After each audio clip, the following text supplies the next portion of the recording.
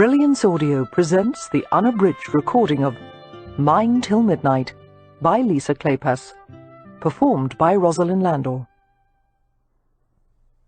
Chapter 1. London, 1848. Autumn.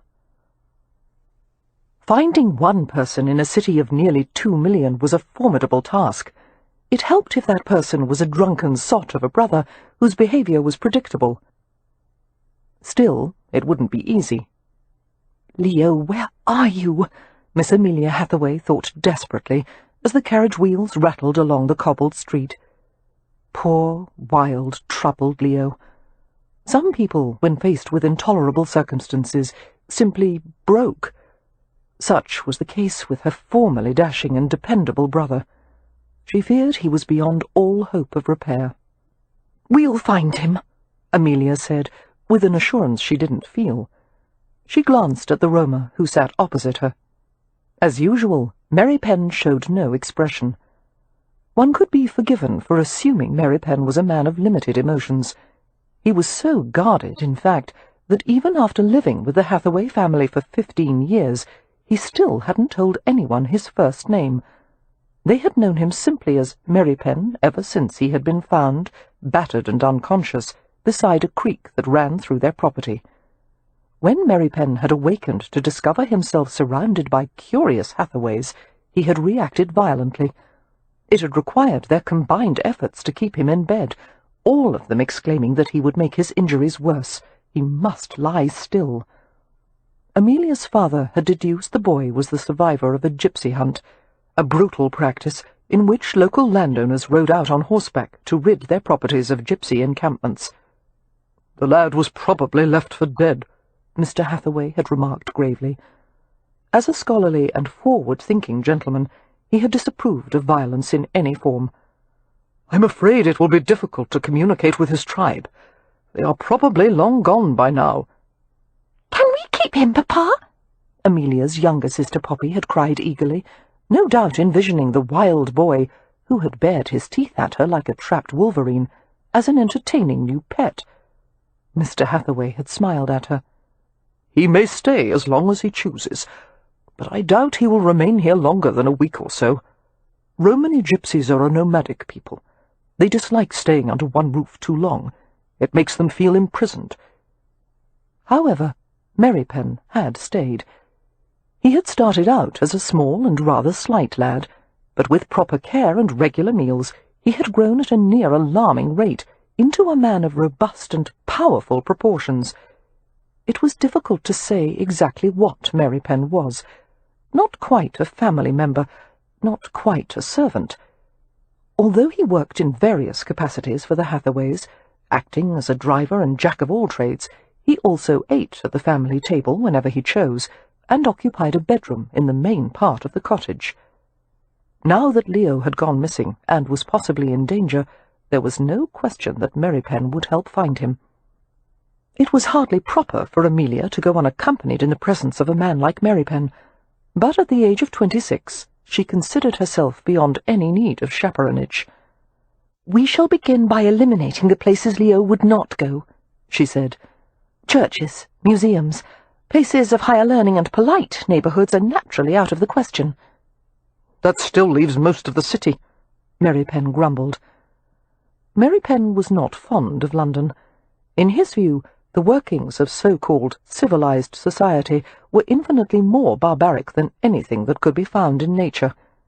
Given a choice between spending an hour in a pen of wild boars or a drawing-room of elegant company, he would have chosen the boars without hesitation. "We should probably start with taverns," Amelia continued. Mary Penn gave her a dark glance. "Do you know how many taverns there are in London?" "No, but I'm certain I will by the time the night is out." "We're not going to start with taverns. We'll go where Leo is likely to find the most trouble." "And that would be?" "Jenner's." Jenner's was an infamous gaming club, where gentlemen went to behave in ungentlemanly ways. Originally founded by an ex-boxer named Ivo Jenner, the club had changed hands upon his death, and was now owned by his son-in-law, Lord St. Vincent. The less-than-sterling reputation of St. Vincent had only enhanced the club's allure. It was said that a membership at Jenner's cost a fortune. Naturally, Leo had insisted on joining immediately upon inheriting his title 2 months ago. "If you intend to drink yourself to death," Amelia had told Leo calmly, "I wish you would do it at a more affordable place." "But I'm a viscount now," Leo had replied nonchalantly. "I have to do it with style, or what will people say?" "That you were a wastrel and a fool, and the title might just as well have gone to a monkey." That had elicited a grin from her handsome brother. "I'm sure that comparison is quite unfair to the monkey." Turning cold with increasing worry, Amelia pressed her gloved fingers to the aching surface of her forehead. This wasn't the first time Leo had ever disappeared, but it was definitely the longest. "I've never been inside a gaming club before," she said, without looking at Merrypen. "It will be a novel experience." "They won't let you inside. You're a lady. And even if they did allow it, I wouldn't." Lowering her hand, Amelia glanced at him in surprise. It was rare that Merrypen forbade her to do anything. In fact, this may have been the first time. She found it annoying. Considering her brother's life might be at stake, she was hardly going to quibble over social niceties. Besides, she was curious to see what was inside the privileged masculine retreat. As long as she was doomed to remain a spinster, she might as well enjoy the small freedoms that came with it. "Neither will they let you inside," she pointed out. "You're a Roma." "As it happens, the manager of the club is also a Roma." That was unusual. Extraordinary, even. Gypsies were known as thieves and tricksters. For one of the Rome to be entrusted with the accounting of cash and credit, not to mention arbitrating controversies at the gaming tables, was nothing short of amazing. "He must be a rather remarkable individual to have assumed such a position," Amelia said. "I will allow you to accompany me inside Jenner's. It's possible your presence will induce him to be more forthcoming." "Thank you." Merrypen's voice was so dry one could have struck a match off it. Amelia remained strategically silent as he drove the covered brougham through the highest concentration of attractions, shops, and theatres in the city. The poorly sprung carriage bounced with abandon along the wide thoroughfares, passing handsome squares lined with handsome houses and tidily fenced greens, and Georgian-fronted buildings. As the streets became more lavish, the brick walls gave way to stucco, which soon gave way to stone. The West End scenery was unfamiliar to Amelia. Despite the proximity of their village, the Hathaways didn't often venture into town, certainly not to this area. Even now, with their recent inheritance, there was little they could afford here. Glancing at Merrypen, Amelia wondered why he seemed to know exactly where they were going, when he was no more acquainted with town than she. But Merrypen had always had an instinct for finding his way anywhere. They turned onto King Street, which was ablaze with light shed from gas lamps. It was noisy and busy, congested with vehicles and groups of pedestrians setting out for the evening's entertainment. The sky turned dull red as the remaining light percolated through the haze of coal smoke that lay over the city. The crowns of lofty buildings broke the horizon, a row of dark shapes that protruded like a witch's teeth. Merrypen guided the horse to a narrow alley of mews behind a great stone-fronted building. Jenner's. Her stomach tightened. It was probably too much to ask that her brother would be found safely here, in the first place they looked. "Merrypen?" Her voice was strained. "Yes?" "You should probably know that if my brother hasn't already managed to kill himself, I plan to shoot him when we find him." "I'll hand you the pistol." Amelia smiled and straightened her bonnet. "Let's go inside. And remember, I'll do the talking." An objectionable odour filled the alley, a city smell of animals and refuse and coal dust. In the absence of a good rain, filth accumulated quickly in the streets and tributaries. Glancing at the soiled ground, Amelia hopped out of the path of a pair of squeaking rats that ran alongside the wall of the building. As Merrypen gave the ribbons to a stableman at the mews, Amelia glanced toward the end of the alley. A pair of street youths crouched near a tiny fire, roasting something on sticks. Amelia did not want to speculate on the nature of the objects being heated. Her attention moved to a group, 3 men and a woman, illuminated in the uncertain blaze. It appeared 2 of the men were engaged in fisticuffs. However, they were so inebriated that their contest brought to mind nothing so much as a pair of dancing bears. Judging from the woman's attire, a gown made of gaudily coloured fabric, the bodice gaping wide to reveal the plump hills of her breasts, she was a prostitute. She seemed amused by the spectacle of 2 men battling over her, while a third attempted to break up the fracas. "Here now, my fine jacks," the woman called out in a Cockney accent. "I said I'd take you both on. No need for a cockfight." "Stay back," Mary Penn murmured. Amelia pretended not to hear, and drew closer for a better view. It wasn't the sight of the brawl that was so interesting. Even peaceful little Primrose Place had its share of fistfights. All men, no matter what their situation, occasionally succumbed to their lower natures. What attracted Amelia's notice was the 3rd man, the would-be peacemaker, as he darted between the drunken fools and attempted to reason with them. He was every bit as well-dressed as the gentleman on either side, but it was obvious this man was no gentleman. He was black-haired and swarthy and exotic in appearance, and he moved with the swift grace of a cat, easily avoiding the swipes and lunges of his opponents. "My lords," he was saying in an excessively reasonable tone, sounding relaxed even as he blocked a heavy fist with his forearm. "I'm afraid you'll both have to stop this now, or I'll be forced to—" He broke off and dodged to the side, just as the man behind him leapt. The prostitute cackled at the sight. "They got you on the up tonight, Rohan," she exclaimed. Dodging back into the fray, Rohan attempted to break it up once more. "My lords, surely you must know—" He ducked beneath the swift arc of a fist. "That violence—" He blocked a right hook. "Never solves anything." "Buckers you!" one of the men said, and butted forward like a deranged goat. Rohan stepped aside and allowed him to charge straight into the side of the building. The attacker collapsed with a groan and lay gasping on the ground.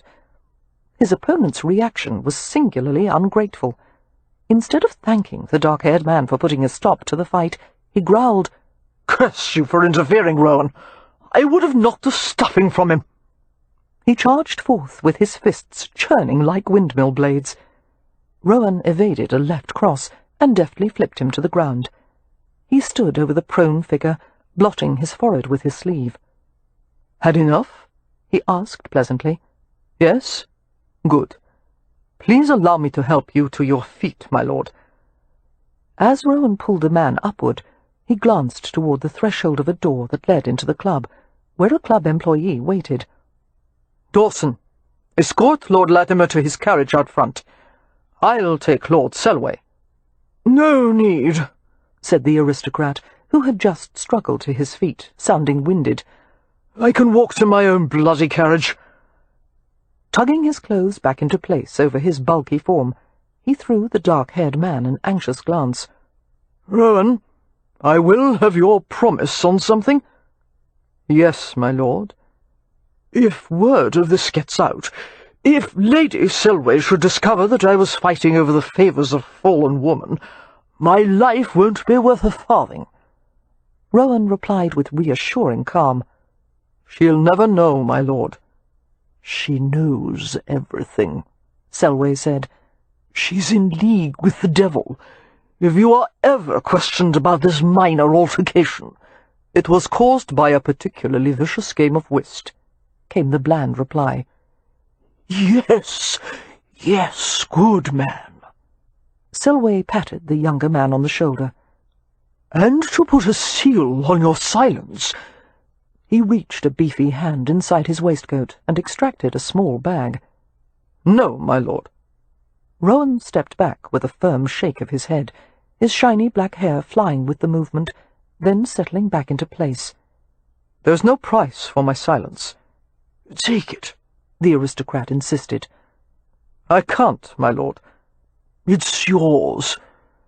The bag of coins was tossed to the ground, landing at Rowan's feet with a metallic thud. "There. Whether you choose to leave it lying on the street or not is entirely your choice." As the gentleman left, Rowan stared at the bag as if it were a dead rodent. "I don't want it," he muttered to no one in particular. "I'll take it," the prostitute said, sauntering over to him. She scooped up the bag and tested its heft in her palm. A taunting grin split her face. "Caw, I've never seen a gypsy what's afraid of blunt." "I'm not afraid of it," Rowan said sourly. "I just don't need it." Sighing, he rubbed the back of his neck with one hand. She laughed at him and slid an openly appreciative glance over his lean form. "I hates to take something for nothing. Care for a little knock in the alley before I goes back to Bradshaw's?" "I appreciate the offer," he said politely, "but no." She hitched a shoulder in a playful half-shrug. "Less work for me, then. Good evening." Rowan responded with a short nod, seeming to contemplate a spot on the ground with undue concentration. He was very still, seeming to listen for some nearly imperceptible sound. Lifting a hand to the back of his neck again, he rubbed it as if to soothe a warning prickle. Slowly, he turned and looked directly at Amelia. A little shock went through her as their gazes met. Although they were standing several yards apart, she felt the full force of his notice. His expression was not tempered by warmth or kindness. In fact, he looked pitiless, as if he had long ago found the world to be an uncaring place, and had decided to accept it on its own terms.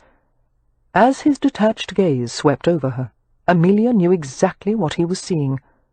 A woman dressed in serviceable clothes and sturdy shoes. She was fair-skinned and dark-haired, of medium height, with the rosy-cheeked wholesomeness common to the Hathaways.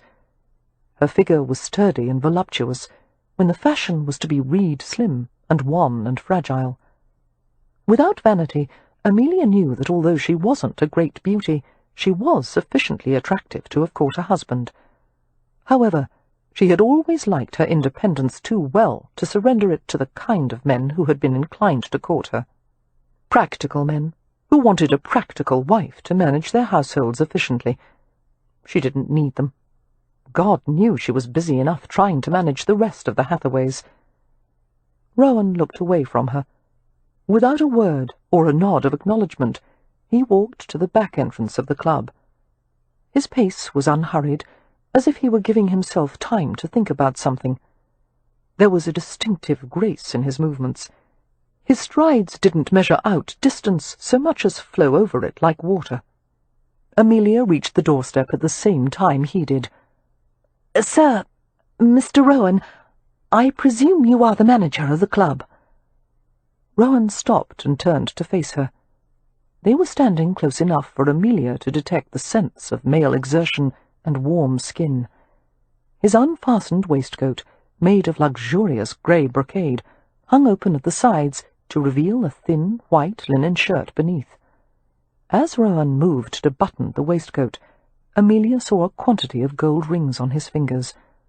A ripple of nervousness went through her, leaving an unfamiliar heat in its wake. Her corset felt too tight, her high-necked collar constricting. Flushing, she brought herself to stare at him directly. He was a young man, not yet 30, with the countenance of an exotic angel. This face had definitely been created for sin. The brooding mouth, the angular jaw, the golden hazel eyes shaded by long, straight lashes. His hair needed cutting, the heavy black locks curling slightly over the back of his collar. Amelia's throat cinched around a quick, surprised breath as she saw the glitter of a diamond in his ear. He accorded her a precise bow. "At your service, Miss—" "Hathaway," she said precisely. She turned to indicate her companion, who had come to stand at her left. "And this is my companion, Merrypen." Rowan glanced at him alertly. "The Romany word for life, and also death." Was that what Merrypen's name meant? Surprised, Amelia looked up at him. Mary Penn gave a slight shrug to indicate it was of no importance. Amelia turned back to Rohan. "Sir, we've come to ask you a question or two regarding—" "I don't like questions."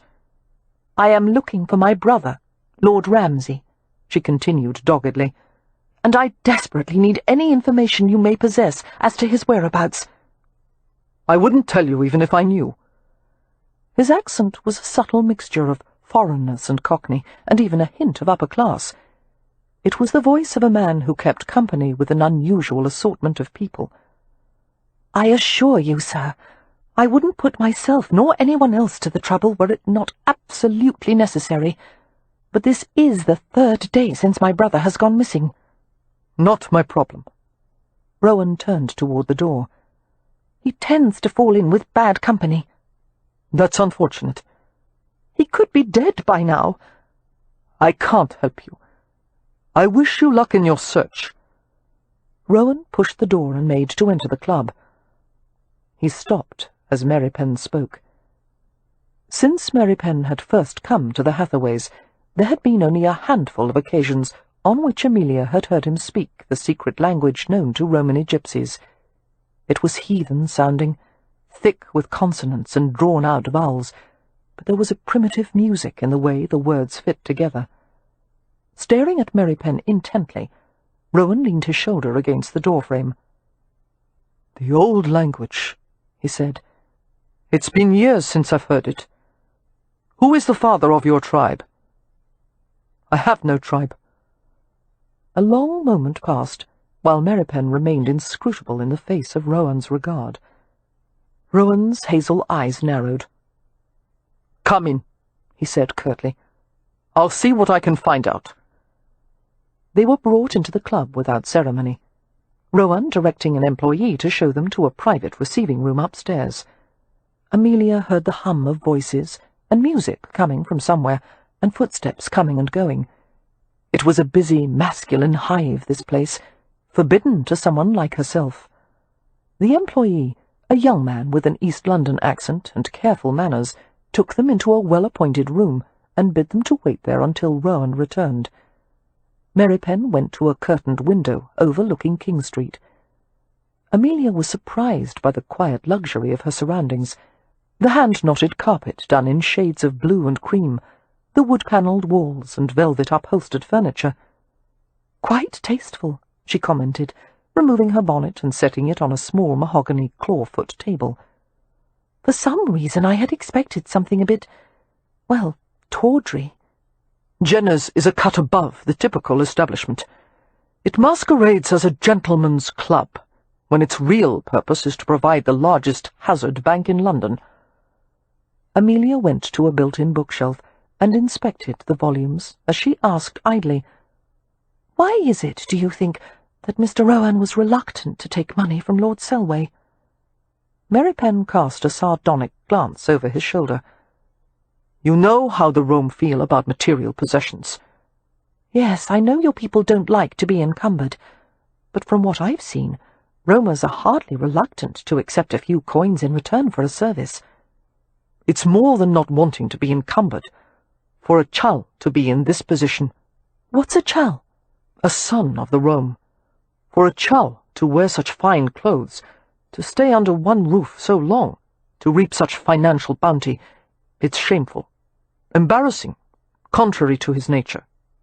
He was so stern and certain of himself, Amelia couldn't resist teasing him a little. "And what's your excuse, Mary Penn? You've stayed under the Hathaway roof for an awfully long time." "That's different. For one thing, there's no profit in living with you." Amelia laughed.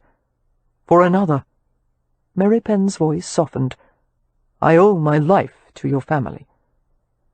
Amelia felt a surge of affection as she stared at his unyielding profile. "What a spoil-sport," she said gently. "I try to mock you, and you ruin the moment with sincerity. You know you're not obligated to stay, dear friend. You've repaid your debt to us 1,000 times over." Mary Penn shook his head immediately. "It would be like leaving a nest of plover chicks with a fox nearby." "We're not as helpless as all that," she protested. I'm perfectly capable of taking care of the family, and so is Leo, when he's sober." "When would that be?" His bland tone made the question all the more sarcastic. Amelia opened her mouth to argue the point, but was forced to close it. Merrypen was right. Leo had wandered through the past 6 months in a state of perpetual inebriation. She put a hand to her midriff, where worry had accumulated like a sack of lead shot. Poor, wretched Leo. She was terrified nothing could be done for him. Impossible to save a man who didn't want to be saved. That wouldn't stop her from trying, however. She paced around the room, too agitated to sit and wait calmly. Leo was out there somewhere, needing to be rescued, and there was no telling how long Rohan would have them bide their time here. "I'm going to have a look around," she said, heading to the door. "I won't go far. Stay here, Merrypen, in case Mr. Rohan should come." She heard him mutter something beneath his breath. Ignoring her request, he followed at her heels as she went out into the hallway. "This isn't proper," he said behind her. Amelia didn't pause. Propriety had no power over her now. "This is my one chance to see inside a gaming club. I'm not about to miss it." Following the sound of voices, she ventured toward a gallery that wrapped around the second story of a huge, splendid room. Crowds of elegantly dressed men gathered around 3 large hazard tables, watching the play, while croupiers used rakes to gather dice and money. There was a great deal of talking and calling out, the air crackling with excitement. Employees moved through the hazard room, some bearing trays of food and wine, others carrying trays of chips and fresh cards. Remaining half hidden behind a column, Amelia surveyed the crowd from the upper gallery. Her gaze alighted on Mr. Rohan, who had donned a black coat and cravat. Even though he was similarly attired to the club members, he stood out from the others like a fox among pigeons. Rohan half sat, half leaned against the bulky mahogany manager's desk in the corner of the room where the hazard bank was managed. He appeared to be giving directions to an employee. He used a minimum of gestures, but even so, there was a suggestion of showmanship in his movements, an easy physicality that drew the eye. And then, somehow, the intensity of Amelia's interest seemed to reach him. He reached up to the back of his neck, and then he looked directly at her, just as he had done in the alley. Amelia felt her heartbeat awaken everywhere, in her limbs and hands and feet, and even in her knees. A tide of uncomfortable colour washed over her. She stood immersed in guilt and heat and surprise, red-faced as a child, before she could finally gather her wits sufficiently to dart behind the column. "What is it?" she heard Merrypen ask. "I think Mr. Rohan saw me." A shaky laugh escaped her. "Oh, dear! I hope I haven't annoyed him.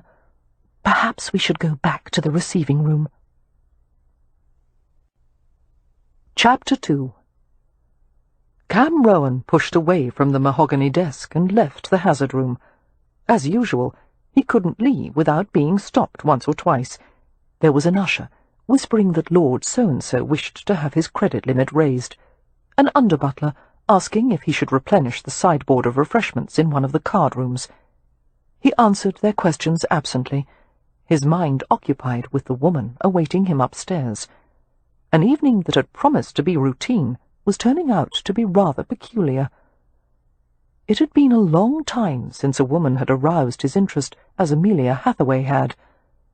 The moment he had seen her standing in the alley, wholesome and pink-cheeked, her voluptuous figure contained in a modest gown, he had wanted her.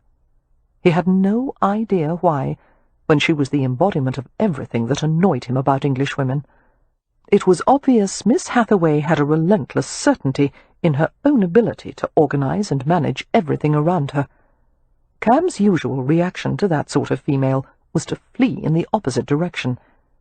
But as he had stared into her pretty blue eyes and seen the tiny, determined frown hitched between them, he had felt an unholy urge to snatch her up and carry her away somewhere and do something uncivilized, barbaric even. Of course, uncivilized urges had always lurked a bit too close to his surface, and in the past year Cam had begun to find it more difficult than usual to control them. He had become uncharacteristically short-tempered, impatient, easily provoked. The things that had once given him pleasure were no longer satisfying. Worst of all, he'd found himself satisfying his sexual urges with the same lack of enthusiasm he was doing everything else these days. Finding female companionship was never a problem. Cam had found release in the arms of many a willing woman, and had repaid the favour until they had purred with satisfaction. There was no real thrill in it, however, no excitement, no fire, no sense of anything other than having taken care of a bodily function as ordinary as sleeping or eating. Cam had been so troubled that he'd actually brought himself to discuss it with his employer, Lord St. Vincent. Once a renowned skirt-chaser, now an exceptionally devoted husband, St. Vincent knew as much about these matters as any man alive. When Cam had asked glumly if a decrease in physical urges was something that naturally occurred when a man entered his 30s, St. Vincent had choked on his drink. "Good God, no," the Viscount had said, coughing slightly as a swallow of brandy seared his throat. They had been in the manager's office of the club, going over account books in the early hours of the morning. St. Vincent was a handsome man, with wheat-coloured hair and pale blue eyes. Some claimed he had the most perfect form and features of any man alive, the looks of a saint, the soul of a scoundrel. "If I may ask, what kind of women have you been taking to bed?" "What do you mean? What kind?" Cam had asked warily. "Beautiful or plain?" "Beautiful, I suppose." "Well, there's your problem," St. Vincent said in a matter-of-fact tone. "Plain women are far more enjoyable. There's no better aphrodisiac than gratitude. Yet you married a beautiful woman." A slow smile had curved St. Vincent's lips. "Wives are a different case altogether.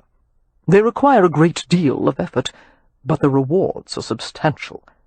I highly recommend wives, especially one's own." Cam had stared at his employer with annoyance, reflecting that serious conversation with St. Vincent was often hampered by the Viscount's fondness for turning it into an exercise of wit. "If I understand you, my lord," he said curtly, "your recommendation for a lack of desire is to start seducing unattractive women?" Picking up a carved silver penholder, St. Vincent deftly fitted a nib into the end and made a project of dipping it precisely into an ink bottle.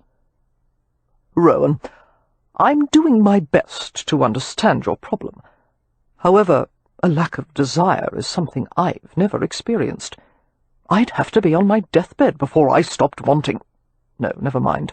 I was on my deathbed in the not-too-distant past, and even then I had the devil's own itch for my wife." "Congratulations," Cam muttered, abandoning any hope of prying an earnest answer out of the man. "Let's attend to the account books. There are more important matters to discuss than sexual habits." St. Vincent scratched out a figure and set the pen back on its stand. "No, I insist on discussing sexual habits. It's so much more entertaining than work." He relaxed in his chair with a deceptive air of laziness. "Discreet as you are, Rohan, one can't help but notice how ardently you are pursued. It seems you hold quite an appeal for the ladies of London, and from all appearances you've taken full advantage of what's been offered." Cam stared at him without expression. "Pardon, but are you leading to an actual point, my lord?" Leaning back in his chair, St. Vincent made a temple of his elegant hands and regarded Cam steadily. "Since you've had no problem with lack of desire in the past, I can only assume that, as happens with other appetites, yours has been sated with an overabundance of sameness. A bit of novelty may be just the thing." Considering the statement, which actually made sense, Cam wondered if the notorious former rake had ever been tempted to stray. Having known Evie since childhood, when she had come to visit her widowed father at the club from time to time, Cam felt as protective of her as if she'd been his younger sister. No one would have paired the gentle-natured Evie with such a libertine, and perhaps no one had been as surprised as St. Vincent himself to discover their marriage of convenience had turned into a passionate love-match. "What of married life?" Cam asked softly. "Does it eventually become an overabundance of sameness?" St. Vincent's expression changed, the light blue eyes warming at the thought of his wife. "It has become clear to me that with the right woman one can never have enough. I would welcome an overabundance of such bliss, but I doubt such a thing is mortally possible." Closing the account-book with a decisive thud, he stood from the desk. "If you'll excuse me, Rohan, I'll bid you good evening. What about finishing the night's accounting? I'll leave the rest in your capable hands." At Cam's skull, St. Vincent shrugged innocently. "Rohan, one of us is an unmarried man with superior mathematical abilities and no prospects for the evening. The other is a confirmed lecher in an amorous mood, with a willing and nubile young wife waiting at home. Who do you think should do the damned account books?" And with a nonchalant wave, St. Vincent had left the office. Novelty had been St. Vincent's recommendation. Well, that word certainly applied to Miss Hathaway. Cam had always preferred experienced women who regarded seduction as a game and knew better than to confuse pleasure with emotion. He had never cast himself in the role of tutor to an innocent. In fact, the prospect of initiating a virgin was distinctly off-putting. Nothing but pain for her, and the appalling possibility of tears and regrets afterward. He recoiled from the idea. No, there would be no pursuit of novelty with Miss Hathaway. Hastening his pace, Cam went up the stairs to the room where the woman waited with the dark-faced chowl. Mary Penn was a common Romany name, yet the man was in a most uncommon position. It appeared he was acting as the woman's servant, a bizarre and repugnant situation for a freedom-loving Roma. So the two of them, Cam and Mary Penn, had something in common. Both of them worked for Gajos, instead of roaming the earth freely as God intended. A Roma didn't belong indoors, enclosed in walls, living in boxes, as all rooms and houses were, shut away from the sky and wind and sun and stars, breathing in stale air scented with food and floor polish. For the first time in years, Cam felt a surge of mild panic. He fought it back and focused on the task at hand, getting rid of the peculiar pair in the receiving room. Tugging at his collar to loosen it, he pushed at the half-open door and entered the room. Miss Hathaway stood near the doorway, waiting with tightly leashed impatience, while Mary Penn remained a dark presence in the corner. As Cam approached and looked into her upturned face, the panic dissolved in a curious rush of heat. Her blue eyes were smudged with faint lavender shadows, and her soft-looking lips were pressed into a tight seam. Her hair had been pulled back and pinned, dark and shining against her head. That scraped-back hair, the modest, restrictive clothing, advertised her as a woman of inhibitions, a proper spinster. But nothing could have concealed her radiant will. She was delicious. He wanted to unwrap her like a long-awaited gift. He wanted her vulnerable and naked beneath him, that soft mouth swollen from hard, deep kisses, her pale body flushed with heat. Startled by her effect on him, Cam made his expression blank as he studied her. "Well?" Amelia demanded, clearly unaware of the turn of his thoughts, which was a good thing, as they likely would have sent her screaming from the room. "Have you discovered anything about my brother's whereabouts?" "I have." "And?" "Lord Ramsay visited earlier this evening. Lost some money at the hazard table." "Thank God he's alive!" Amelia exclaimed. "And apparently decided to console himself by visiting the local brothel." "Brothel?" She shot Mary Penn an exasperated glance. "I swear it, Mary Penn. He'll die at my hands tonight." She looked back at Cam. "How much did he lose at the hazard table?" "Approximately £500. The pretty blue eyes widened in outrage. "He'll die slowly at my hands. Which brothel?" "Bradshaw's." Amelia reached for her bonnet. "Come, Merrypen, we're going there to collect him." Both Merrypen and Cam replied at the same time. "No." "I want to see for myself if he's all right," she said calmly. "I very much doubt he is." She gave Merrypen a frosty stare. "I'm not returning home without Leo. You know me well enough to take me at my word." Half amused, half alarmed by her force of will, Cam asked Merrypen, "Am I dealing with stubbornness, idiocy, or some combination of the two?" Amelia replied before Merrypen had the opportunity. "Stubbornness on my part. The idiocy may be attributed entirely to my brother." She settled the bonnet on her head and tied its ribbons beneath her chin. Cherry-red ribbons, Cam saw in bemusement. That frivolous splash of red amidst her otherwise sober attire was an incongruous note. Becoming more and more fascinated by her, Cam heard himself say, "You can't go to Bradshaw's. Reasons of morality and safety aside, you don't even know where the hell it is." Amelia didn't flinch at the profanity. "I assume a great deal of business is sent back and forth between your establishment and Bradshaw's. You say the place is local, which means all I have to do is follow the foot traffic from here to there. Goodbye, Mr. Rohan. Your help has been greatly appreciated." Cam moved to block her path. "All you'll accomplish is making a fool of yourself, Miss Hathaway.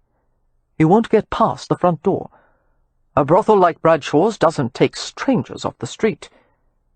"How I manage to retrieve my brother, sir, is no concern of yours." She was correct. It wasn't. But Cam hadn't been this entertained in a long time. No sensual depravities, no skilled courtesan, not even a room full of unclothed women could have interested him half as much as Miss Amelia Hathaway and her red ribbons. "I'm going with you," he said. She frowned. "No, thank you." "I insist." "I don't need your services, Mr. Rohan." Cam could think of a number of services she was clearly in need of, most of which would be a pleasure for him to provide. "Obviously it will be to everyone's benefit for you to retrieve Ramsay and leave London as quickly as possible. I consider it my civic duty to hasten your departure." Chapter 3. Although they could have reached the brothel on foot, Amelia, Merrypen, and Rohan went to Bradshaw's in the ancient barouche. They stopped before a plain, Georgian-styled building. For Amelia, whose imaginings of such a place were framed with lurid extravagance, the brothel's facade was disappointingly discreet. "Stay inside the carriage," Rohan said. "I'll go inside and inquire as to Ramsay's whereabouts." He gave Merrypen a hard look. "Don't leave Miss Hathaway unattended, even for a second. It's dangerous at this time of night." "It's early evening," Amelia protested, "and we're in the West End, amid crowds of well-dressed gentlemen. How dangerous could it be?" "I've seen those well-dressed gentlemen do things that would make you faint to hear of them." "I never faint," Amelia said indignantly. Rowan's smile was a flash of white in the shadowed interior of the carriage. He left the vehicle and dissolved into the night as if he were part of it, blending seamlessly except for the ebony glimmer of his hair and the sparkle of the diamond at his ear.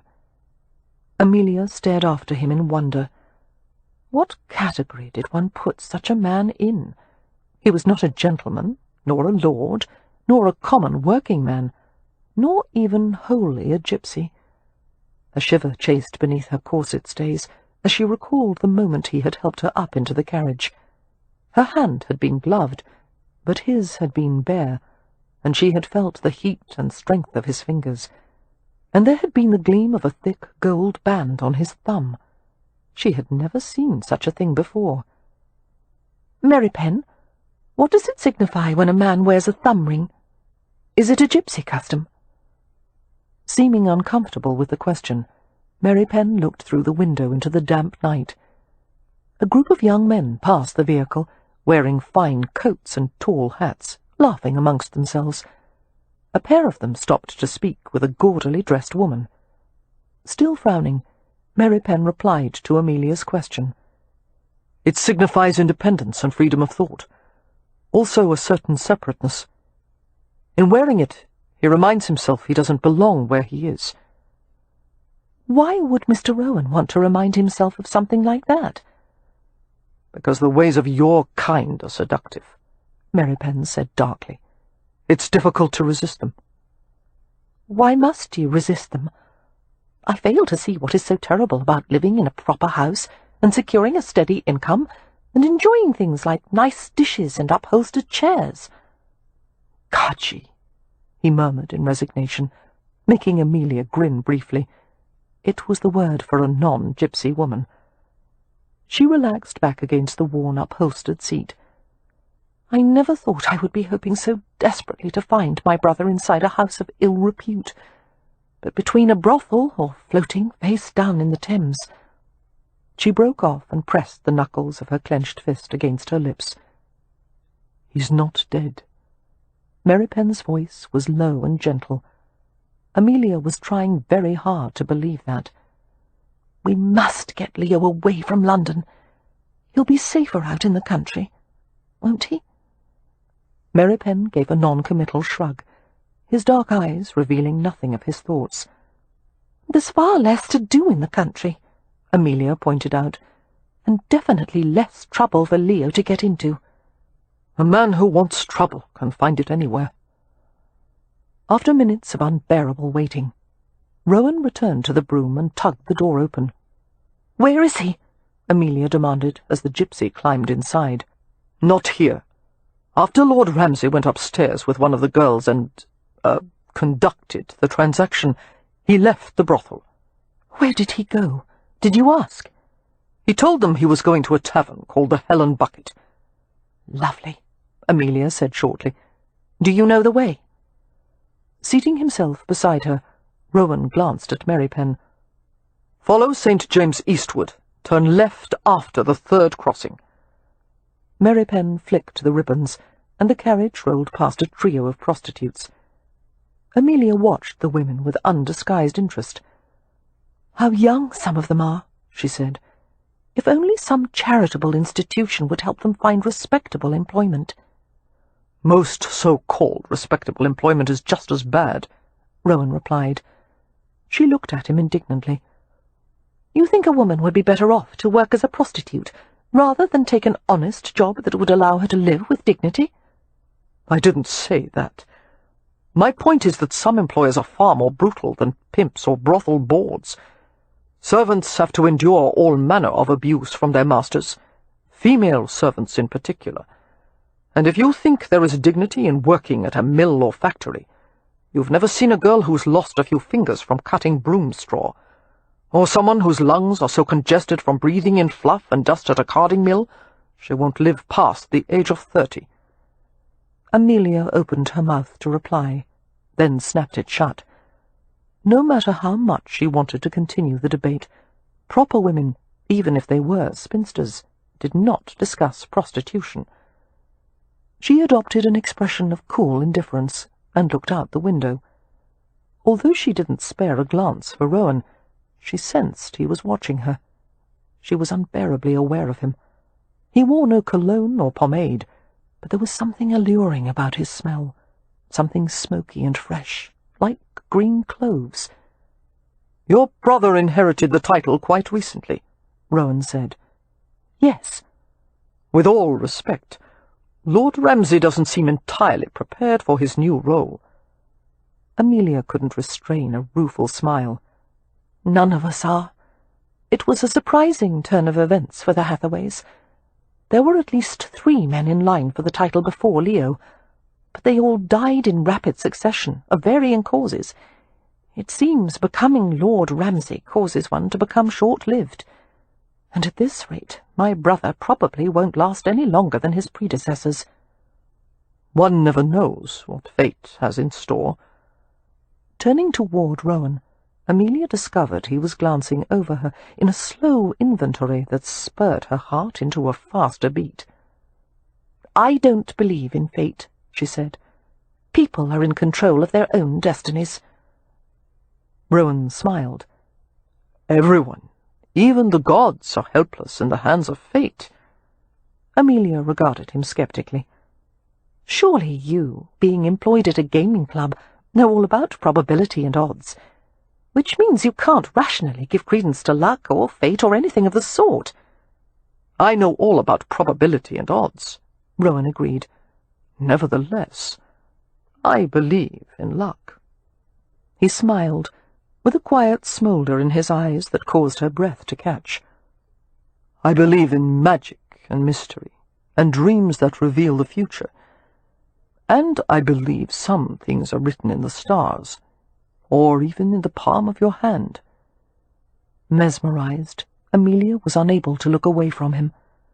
He was an extraordinarily beautiful man, his skin as dark as clover honey, his black hair falling over his forehead in a way that made her fingers twitch with the urge to push it back. "Do you believe in fate, too?" she asked Mary Penn. A long hesitation. "I'm a Roma," he said, which meant yes. "Good Lord, Mary Penn, I've always thought of you as a sensible man." Rohan laughed. "It's only sensible to allow for the possibility, Miss Hathaway. Just because you can't see or feel something doesn't mean it can't exist." "There is no such thing as fate," Amelia insisted. "There is only action and consequence." The carriage came to a halt, this time in a much shabbier place than St. James or King Street. There was a beer shop and threepenny lodging-house on one side, and a large tavern on the other. The pedestrians on this street had the appearance of sham gentility, rubbing elbows with costers, pickpockets, and more prostitutes. A brawl took place near the threshold of the tavern, a writhing mixture of arms, legs, flying hats and bottles and canes. Any time there was a fight, the greatest likelihood was that her brother had started it. "Mary Penn," she said anxiously, "you know how Leo is when he's foxed. He's probably in the middle of the fray. If you would be so kind." Before she had even finished, Mary Penn made to leave the carriage. "Wait," Rohan said. "You'd better let me handle it." Mary Penn gave him a cold glance. "You doubt my ability to fight? This is a London rookery. I'm used to the kind of tricks they use. If you—" Rohan broke off as Mary Penn ignored him and left the carriage with a surly grunt. "So be it," Rohan said, exiting the carriage and standing beside it to watch. "They'll slice him open like a mackerel at a Covent Garden fish stand." Amelia came out of the vehicle as well. "Mary Penn can handle himself quite well in a fight, I assure you." Rohan looked down at her, his eyes shadowed and cat-like. "You'll be safer inside the vehicle." "I have you for protection, do I not?" she pointed out. "Sweetheart," he said with a softness that undercut the noise of the crowd, "I may be the one you most need protection from." She felt her heart miss a beat. He met her wide-eyed glance with a steady interest that caused her toes to curl inside her practical leather shoes. Fighting for composure, Amelia looked away from him, but she remained sharply aware of him, the relaxed alertness of his posture, the unknown pulse secreted beneath the elegant layers of his clothing. They both watched as Mary Penn waded into the chaos of brawling men, sorted through a few of them. Before a half-minute had passed, he unceremoniously hauled someone out, easily deflecting blows with his free arm. "He's good," Rohan said in mild surprise. Amelia was overwhelmed with relief as she recognized Leo's dishevelled form. "Oh, thank God!"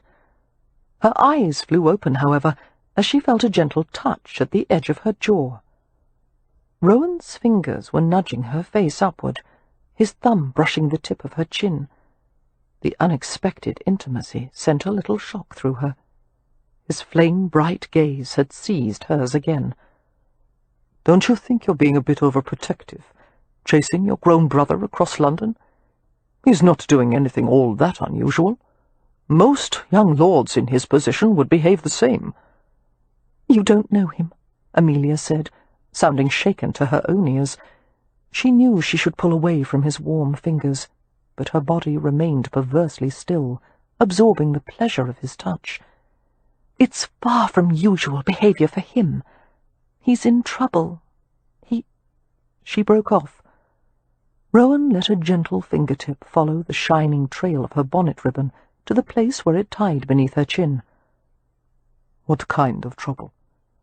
She jerked away from his touch and turned as Merrypen and Leo approached the carriage. A rush of love and agonized worry filled her at the sight of her brother. He was filthy, battered, and grinning unrepentantly. Anyone who didn't know Leo would assume he hadn't a care in the world. But his eyes, once so warm, were dull and wintry. His formerly fit body was paunchy, and the visible portion of his neck was bloated. There was still a long way to go before Leo was in total ruins, but he seemed determined to hasten the process. "How remarkable," Amelia said casually. "There's still something left of you." Plucking a handkerchief from her sleeve, she strode forward and tenderly wiped sweat and a smear of blood from his cheeks. Noticing his unfocused gaze, she said, "I'm the one in the middle, dear." "Ah, there you are." Leo's head bobbed up and down like a string puppet's. He glanced at Merrypen, who was providing far more support than Leo's own legs were. "My sister," he said. "Terrifying girl." "Before Merrypen puts you in the carriage," Amelia said, "are you going to cast up your accounts, Leo?" "Certainly not," came the unhesitating reply. "Hathaways always hold their liquor." Amelia stroked aside the dirty brown locks that dangled like strands of yarn over his eyes. "It would be nice if you would try to hold a bit less of it in the future, dear." "Ah, but sis—" As Leo looked down at her, she saw a flash of his old self, a spark in the vacant eyes, and then it was gone. "I have such a powerful thirst." Amelia felt the smart of tears at the corners of her eyes, tasted salt at the back of her throat. Swallowing it back, she said in a steady voice, "For the next few days, Leo, your thirst will be slaked exclusively by water or tea. Into the carriage with him, Merrypen." Leo twisted to glance at the man who held him steady. "For God's sake, you're not going to put me in her custody, are you? Would you rather dry out in the care of a Bow Street jailkeeper?" Merrypen asked politely. "You would be a damn sight more merciful." Grumbling, Leo lurched toward the carriage with Merrypen's assistance. Amelia turned to Cam Rohan, whose face was inscrutable. "May we take you back to Jenna's, sir? It will be tight quarters in the carriage, but I think we can manage." "No, thank you." Rowan walked slowly around the carriage with her. "It isn't far. I'll go on foot." "I can't leave you stranded in a London rookery." Rowan stopped with her at the back of the carriage, where they were partially sheltered from view. "I'll be fine. The city holds no fears for me. Hold still." Rowan turned her face up again, one hand cradling her jaw, while the other descended to her cheek. His thumb brushed gently beneath her left eye, and with surprise she felt a smudge of wetness there. "The wind makes my eyes water," she heard herself say unsteadily. "There's no wind tonight." His hand remained at her jaw, the smooth band of the thumb ring pressing lightly against her skin. Her heart had begun to thump until she could hardly hear through the blood rush in her ears. The clamour of the tavern was muted, the darkness thickening around them. His fingers slid over her throat with stunning delicacy, finding secreted nerves and stroking gently. His eyes were over hers, and she saw that the light golden hazel irises were rimmed with black. "Miss Hathaway, you're quite certain fate had no hand in our meeting tonight?" She couldn't seem to breathe properly. Quite certain." His head bent low. And, in all likelihood, we'll never meet again. Never. He was too large, too close. Nervously, Amelia tried to marshal her thoughts, but they scattered like spilled matchsticks. And then he set fire to them as his breath touched her cheek. I hope you're right. God help me if I should ever have to face the consequences. Of what? Her voice was faint. This. His hand slid to the back of her neck, and his mouth covered hers. Amelia had been kissed before, but this mingling of heat and taste was so far removed from her experience it belonged in another category entirely. He kissed as if he had invented it, knowing how to hold her, how to tilt her head to just the right angle. His mouth was firm but silken, nudging hers open, probing in soft strokes. One of his arms slid around her, lifting slightly as he pulled her against the hard contours of his body. Her hands came up to his chest, pushing in a feeble attempt to end the embrace, but he continued to kiss her, exploring tenderly until she was weak all over and her knees threatened to buckle. With each breath she drew in a deeper scent of him, the sweetness of beeswax soap, the hint of salt of his skin. The supple power of his body was all around her, and she couldn't stop herself from relaxing into it, letting him support her. More kisses, one beginning before another had quite finished, moist and intimate caresses, secret strokes of pleasure and promise. With a soft murmur, foreign words that fell pleasantly on her ears, Rohan took his mouth from hers. His lips wandered along the flushed curve of her neck, lingering on the most vulnerable spots. Her body felt swollen inside her clothes, the corset cinching around the desperate pitch of her lungs. She quivered as he reached a place of exquisite sensation and touched it with the tip of his tongue, as if the taste of her was some exotic spice. A pulse awakened in her breasts and stomach and between her thighs. She was filled with a dreadful urge to press against him. She wanted to fight free of the layers and layers of smothering fabric that made up her skirts. He was so careful, so gentle. The crash of a bottle on the pavement, the sound of glass breaking, jolted her from the haze. "No!" she gasped, now struggling. Rohan released her, his hand steadying her as she fought for equilibrium. Amelia turned blindly and staggered toward the open door of the carriage. Everywhere he had touched, her nerves stung with the desire for more. She kept her head low, grateful for the concealment of her bonnet. Desperate for escape, Amelia ascended to the carriage step. Before she could climb in, however, Amelia felt Rohan's hands at her waist. He held her from behind, trapping her long enough to whisper near her ear, "Lachodrom." The Romany farewell. Amelia recognized it from the handful of words Merrypen had taught the Hathaways. An intimate shock went through her as the heat of his breath collected in her ear. She couldn't reply, only climbed into the carriage and awkwardly pulled the mass of her skirts away from the open doorway. The door was closed firmly, and the vehicle started forward as the horse obeyed Merrypen's guidance.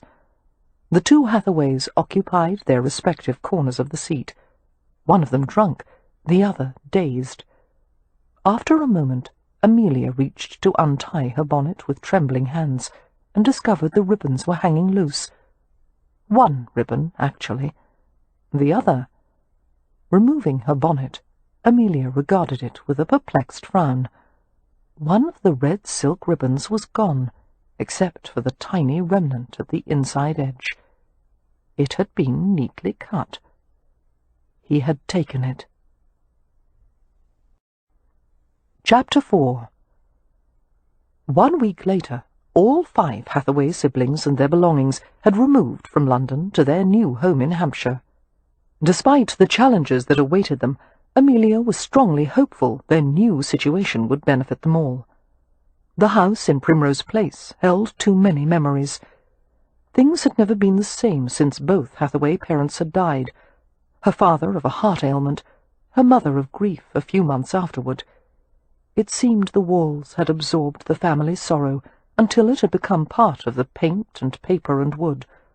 Amelia couldn't look at the hearth of the main room without remembering her mother sitting there with her sewing basket, or visit the garden without thinking of her father pruning his prized apothecary roses.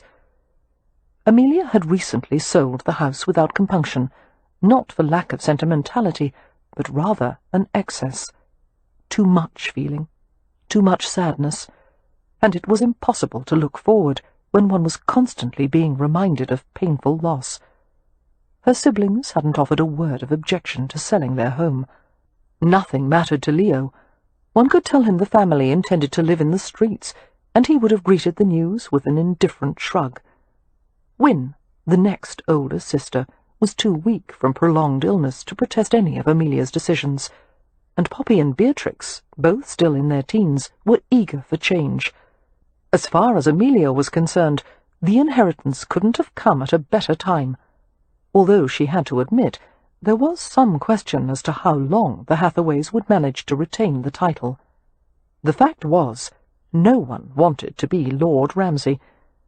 For the previous 3 Lord Ramsays, the title had been accompanied by a streak of singular ill fortune, capped by untimely death, which explained in part why the Hathaways' distant relatives had been quite happy to see the viscountcy go to Leo. "Do I get any money?" had been Leo's first question upon being informed of his ascendancy to the peerage. The answer had been a qualified yes. Leo would inherit the Hampshire estate of limited acreage, and a modest annual sum that wouldn't begin to account for the cost of refurbishing it. "We're still poor," Amelia had told her brother, after poring over the solicitor's letter describing the estate and its affairs. "The estate is small. The servants and most of the tenants have left. The house is shabby, and the title is apparently cursed, which makes the inheritance a white elephant, to say the least. However, we have a distant cousin who may arguably be in line before you. We can try to throw it all off on him. There is a possibility that our great-great-great-grandfather may not have been legitimate issue, which would allow us to apply for forfeiture of the title on the grounds of—" "I'll take the title," Leo had said decisively. "Because you don't believe in curses any more than I do?" "Because I'm already so damned cursed, another one won't matter." Having never been to the southern county of Hampshire before, all the Hathaway siblings, with the exception of Leo, craned their necks to view the scenery. Amelia smiled at her sister's excitement. Poppy and Beatrix, both dark-haired and blue-eyed like herself, were filled with high spirits. Her gaze alighted on Wynne, and stayed for a moment, taking careful measure of her condition. Wynne was different from the rest of the Hathaway brood, the only one who had inherited their father's pale blonde hair and introspective nature. She was shy and quiet, enduring every hardship without complaint. When scarlet fever had swept through the village a year earlier, Leo and Wynne had fallen gravely ill. Leo had made a complete recovery, but Wynne had been frail and colourless ever since. The doctor had diagnosed her with a weakness of the lungs, caused by the fever, that he said might never improve. Amelia refused to accept that Wynne would be an invalid forever. No matter what it took, she would make Wynne well again. It was difficult to imagine a better place for Wynne and the rest of the Hathaways than Hampshire. It was one of the most beautiful counties in England, with intersecting rivers, great forests, meadows, and wet heathlands. The Ramsay estate was situated close to Stony Cross, one of the largest market towns in the county. Stony Cross exported cattle, sheep, timber, corn, a plenitude of local cheeses, and wildflower honey. Rich territory indeed. "I wonder why the Ramsay estate is so unproductive," Amelia mused, as the carriage travelled alongside lush pastures. "The land in Hampshire is so fertile, one almost has to try not to grow something here." "But our land is cursed, isn't it?" Poppy asked with mild concern. "No," Amelia replied, "not the estate itself, just the title holder, which would be Leo." "Oh," Poppy relaxed. "That's fine, then." Leo didn't bother responding, only huddled in the seat corner, looking surly and miserable. Although a week of enforced sobriety had left him clear-eyed and clear-headed, it had done nothing to improve his temper. With Mary Penn and the Hathaways watching over him like hawks, he'd had no opportunity to drink anything other than water or tea. For the first few days, Leo had been given to uncontrollable shaking, agitation, and profuse sweating. Now that the worst of it was over, he looked more like his old self. But few people would believe Leo was a man of 28. The past year had aged him immeasurably. The closer they came to Stony Cross, the lovelier the scenery was, until it seemed nearly every view was worth painting. The carriage rode past tidy black-and-white cottages with thatched roofs, mill-houses and ponds shrouded with weeping willows, old stone churches dating back to the Middle Ages. Thrushes busily stripped ripe berries from hedgerows, while stonechats perched on blossoming hawthorns. Meadows were dense with yellow cowslips and buttercups, and the trees were dressed in autumn golds and reds. Plump white sheep grazed in the fields. Poppy took a deep, appreciative breath. "How bracing," she said. "I wonder what makes the country air smell so different." "It must be the pig farm we just passed," Leo muttered.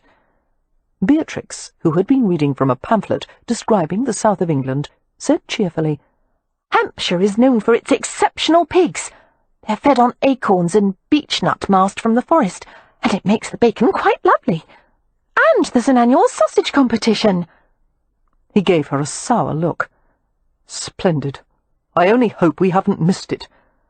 Wynne, who had been reading from a thick tome about Hampshire and its environs, volunteered, "The history of Ramsay House is impressive."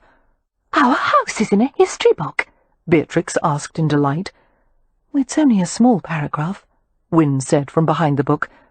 "But yes, Ramsay House is mentioned. Of course it's nothing compared to our neighbour, the Earl of Westcliff, whose estate features one of the finest country homes in England. It dwarfs ours by comparison, and the Earl's family has been in residence for nearly 500 years. "He must be awfully old, then," Poppy commented, straight-faced. Beatrice snickered. "Go on, Wynne." "Ramsay House," Wynne read aloud, "stands in a small park, populated with stately oaks and beeches, coverts of bracken, and surrounds of deer-cropped turf.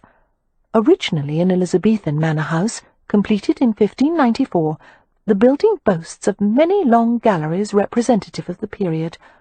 Alterations and additions to the house have resulted in the grafting of a Jacobean ballroom and a Georgian wing." "We have a ballroom!" Poppy exclaimed. "We have deer!" Beatrix said gleefully. Leo settled deeper into his corner. "God, I hope we have a privy." It was early evening by the time the hired driver turned the carriage onto the private, beech-lined drive that led to Ramsay House. Weary from the long journey, the Hathaways exclaimed in relief at the sight of the house, with its high roofline and brick chimney stacks. "I wonder how Mary Penn is faring," Wynne said, her blue eyes soft with concern. Mary Penn, the cook, maid, and the footman, had gone to the house 2 days earlier to prepare for the Hathaways' arrival. "No doubt he's been working ceaselessly day and night," Amelia replied, "taking inventory, rearranging everything in sight, and issuing commands to people who don't dare disobey him. I'm sure he's quite happy." Wynne smiled. Even pale and drained as she was, her beauty was incandescent, her silvery gold hair shining in the waning light, her complexion like porcelain. The line of her profile would have sent poets and painters into raptures. One was almost tempted to touch her to make certain she was a living, breathing being instead of a sculpture. The carriage stopped at a much larger house than Amelia had expected. It was bordered by overgrown hedges and weed-clotted flower-beds. With some gardening and considerable pruning, she thought, it would be lovely. The building was charmingly asymmetrical, with a brick and stone exterior, a slate roof, and abundant leaded glass windows. The hired driver came to set out a movable step and assist the passengers from the vehicle. Descending to the crushed rock surface of the drive, Amelia watched as her siblings emerged from the carriage. "The house and grounds are a bit unkempt," she warned. "No one has lived here in a very long time." "I can't imagine why," Leo said. "It's very picturesque," Wynne commented brightly. The journey from London had exhausted her. Judging from the slump of her narrow shoulders and the way her skin seemed stretched too tightly over her cheekbones, Wynne had little strength left. As her sister reached for a small valise that had been set near the carriage step, Amelia rushed forward and picked it up. "I'll carry this," she said. "You are not to lift a finger. Let's go inside, and we'll find a place for you to rest." "I'm perfectly well," Wynne protested, as they all went up the front stairs into the house. The entrance hall was lined with panelling that had once been painted white, but was now brown with age. The floor was scarred and filthy.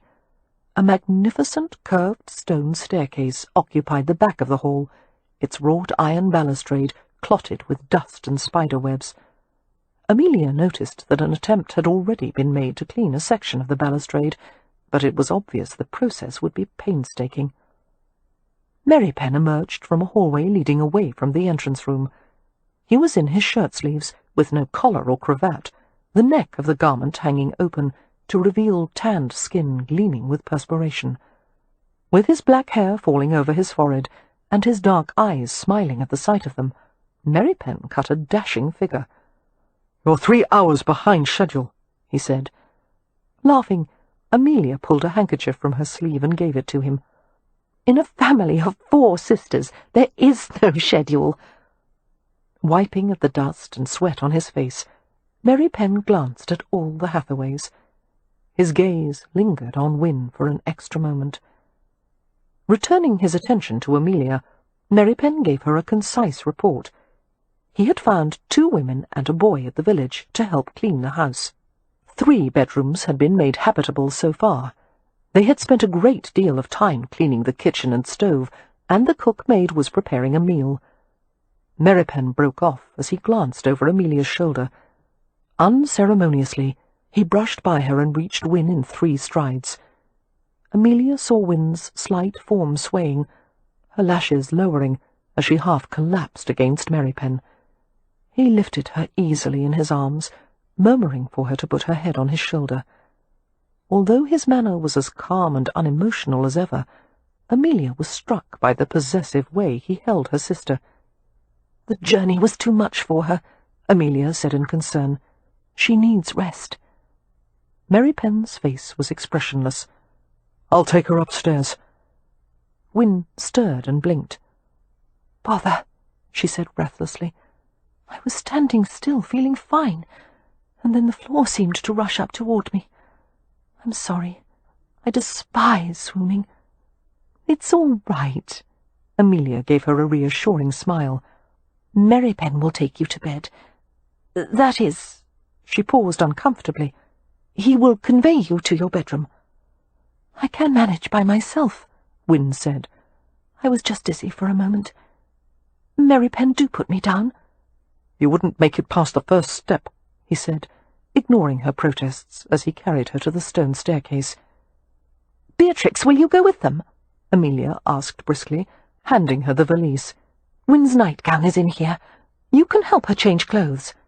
"Yes, of course." Beatrix scampered toward the stairs.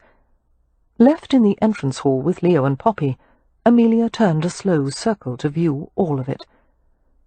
"The solicitor said the estate was in disrepair," she said. "I think a more accurate word would have been shambles.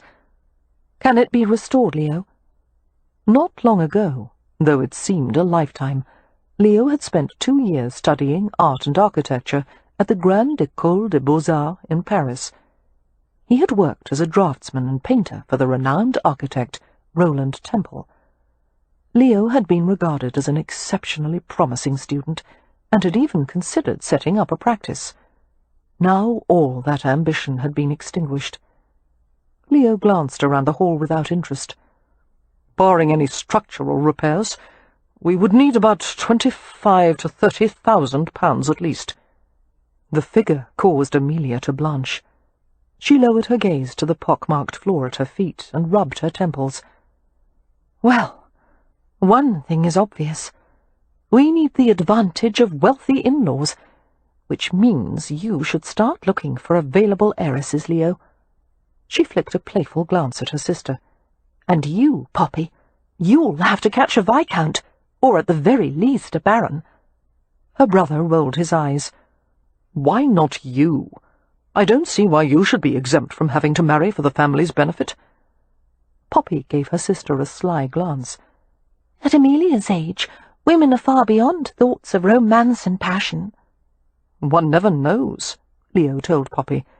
"She may catch an elderly gentleman who needs a nurse."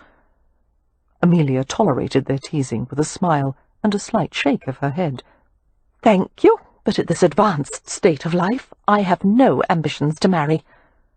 Leo surprised her by bending to brush a light kiss on her forehead. "You haven't met a man worth giving up your independence for, but you will some day." He grinned before adding, "Despite your encroaching old age." For a moment, Amelia's mind chased back to the memory of the kiss in the shadows, the mouth slowly consuming hers, the gentle, masculine hands, the whisper at her ear. Lacho drom. As her brother turned to walk away, she asked with mild exasperation, "Where are you going? Leo, you can't leave when there's so much to be done." He stopped and glanced back at her with a raised brow. "You've been pouring unsweetened tea down my throat for days. If you have no objection, I'd like to go out for a piss." She narrowed her eyes. "I can think of at least a dozen polite euphemisms you could have used." Leo continued on his way. "I don't use euphemisms." "Or politeness," she said, making him chuckle. As Leo left the room, Amelia folded her arms and sighed. "He's so much more pleasant when he's sober. A pity it doesn't happen more often. Come, Poppy, let's find the kitchen." With the house so stale and dust-riddled, the atmosphere was hard on poor Win's lungs, causing her to cough incessantly through the night. Having awakened countless times to administer water to her sister, to open the windows, to prop her up until the coughing spasms had eased, Amelia was bleary-eyed when morning came. "It's like sleeping in a dust-box," she told Mary Pen. "She's better off sitting outside today, until we can manage to clean her room properly. The carpets must be beaten, and the windows are filthy." The rest of the family was still abed, but Mary Pen, like Amelia, was an early riser. Dressed in rough clothes and an open-necked shirt, he stood frowning as Amelia reported on Win's condition. "She's exhausted from coughing all night, and her throat is so sore she can barely speak. I've tried to make her take some tea and toast, but she won't have it." "I'll make her take it." Amelia looked at him blankly. She supposed she shouldn't be surprised by his assertion. After all, Mary Pen had helped nurse both Win and Leo through the scarlet fever. Without him, Amelia was certain neither of them would have survived. "In the meanwhile," Mary Pen continued, "make a list of supplies you want from the village. I'll go this morning." Amelia nodded, grateful for his solid, reliable presence. "Shall I wake Leo? Perhaps he could help you." "No." She smiled wryly, well aware that her brother would be more of a hindrance than a help. Going downstairs, Amelia sought the help of Freddie, the boy from the village, to move an ancient chaise out to the back of the house. They set the furniture on a brick-paved terrace that opened onto a weed-choked garden bordered by beech hedges. The garden needed resodding and replanting, and the crumbling low walls would have to be repaired. "There's work to be done, Mum," Freddie commented, bending to pluck a tall weed from between two paving bricks. "Freddie, you are a master of understatement." Amelia contemplated the boy, who looked to be about 13. He was robust and ruddy-faced, with a ruff of hair that stood up like a robin's feathers. "Do you like gardening?" she asked. "Do you know much about it?" I keeps a kitchen plot for my ma. Would you like to be Lord Ramsay's gardener? How much does it pay, miss? Would 2 shillings a week suffice? Freddie looked at her thoughtfully and scratched his wind-chapped nose. Sounds good, but you'll have to ask my ma. Tell me where you live, and I'll visit her this very morning. All right. It's not far. We're at the closest side of the village. They shook hands on the deal, talked a moment more, and Freddie went to investigate the gardener's shed. Turning at the sound of voices, Amelia saw Mary Pen carrying her sister outside. Wynne was dressed in a nightgown and robe, and swathed in a shawl, her slim arms looped around Mary Pen's neck. With her white garments and blonde hair and fair skin, Wynne was nearly colourless, except for the flags of soft pink across her cheekbones and the vivid blue of her eyes.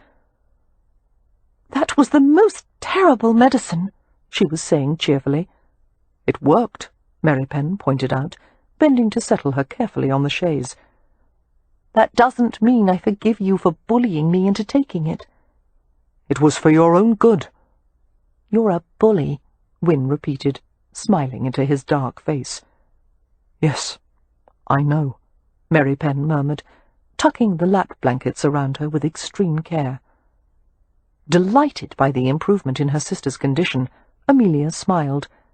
"He really is dreadful, but if he manages to persuade some village women to come help clean the house, you will have to forgive him, Wynne." Wynne's blue eyes twinkled. She spoke to Amelia, while her gaze remained on Mary Pen. "I have every faith in his powers of persuasion." Coming from anyone else, the words might have been construed as a piece of flirtation, but Amelia was fairly certain that Wynne had no awareness of Mary Pen as a man. To her, he was a kindly older brother, nothing more. The feelings on Mary Pen's side, however, were more ambiguous. An inquisitive grey jackdaw flapped to the ground with a few chucks and made a tentative hop in Wynne's direction. "I'm sorry," she told the bird. "There's no food to share." A new voice entered the conversation. "Yes, there is." It was Beatrix, carrying a breakfast tray containing a plate of toast and a mug of tea. Her curly dark hair had been pulled back into an untidy bunch, and she wore a white pinafore over her berry-coloured dress. The pinafore was too young a style for a girl of 15, Amelia thought. Beatrix was now at an age when she should be wearing her skirts to the floor, and a corset, heaven help her. But in the past year of turmoil, Amelia hadn't given much thought to her youngest sister's attire. She needed to take Beatrix and Poppy to a dressmaker and have some new frocks made for them. Adding that to the long list of expenditures in her head, Amelia frowned. "Here's your breakfast, Wynne," Beatrix said, settling the tray on her lap. "Are you feeling well enough to butter the toast yourself, or shall I?" "I will, thank you." Wynne moved her feet and gestured for Beatrix to sit at the other end of the chaise. Beatrix obeyed promptly. "I'm going to read to you while you sit out here," she informed Wynne, reaching into one of the huge pockets of her pinafore. She withdrew a little book and dangled it tantalizingly. "This book was given to me by Philomena Parsons, my best friend in the entire world. She says it's a terrifying story filled with crimes and horrors and vengeful phantoms. Doesn't it sound lovely?" "I thought your best friend in the world was Edwina Huddersfield," Wynne said with a questioning lilt. "Oh, no! That was weeks ago. Edwina and I don't even speak now." Snuggling comfortably in her corner, Beatrix gave her older sister a perplexed glance. "Wynne, you have the oddest look on your face. Is something the matter?" Wynne had frozen in the act of lifting a teacup to her lips, her blue eyes round with alarm. Following her sister's gaze, Amelia saw a small reptilian creature slithering up Beatrix's shoulder. A sharp cry escaped her lips, and she moved forward with her hands raised. Beatrix glanced at her shoulder. "Oh, dear! You're supposed to stay in my pocket." She plucked the wriggling object from her shoulder and stroked him gently. "A spotted sand lizard," she said. "Isn't he adorable? I found him in my room last night."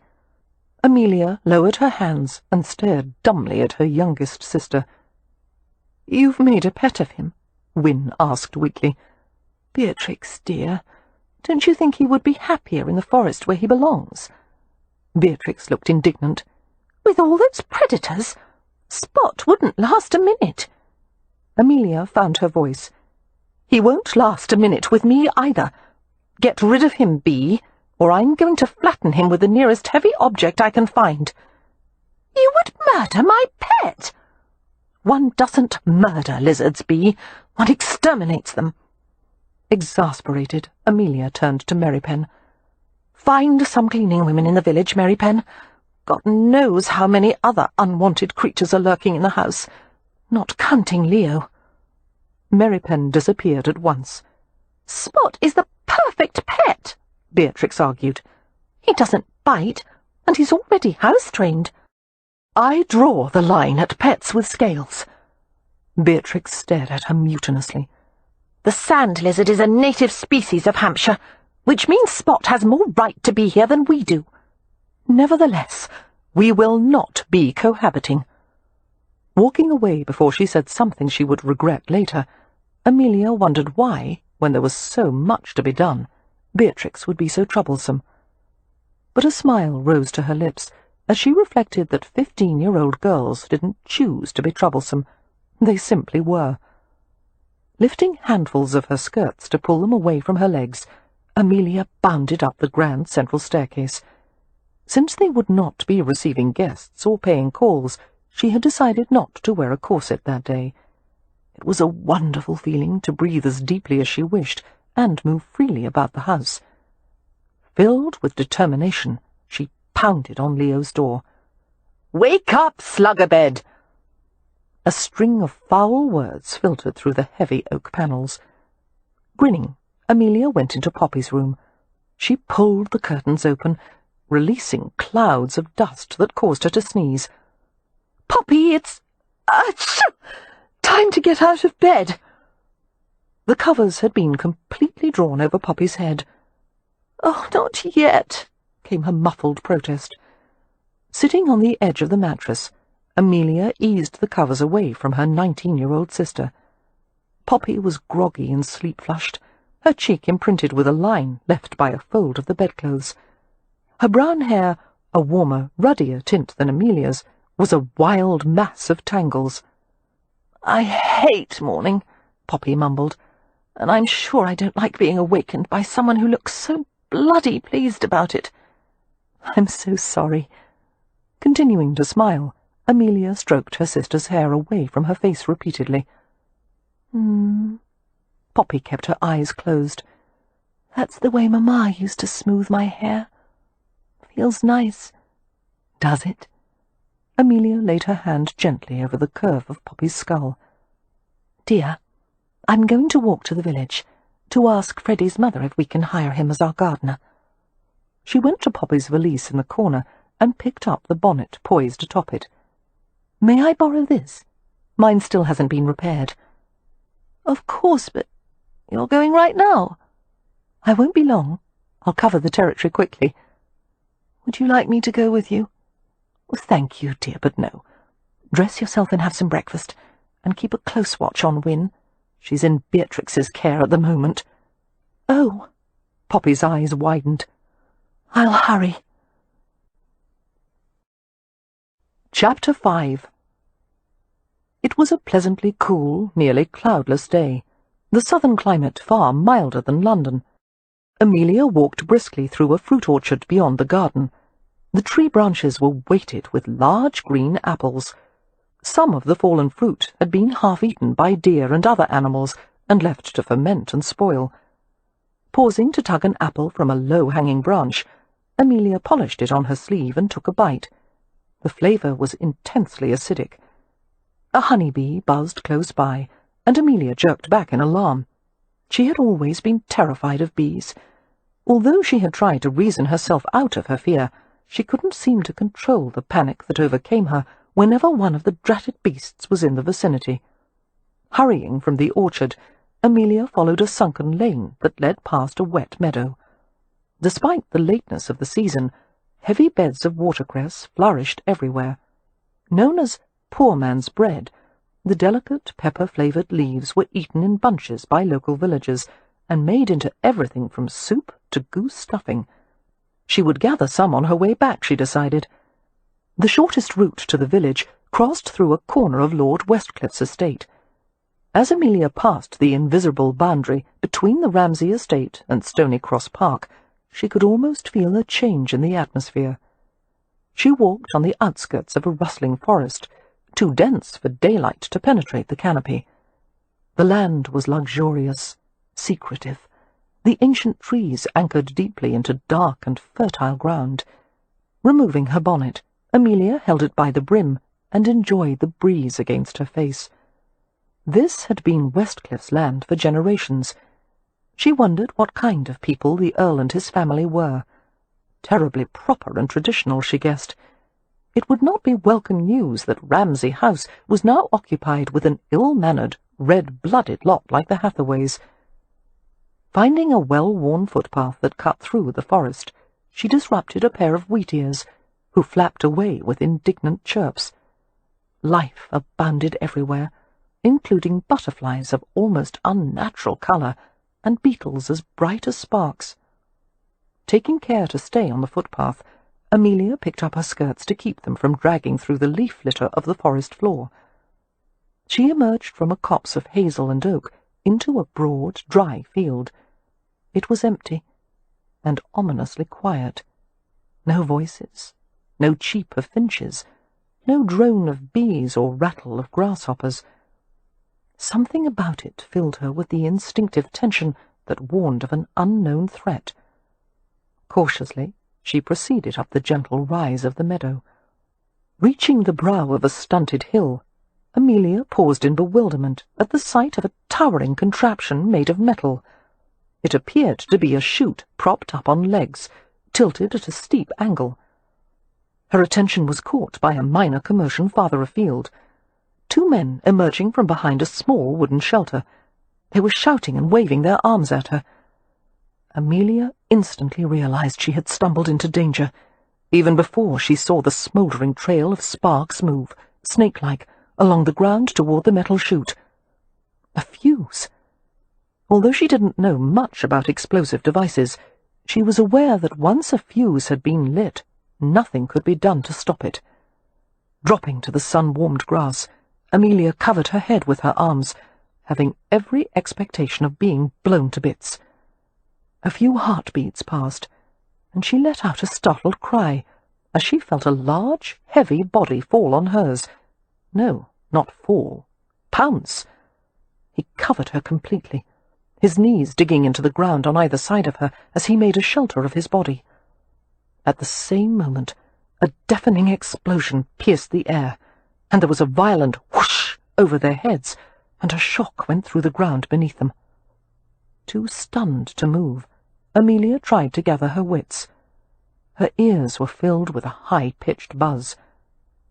Her companion remained motionless over her, breathing heavily in her hair.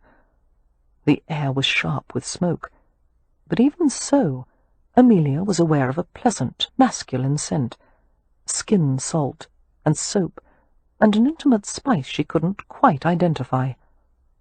The noise in her ears faded. Raising up on her elbows, feeling the solid reach of his chest against her back, she saw shirt-sleeves rolled up over forearms cabled with muscle. And there was something else. Her eyes widened as she saw a small, stylized design inked on his arm, a tattoo of a black, winged horse with eyes the colour of brimstone. It was an Irish design, of a nightmare horse called a puka, a malevolent, mythical creature who spoke in a human voice and carried people away at midnight. Her heart stopped as she saw the heavy, rounded band of a thumb ring. Wriggling beneath him, Amelia tried to turn to her back. The strong hand curved around her shoulder, helping to ease her over. His voice was low and familiar. "Are you all right? I'm sorry. You were in the path of—" He stopped as Amelia rolled to her back. The front of her hair had come loose, pulled free of a strategically anchored pin. The lock fanned over her face, obscuring her vision. Before she could reach up to push it away, he did it for her, and the brush of his fingertips sent ripples of liquid fire along intimate pathways of her body. "You," he said softly. "Cam Rohan." It can't be, she thought dazedly. Here in Hampshire? But there were the unmistakable eyes, gold and hazel and heavy-lashed, the midnight hair, the wicked mouth, and the pagan glitter of the diamond at his ear. His expression was perturbed, as if he'd been reminded of something he had wanted to forget. But as his gaze slid over her bewildered face, his mouth curved a little, and he settled into the cradle of her body with an insolent familiarity that temporarily robbed her of breath. "Mr. Rohan, why, what are you doing here?" He replied without moving, as if he were planning to lie there and converse all day. His infinitely polite tone was an unsettling contrast to the intimacy of their position. "Miss Hathaway, what a pleasant surprise. As it happens, I'm visiting friends. And you?" "I live here." "I don't think so. This is Lord Westcliffe's estate." Her heart thundered in her breast as her body absorbed the details of him. "I didn't mean precisely here. I meant over there, on the other side of the woods. The Ramsay estate.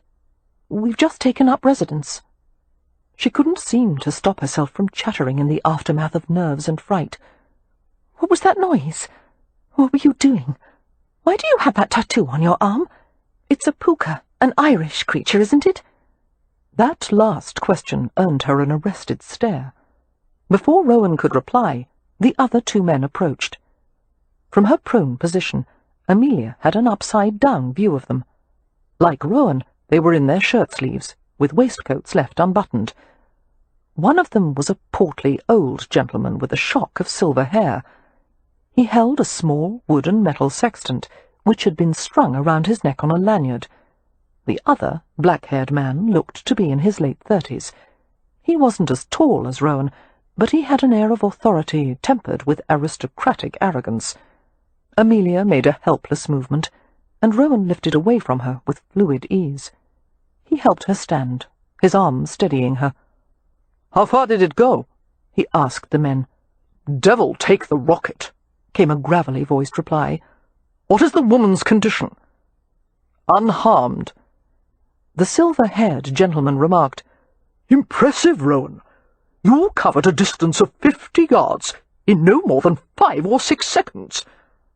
"I would hardly miss a chance to leap on a beautiful woman," Rowan said, causing the older man to chuckle. Rowan's hand remained at the small of Amelia's back, the light pressure causing her blood to simmer. Easing away from his distracting touch, Amelia raised her hands to the dangling front locks of her hair, tucking them behind her ears. "Why are you shooting rockets? And more to the point, why are you shooting them at my property?" The stranger nearby gave her a sharp, assessing glance. "Your property?" Rowan interceded. "Lord Westcliff, this is Miss Amelia Hathaway, Lord Ramsay's sister." Frowning, Westcliff executed a precise bow. "Miss Hathaway, I was not informed about your arrival. Had I been aware of your presence, I would have notified you about our rocket experiments, as I have everyone else in the vicinity." It was clear that Westcliff was a man who expected to be informed about everything. He looked annoyed that the new neighbours had dared to move into their own residence without telling him first. "We arrived only yesterday, my lord," Amelia replied. "I had intended to call on you after we settled in." Under ordinary circumstances, she would have left it at that. But she was still off balance, and there was no stopping the flow of comments from her own mouth. "Well, I must say the guidebook didn't warn adequately about the occurrence of rocket fire amid the peaceful Hampshire scenery." She reached down and whacked at the dust and bits of leaf that clung to her skirts. "I'm sure you don't know the Hathaways well enough to shoot at us, yet. When we become better acquainted, however, I have no doubt you'll find ample reason to declare war and bring out the artillery." Over her head she heard Rohan laugh. "Considering our issues with aim and accuracy, you have nothing to fear, Miss Hathaway." The silver-haired gentleman spoke then. "Rohan, if you don't mind finding out where that rocket landed." "Of course." Rohan took off at an easy lope. "Agile fellow," the older man said approvingly. "Fast as a leopard, not to mention steady of hands and nerves.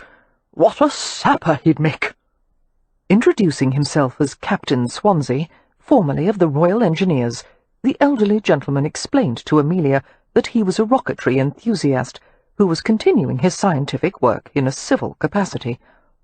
As a friend of Lord Westcliff, who shared his interest in engineering science, Swansea had come to experiment with a new rocket design in the country where there was sufficient land to do so. Lord Westcliff had enlisted Cam Rohan to help with the flight equations and other mathematical calculations necessary to evaluate the performances of the rockets. "Quite extraordinary, really, his facility with numbers," Swansea said. "You'd never expected to look at him." Amelia couldn't help but agree.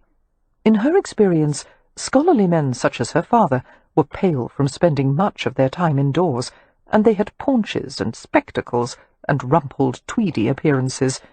They were not exotic young men who looked like a pagan prince and had gold rings and tattoos.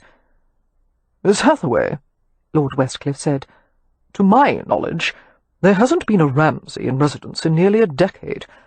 I find it difficult to believe the house is habitable." "Oh, it's in fine condition," Amelia lied brightly, her pride rising to the fore. "Of course some dusting is needed, and a few minor repairs, but we are quite comfortable." She thought she had spoken convincingly, but Westcliff looked sceptical. "We are having a large supper at Stonycross Manor this evening," he said. "You will bring your family. It will be an excellent opportunity for you to meet some local residents, including the vicar." A supper with Lord and Lady Westcliff. Heaven help her. Had the Hathaway family been well rested, had Leo been a bit further on the path of sobriety, had they all possessed suitable formal attire, had they been given enough time to study etiquette, Amelia might have considered accepting the invitation. But as things were, it was impossible. "You are very kind, my lord, but I must decline. We've only just arrived in Hampshire, and most of our clothes are still packed away." "The occasion is informal." Amelia doubted his definition of informal matched hers. "It's not merely a matter of attire, my lord. One of my sisters is somewhat frail, and it would be too taxing for her. She needs a great deal of rest after the long journey from London." "Tomorrow night, then. It will be a much smaller affair and not at all taxing." In light of his insistence, there was no way to refuse. Cursing herself for not staying at Ramsay House that morning, Amelia forced a smile to her lips. "Very well, my lord. Your hospitality is much appreciated." Rohan returned, his breath quickened from exertion. A mist of sweat had accumulated on his skin until it gleamed like bronze. "Right on course," he said to Westcliff and Swansea. "The stabilizing fins worked. It landed at a distance of approximately 2,000 yards. "Excellent!" Swansea exclaimed. "But where is the rocket?" Rowan's white teeth flashed in a grin. "Buried in a deep, smoking hole. I'll go back to dig it up later." "Yes, we'll want to see the condition of the casing and the inner core." Swansea was red-faced with satisfaction. He used a handkerchief to blot his steaming, wrinkled countenance. "It's been an exciting morning, eh?" "Perhaps it's time to return to the manor, Captain," Westcliff suggested. "Yes, quite." Swansea bowed to Amelia. "A pleasure, Miss Hathaway, and may I say, you took it rather well, being the target of a surprise attack." "The next time I visit, Captain," she said, "I'll remember to bring my white flag." He chuckled and bid her farewell. Before turning to join the captain, Lord Westcliff glanced at Cam Rohan. "I'll take Swansea back to the manor if you'll see to it that Miss Hathaway is delivered home safely." "Of course," came the unhesitating reply. "Thank you," Amelia said, "but there's no need. I know the way, and it isn't far." Her protest was ignored. She was left to stare unsteadily at Cam Rohan while the other two men departed. "I'm hardly some helpless female," she said. "I don't need to be delivered anywhere. Besides, in light of your past behaviour, I'd be safer going alone." A brief silence. Rohan tilted his head and regarded her curiously. "Past behaviour?" "You know what I—" She broke off, flushing at the memory of the kiss in the darkness. "I'm referring to what happened in London." He gave her a look of polite perplexity. "I'm afraid I don't follow." "You're not going to pretend you don't remember," she exclaimed. Perhaps he had kissed so many legions of women he couldn't possibly recollect them all. "Are you also going to deny that you stole one of my bonnet ribbons?" "You have a vivid imagination, Miss Hathaway." His tone was bland, but there was a flare of provoking laughter in his eyes. "I have no such thing. The rest of my family is steeped in imagination. I'm the one who clings desperately to reality." She turned and began to walk at a brisk pace. "I'm going home. There's no need for you to accompany me." Ignoring her, Rohan fell easily into step beside her, his relaxed stride accounting for every two of hers. He let her set their pace. In the openness of their surroundings, he seemed even larger than she had remembered. "When you saw my arm," he murmured, "the tattoo, how did you know it was a puka?" Amelia took her time about replying. As they walked, the shadows of nearby branches crossed their faces. A red-tailed hawk glided across the sky and disappeared into the heavy wood. "I've read some Irish folklore," she finally said. "A wicked, dangerous creature, the puka, invented to give people nightmares. Why would you choose such a design?" "It was given to me as a child. I don't remember when it was done." "For what purpose? What significance does it have?" "My family would never explain." Rohan shrugged. "Perhaps they might now, but it's been years since I've seen them." "Could you ever find them again if you wished?" "Given enough time." Casually he fastened his waistcoat and rolled down his sleeves, concealing the heathen symbol. "I remember my grandmother telling me about the puka. She encouraged me to believe it was real. I think she half believed it herself. She practiced the old magic." "What is that? Do you mean fortune-telling?" Rohan shook his head and slid his hands into the pockets of his trousers. "No," he said, looking amused, "although she did tell fortunes to Gatos at times. The old magic is a belief that all of nature is connected and equal. Everything is alive. Even the trees have souls." Amelia was fascinated. It had always been impossible to coax Merrypen to say anything about his past or his Romany beliefs, and here was a man who seemed willing to discuss anything. "Do you believe in the old magic?" "No, but I like the idea of it." Rohan reached for her elbow to guide her around a rough patch of ground. Before she could object to the gentle touch, it was gone. "The puka isn't always wicked," he said. "Sometimes it acts out of mischief, playfulness." She gave him a sceptical glance. "You call it playful for a creature to toss you on its back, fly up to the sky, and drop you into a ditch or boggle?" "That's one of the stories," Rohan admitted with a grin. "But in other accounts, the puka only wants to take you on an adventure, fly you to places you can only see in dreams, and then he returns you home." "But the legends say that after the horse takes you on his midnight travels, you're never the same." "No," he said softly. "How could you be?" Without realizing it, Amelia had slowed their pace to a relaxed amble. It seemed impossible to walk with brisk efficiency on a day like this, with so much sun and soft air, and with this unusual man beside her, dark and dangerous and charming. "Of all the places to see you again," she said, "I would never have expected Lord Westcliffe's estate.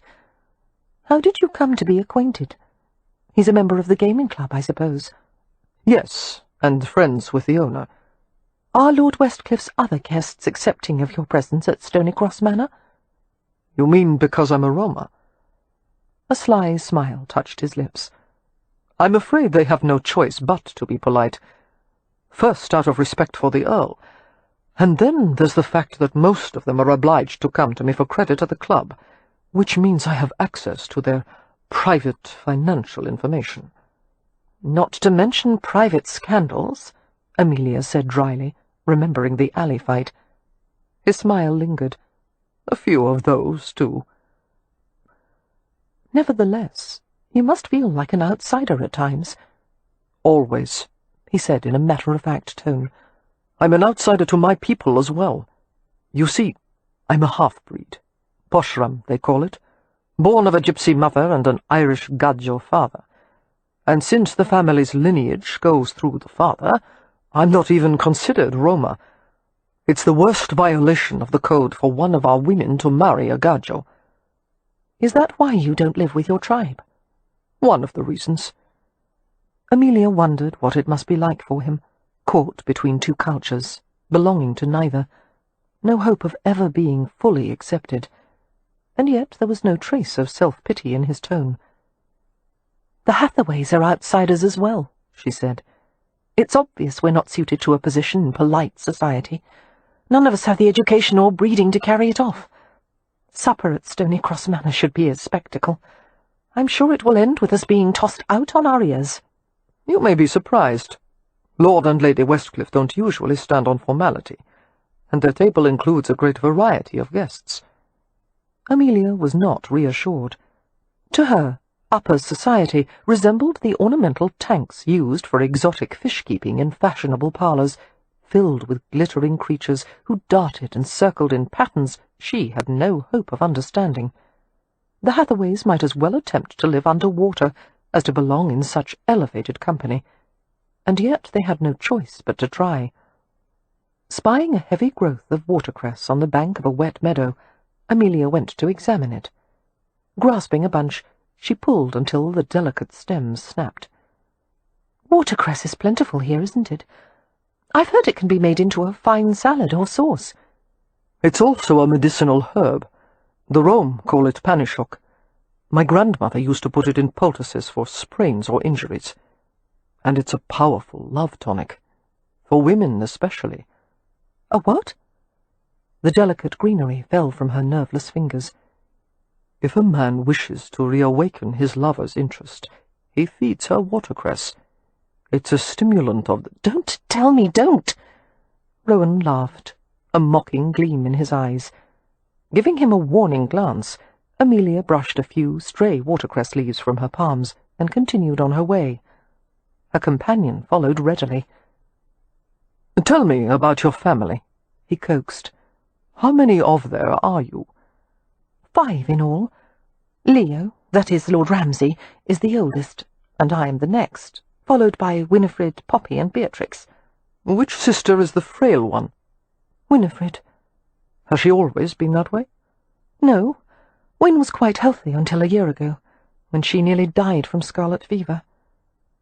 A long hesitation, while her throat tightened a little.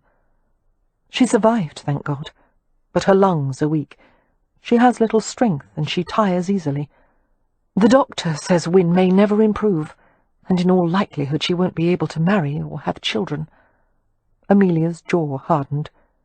We will prove him wrong, of course. Win will be completely well again. God help anyone who stands in your way. You do like to manage other people's lives, don't you? Only when it's obvious I can do a better job of it than they can. What are you smiling at? Rowan stopped, obliging her to turn to face him. You make me want to— He stopped, as if thinking better of what he'd been about to say, but the trace of amusement lingered on his lips. She didn't like the way he looked at her, the way he made her feel hot and nervous and giddy. All her senses informed her that he was a thoroughly untrustworthy man, one who abided by no one's rules but his own. Tell me, Miss Hathaway, What would you do if you were invited on a midnight ride across the earth and ocean? Would you choose the adventure, or stay safe at home?" She couldn't seem to tear her gaze from his. The topaz eyes were lit by a glint of playfulness, not the innocent mischief of a boy, but something far more dangerous. She could almost believe he might actually change form and appear beneath her window one night and carry her away on midnight wings. "Home, of course," she managed in a sensible tone. "I don't want adventure." "I think you do. I think in a moment of weakness you might surprise yourself." "I don't have moments of weakness. Not that kind, at any rate." His laughter curled around her like a drift of smoke. "You will." Amelia didn't dare ask why he was so certain of that. Perplexed, she lowered her gaze to the top button of his waistcoat. Was he flirting with her? No, it must be that he was mocking her, trying to make her look foolish. And if there was one thing she feared in life more than bees, it was appearing foolish. Gathering her dignity, which had scattered like bits of dandelion fluff in a high wind, she frowned up at him. "We're nearly at Ramsay House." She indicated the outline of a roof rising from the forest. "I would prefer to go the last part of the distance alone. You may tell the Earl that I was safely delivered. Good day, Mr. Rohan." He gave her a nod, took her in with one of those bright, disarming glances, and stayed to watch her progress as she walked away. With each step Amelia put between them, she should have felt safer, but the sense of disquiet remained. And then she heard him murmur something, his voice shadowed with amusement, and it sounded as if he had said, "Some midnight." Chapter 6. The news that they were to have supper at the home of Lord and Lady Westcliff was received with a variety of reactions from the Hathaways. Poppy and Beatrix were pleased and excited, whereas Wynne, who was still trying to regain her strength after the journey to Hampshire, was merely resigned. Leo was looking forward to a lengthy repast, accompanied by fine wine. Mary Penn, on the other hand, flatly refused to go. "You are part of the family," Amelia told him, watching as he secured loose panelling boards in one of the common rooms. Mary Penn's grip on a carpenter's hammer was deft and sure, as he expertly sank a handmade nail into the edge of a board. "No matter how you may try to deny all connection to the Hathaways, and one could hardly blame you for that, the fact is you're one of us, and you should attend." Mary Penn methodically pounded a few more nails into the wall. "My presence won't be necessary." "Well, of course it won't be necessary, but you might enjoy yourself."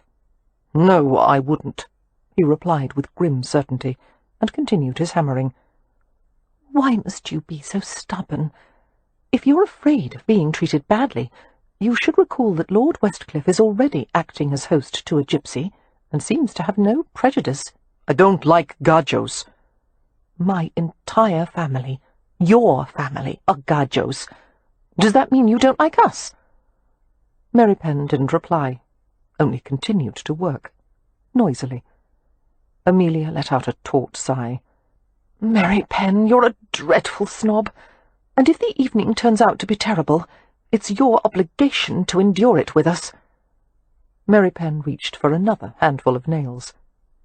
"That was a good try," he said, "but I'm not going."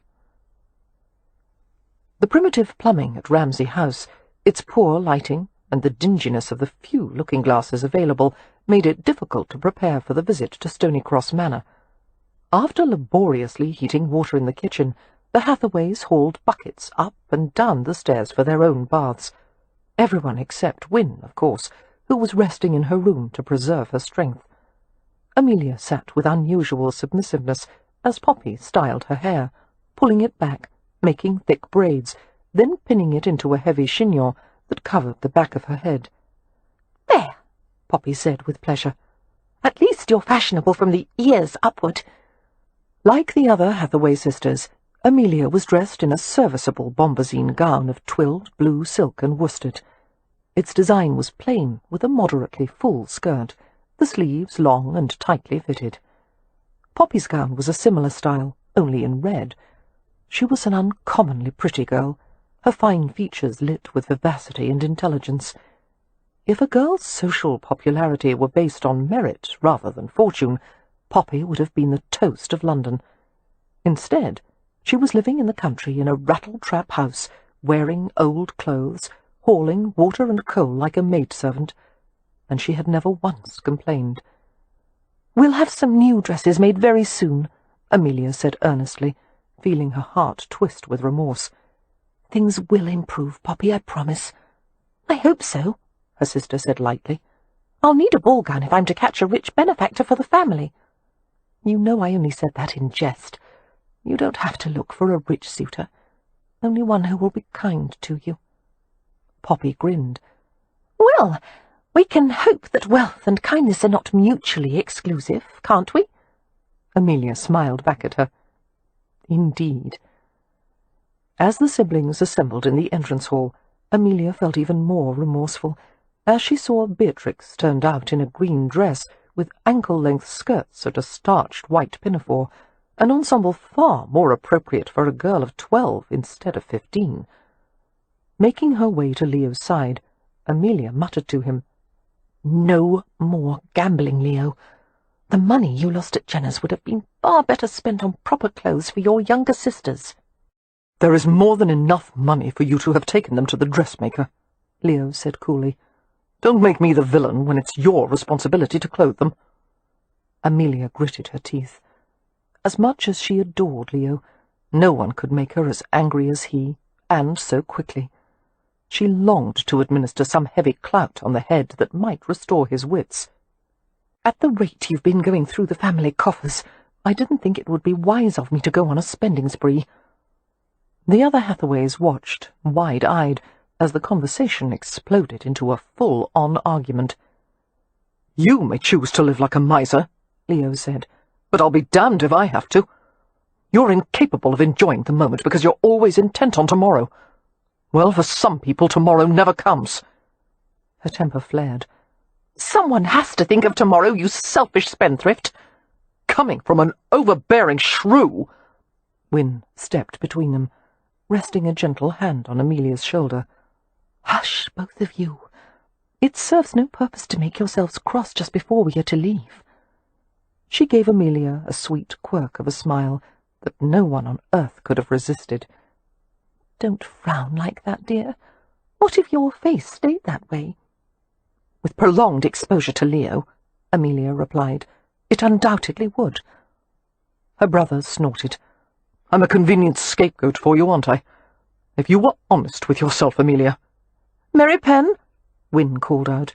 "Is the carriage ready now?" Mary Penn came through the front door, looking rumpled and surly. It had been agreed that he would drive the Hathaways to the Westcliffs' residence and return for them later. "It's ready." As he glanced at Wynne's pale golden beauty, it seemed his expression turned even surlier, if such a thing were possible. Like a word puzzle that had just solved itself in her brain, that stolen glance made a few things clear to Amelia. Mary Penn wasn't attending the dinner that evening because he was trying to avoid being in a social situation with Wynne. He was trying to keep a distance between them, while at the same time he was desperately worried about her health. It troubled Amelia, the notion that Mary Penn, who never displayed strong feelings about anything, might be entertaining some secret and powerful longing for her sister. Wynne was too delicate, too refined, too much his opposite in every way, and Mary Penn knew that. Feeling sympathetic and maudlin, and rather worried herself, Amelia climbed into the carriage after her sisters. The occupants of the vehicle were silent as they proceeded along the oak-lined drive to Stonycross Manor. None of them had ever seen grounds so richly tended or imposing. Every leaf on every tree seemed to have been affixed with careful forethought. Surrounded by gardens and orchards that flowed into dense woods, the house sprawled over the land like a drowsing giant. 4 lofty corner towers denoted the original dimensions of the European-styled fortress, but many additions had given it a pleasing asymmetry. With time and weathering, The house's honey-coloured stone had mellowed gracefully, its outlines dressed with tall, perfectly trimmed hedges. The residence was fronted by a massive courtyard, a distinctive feature, and sided by stables and a residential wing. Instead of the usual understated design of stables, these were fronted by wide stone arches. Stony Cross Manor was a place fit for royalty, and from what they knew of Lord Westcliff, his bloodlines were even more distinguished than the Queen's. As the carriage stopped before the porticoed entrance, Amelia wished the evening were already over. In these stately surroundings, the Hathaways' faults would be magnified. They would appear no better than a group of vagabonds. She glanced over her siblings. Wynne had donned her usual mask of irreproachable serenity, and Leo looked calm and slightly bored, an expression he must have learned from his recent acquaintances at Jenner's. The younger girls were filled with a bright exuberance that drew a smile from Amelia. They, at least, would have a good time, and heaven knew they deserved it. Mary Pen helped the sisters from the carriage, and Leo emerged last. As he stepped to the ground, Mary Pen checked him with a brief murmur, an admonition to keep a close watch on Wynne. Leo shot him a vehement glance. Enduring Amelia's criticism was bad enough. He wouldn't tolerate it from Mary Pen. "If you're so bloody concerned about her," Leo muttered, "then you go inside and play nanny." Mary Pen's eyes narrowed, but he didn't reply. The relationship between the two men had never been what one could describe as brotherly, but they had always maintained a cool cordiality that suited them both. Mary Pen had never tried to assume the role of second son, in spite of the Hathaway parents' obvious fondness for him, and in any situation which might have lent itself to a competition between the two boys, Mary Pen had always drawn back. Leo, for his part, had been reasonably pleasant to Mary Pen, and had even deferred to Mary Pen's opinions when he had judged them better than his own. When Leo had fallen ill with scarlet fever, Mary Pen had helped care for him, with a mixture of patience and kindness that had surpassed even Amelia's. Later she had told Leo that he owed Mary Pen his life. Instead of being grateful, however, Leo seemed to hold it against Mary Pen. "Please, please, don't be an ass, Leo," Amelia longed to beg, but she held her tongue and went with her sisters to the brightly lit entrance of Stony Cross Manor. A pair of massive double doors opened into a cavernous hall hung with priceless tapestries. A grand stone and marble staircase curved up to the lofty second-floor gallery. Even the most distant corners of the hall, and the entrances of several passages leading away from the great room, were lit by a massive crystal chandelier. If the outside grounds had been well tended, the interior of the manor was nothing short of immaculate, everything swept and sparkling and polished. There was nothing of newness in their surroundings, no sharp edges or modern touches to disrupt the atmosphere of easeful splendour. It was, Amelia thought bleakly, exactly the way Ramsay House should look. Servants came to take hats and gloves, while an elderly housekeeper welcomed the new arrivals. Amelia's attention was immediately drawn to the sight of Lord and Lady Westcliff, who were crossing the hall toward them. Clad in precisely tailored evening clothes, Lord Westcliff moved with the physical confidence of a seasoned sportsman. His expression was reserved, his austere features striking rather than handsome. Everything about his appearance indicated he was a man who demanded a great deal of others, and even more of himself. There was no doubt that someone as powerful as Westcliff should have chosen the perfect English bride, a woman whose icy sophistication had been instilled in her since birth. It was with surprise, then, that Amelia heard Lady Westcliff speak in a distinctly American voice, the words tumbling out as if she couldn't be bothered to think everything over before speaking. "You can't know how often I've wished for new neighbours. Things can get a bit dull in Hampshire. You Hathaways will do nicely." She surprised Leo by reaching out and shaking hands in the way men did. "Lord Ramsay, a pleasure." "Your servant, my lady." Leo didn't seem to quite know what to make of this singular woman. Amelia reacted automatically, as she was accorded a similar handshake. Returning the firm pressure of Lady Westcliffe's hand, she stared into tip-tilted eyes the colour of gingerbread. Lillian, Lady Westcliff, was a tall, slender young woman with gleaming sable hair, fine features, and a raffish grin. Unlike her husband, she radiated a casual friendliness that instantly put one at ease. "You are Amelia, the one they fired upon yesterday?" "Yes, my lady. I'm so glad the Earl didn't murder you. His aim is hardly ever off, you know." The Earl received his wife's impudence with a slight smile, as if he were well accustomed to it. "I wasn't aiming at Miss Hathaway," he said calmly. "You might consider a less dangerous hobby," Lady Westcliff suggested. "Bird-watching, butterfly collecting, something a bit more dignified than setting off explosions."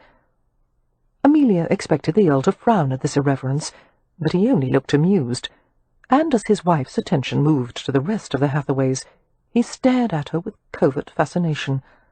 Clearly there was a powerful attraction between the two. Amelia introduced her sisters to the unconventional Countess. Thankfully, they all remembered to curtsy, and they managed polite responses to her forthright questions, such as, did they like to ride? Did they enjoy dancing? Had they tried any of the local cheeses yet? And did they share her dislike of slimy English fare, such as eels and jellied hog loaf? Laughing at the droll face the Countess had made, the Hathaway sisters went with her to the receiving room, where approximately 24 guests had gathered in anticipation of going into supper. "I like her," she heard Poppy whisper to Beatrix as the two of them walked behind her. "Do you think all American women are so dashing?" Dashing. Yes, that was an appropriate word for Lady Westcliff. "Miss Hathaway," the Countess said to Amelia in a tone of friendly concern, "the Earl says Ramsay House has been unoccupied for so long, it must be a shambles." Mildly startled by the woman's directness, Amelia shook her head firmly. "Oh, no, shambles is too strong a word. All the place wants is a good, thorough cleaning, and a few small repairs, and—" She paused uncomfortably. Lady Westcliff's gaze was frank and sympathetic. "That bad, is it?" Amelia hitched her shoulders in a slight shrug. "There's a great deal of work to be done at Ramsay House," she admitted, "but I'm not afraid of work. If you need assistance or advice, Westcliff has infinite resources at his disposal. He can tell you where to find—" "You are very kind, my lady," Amelia said hastily, "but there is no need for your involvement in our domestic affairs." The last thing she wanted was for the Hathaways to appear as a family of cheapjacks and beggars. "You may not be able to avoid our involvement," Lady Westcliff said with a grin. "You're in Westcliff's sphere now, which means you'll get advice whether or not you asked for it. And the worst part is he's almost always right." She sent a fond glance in her husband's direction. Westcliff was standing in a group at the side of the room. Becoming aware of his wife's gaze, Westcliff's head turned. Some voiceless message was delivered between them, and he responded with a quick, almost indiscernible wink. A chuckle rustled in Lady Westcliff's throat. She turned to Amelia. "We'll have been married 3 years come September," she said rather sheepishly. "I had supposed I would have stopped mooning over him by now, but I haven't." Mischief danced in her dark eyes. "Now, I'll introduce you to some of the other guests. Tell me whom you wish to meet first." Amelia's gaze had moved from the Earl to the group of men around him. A ripple of awareness went down her spine as her attention was caught by Cam Rohan. He was dressed in black and white, identical to the other gentleman's attire, but the civilized scheme only served to make him more exotic. With the dark silk of his hair curling over the starched white collar, the swarthiness of his complexion, the tiger eyes, he seemed completely out of place in these decorous surroundings. Catching sight of her, Rohan bowed, which she acknowledged with a stiff bow of her own. "You've already met Mr. Rohan, of course," Lady Westcliff commented, observing the exchange. "An interesting fellow, don't you think? Usually I find mysterious people somewhat annoying, but Mr. Rohan is charming and very nice, and only half civilized, which I rather like." Amelia tore her gaze from Rowan with effort, her heart thrumming erratically. Half-civilized? Oh, you know all the rules the upper class has devised for so-called polite behavior. Mr. Rowan can't be bothered with most of them. Lady Westcliff grinned. Neither can I, actually. How long have you known Mr. Rowan? Only since Lord St. Vincent took possession of the gambling club. Since then, Mr. Rowan has become a sort of protégé of both Westcliff's and St. Vincent's. She gave a quick laugh. Rather like having an angel on one shoulder and a devil on the other. Rowan seems to manage them both quite well. Why have they taken such an interest in him? He's an unusual man. I'm not certain anyone knows what to make of him. According to Westcliff, Rowan has an exceptional mind, but at the same time he is superstitious and unpredictable. Have you heard about his good luck curse? His what? It seems no matter what Rowan does, he can't help making money. A lot of money, even when he tries to lose it. He claims it's wrong for one person to own so much. It's the Romany way, Amelia murmured. They don't believe in owning things. Yes, well, being from New York, I don't altogether understand the concept, but there you have it. Against his will, Mr. Rowan has been given a percentage of the profits of the club, and no matter how many charitable donations or unsound investments he makes, he keeps getting massive windfalls. First, he bought an old racehorse with short legs, Little Dandy, who won the Grand National last April. Then there was the rubber debacle and... The what? It was a small failing rubber manufactory on the east side of London. Just as the company was about to go under, Mr. Rowan made a large investment in it. Everyone, including Lord Westcliff, told him not to, that he was a fool, and he would lose every cent. Which was his intention, Amelia said. Exactly. But to Rowan's dismay, the whole thing turned around. The company's director used his investment to acquire the patent rights for the vulcanization process, and they invented these little stretchy scraps of tubing called rubber bands. And now the company is a blazing success. I could tell you more, but it's all variations on the same theme. Mr. Rowan throws the money away, and it comes back to him tenfold. I wouldn't call that a curse, Amelia said. Neither would I. Lady Westcliff laughed softly. But Mr. Rowan does. That's what makes it so amusing. You should have seen him sulking earlier in the day when he received the latest report from one of his stock jobbers in London. All good news. He was gnashing his teeth over it. Taking Amelia's arm, Lady Westcliff led her across the room. Although we have a sad lack of eligible gentlemen tonight, I promise we'll have quite an array visiting later in the season. They all come to hunt and fish, and there's usually a high proportion of men to women. That is good news, Amelia replied. I have high hopes that my sisters will find suitable gentlemen to marry. Not missing the implication, Lady Westcliff asked, But you have no such hopes for yourself? No, I don't expect ever to marry. Why? I have a responsibility to my family. They need me. After a brief pause, Amelia added frankly, And the truth is, I should hate to submit to a husband's dictates. I used to feel the same way, but I must warn you, Miss Hathaway, life has a way of fouling up our plans. I speak from experience. Amelia smiled, unconvinced. It was a simple matter of priorities. She would devote all her time and energies to creating a home for her siblings, and seeing them all healthy and happily married. There would be nieces and nephews aplenty, and Ramsay House would be filled with the people she loved. No husband could offer her more. Chapter 7. Just before the Hathaways arrived, Captain Swansea, who had spent 4 years serving in India, had regaled some of the guests with an account of a tiger hunt in Vishnupur. The tiger had stalked the spotted deer, brought it down with a pounce, and clamped the back of its neck in its jaws. Women and even a few men had grimaced and exclaimed in horror as Swansea described how the tiger had proceeded to eat the chital while it was still alive. "The vicious beast!" one of the women had gasped. But as soon as Amelia Hathaway entered the room, Cam had found himself entirely in sympathy with the tiger. There was nothing he wanted more than to bite the tender back of her neck and drag her to some private place where he could feast on her for hours. In a crowd of elaborately dressed women, Amelia stood out in her simple gown and unadorned throat and ears. She looked clean and wholesome and appetizing. He wanted to be alone with her, outside in the open air, his hands free upon her body.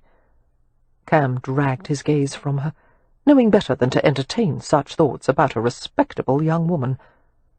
Anticipating the long supper to come, the interminable courses, the mannered conversation, Cam sighed heavily. He had learned the social choreography of these situations, the rigid boundaries of propriety. At first he had even regarded it as a game, learning the ways of these privileged strangers. But he had grown tired of hovering at the edge of the Gaji world.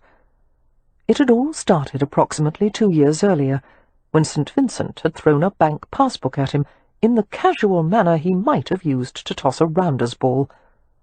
"I've established an account for you at the London Banking House and Investment Society," St. Vincent had told him. "It's on Fleet Street. Your percentage of Jenna's profits will be deposited monthly. Manage them if you wish, or they'll be managed for you." "I don't want a percentage of the profits," Cam had said, thumbing through the passbook without interest. "My salary is fine." "Your salary wouldn't cover the annual cost of my boot-blacking." "It's more than enough, and I wouldn't know what to do with this."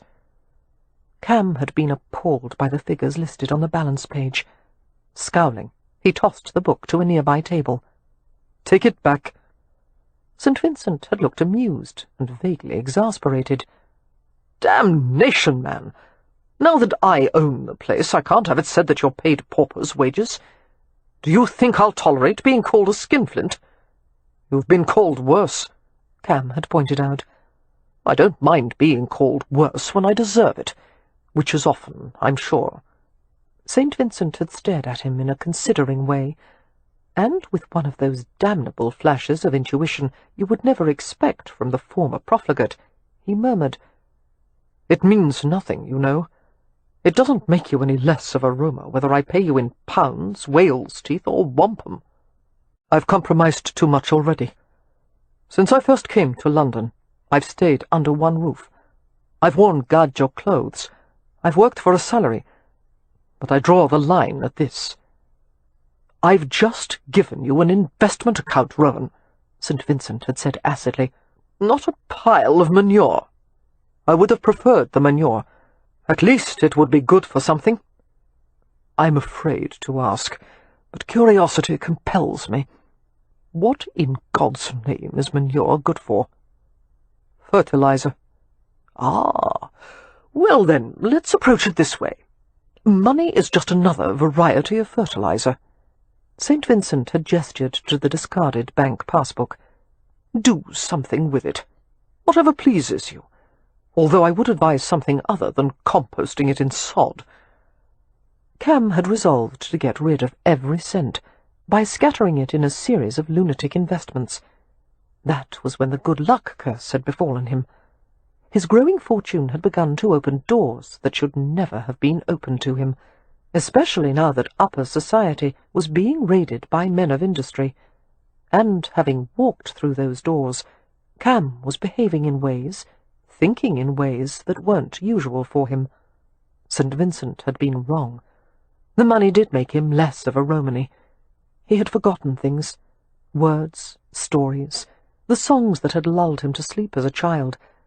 He could barely remember the taste of dumplings flavoured with almonds and boiled in milk, or Boronija stew spiced with vinegar and dandelion leaves. The faces of his family were a distant blur.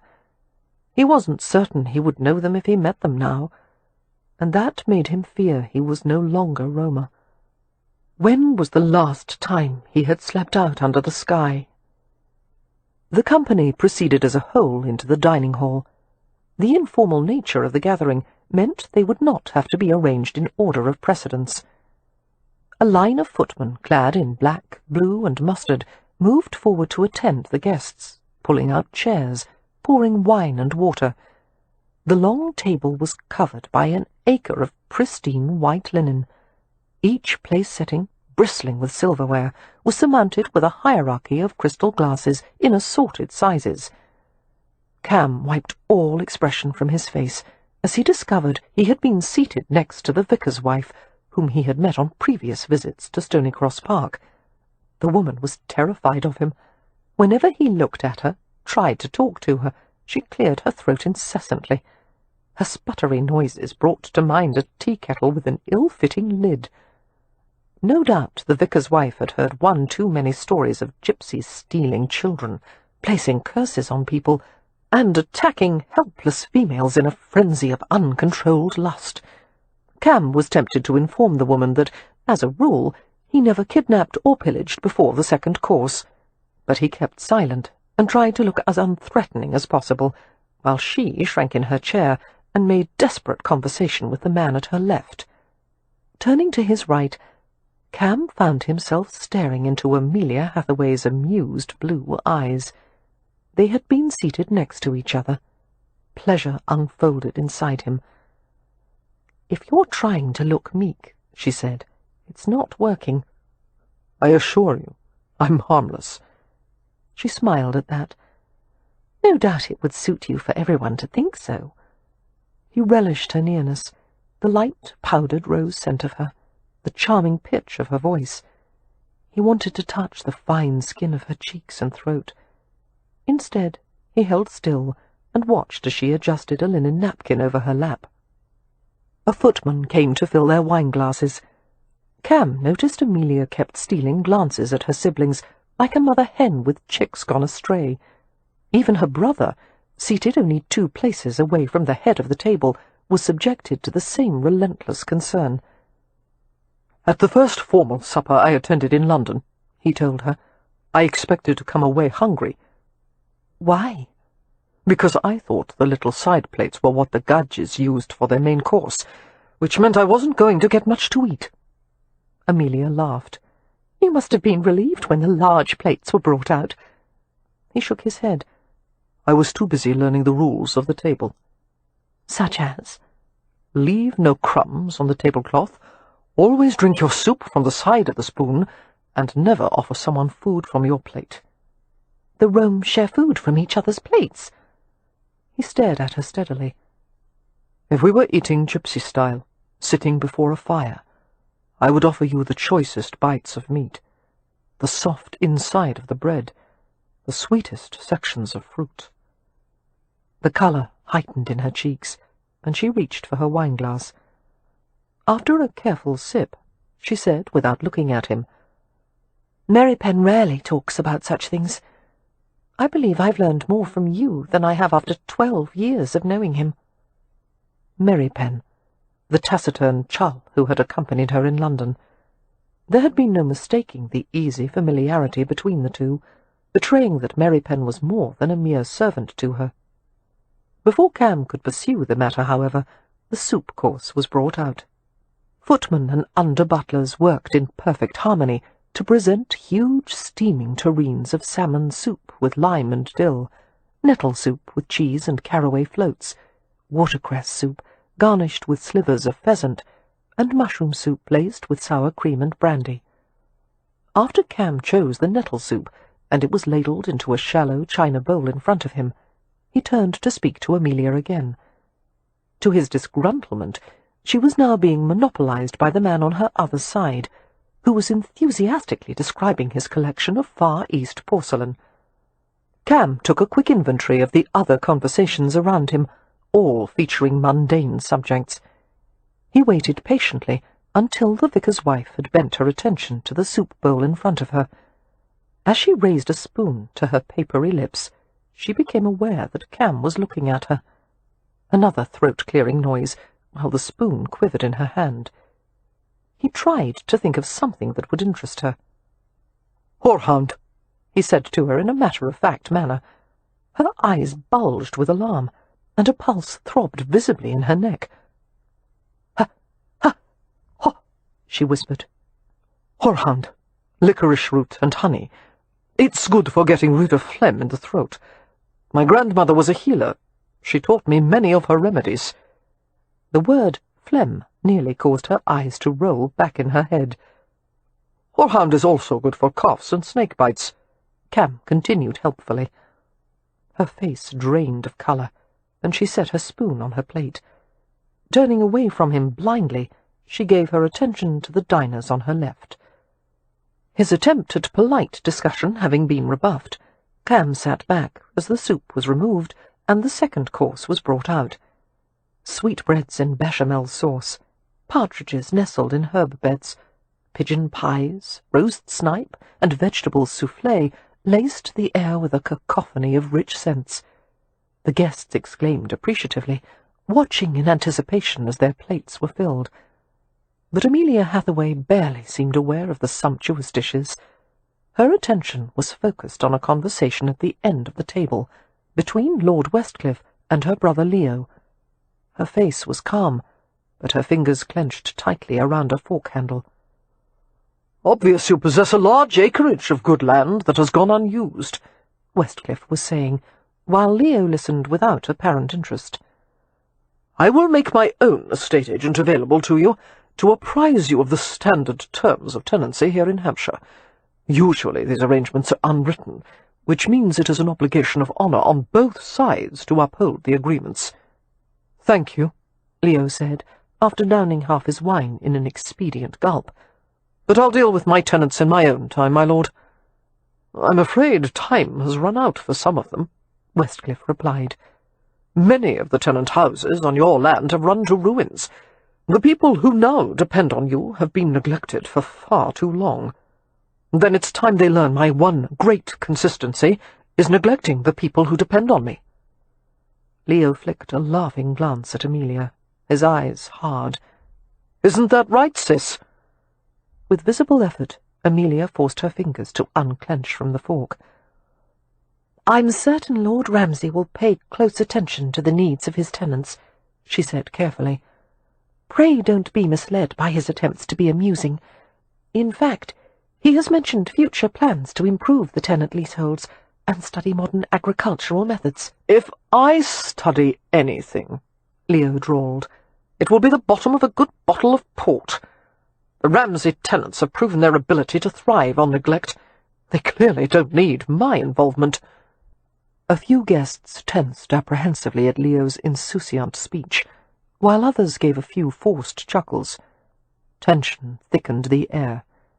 If Leo was deliberately trying to make an enemy of Westcliff, he couldn't have chosen a better way of doing it.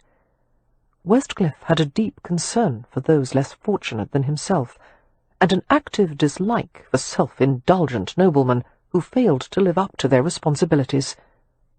"Drat!" Cam heard Lillian mutter beneath her breath, as her husband's brows lowered over cold, dark eyes. But just as Westcliff parted his lips to deliver a withering speech to the insolent young Viscount, one of the female guests gave an ear-splitting shriek.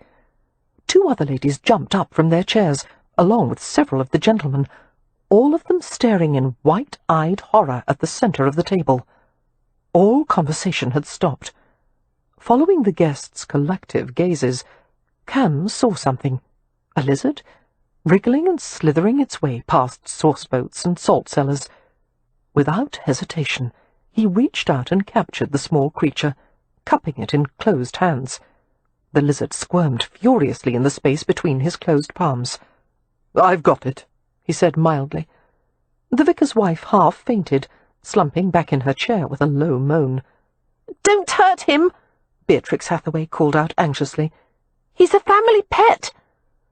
The assembled guests glanced from Cam's closed hands to the Hathaway girl's apologetic face.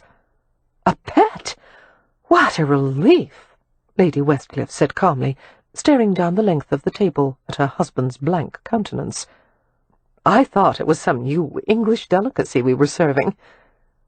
A swift wash of colour darkened Westcliff's face, and he looked away from her with fierce concentration. To anyone who knew him well, It was obvious he was struggling not to laugh. "You brought Spot to supper?" Amelia asked her youngest sister in disbelief. "Bee, I told you to get rid of him yesterday." "I tried to," came Beatrix's contrite reply. "But after I left him in the woods, he followed me home." "Bee," Amelia said sternly, "reptiles do not follow people home." "Spot is no ordinary lizard. We'll discuss it outside." Amelia rose from her chair, obliging the gentlemen to hoist themselves courteously out of their seats. She threw Westcliff an apologetic glance. "I beg your pardon, my lord. If you will excuse us." The Earl gave her a decisive nod. "I'll come with you," Cam offered, still holding the squirming reptile, and he accompanied the Hathaway sisters from the room. Chapter 8. Cam led them away from the dining hall, through a pair of French doors that opened to a conservatory. The outdoor room was sparsely furnished, with cane-back chairs and a settee. White columns around the edge of the conservatory were interspersed with lush hanging plants. Clouds sulked across the humid sky, while torchlight sent a brisk dance of light across the ground. As soon as the doors were closed, Amelia went to her sister with her hands raised. At first, Cam thought she intended to shake her, but instead, Amelia pulled Beatrix close, her shoulders trembling. She could barely breathe for laughing. "Bee, you did it on purpose, didn't you? I couldn't believe my eyes. That blasted lizard running along the table." "I had to do something," the girl explained in a muffled voice. "Leo was behaving badly. I didn't understand what he was saying, but I saw Lord Westcliff's face." "Oh!" Amelia choked with giggles. "Poor Westcliff! One moment he's defending the local population from Leo's tyranny, and then Spot comes slithering past the bread plates." "Where is Spot?" Twisting away from her sister, Beatrix approached Cam, who deposited the lizard in her outstretched palms. "Thank you, Mr. Rohan. You have very quick hands." "So I've been told." He smiled at her. "The lizard is a lucky animal. Some people say it promotes prophetic dreaming." "Really?" Beatrix stared at him in fascination. "Come to think of it, I have been dreaming more often lately." "My sister needs no encouragement in that regard," Amelia said. She gave Beatrix a meaningful look. "It's time to say farewell to Spot, dear." "Yes, I know." Beatrix heaved a sigh and peered inside the loose cage of her fingers at her erstwhile pet. "I'll let him go now. I think Spot would rather live here than at the Ramsay estate." "Who wouldn't? Go find a nice place for him, Bee. I'll wait for you here." As her sister scampered off, Amelia turned and gazed at the dim verge of the house, its outline melding into an ironstone wall set along the bluff overlooking the river. "What are you doing?" Cam asked, approaching her. "I'm taking a good last look at Stony Cross Manor, since this is the last time I'll ever see it." He smiled. "I doubt that. The Westcliffs have welcomed back guests who have done far worse. Worse than setting wild creatures loose at the supper table. Dear heaven, they must be desperate for company. They have a great tolerance for eccentricity." He paused before adding, "What they don't take well, I'm afraid, is callousness." The reference to her brother caused a delicate play of emotions on her face, chagrin chased by worry. Leo was never callous before. She wrapped her arms tightly across her chest, as if she wanted to tie herself into a self-protective bundle. "It's only been in the past year that he's become so intolerable. He's not himself." "Because he inherited the title?" "No, that has nothing to do with it. It's because—" Looking away from him, she swallowed hard. He heard a nervous tapping from a foot half concealed beneath her skirts. "Leo lost someone," she finally said. "The fever struck many people in the village, including a girl he was betrothed to her. Laura." The name seemed to stick in her throat. She was my best friend, and Wynn's too. A beautiful girl. She liked to draw and paint. She had a laugh that would make you laugh too, just to hear it. Amelia was silent for a moment, lost in her memories. Laura was one of the first to fall ill, she said. Leo stayed with her every possible moment. No one expected her to die, but it happened so quickly. After 3 days she was so feverish and weak you could barely feel her pulse. Finally, she lost consciousness and died a few hours later in Leo's arms. He came home and collapsed, and we realized he had caught the fever. And then Wynne had it too. But the rest of you didn't. Amelia shook her head. I had already sent Beatrix and Poppy away, and for some reason neither I nor Mary Penn were susceptible. He helped me nurse them both through it. Without his help they would both have died. Mary Penn made a syrup with some kind of toxic plant. Deadly nightshade, Cam said. Not easy to find. Yes. She gave him a curious glance. How did you know? You learned it from your grandmother, I suppose. He nodded. The trick is to administer enough to counteract the poison in the blood, but not enough to kill the patient. Well, both of them came through it, thank God. But Wynne is quite fragile, as you can probably see. And Leo, now he cares for nothing and no one, not even himself. Her foot resumed its nervous tapping. I don't know how to help him. I understand how it feels to lose someone, but I've never been in love the way he was with Laura. Neither have I, Cam said, and it's not something I'd care to try. Approaching her, he touched her vibrating foot with his own. The tapping stopped. A bad habit, Amelia said sheepishly, ducking her head. I can't seem to rid myself of it. Cam smiled. A hummingbird will do that in spring. She hangs on the side of the nest and uses her other foot to tamp down the floor. Her gaze chased around as if she couldn't decide where to look. Miss Hathaway. He spoke gently while she fidgeted before him. Do I make you nervous? She brought herself to look up at him, her eyes harbouring the blue-black glitter of a moonlit lake. No, she said immediately. No, of course you... Yes. Yes, you do. The vehement honesty of her answer surprised both of them. The night deepened. One of the torches had burned out, and the conversation devolved into something halting and broken and delicious, like pieces of barley sugar melting on the tongue. I would never hurt you, Cam said. I know. It's not that. It's because I kissed you, isn't it? She took an unsettled breath. You said you didn't remember. I remember. Why did you do it? She asked in a half-whisper. Impulse. Opportunity. Cam tried to ignore the coursing readiness of his own body. Surely you would have expected no less of a Romany. We take what we want.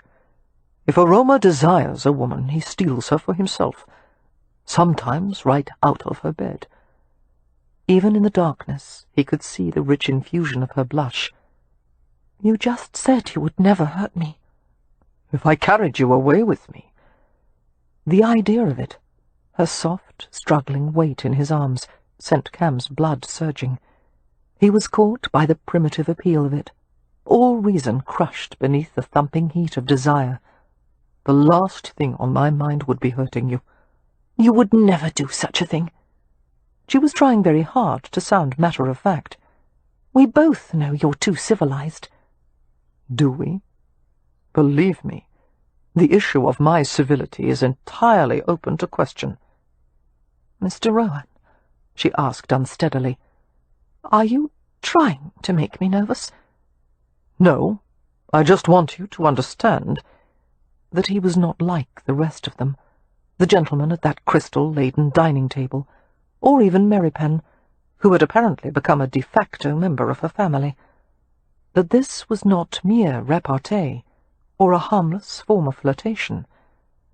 He had gone too long without a woman.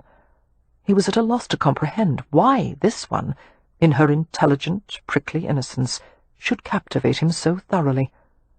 All he knew was a fierce longing to reach something in her, to strip away all the artificial trappings of stays and laces and shoes, the curtain of her gown, the little hooks of her hairpins. Amelia took a deep breath. "What you didn't mention, Mr. Rohan, was that if a Roma steals a woman from her bed, according to tradition, it is with the purpose of marriage in mind, and the so-called stealing is prearranged and encouraged by the bride-to-be." He gave her a charming smile, deliberately dispelling the tension between them. "It lacks subtlety, but it hastens the proceedings considerably, doesn't it? No asking for the father's permission, no banns, no prolonged betrothal. Very efficient, a Romany courtship." Their conversation was checked by the reappearance of Beatrix. "Spot's gone," she reported. "He seemed quite happy to take up residence at Stony Cross Park." Seeming relieved by her sister's return, Amelia went to her, brushed at the crumbs of soil on her sleeve, and straightened her hair bow. "Good luck to Spot. Are you ready to go back into supper, dear?" "No." "Oh, everything will be fine. Just remember to look chastened while I grimace in an authoritative manner, and I'm certain they'll allow us to stay through dessert." "I don't want to go back," Beatrix moaned. "It's so dreadfully dull, and I don't like all that rich food. And I've been sitting beside the vicar who only wants to talk about his own religious writings. It's so redundant to quote oneself, don't you think?" "It does bear a certain odour of immodesty," Amelia agreed with a grin, smoothing her sister's dark hair. "Poor Bee. You don't have to go back if you don't wish it. I'm sure one of the servants can recommend a nice place for you to wait until supper is done. The library, perhaps." "Oh, thank you." Beatrix heaved a sigh of relief. "Only, who will create another distraction if Leo starts being disagreeable again?" "I will," Cam assured her gravely. "I can be shocking at a moment's notice." "I'm not surprised," Amelia said. "In fact, I'm fairly certain you would enjoy it." Chapter 9. The company at Westcliffe's table had been relieved by the news that Beatrix had elected to spend the rest of the evening alone in quiet contemplation. No doubt they feared another interruption by yet some other pocket-sized pet, but Amelia had assured them there would be no more unexpected visitors at the table. Only Lady Westcliff had seemed genuinely perturbed by Beatrix's absence. The Countess excused herself somewhere between the 4th and 5th courses, and reappeared after a quarter-hour. Amelia later learned that Lady Westcliff had sent for a supper tray to be brought to Beatrix in the library, and had visited her there. "Lady Westcliff told me a few stories of when she was a girl, and how she and her younger sister used to misbehave," Beatrix recounted the next day. "She said bringing a lizard to supper was nothing compared to the things they had done. In fact, she said they were both diabolical and rotten to the core. Isn't that wonderful?" "Wonderful," Amelia said sincerely, reflecting on how much she liked the American woman, who seemed relaxed and fun-loving. Westcliff was another matter. The Earl was more than a little intimidating, and after Leo's callous dismissal of Westcliff's concerns over the Ramsay tenants, it was doubtful the Earl would be kindly disposed toward the Hathaways. Thankfully, Leo had managed to steer clear of further controversies during supper, mostly because he had been drawn into flirtation with the attractive woman beside him.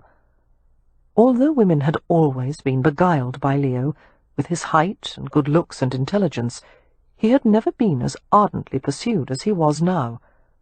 "I think it says something odd about women's tastes," Wynne told Amelia privately, as they stood in the Ramsay house kitchen, "that Leo wasn't chased by nearly as many women when he was nice.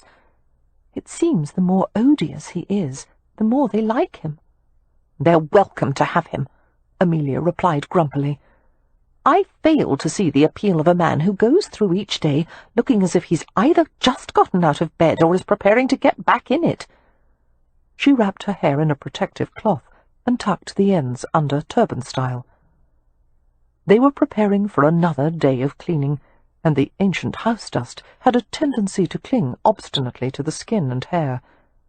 Since Leo was still abed after a night of heavy drinking, and probably wouldn't arise until noon, Amelia was feeling particularly cross with him. It was Leo's house and estate. The least he could do was help restore it. "His eyes have changed," Wynne murmured. "Not merely the expression, the actual colour. Have you noticed?" Amelia went still. She took a long time to reply. "I thought it was my imagination." "No, they were always dark blue like yours. Now they're mostly light grey, like a pond after the sky has turned in winter." "I'm certain the colour of some people's eyes change as they mature." "You know it's because of Laura." A heaviness pressed against Amelia from all sides as she thought about the friend she had lost, and the brother she seemed to have lost along with her. But she couldn't dwell on any of that now. There was too much to be done. "I don't think such a thing is possible. I've never heard of—" She broke off as she saw Wynne wrapping her long braids in a cloth identical to hers. "What are you doing?" "I'm going to help today," Wynne said. Although her tone was placid, her delicate jaw was set like a mule's. "I'm feeling quite well, and—" "Oh, no, you're not. You'll work yourself into a collapse, and then you'll take days to recover. Just find some place to sit while the rest of us—" "I'm tired of sitting. I'm tired of watching everyone else work. I can set my own limits, Amelia. Let me do as I wish." "No." Incredulously, Amelia watched as Wynne picked up a broom from the corner. "Wynne, put that down and stop being silly." Annoyance whipped through her. Wynne was not going to help anyone by expending all her reserves on menial tasks. "I can do it," Wynne insisted, gripping the broom handle with both hands, as if she sensed Amelia was on the verge of wrenching it away from her. "I won't overtax myself." "Put down the broom." "Leave me alone," Wynne cried. "Go dust something." "Wynne, if you don't—" Amelia's attention was diverted as she saw her sister's gaze fly to the kitchen threshold. Merrypen stood there, his broad shoulders filling the doorway.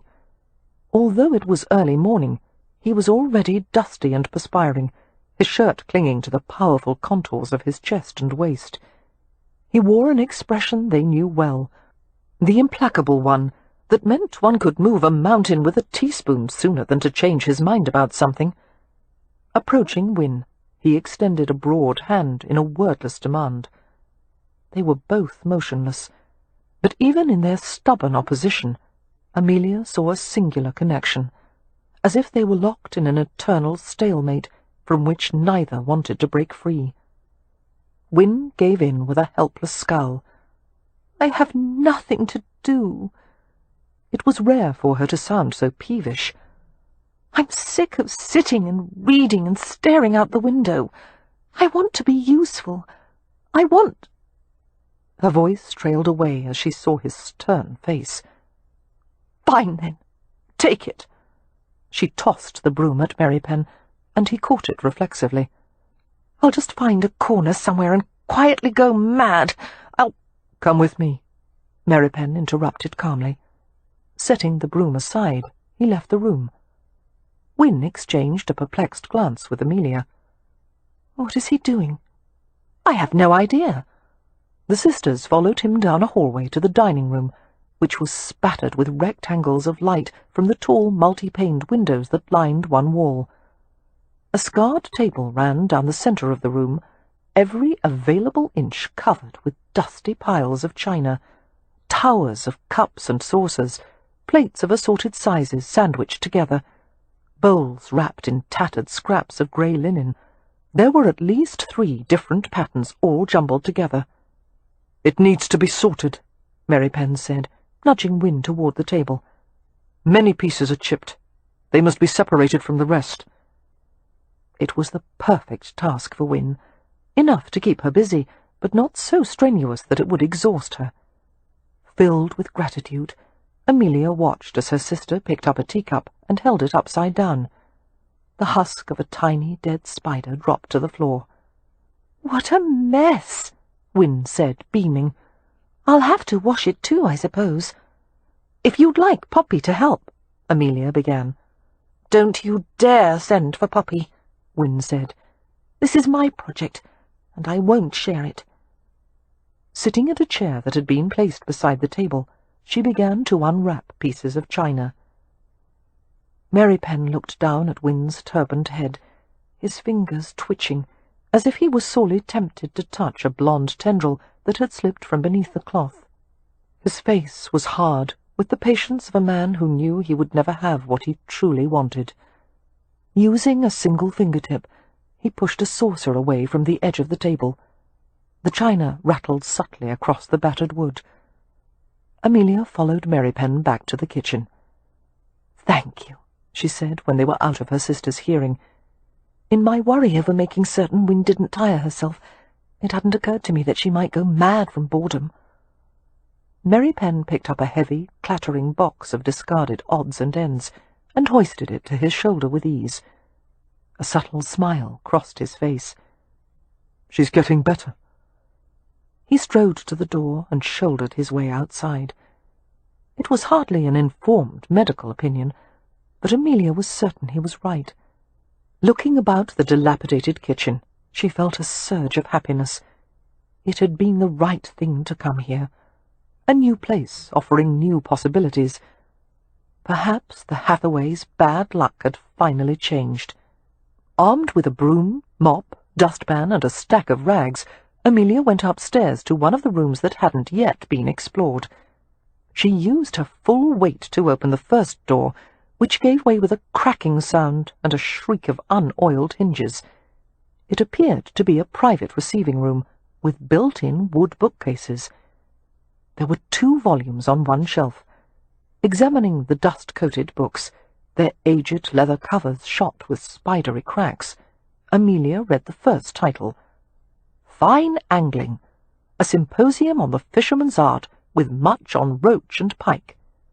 No wonder the book had been abandoned by its previous owner, she thought. The second title was far more promising, Amorous Exploits of the Court of England in the Reign of King Charles II. Hopefully it would contain some ribald revelations she and Wynne could giggle over later. Replacing the books, Amelia went to open the shrouded windows. The drapery's original colour had faded to grey, their velvet nap ragged and moth-eaten. As Amelia laboured to pull one drape to the side, the entire brass rod came loose from the ceiling and clattered heavily to the floor. A cloud of dust enveloped her, and she sneezed and coughed in the clotted air.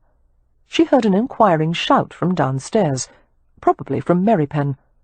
"I'm all right," she called back. Picking up a clean rag, she wiped her face and unlatched the filthy window. The casing stuck. She pushed hard against the frame to loosen it. Another push, harder, and then a determined shove with all her weight behind it. The window gave way with astonishing suddenness, unsettling her balance. She pitched forward and caught the edge of the window in an attempt to find purchase, but it swung outward. In the flash of forward-falling panic, she heard a muffled sound behind her. Before another heartbeat had passed, she was snatched, pulled back with such force that her bones protested the abrupt reversal of momentum. She staggered, fetching hard against something solid and yet supple.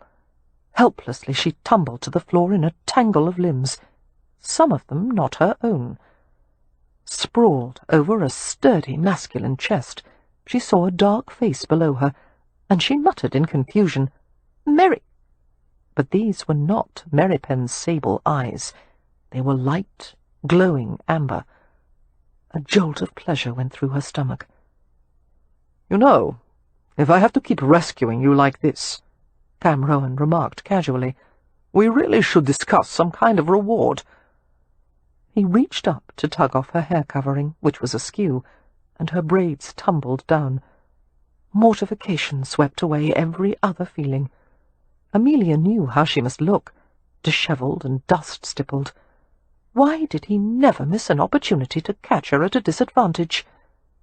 Gasping out an apology, she struggled to get off him, but the weight of her skirts and the stiffness of her corset made it difficult. "No, wait." Rohan inhaled sharply as she squirmed against him, and he rolled them both to their sides.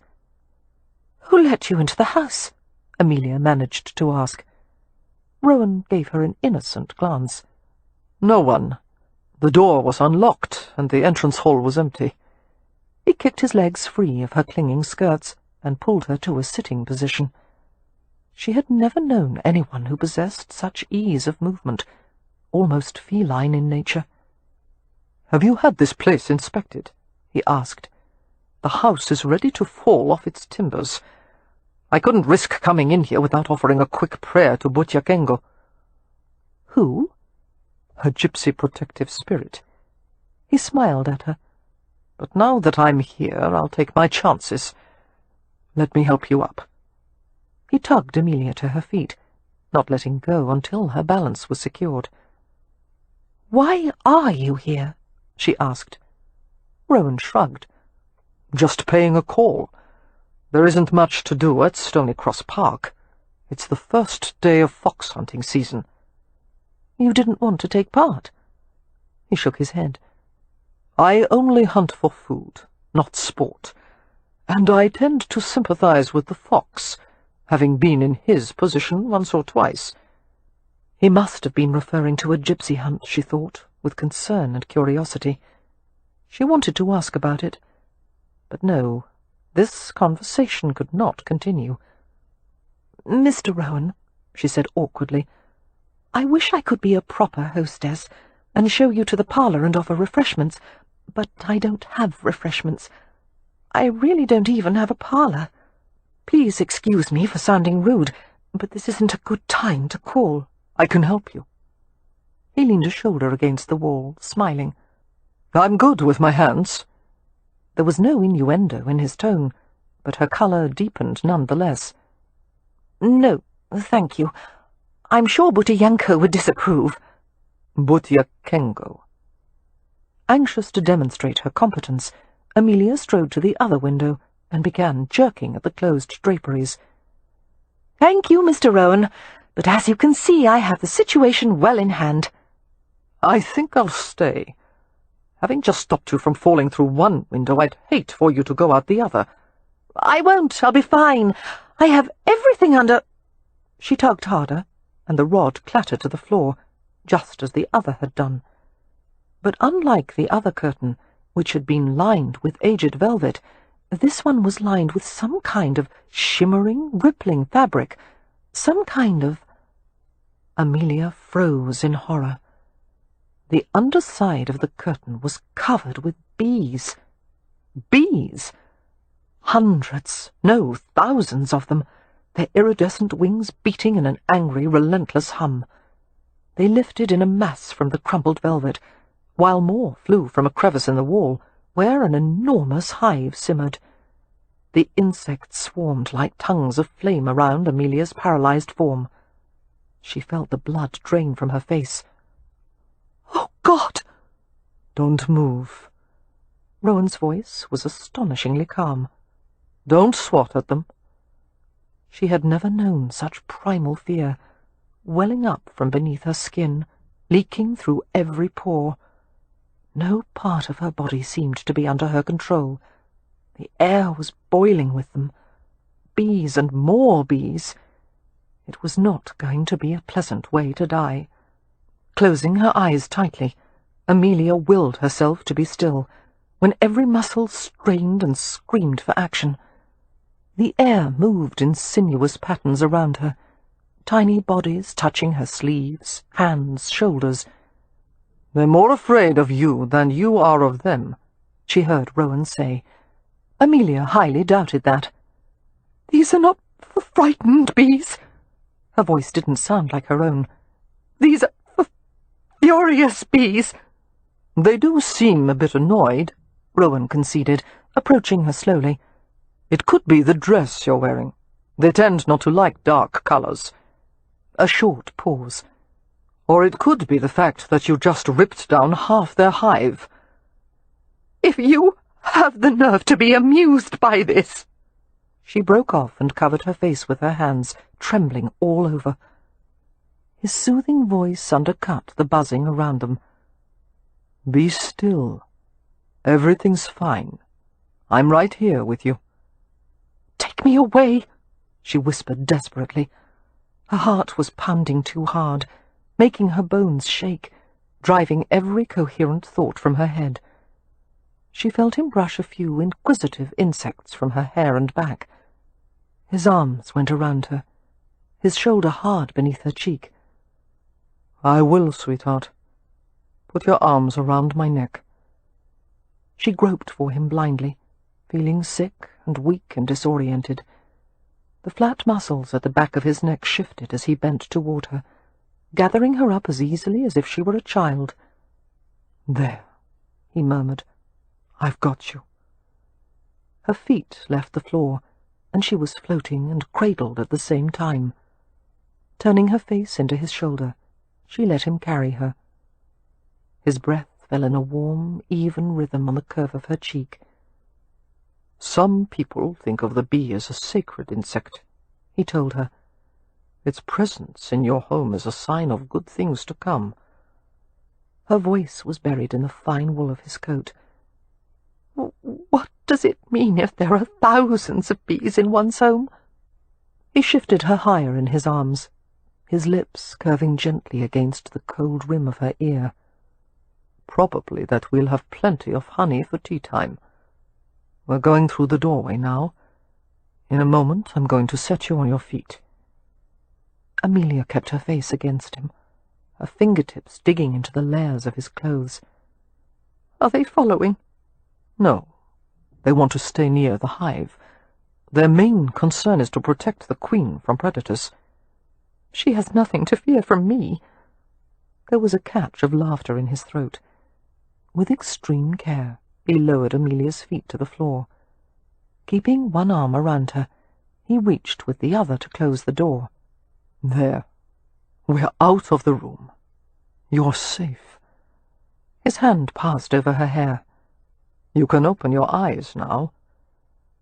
Clutching the lapels of his coat, Amelia waited for a feeling of relief that didn't come. Her heart was racing too hard, too fast. Her chest ached from the strain of her breathing. Her lashes lifted, but all she could see was a shower of sparks. Amelia, easy. You're all right. His hands chased the shivers that ran up and down her back. Slow down, sweetheart. She couldn't. Her lungs were about to burst. No matter how hard she worked, she couldn't get enough air. Bees. The sound of buzzing was still in her ears. The sparks danced and collided, and when they faded, there was nothing around her but layers of grey softness. She sank into the quiet billows without a sound. After what could have been a minute or an hour, pleasant sensations filtered through the haze. A tender pressure moved over her forehead. The gentle brushes touched her eyelids, slid to her cheeks. Strong arms held her against a comfortingly hard surface, while a clean salt-edged scent tickled her nostrils. Her lashes fluttered, and she turned into the warmth with confused pleasure. "There you are," came a low murmur. Opening her eyes, Amelia saw Cam Rohan's face above her. They were on the hallway floor. He was holding her in his lap. As if the situation weren't mortifying enough, the front of her bodice was gaping, and her corset was unhooked. Only her crumpled chemise was left to cover her chest. Amelia stiffened. Until that moment, she had never known there was a feeling beyond embarrassment that made one wish one could crumble into a pile of ashes. My dress. You weren't breathing well. I thought it best to loosen your corset. I've never fainted before, she said groggily, struggling to sit up. You were frightened. His hand came to the center of her chest, gently pressing her back down. Rest another minute. His gaze moved over her pale features. I think we can conclude you're not fond of bees. I've hated them ever since I was 7. Why? I was playing out of doors with Win and Leo, and I stumbled too close to a rosebush. A bee flew at my face and stung me right here. She touched a spot just below her right eye, high on the crest of her cheek. The side of my face swelled until my eye closed. I couldn't see from it for almost 2 weeks. His fingertips smoothed over her cheek, as if to soothe the long-ago injury. And my brother and sister called me Cyclops. She watched him struggle not to smile. They still do whenever a bee flies too near. He regarded her with friendly sympathy. Everyone's afraid of something. What are you afraid of? Ceilings and walls, mostly. She stared at him in puzzlement, her thoughts still coursing too slowly. You mean you would rather live outside, like a wild creature? Yes, that's what I mean. Have you ever slept outside before? On the ground? Her bewildered tone made him smile. On a pallet beside a fire. Amelia tried to imagine it, lying undefended on the hard ground, at the mercy of every creature that crawled, crept, flew. I don't think I could fall asleep that way. She felt his hand playing slowly in the loose locks of her hair. You could. His voice was soft. I would help you.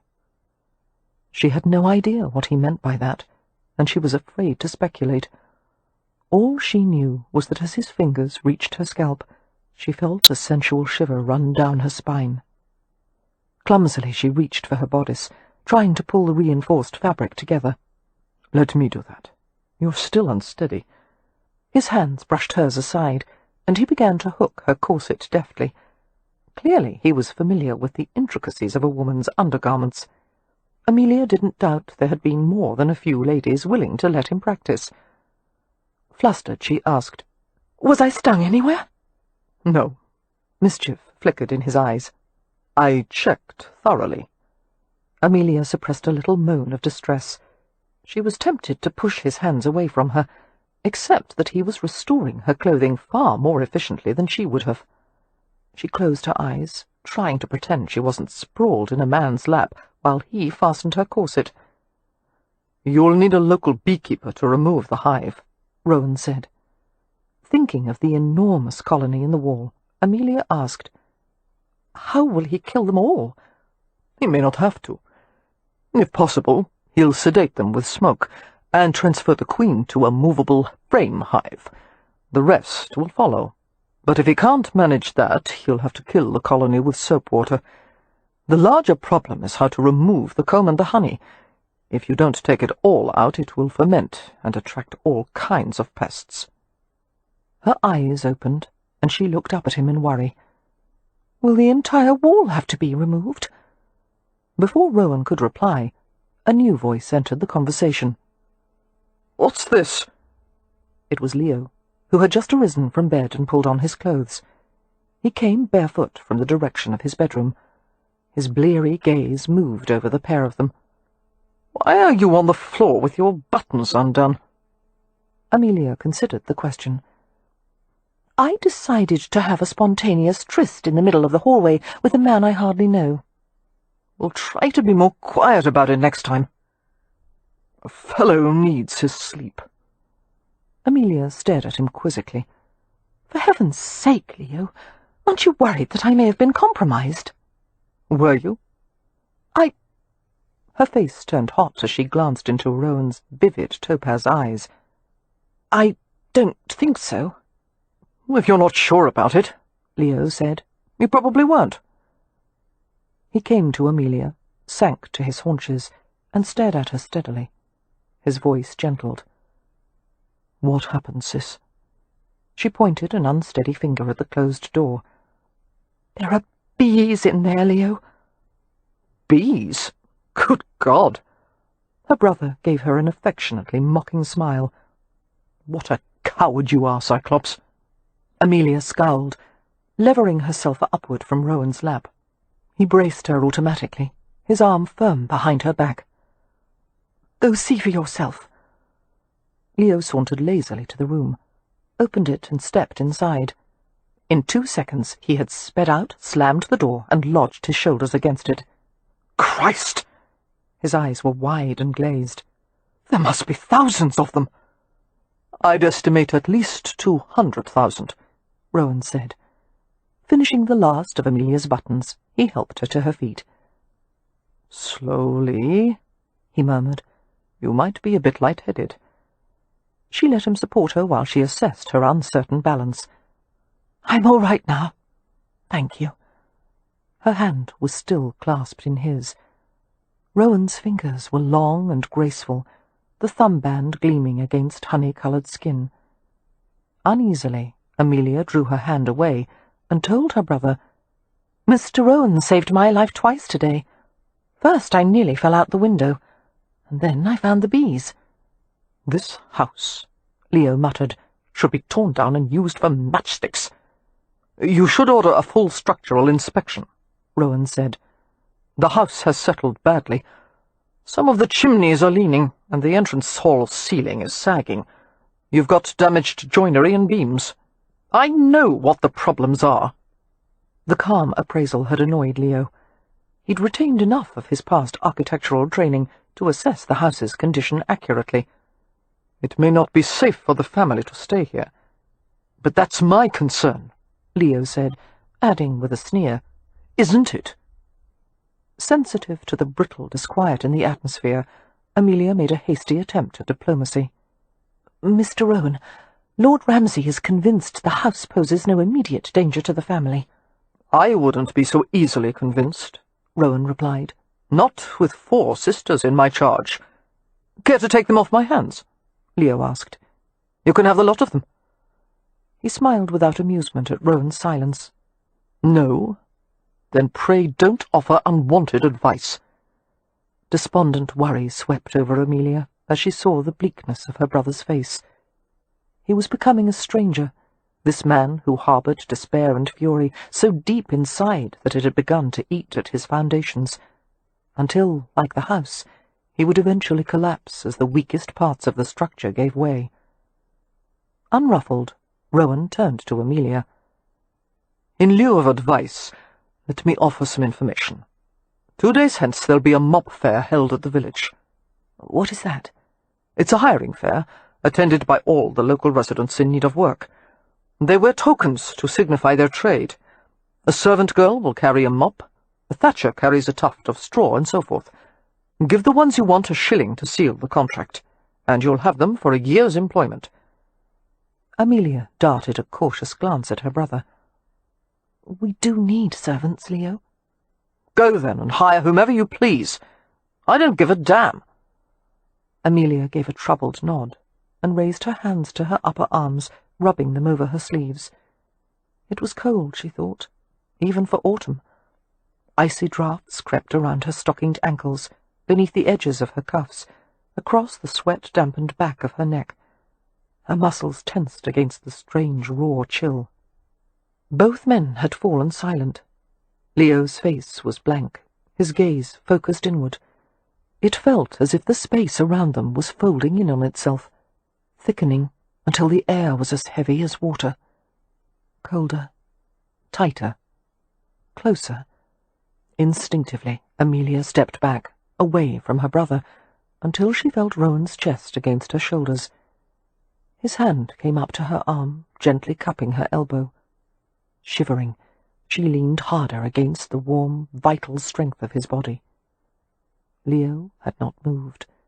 He waited, his gaze unfocused, as if he were intent on absorbing the chill, as if he welcomed it, wanted it. His averted face was harsh and shadow-crossed. Something divided the space between them, she and Leo. She felt the resonance of movement, softer than a breeze, more delicate than eiderdown. "Leo," Amelia murmured uncertainly. The sound of her voice seemed to bring him back to himself. He blinked and stared at her with near-colourless eyes. "Show Rowan out," he said curtly. "That is, if you've been sufficiently compromised for one day." He walked away rapidly. Reaching his room, He closed the door with a clumsy swipe of his arm. Amelia was slow to move, bewildered by her brother's behaviour, and even more so by the splintering coldness in the hallway. She turned to face Rohan, who was staring after Leo with a level, thoughtful gaze.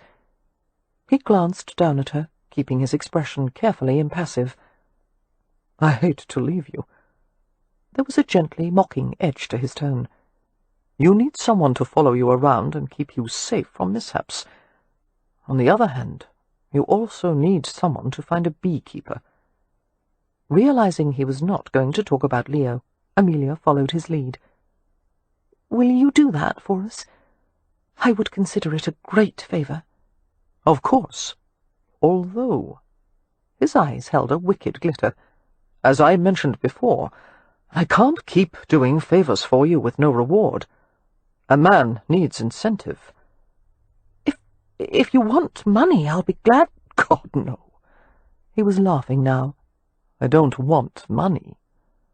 Reaching out, he smoothed back her hair, letting the heel of his hand graze the edge of her cheekbone. The brush of his skin was light and erotic, causing her to swallow hard. "Goodbye, Miss Hathaway. I'll see myself out." He flashed a smile at her and advised, "Stay away from the windows." On the way down the stairs, Rohan passed Merrypen, who was ascending at a measured pace. Merrypen's face darkened at the sight of the visitor. "What are you doing here?" "It seems I'm helping with pest eradication."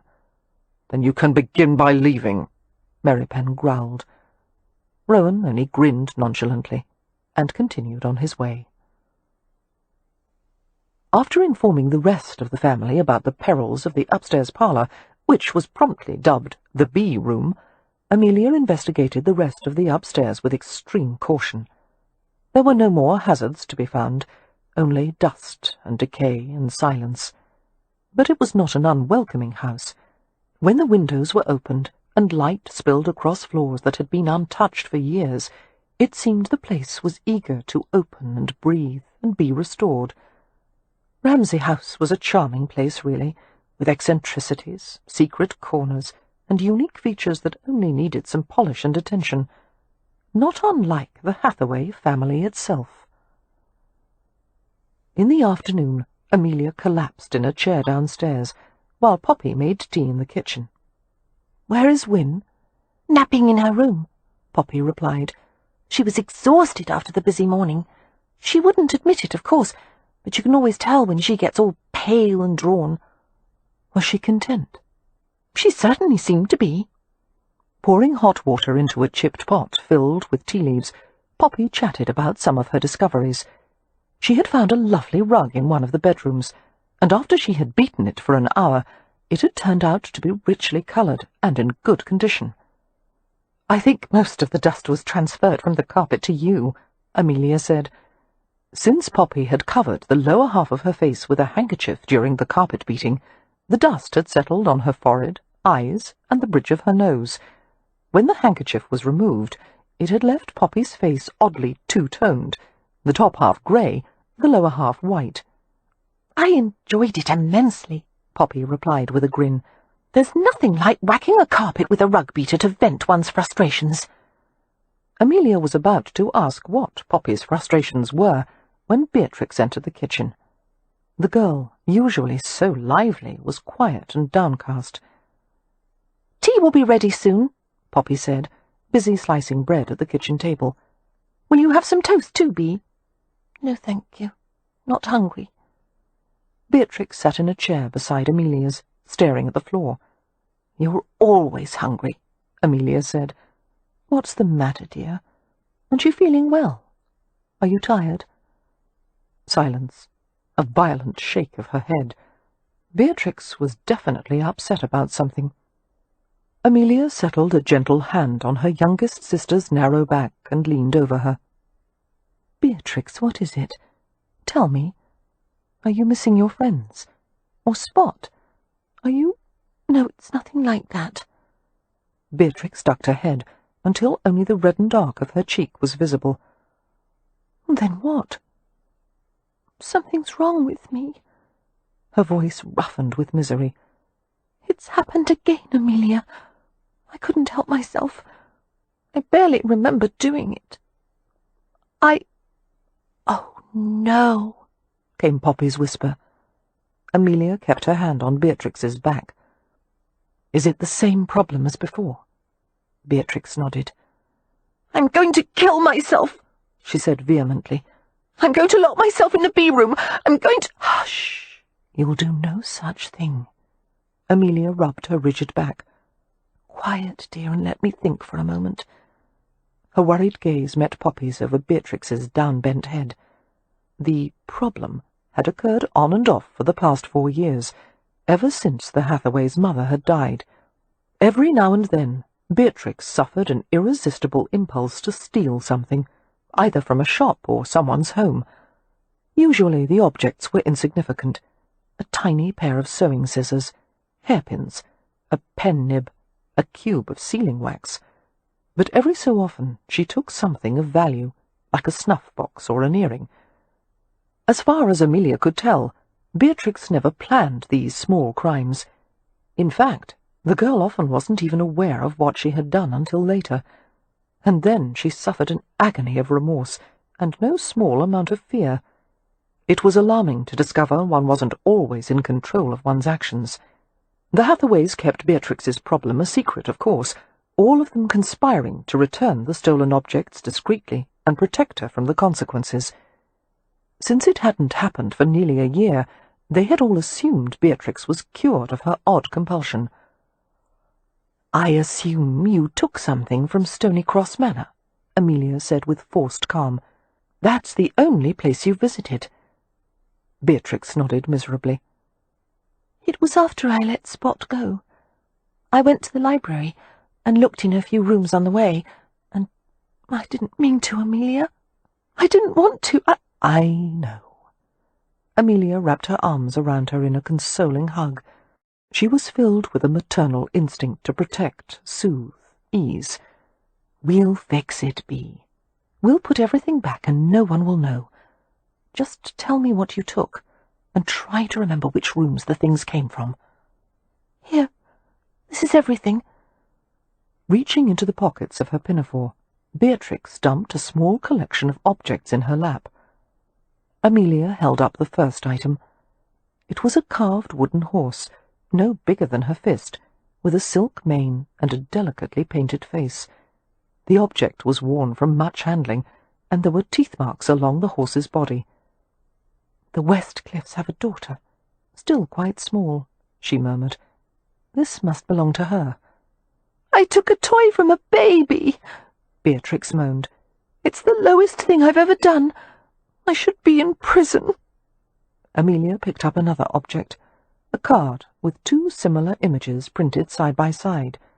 She guessed it was meant to be inserted into a stereoscope, a device that would merge the 2 images into a dimensional picture.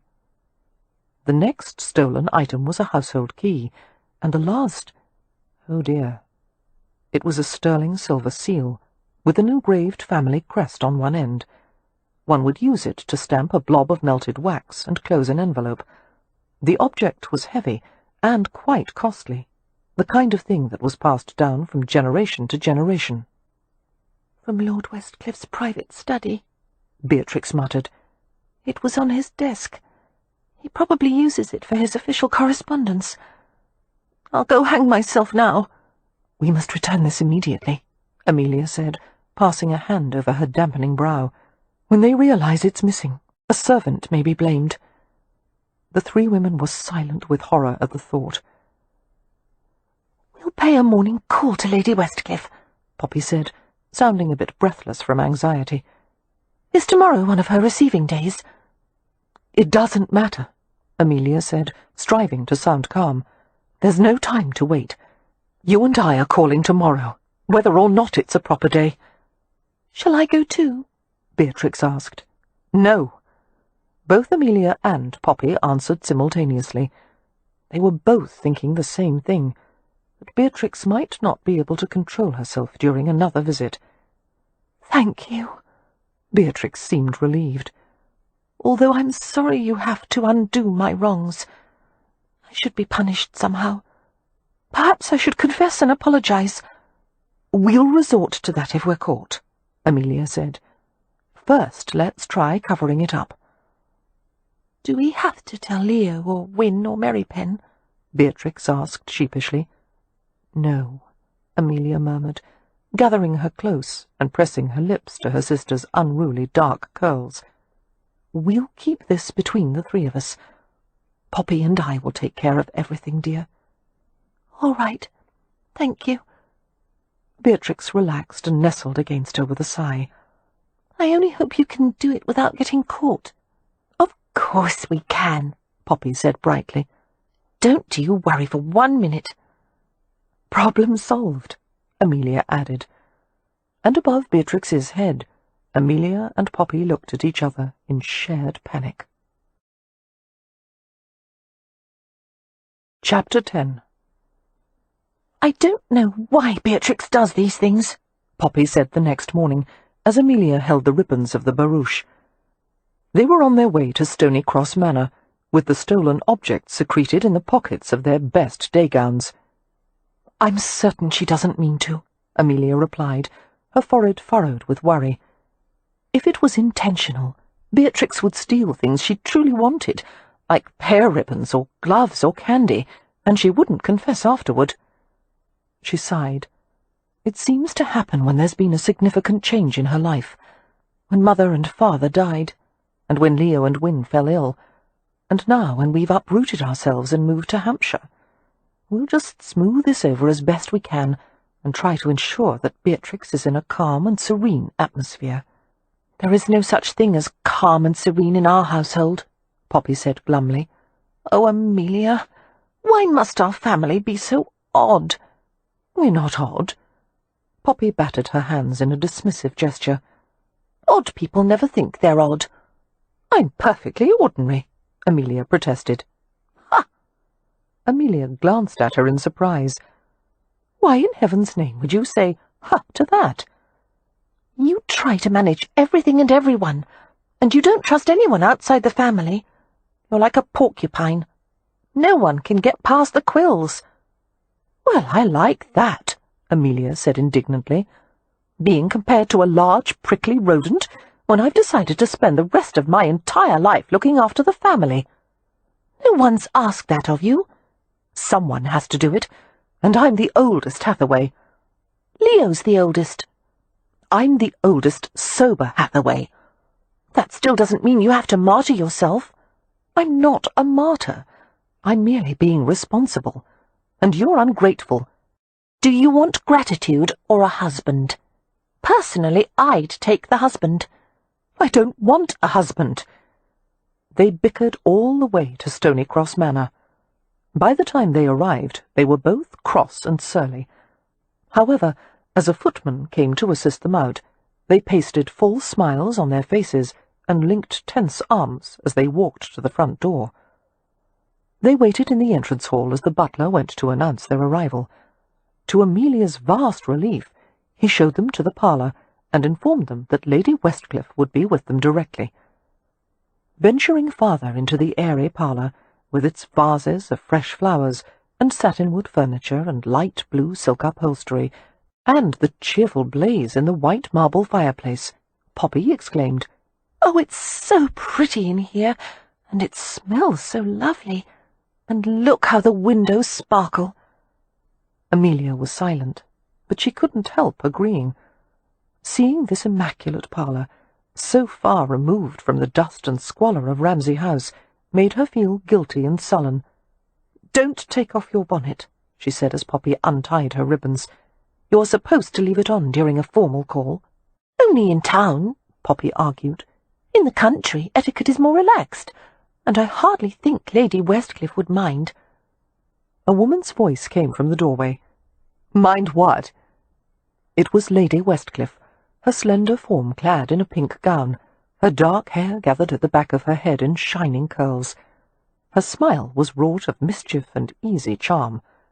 She held hands with a dark-haired toddler in a blue dress, a miniature version of herself, with big, round eyes the colour of gingerbread. "My lady."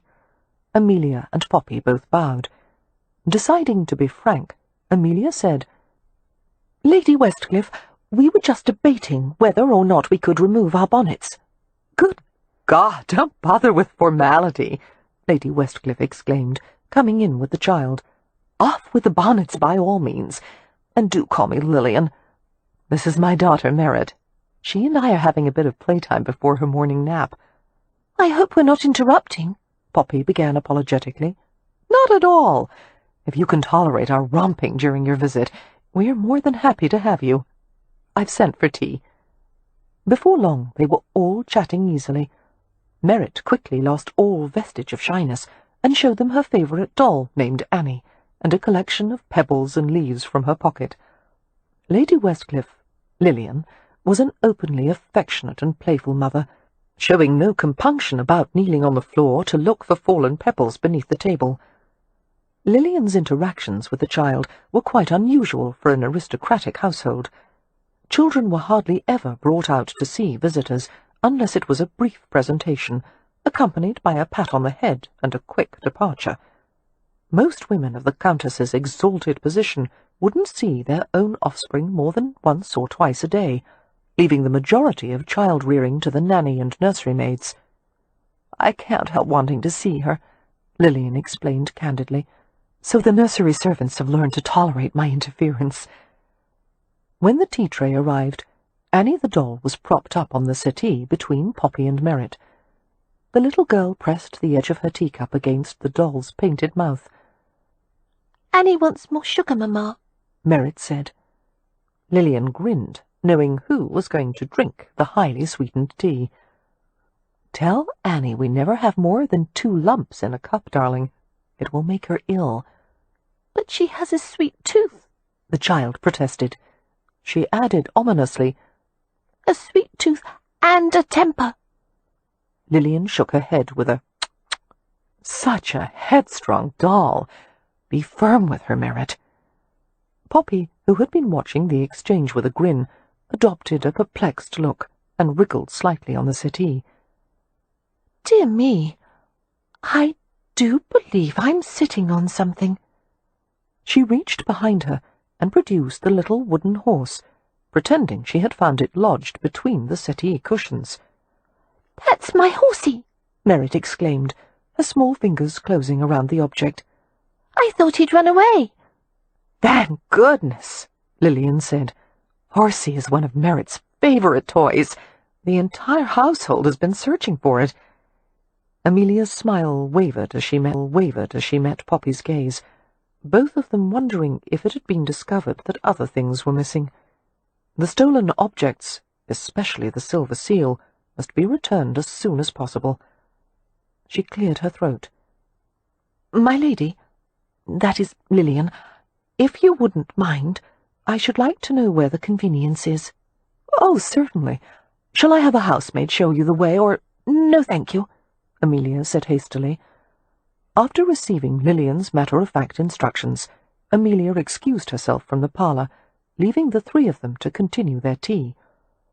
The first room she had to find was the library, where the stereoscope card and the key belonged. Recalling Beatrix's description of the main floor plan, Amelia hurried along the quiet hallway. She slowed her pace as she saw a maid sweeping the carpet and tried to look as if she knew where she was going. The maid stopped sweeping and stood aside respectfully as she passed. Rounding a corner, Amelia found an open door revealing a large library with upper and lower galleries. Better yet, it was empty. She rushed inside and saw a stereoscope on the massive library table. There was a wooden box nearby, stuffed with cards just like the one in her pocket. Tucking the card in with the others, she hurried out of the library, pausing only to insert the key into the empty lock case of the door. Only one task left. She had to find Lord Westcliff's private study and return the silver seal. The weight of it bounced uncomfortably against her leg as she walked.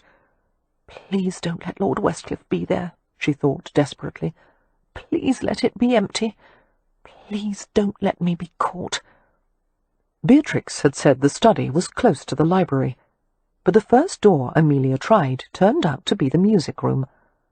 Spying another door across the hallway, she discovered a supplies closet filled with pails, brooms, rags, and pots of wax and polish.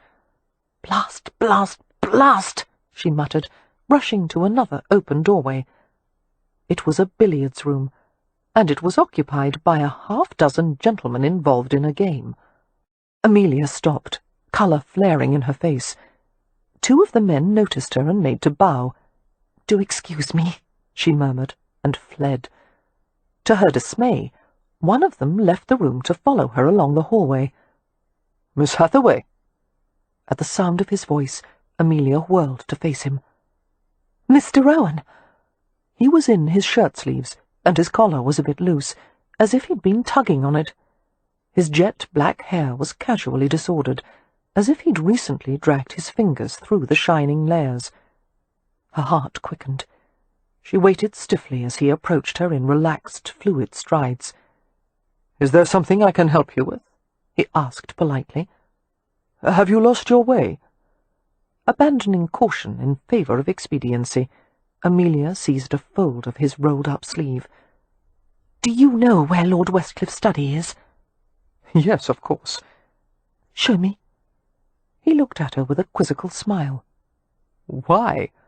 "There is no time to explain. Just take me there now, please. Let's hurry." Obligingly, he led her across the hallway, 2 doors down, into a small rosewood-panelled room. A gentleman's study. The only ornamentation was a row of rectangular stained-glass windows along one wall. Here was where Marcus, Lord Westcliff, conducted most of his estate business. Rowan closed the door behind them. Fumbling in her pocket, Amelia retrieved the heavy silver seal. "Where does this go?" "On the right side of his desk, near the inkwell," Rowan said. "How did you come by it?" "I'll explain later. I beg you, don't tell anyone."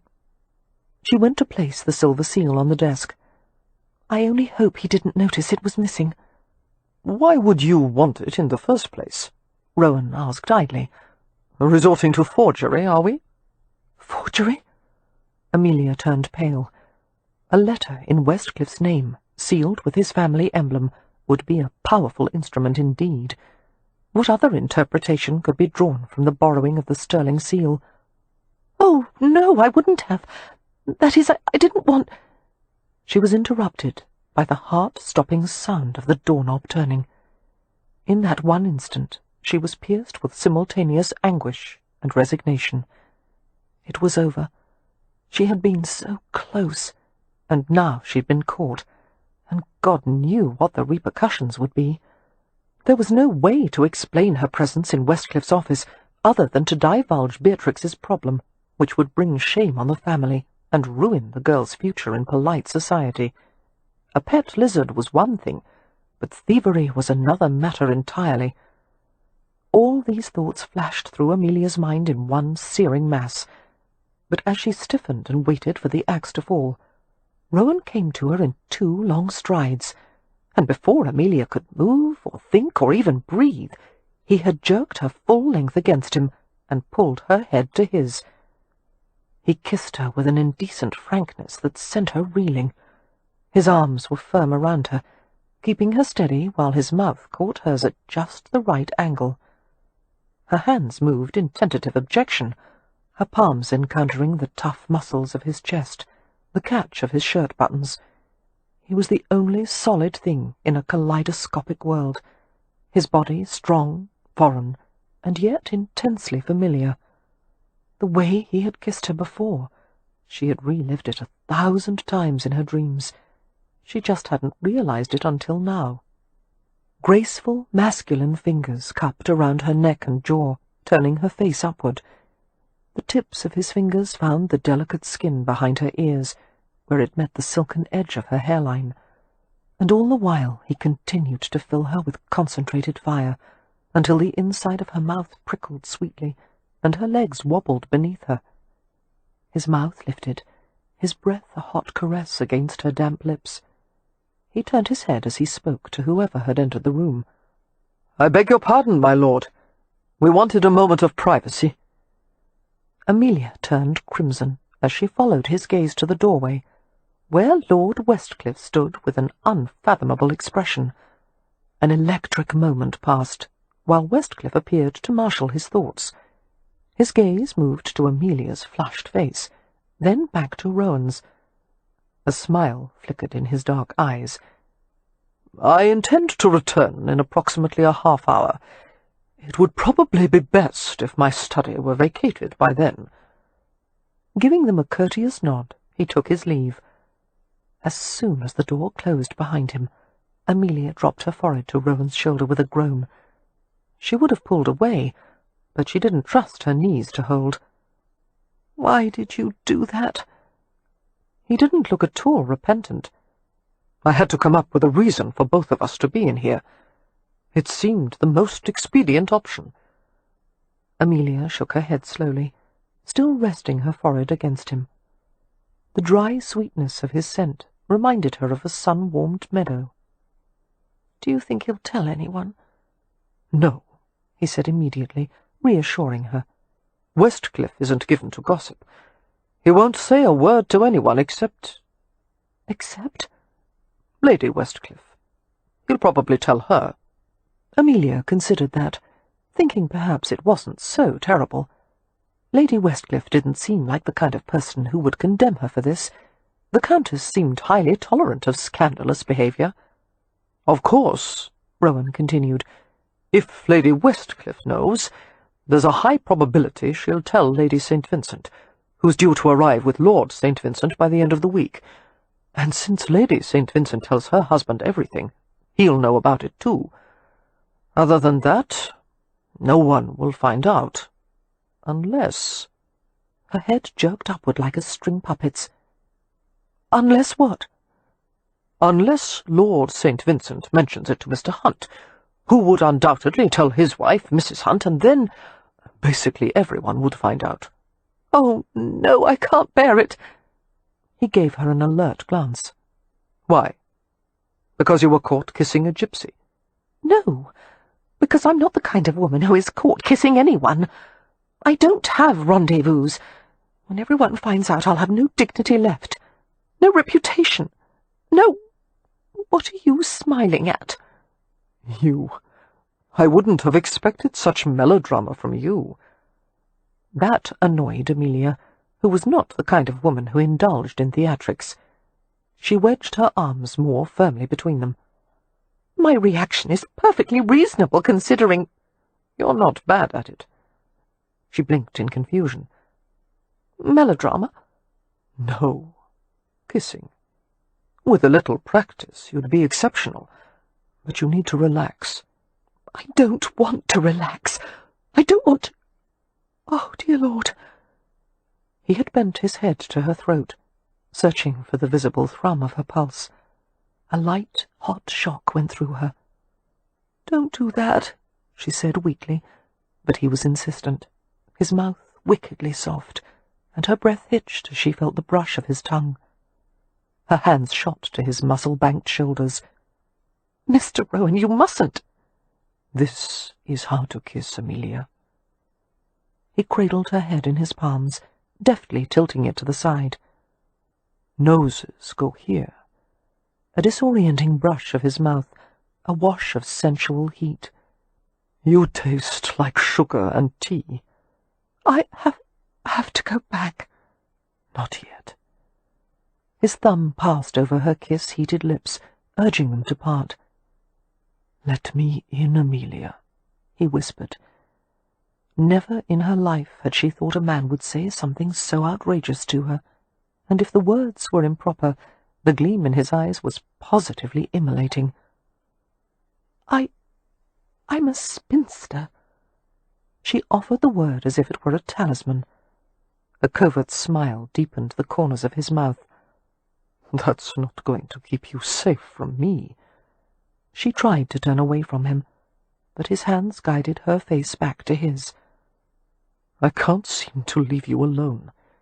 In fact, I'm reconsidering my entire policy on spinsters." Before she could ask what his policy was, his mouth possessed hers again, while his fingers caressed the taut edge of her jaw, coaxing her to relax.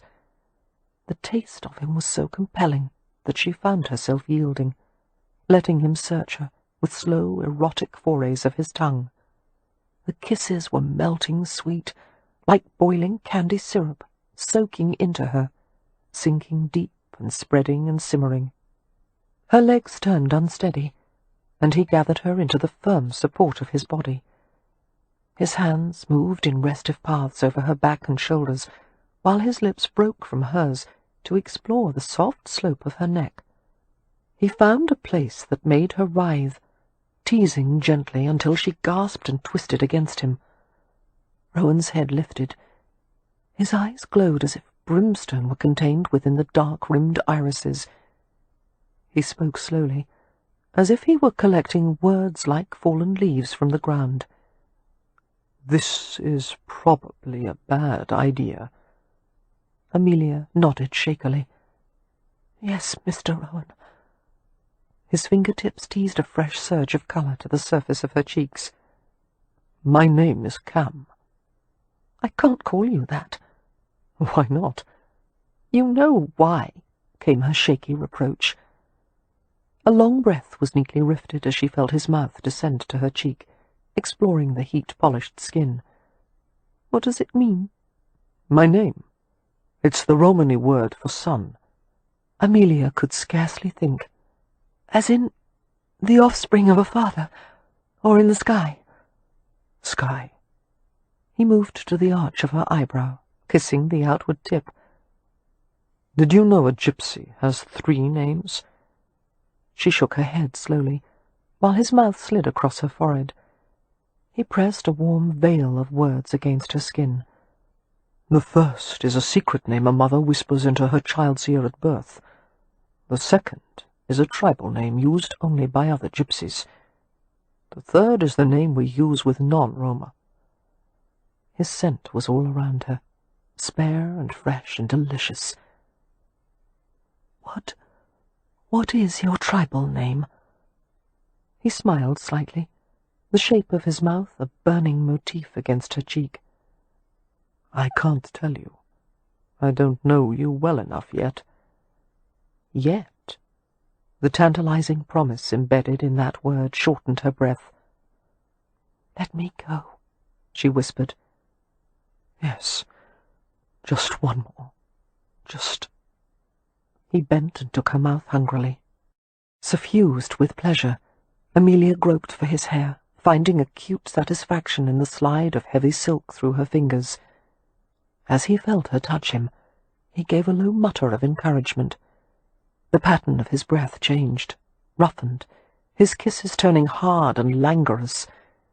He took what she offered, more, sinking his tongue deeper, gathering sensation, and she responded until her soul was scorched at the edges, and her thoughts had vanished like sparks leaping from a bonfire. Abruptly, Rowan took his mouth from hers and held her tightly, too tightly, against the hard contours of his body. She felt herself straining in a subtle pendulum sway, needing friction, pressure, release. He kept her still, holding her close while she simmered and trembled and ached. Rowan's grip eased. She was released by gradual degrees, until he was finally able to push her away completely. "Pardon," he eventually said. She saw the hard ripple of his swallow, the daze of heat in his eyes. "I don't usually have such a difficult time stopping." Amelia nodded blindly and wrapped her arms around herself. She wasn't aware of her foot's nervous tapping until Rowan came to her and slid one of his feet beneath her skirts to still her drumming toes. "Hummingbird," he whispered, "you'd better go now. If you don't, I'll end up compromising you in ways you never knew were possible." Amelia was never quite certain how she returned to the parlour without getting lost. She moved as if through the layers of a dream. Reaching the settee where Poppy sat, Amelia accepted another cup of tea and smiled at little Merritt, who was fishing around in her own cup for a chunk of dropped sugar biscuit, and responded non-committally to Lillian's suggestion that the entire Hathaway family join them on a picnic at week's end. "I do wish we could have accepted her invitation," Poppy said wistfully on the way home. "But I suppose that would be asking for trouble, since Leah would probably be objectionable and Beatrix would steal something. And there's far too much for us to do at Ramsay House," Amelia added, feeling distracted and distant. Only one thought was clear in her mind. Cam Rohan would return to London soon. For her own sake, and perhaps his as well, she would have to avoid Stony Cross Park until he was gone. Perhaps it was because they were all weary of cleaning, repairing, and organising, but the entire Hathaway family was in a desultory mood that evening. Everyone but Leo gathered around the hearth in one of the downstairs rooms, lounging, while Wynne read aloud from a Dickens novel. Mary Penn occupied a distant corner of the room, near the family, but not quite part of it, listening intently. No doubt Wynne could have read names from an insurance register, and he would have found it enthralling. Poppy was busy with needlework, stitching a pair of men's slippers with bright wool threads, while Beatrix played solitaire on the floor near the hearth. Noticing the way her youngest sister was riffling through the cards, Amelia laughed. "Beatrix," she said after Wynne had finished a chapter, "why in heaven's name would you cheat at solitaire? You're playing against yourself." "Then there's no one to object when I cheat." "It's not whether you win, but how you win that's important," Amelia said. "I've heard that before, and I don't agree at all. It's much nicer to win." Poppy shook her head over her embroidery. "Beatrix, you are positively shameless." "And a winner," Beatrix said with satisfaction, laying down the exact card she wanted. "Where did we go wrong?" Amelia asked of no one in particular. Wynne smiled. "Her pleasures are few, dear. A creative game of solitaire isn't going to hurt anyone." "I suppose not." Amelia was about to say more, but she was diverted by a cool waft of air that slipped around her ankles and turned her toes numb. She shivered and pulled her knitted blue shawl more snugly around herself. "My, it's chilly in here." "You must be sitting in a draught," Poppy said in concern. "Come sit by me, Amelia. I'm much closer to the fire." "Thank you, but I think I'll go to bed now." Still shivering, Amelia yawned. "Good night, everyone." She left as Beatrix asked Wynne to read one more chapter. As Amelia walked along the hallway, she passed a small room that, as far as they had been able to tell, had been intended as a gentleman's room. It featured an alcove that was just large enough for a billiards table, and a dingy painting of a hunting scene on one wall. A large overstuffed chair was positioned between the windows, its velvet nap eroded. Light from a standing lamp slid across the floor in a diluted wash. Leo was drowsing in the chair, one arm hanging loosely over the side. An empty bottle stood on the floor near the chair, casting a spear-like shadow to the other side of the room. Amelia would have continued on her way, but something about her brother's undefended posture caused her to stop. He slept with his head slumped over one shoulder, lips slightly parted, just as he had in childhood. With his face wiped clean of anger and grief, he looked young and vulnerable. She was reminded of the gallant boy he had once been, and her heart contracted with pity. Venturing into the room, Amelia was shocked by the abrupt change of temperature, the biting air. It was far colder in here than it was outside, and it wasn't her imagination. She could see the white puffs of her breath. Shivering, she drew closer to her brother. The coldness was concentrated around him, turning so bitter that it made her lungs hurt to breathe. As she hovered over his prone form, she was swamped in a feeling of bleakness, a sorrow beyond tears. "Leo?" His face was grey, his lips dry and blue, and when she touched his cheek there was no trace of warmth. "Leo?" No response. Amelia shook him, pushed hard at his chest, took his stiff face in her hands. As she did so, she felt some invisible force pulling at her.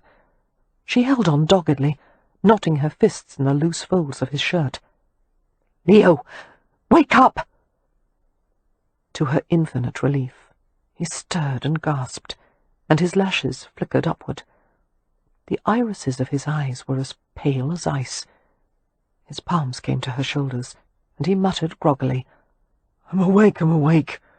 Jesus, don't scream. You're making enough noise to wake the dead."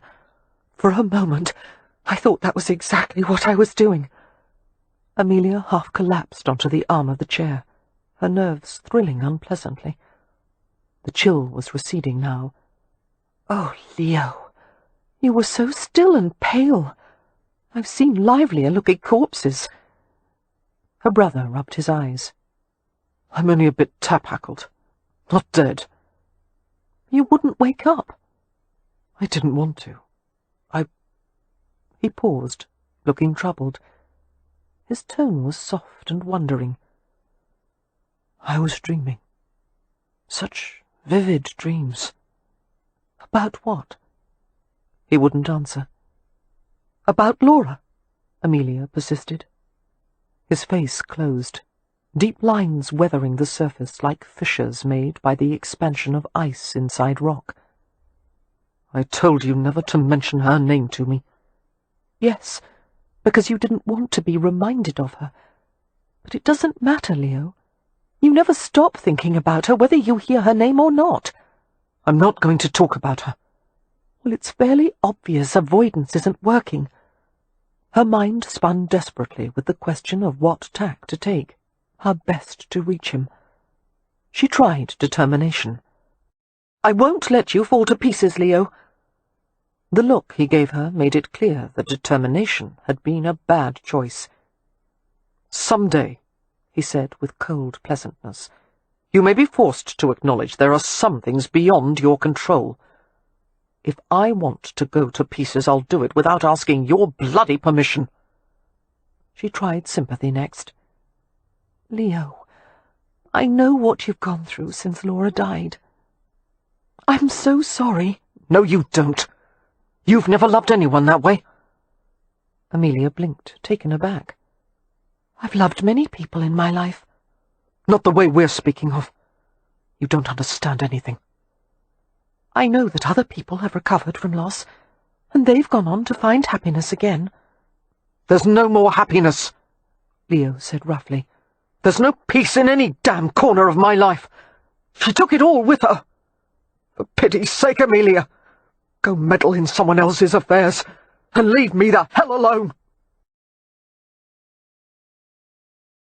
Chapter 11. The morning after Amelia Hathaway's visit, Cam went to visit Lord Westcliffe's private study, pausing at the open doorway. "My lord." He suppressed a smile as he noticed a child's porcelain-head doll under the mahogany desk, propped in a sitting position against one of the legs, and the remains of what appeared to be a honey-tart. Knowing of the Earl's adoration for his 3-year-old daughter, Cam guessed he found it impossible to defend against Merritt's invasions. Looking up from the desk, Westcliff gestured for Cam to enter. "Is it Brishan's tribe?" he asked without prelude. Cam took the chair he indicated. "No, it's headed by a man named Daniel. They saw the marks on the trees." That morning, one of Westcliffe's tenants had reported that a Romany camp had been set by the river. Unlike other landowners in Hampshire, Westcliff tolerated the presence of gypsies at his estate, as long as they made no mischief and didn't outstay their welcome. On past occasions, the Earl had sent food and wine to visiting roamers. In return, they had carved marks on trees by the river to indicate this was friendly territory. They usually stayed only a matter of days, and left without causing damage to the estate. Upon learning of the gypsy camp, Cam had volunteered to go talk to the newcomers and ask about their plans. Westcliff had agreed at once, welcoming the opportunity of sending an intermediary who spoke Romany. It had been a good visit. The tribe was a small one, its leader an affable man who had assured Cam they would make no trouble. They intend to stay a week, no more, Cam told Westcliff. Good. The Earl's decisive reply caused Cam to smile. You don't like being visited by the Rome? It's not something I would wish for, Westcliff admitted.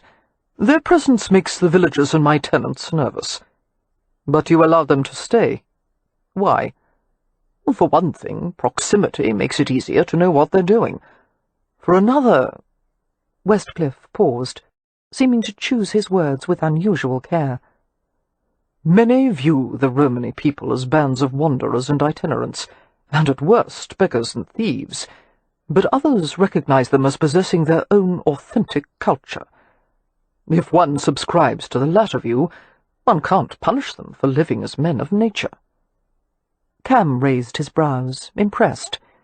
It was rare for anyone, let alone an aristocrat, to deal with gypsies in a fair manner.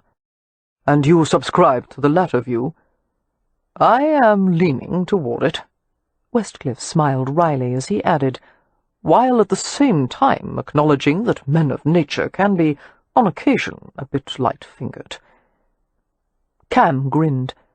The Rome believe no one owns the land or the life it sustains. Technically, one can't steal something that belongs to all people. My tenant farmers tend to disagree, Westcliff said dryly. Cam leaned back, resting one hand on the arm of the chair. His gold rings glinted against the rich mahogany. Unlike the Earl, who was precisely dressed in tailored clothes and a deftly knotted necktie, Cam wore boots and breeches, and an open-necked shirt.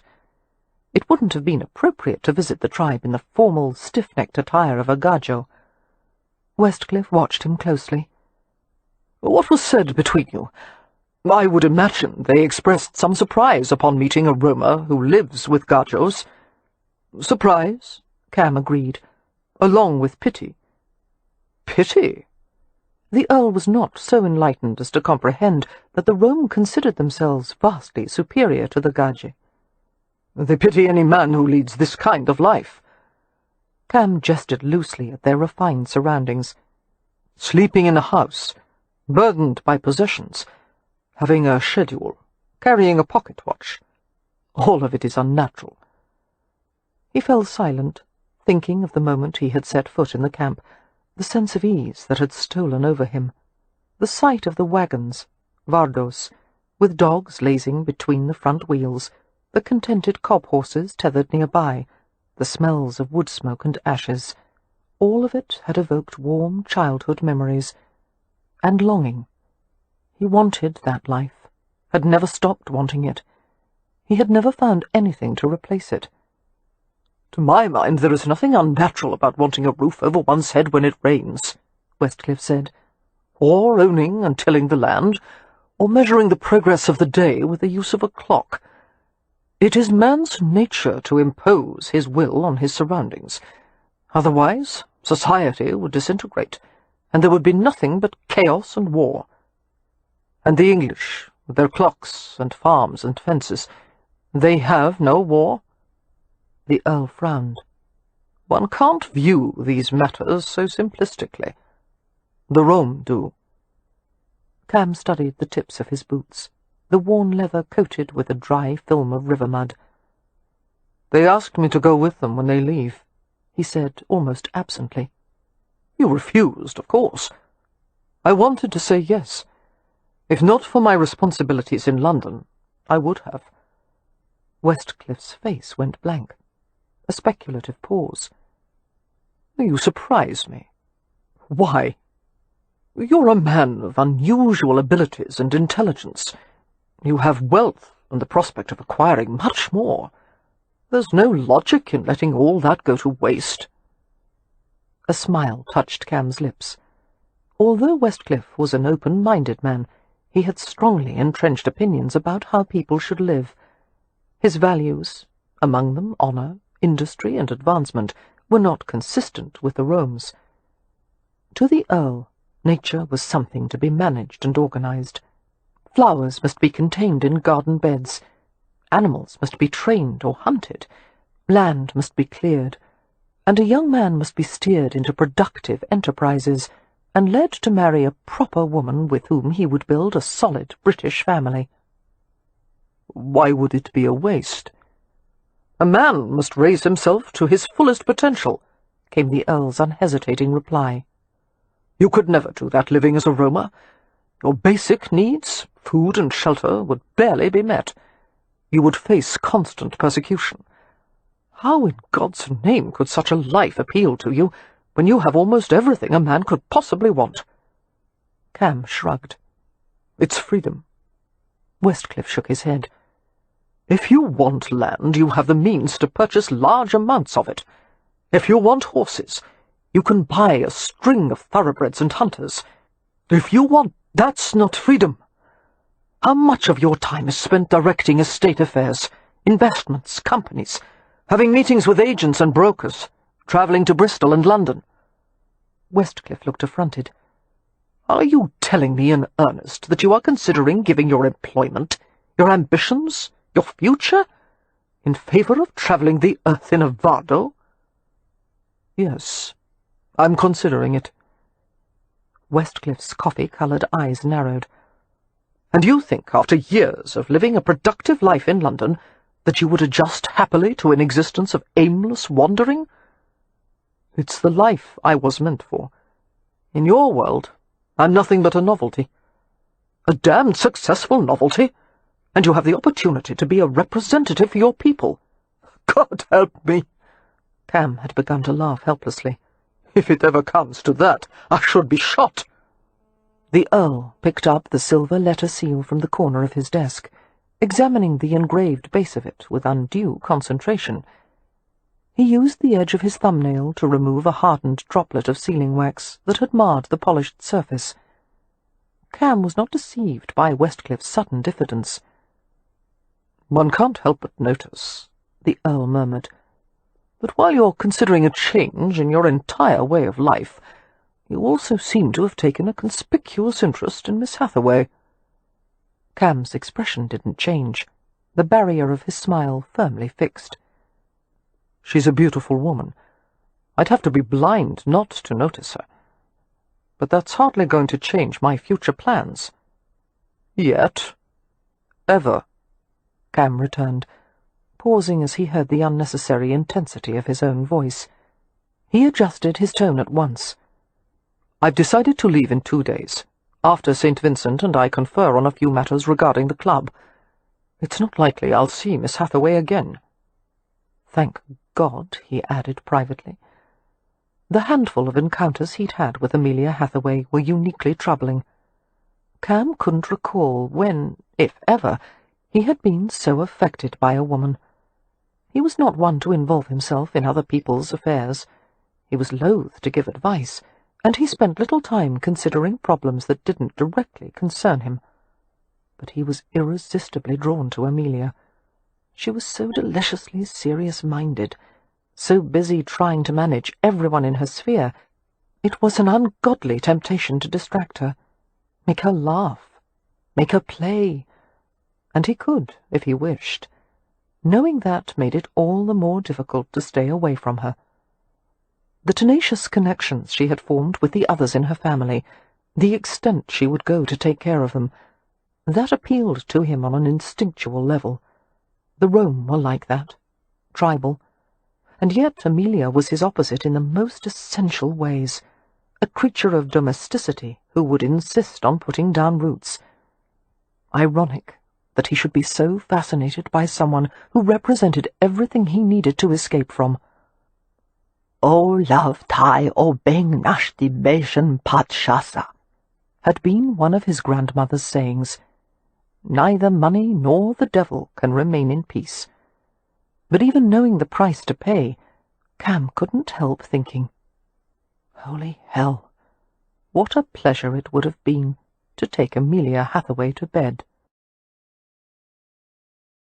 It seemed the entire county turned out for the Mop Fair, which, according to tradition, had been held every October the 12th for at least 100 years. The village, with its tidy shops and white and black thatched cottages, was almost absurdly charming.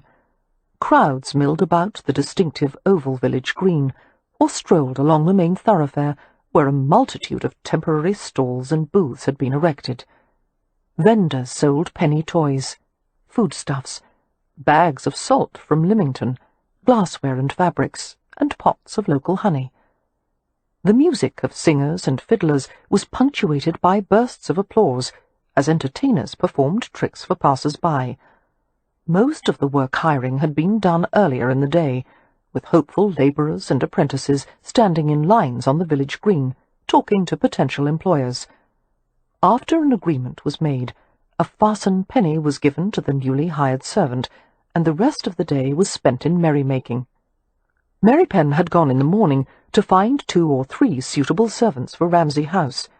With that business concluded, he returned to the village in late afternoon, accompanied by the entire Hathaway family.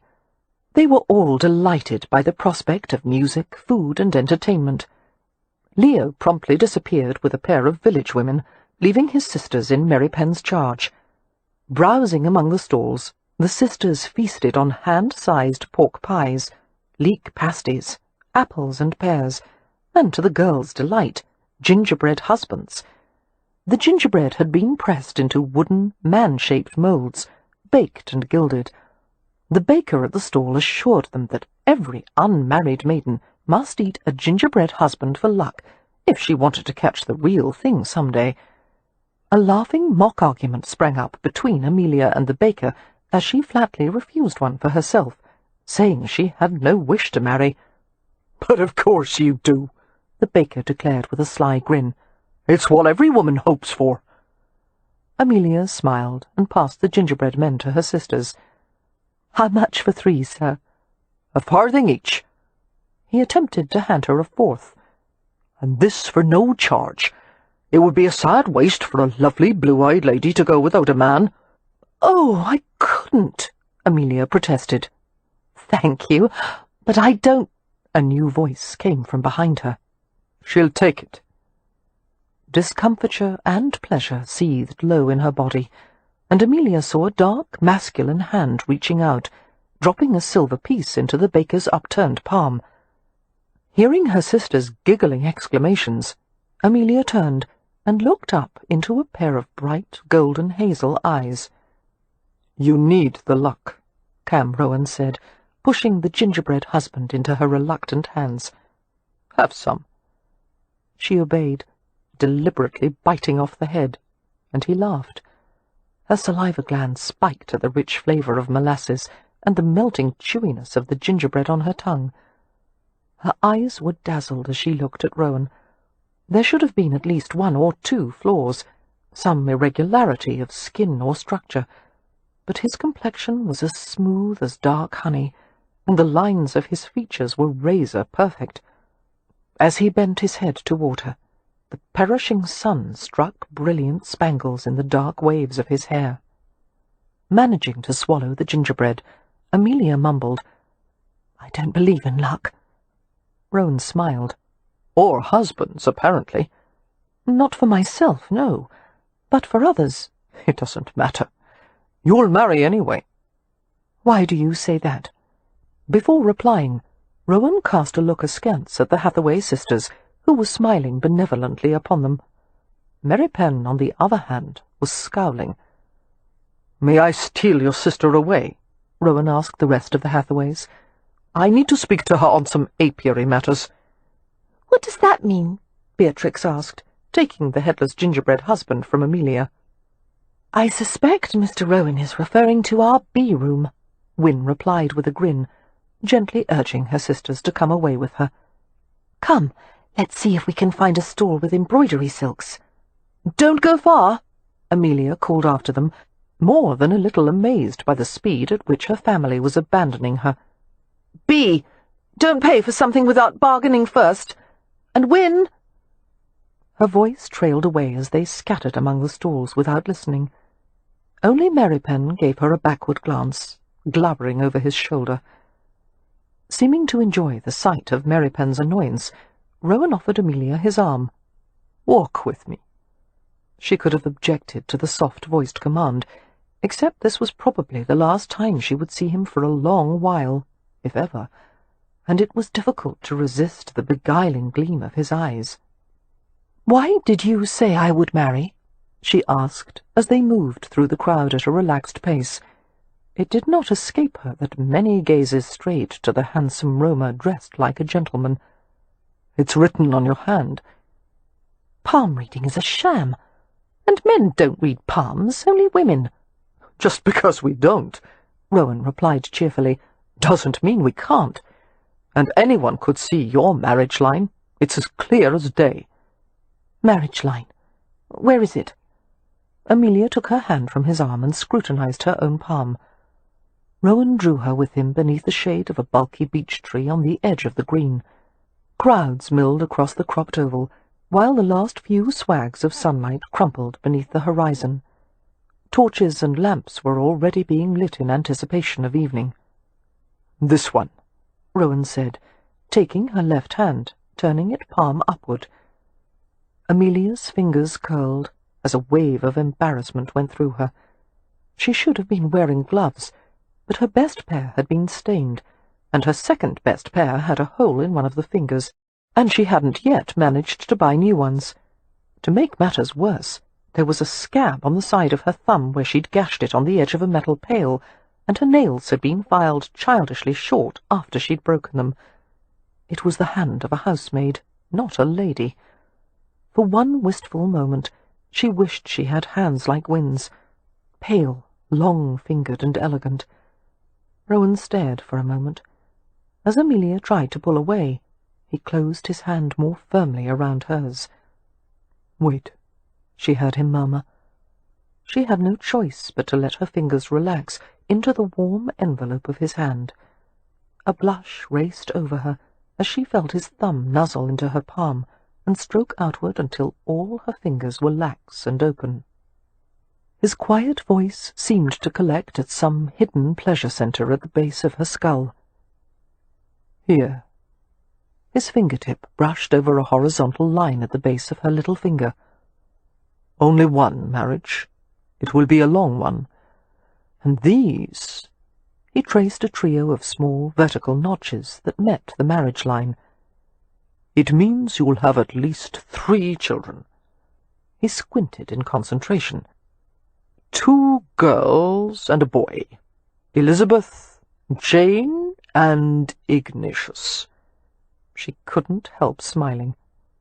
"Ignatius?" "After his father," he said gravely. "A very distinguished bee farmer." The spark of teasing in his eyes made her pulse jump. She took his hand and inspected the palm. "Let's see yours." Rowan kept his hand relaxed, but she felt the power of it, bone and muscle flexing subtly beneath sun-glazed skin. His fingers were well tended, the nails scrupulously clean and pared nearly to the quick. Gypsies were fastidious, even ritualistic in their washing. The family had long been amused by Merypen's views on what constituted proper cleanliness, his preference to wash in flowing water rather than soak in a bath. "You have an even deeper marriage line than I do," Amelia said. He responded with a single nod, his gaze not moving from her face. "And you'll have 3 children as well?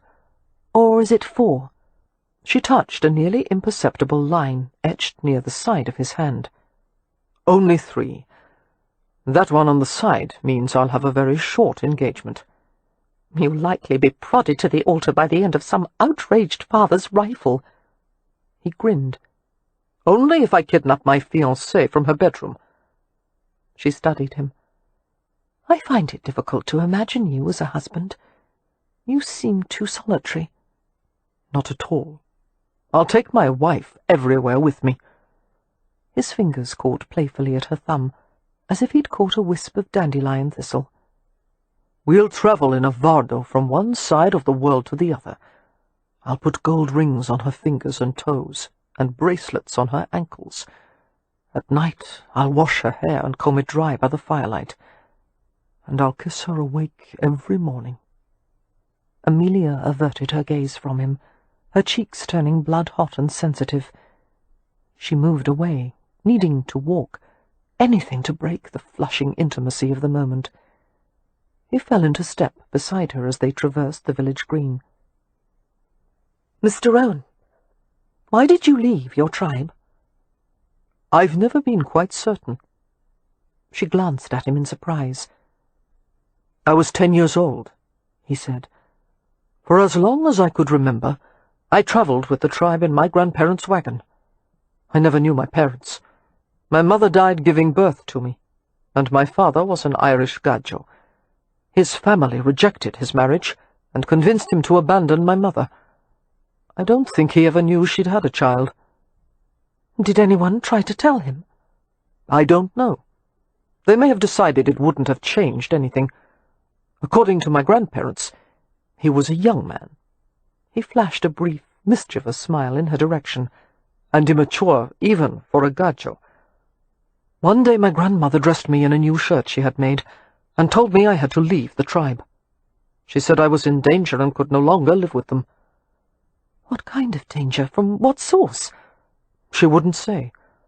An older cousin of mine, his name was Noah, took me to London and helped me find a situation and a job. He promised to come back for me some day and tell me when it was safe to go home." "And in the meantime you worked at the gaming club?" "Yes. Old Jenna hired me as a list-maker's runner." Rowan's expression softened with reminiscent fondness. "In many ways he was like a father to me. Of course he was quick-tempered and a bit too ready with his fists, but he was a good man. He looked out for me." "It couldn't have been easy for you," Amelia said, feeling compassion for the boy he had been, abandoned by his family and obliged to make his own way in the world. "I wonder that you didn't try to run back to your tribe." "I had promised I wouldn't." Seeing a leaf fluttering down from an overhead tree branch, Rowan reached upward, the clever fingers plucking it from the air as if by sleight of hand. He brought the leaf to his nose, inhaling its sweetness, and gave it to her. "I stayed at the club for years," he said in a matter-of-fact tone, "waiting for Noah to come back for me." Amelia chafed the crisply pliant skin of the leaf between the pads of her fingers. "But he never did." Rowan shook his head. "Then Jenna died, and his daughter and son-in-law took possession of the club." "You've been treated well in their employ?" "Too well." A frown chased across his forehead. "They started my good luck curse." "Yes, I've heard about that." She smiled at him. "But since I don't believe in luck or curses, I'm sceptical." "It's enough to ruin a gypsy," he said morosely. "No matter what I do, money comes to me." "How dreadful! That must be very trying for you." "It's damned embarrassing," he muttered with a sincerity she couldn't doubt. Half amused, half envious, Amelia asked, "Had you ever experienced this problem before?" Rowan shook his head. "But I should have seen it coming. It's fate." Stopping with her, he showed her his palm, where a cluster of star-shaped intersections glimmered at the base of his forefinger. "Financial prosperity," came his glum explanation. "And it won't end any time soon." "You could give your money away. There are countless charities, and many people in need." "I intend to, soon." Taking her elbow, he guided her carefully around an uneven patch of ground. "The day after tomorrow, I'm returning to London to find a replacement factotum at the club." "And then what will you do?" "Live as a true roamer. I'll find some tribe to travel with. No more account books or salad forks or shoe polish. I'll be free." He seemed convinced that he would be satisfied with a simple life, but Amelia had her doubts. The problem was, there was no middle ground. One could not be a wanderer and a domesticated gentleman at the same time. A choice had to be made.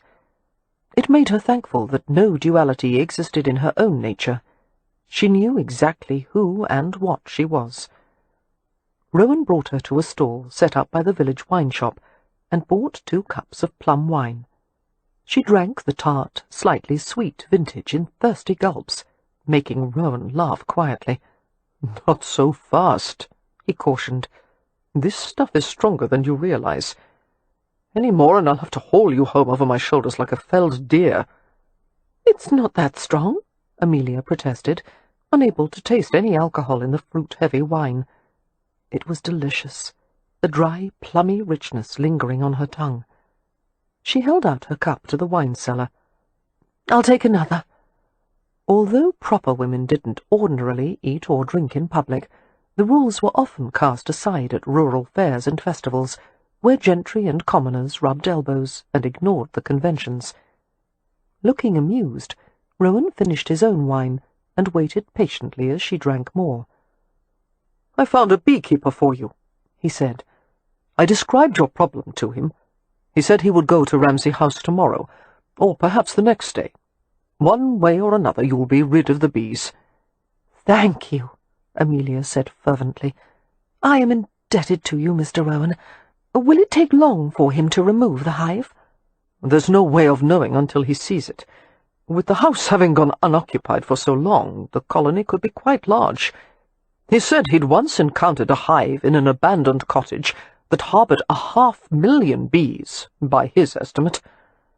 Her eyes turned enormous. 500,000? "I doubt yours is that bad," Rowan said. "But it's almost certain part of the wall will have to be removed after the bees are gone." More expense, more repairs. Amelia's shoulders slumped at the thought. She spoke without thinking.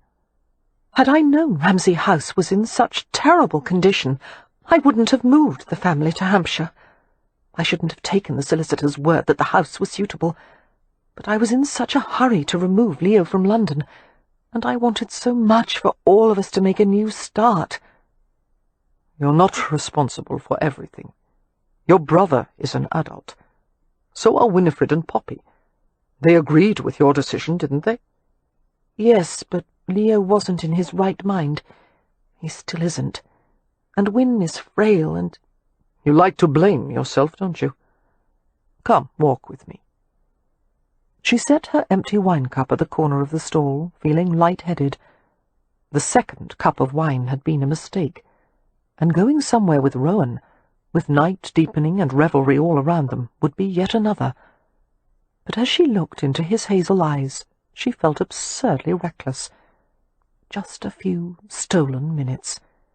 She couldn't resist the lawless mischief of his smile. "My family will worry if I don't rejoin them soon." "They know you're with me." "That's why they'll worry," she said, making him laugh. They paused at a table bearing a collection of magic lanterns, small embossed tin lamps with condensing lenses at the front.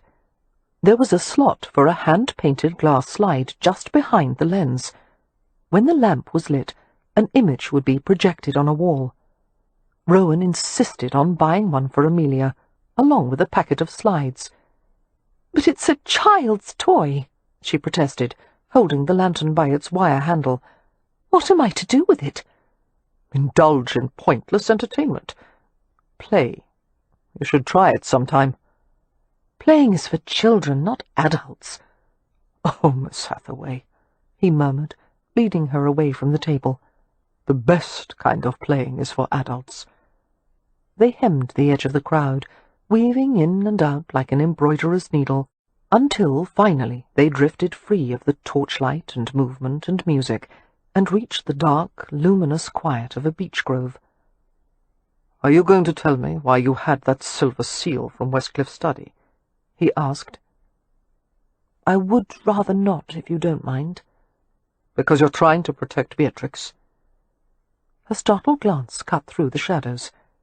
"How did you— that is, why did you mention my sister?" "The night of the supper party, Beatrix had the time and opportunity.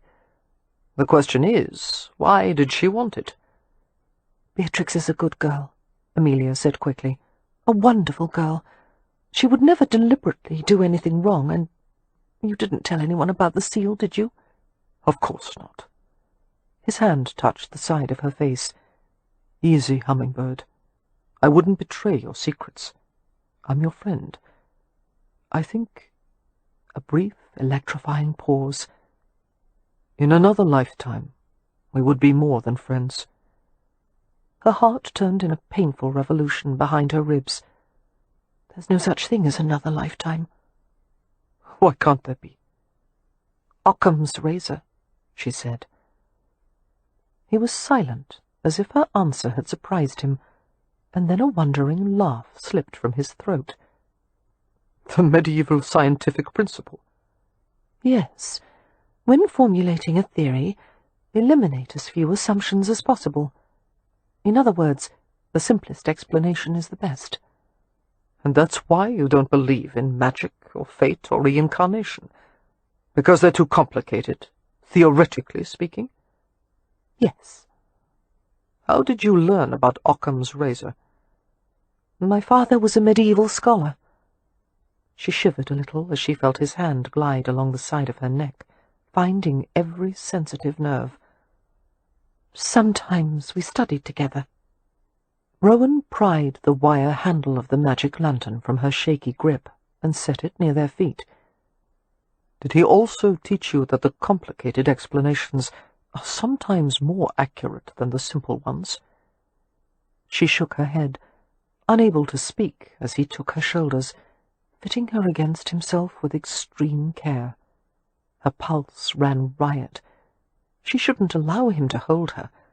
Someone might see, even secreted in the shadows as they were. But as her muscles drew in the warm pressure of his body, the pleasure of it made her dizzy, and she stopped caring about anyone or anything outside his arms.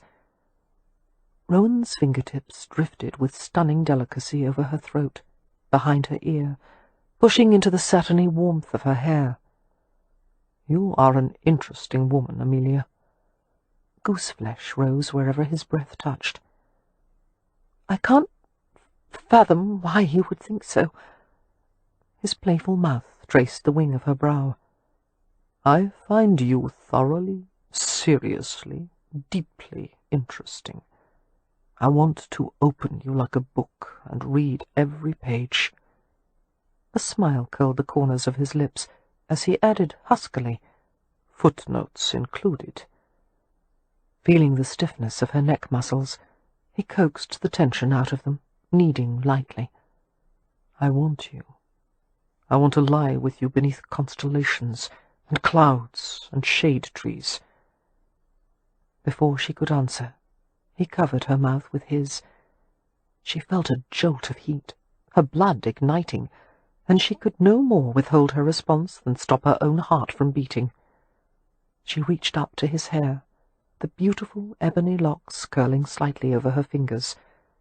Touching his ear, she found the faceted diamond stud in the lobe.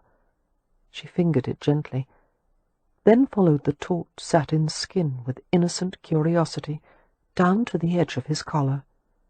His breath roughened as he deepened the kiss, his tongue penetrating with silky demand, until she bent in his arms like an unfurling flower. The white moon sent shards of light through the beech boughs, outlining the silhouette of Rowan's head, touching her own skin with an unearthly glow. Supporting her with one hand, he cradled her face with the other, his breath hot and scented of sweet wine as it fell against her mouth. A curt voice shot through the humid darkness. "Amelia!" It was Merrypen, standing a few yards away, his posture rigid and obdurate. He had come to find her, and he didn't like what he saw. "You're in a public place," he muttered. She felt the immediate tension in Rowan's body. "He's right," Amelia said, reaching up to touch her cool fingers to Rowan's parted lips. "He's right. This isn't seemly. I must go." Clumsily, she bent and retrieved the magic lantern at her feet. "Goodbye, Mr. Rowan. I hope you find everything you're looking for. I hope—" She broke off with a crooked smile and felt a peculiar, stinging pain in her throat, and swallowed the bitter-sweet taste of longing. "Goodbye, Cam," she whispered. He didn't move or speak. She felt him watching her as she went to Merrypen. She felt his gaze penetrating her clothes, lingering against her skin. and as she walked away, a sense of loneliness overwhelmed her. Chapter 12. Ordinarily, Cam would have been pleased by the arrival of Lord and Lady St. Vincent at Stony Cross Park. However, Cam wasn't looking forward to the prospect of telling St. Vincent about his decision to quit the club. St. Vincent wouldn't like it. Not only would it be inconvenient to have to find a replacement manager, but the Viscount wouldn't understand Cam's desire to live as a roamer. St. Vincent was nothing if not an enthusiastic advocate of fine living. Many people feared St. Vincent, with his lethal way with words and calculating nature, but Cam was not one of them. In fact, he had challenged the Viscount on more than one occasion, both of them arguing with a vicious articulateness that would have sliced anyone else to ribbons. The St. Vincents arrived with their daughter Phoebe, a red-haired infant with an alarmingly changeable temperament. One moment the child was placid and adorable. The next she was a squalling devil-spawn who could only be soothed by the sound of her father's voice. "There, darling," St. Vincent had been known to coo into the infant's ear.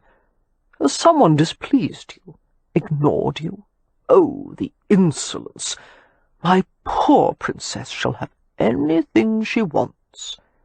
And appeased by her father's outrageous spoiling, Phoebe would settle into hiccuping smiles. The baby was duly admired and passed around in the parlour. Evie and Lillian chattered without stopping, frequently hugging and linking arms in the way of old friends. After a while, Cam, St. Vincent, and Lord Westcliff withdrew to the back terrace, where an afternoon breeze diffused the scents of the river and reed sweetgrass and marsh marigold. The raucous honks of grey-lag geese punctuated the peace of the Hampshire autumn, along with the lowing of cattle being driven along a well-worn path to a dry meadow. The men sat at an outside table. Cam, who disliked the taste of tobacco, waved his hand in dismissal as St. Vincent offered him a cigar. Under Westcliff's interested regard, Cam and St. Vincent discussed the progress of the club's renovations. Then, seeing no reason to tiptoe around the issue, Cam told St. Vincent of his decision to quit the club as soon as the work was completed. "You're leaving me?" St. Vincent asked, looking perturbed. "For how long?" "For good, actually." As St. Vincent absorbed the information, his pale blue eyes narrowed. "What will you do for money?" Relaxed in the face of his employer's displeasure, Cam shrugged. "I already have more money than anyone could spend in a lifetime." The Viscount glanced heavenward. "Anyone who says such a thing obviously doesn't know the right places to shop." He sighed shortly. "So, if I'm to understand correctly, you intend to eschew civilization altogether and live as a savage?" "No, I intend to live as a roamer. There's a difference." "Rowan, you're a wealthy young bachelor with all the advantages of modern life. If you've got ennui, do what every other man of means does." Cam's brows lifted. "And that would be?" "Gamble, drink, buy a horse, take a mistress. For God's sake, have a little imagination. Can you think of no better option than to throw it all away and live like a primitive, thereby inconveniencing me in the process? How the devil am I to replace you?" "No one's irreplaceable." "You are. No other man in London can do what you do. You're a walking account book. You've got eyes in the back of your head. You've got the tact of a diplomat, the mind of a banker, the fists of a boxer, and you can put down a fight in a matter of seconds. I'd need to hire at least a half-dozen men for your job." "I don't have the mind of a banker," Cam said indignantly. "After all your investment coups, you can't deny that wasn't on purpose." A scowl settled on Cam's face. "It was my good luck curse." Looking satisfied to have unsettled Cam's composure, St. Vincent drew on his cigar. He exhaled a smooth, elegant stream of smoke, and glanced at Westcliff. "Say something," he told his old friend. You can't approve of this any more than I. It's not for either of us to approve. Thank you, Cam muttered.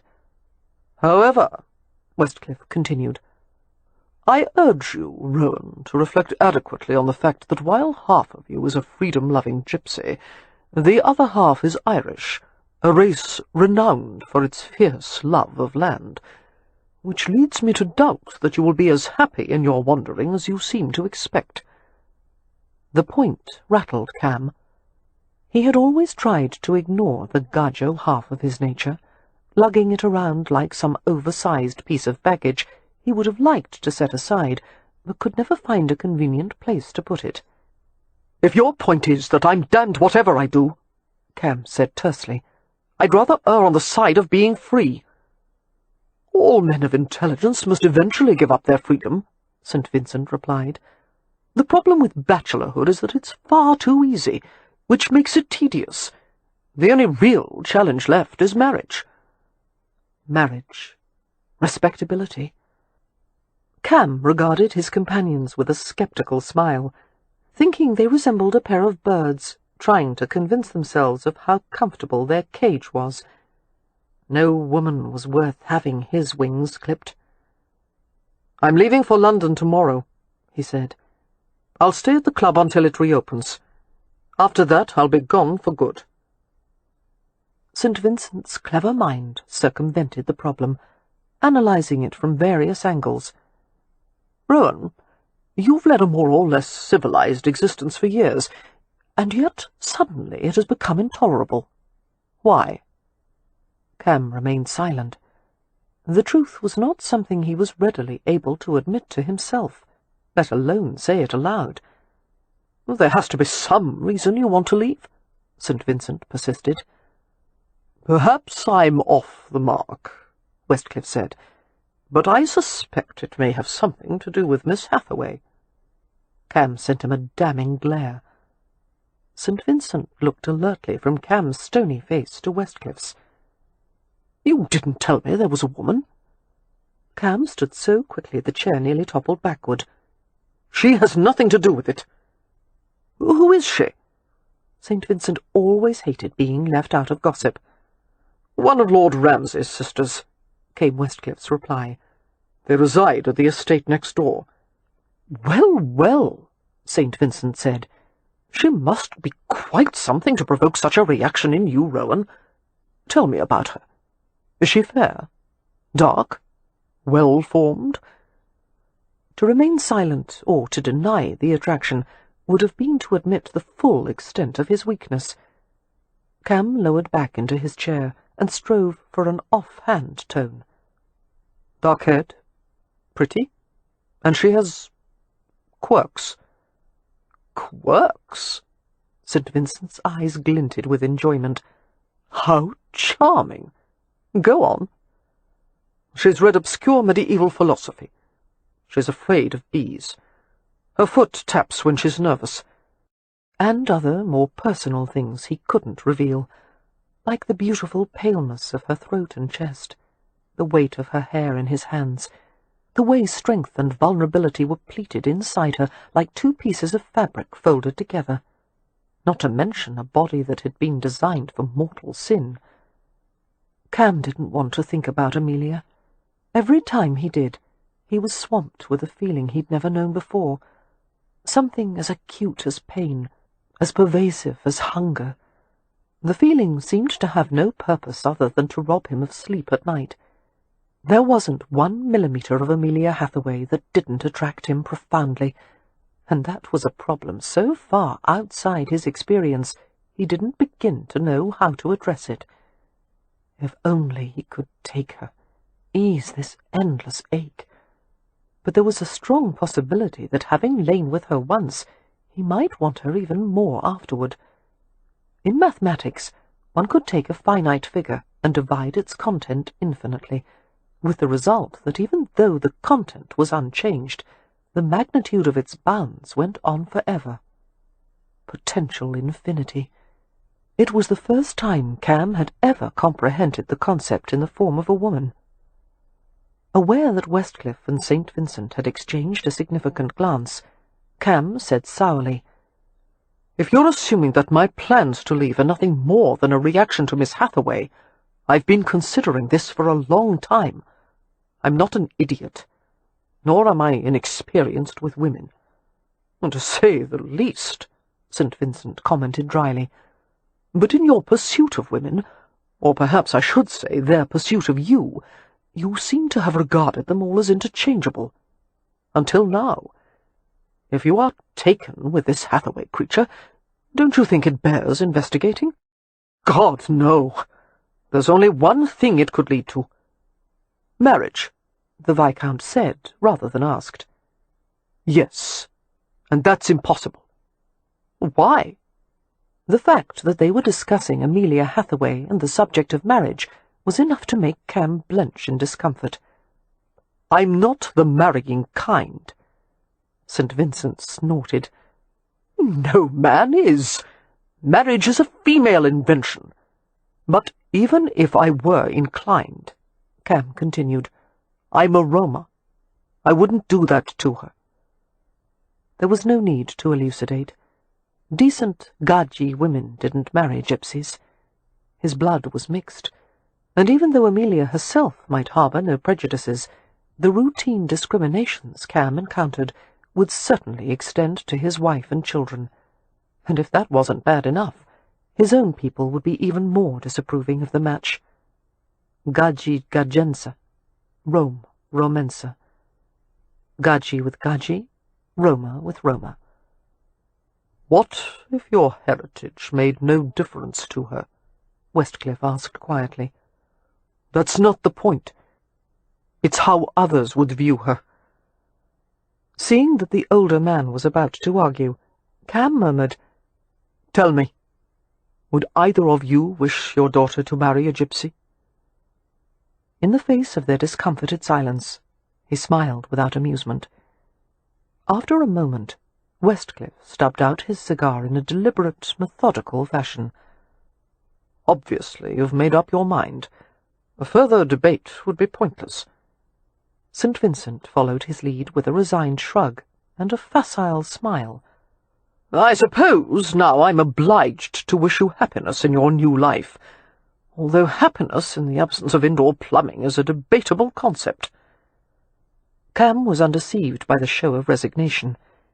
He had never known Westcliff or St. Vincent to lose an argument easily. Each, in his own way, would hold his ground long after the average man would have collapsed to his knees, which made Cam fairly certain he hadn't heard the last word from either of them yet. "I'm leaving at dawn," was all he said. Nothing could change his mind.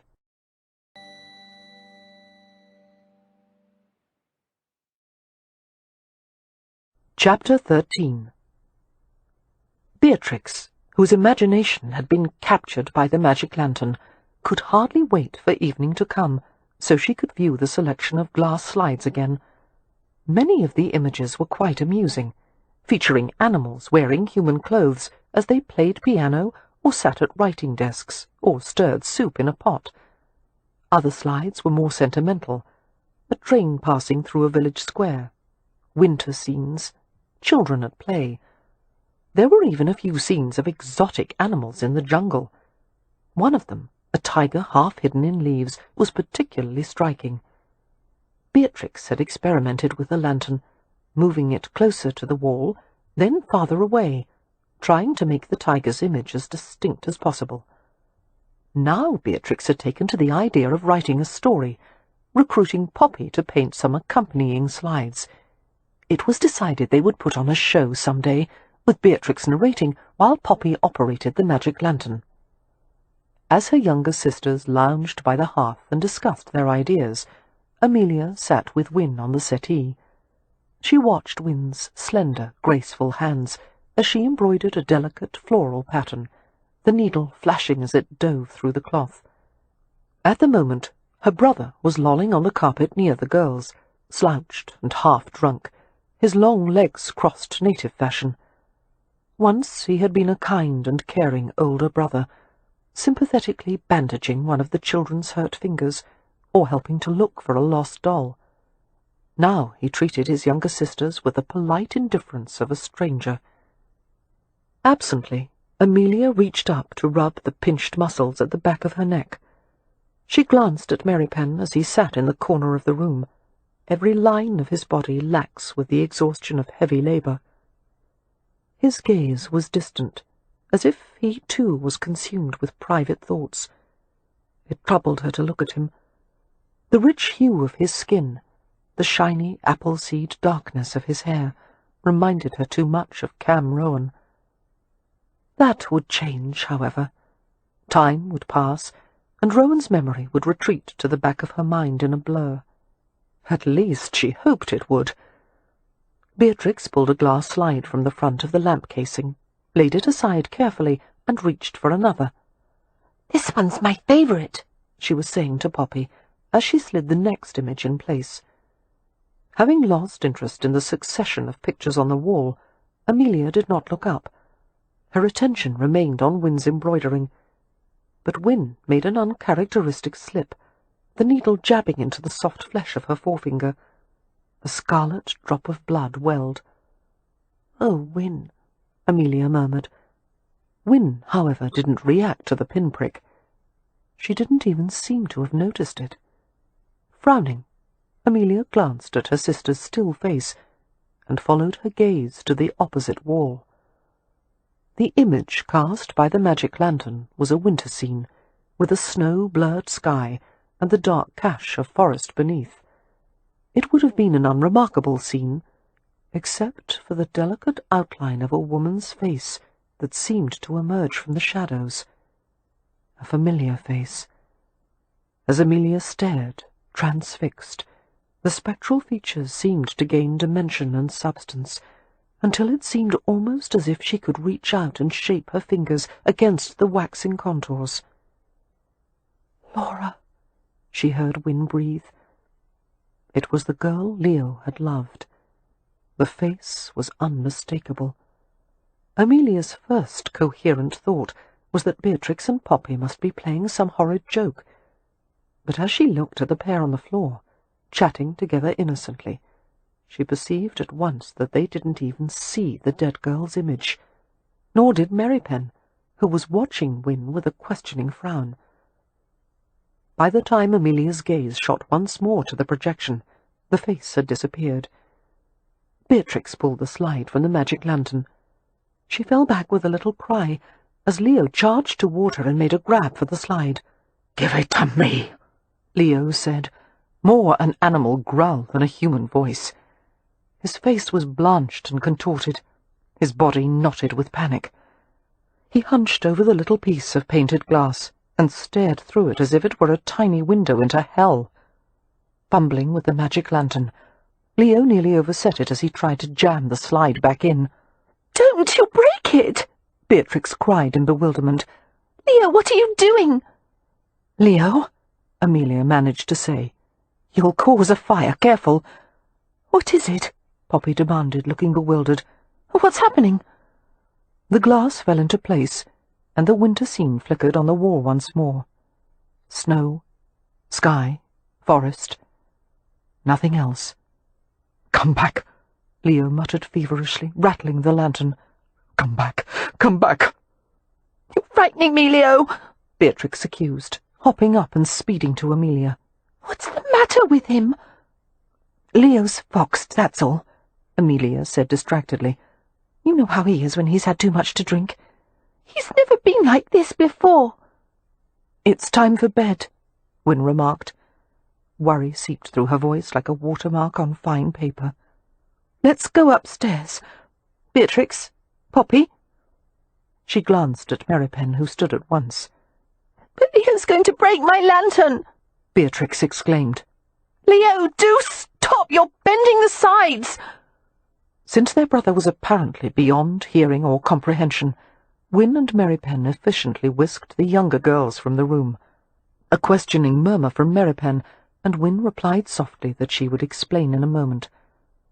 When everyone had gone, and the sounds of voices had faded from the hallway, Amelia spoke carefully. "I saw her too, Leo. So did Wynne." Her brother didn't look at her. but his hands stilled on the lantern. After a moment, he removed the slide and put it back in again. His hands were shaking. The sight of such raw misery was difficult to bear. Amelia stood and approached him. "Leo, please talk to me. Please." "Leave me alone." He half-shielded his face from her regard, palm turned outward.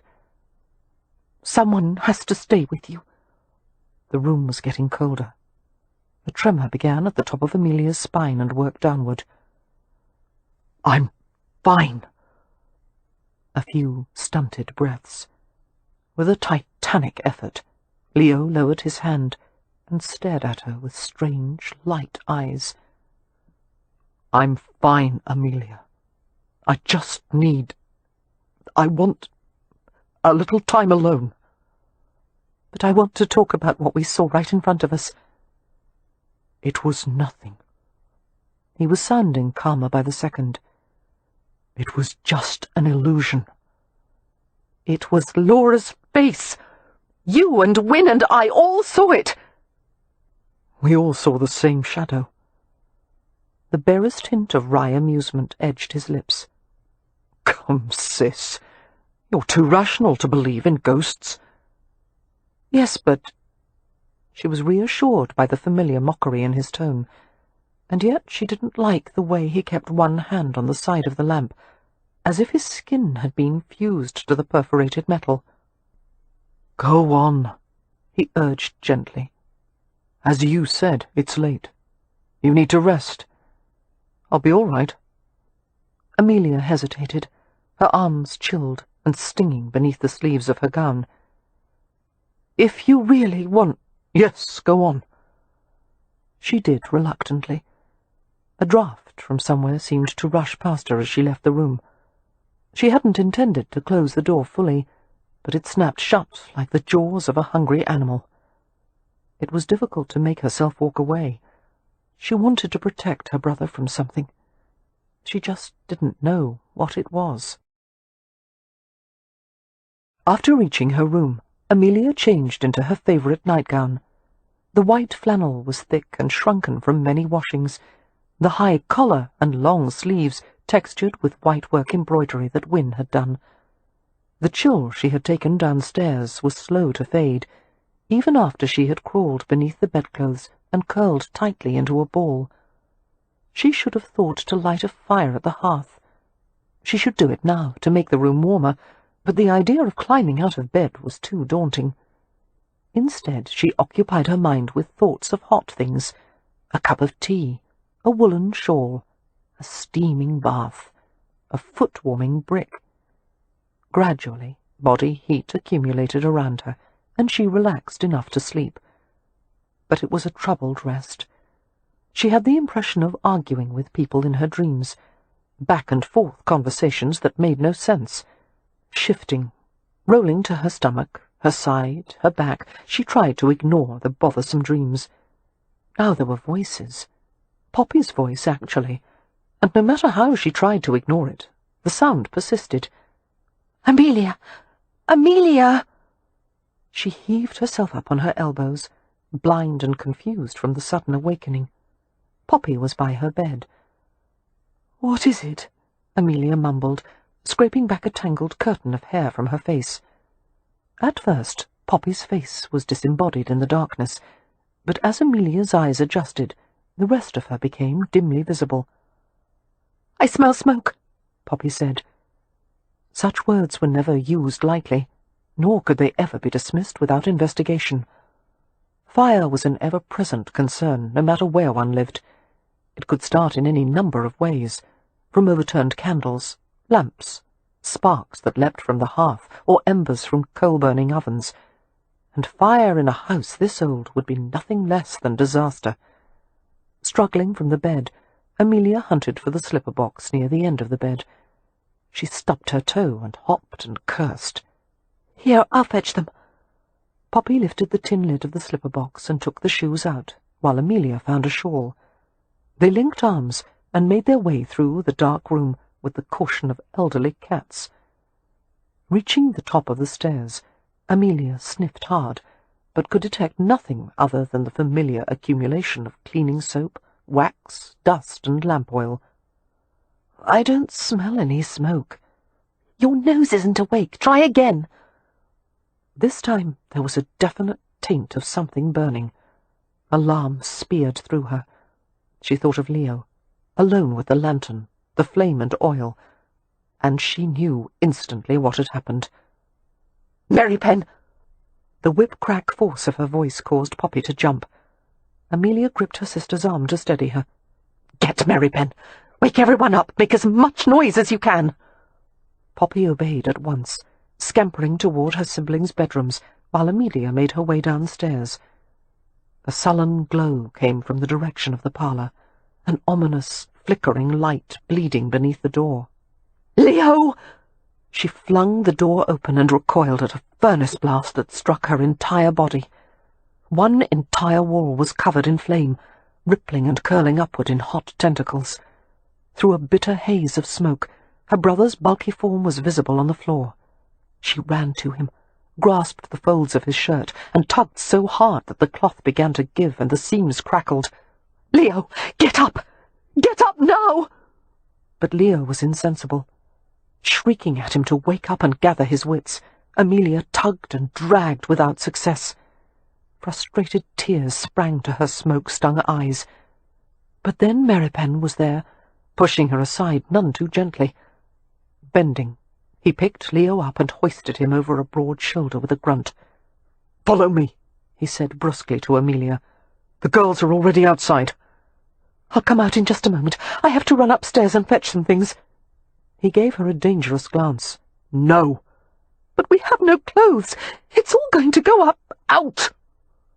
Since Mary Pen had never raised his voice to her in all the years they had known each other, Amelia was startled into obeying.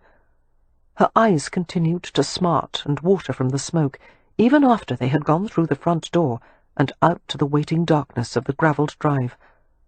Wynne and Poppy were there, both huddled around Leo and trying to coax him into waking and sitting up. Like Amelia, the girls were dressed only in nightgowns, shawls, and slippers. "Where's Beatrix?" Amelia asked. At the same moment, the estate bell began to peal, its high, clear tone travelling in every direction. "I told her to ring it," Wynne said.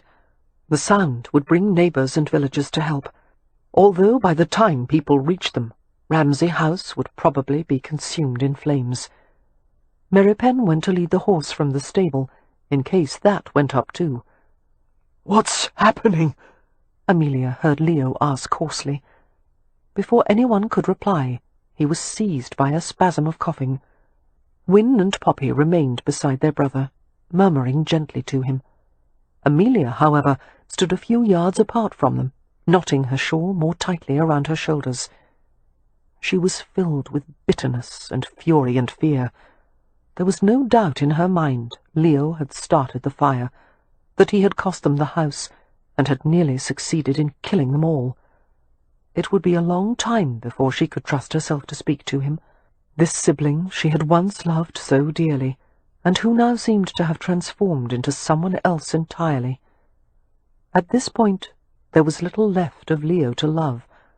At best he was an object to be pitied, at worst a danger to himself and his family.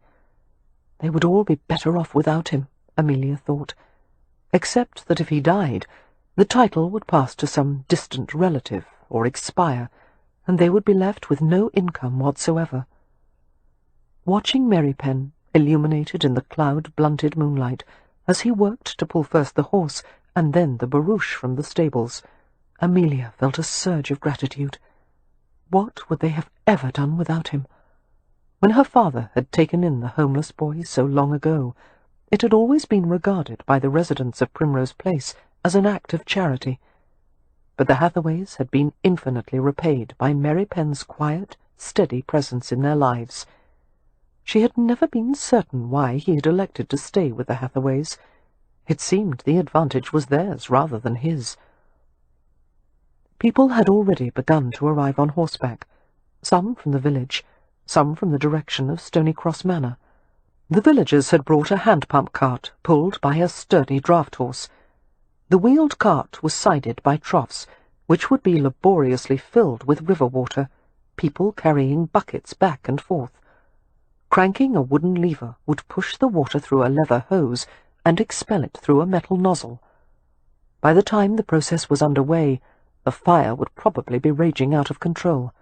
However, it was possible the hand pump would help to save at least a portion of the house.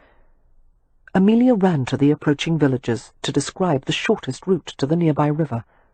Immediately, a group of men, accompanied by Merrypen, set off at a run toward the water, buckets swinging from the yokes on their shoulders. As she turned to go back to her sisters, Amelia bumped into a big, dark form behind her. Gasping, she felt a familiar pair of hands close over her shoulders. "Cam!" Relief flooded her at his presence, despite the fact that he could do nothing to save her home. She twisted to look up at him, his hard features bathed in erratic light. His gaze ran over her in sharp assessment, his voice calm. "Are you all right?" "Yes, but the house—" Her throat clenched on a sob. Cam shrugged off his coat and settled it around her, pulling the edges together at the front. The wool was permeated with his scent and warmth. "We'll see what we can do. In the meantime, stay out of harm's way." Her eyes turned round at the sight of 2 large metallic vessels being unloaded in front of the house. "What are those?" "An invention of Captain Swansea's. We're going to try to keep the fire from spreading until they've primed the water pump." "How—" she began, but he had already gone, running in easy strides toward the house. Chapter 14. Amelia watched as Cam and Captain Swansea lifted the ungainly copper containers, which had been fitted with leather hosing, and hauled them past the front door. The windows were shot with lurid flashes as fire began to digest the interior of the house. Soon, Amelia thought bleakly, nothing would be left but a blackened skeleton. Making her way back to her sisters, Amelia stood beside Wynne, who was cradling Leo's head in her lap. "How is he?" "He's ill from the smoke." Wynne ran a gentle hand over her brother's dishevelled head. "But I think he'll be all right." Glancing down at Leo, Amelia muttered, "The next time you try to kill yourself, I'd appreciate it if you wouldn't take the rest of us with you." He gave no indication of having heard, but Wynne, Beatrix, and Poppy glanced at her in surprise. "Not now, dear," Wynne said in gentle reproof. Amelia stifled the hot words that rose to her lips and stared stonily at the house. More people were arriving, some forming a line to pass water buckets back and forth from the river to the hand pump. There was no sign of activity from within the building. She wondered what Cam Rohan and Captain Swansea were doing. Wynne seemed to read her mind. "It seems Captain Swansea finally has an opportunity to test his invention," she said. "What invention?" Amelia asked. "And how do you know about it?" "I sat next to him at supper at Stonycross Manor," Wynne replied. "He told me that during his experiments with rocketry design, he had the idea for a device that would extinguish fires by spraying them with pearl ash solution. When the copper canister is upended, a vial of acid mixes with the solution, and it creates enough pressure to force the liquid from the canister." "Would that work?" Amelia asked doubtfully. "I certainly hope so." They both flinched at the sound of breaking windows. The hand-pump crew was making an opening large enough to direct a stream of water inside the burning room. Becoming more worried by the moment, Amelia watched intently for any sign of Cam Rohan. The man had no sense of self-preservation, running into a burning house with an untested device that could explode in his face. Confronted by the chemicals, the smoke and the heat, he might be disoriented or overwhelmed. The idea of some harm befalling him was unbearable. She had never wanted anything as much as she wanted for him to come out of the fire-trap of a house. Her muscles knotted with anxiety until streaks of pain fired through every limb. Just as she began to consider the idea of venturing to the front threshold, Rowan and Captain Swansea emerged from the house with the emptied canisters. She hurried forward with a cry of gladness, fully intending to stop once she reached them, which was why it was a surprise when her legs insisted on carrying her forward until she fetched hard against Rowan. The impact caused him to stagger back a step. He dropped the canister and caught her tightly, a laugh rustling low in his chest. "Easy, Hummingbird. Everything's all right." She had lost his coat and her shawl somewhere amid the impetuous dash. The cold night air pierced the thin layer of her gown, causing her to shiver hard. He gripped her more closely. The pungent fragrance of smoke and sweat clung to him. She wanted to follow the scent through his clothes to his skin. His body was so hard, so much tougher than her own. She wanted to stand against him like this forever, his heartbeat steady beneath her ear, his hand making warm circles on her back.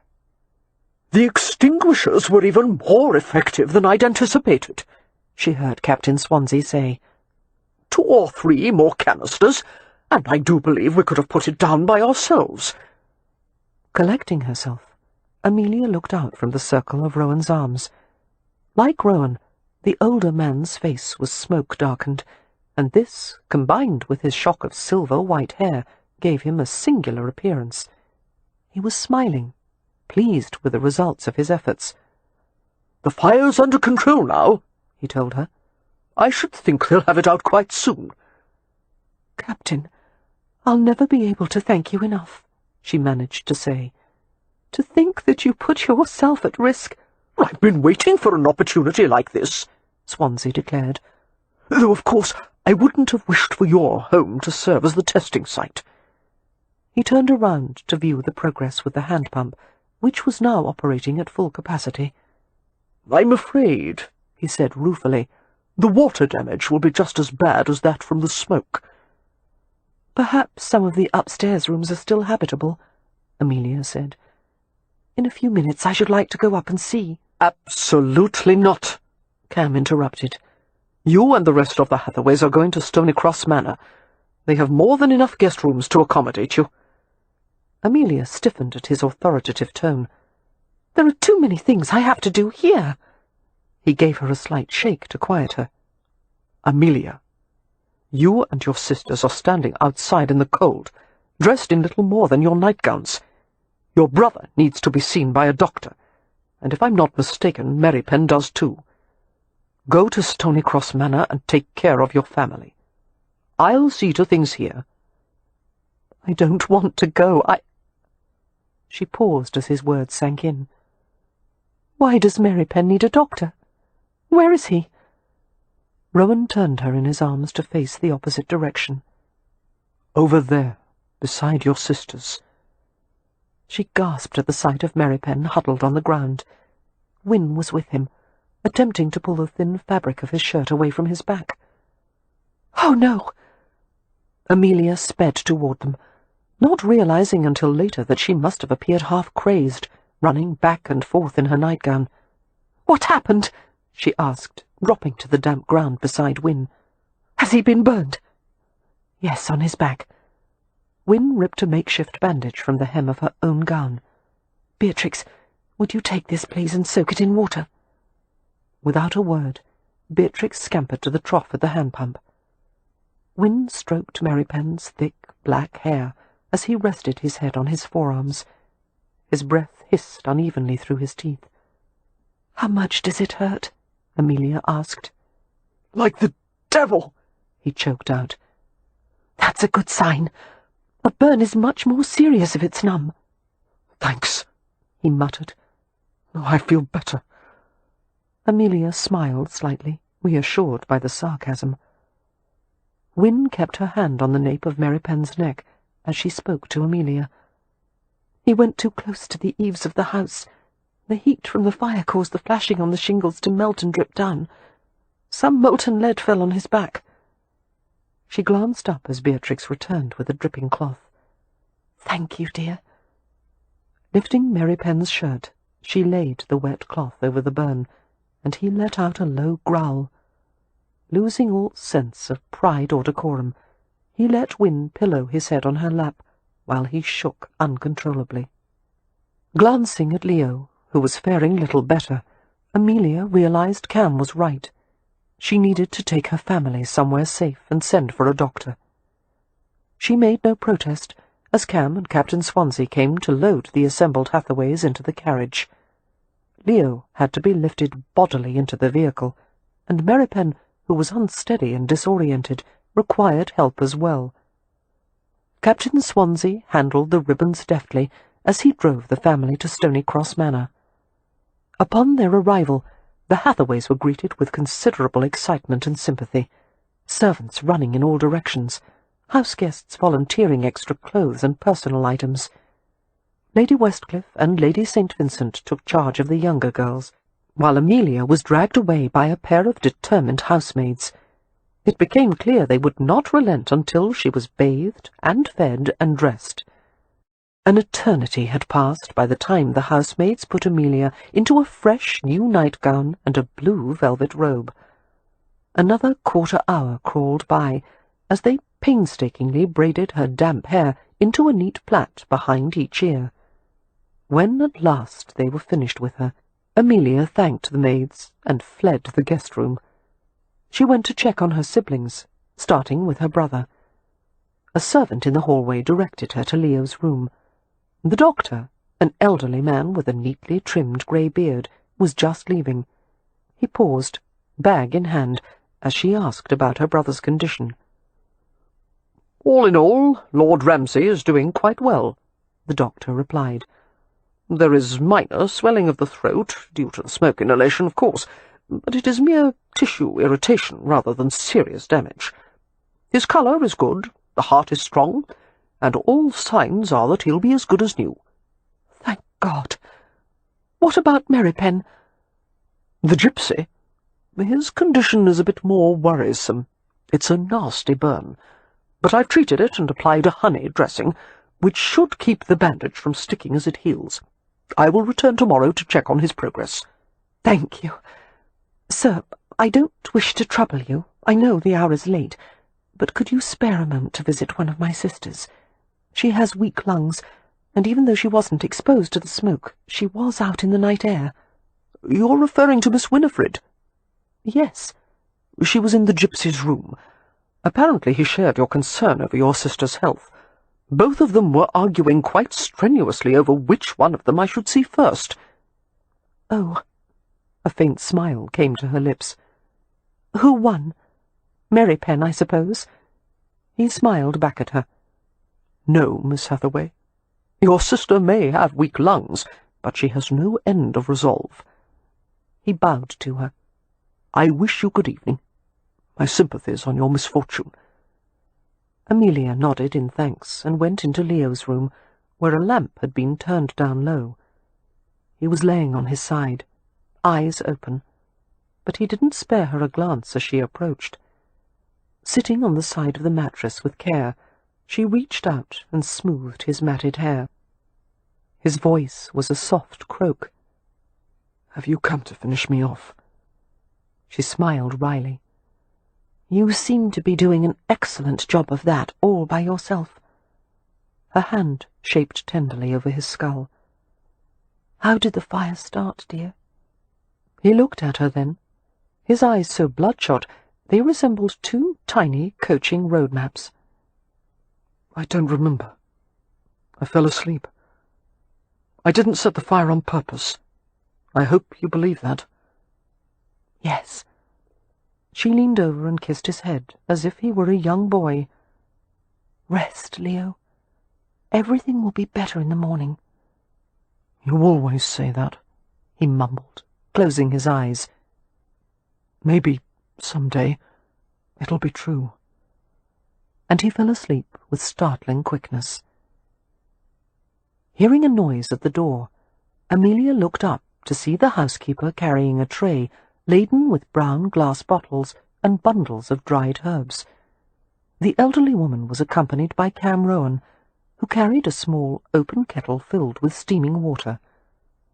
Rohan had not yet washed the smoke from his clothes and hair and skin. Although he must have been tired from the night's exertions, he showed no signs of it. He took Amelia in with an all-encompassing glance, his eyes as bright as brimstone in his smudged, sweat-streaked face. "The steam will help Lord Ramsay breathe more comfortably during the night," the housekeeper explained. She proceeded to light the candles beneath a bedside holder, onto which the kettle was placed. As steam dispersed through the air, a strong, not unpleasant fragrance drifted to Amelia's nostrils. "What is it?" she asked in a hushed voice. "Chamomile, thyme, and licorice," Cam said, "along with slippery elm and horsetail leaves for the swelling in his throat." "We've also brought morphine to help him sleep," the housekeeper said. "I leave it by the bedside, and if he awakens later—" "No," Amelia said quickly. The last thing Leo needed was unsupervised access to a large bottle of morphine. "That won't be necessary." "Yes, miss." The housekeeper departed, with a quiet murmur for her to ring if anything was needed. Cam remained in the room, casually leaning a shoulder against one towering bedpost. He watched as Amelia went to investigate the contents of the steam kettle. She averted her gaze from his vibrant, dark presence, the searching eyes, the quizzical cast of his mouth. "You must be exhausted," she said, picking up a sprig of dried leaves. She brought the crackly, fragrant herbs to her nose and sniffed experimentally. "It's very late." "I've spent most of my life in a gaming club. By now I'm more or less nocturnal." A brief pause. "You should go to bed." Amelia shook her head. Somewhere beneath the clamour of her pulse and the raffle of worries in her mind, there was a great ache of weariness. But any attempt to sleep would be useless.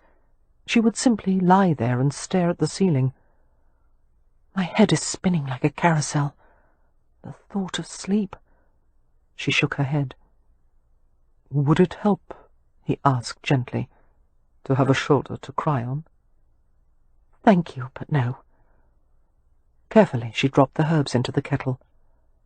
"Crying is a waste of time."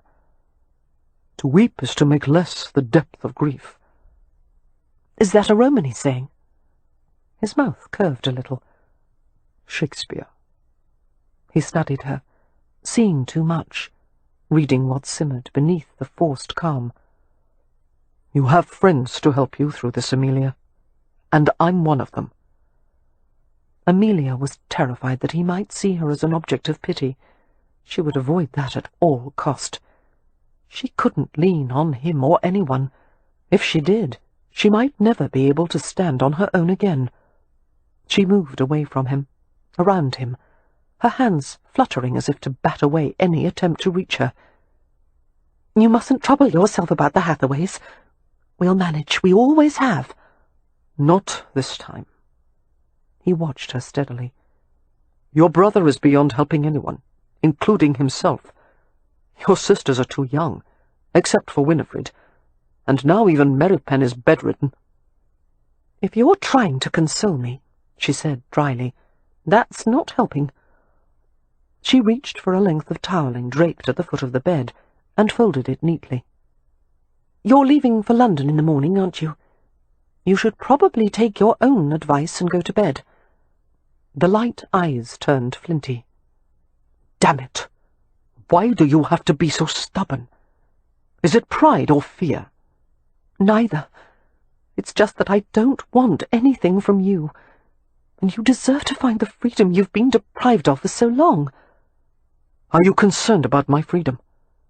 Or just terrified of admitting you need me?" He was right, but she would rather have died than admit it. "I don't need anyone, least of all you."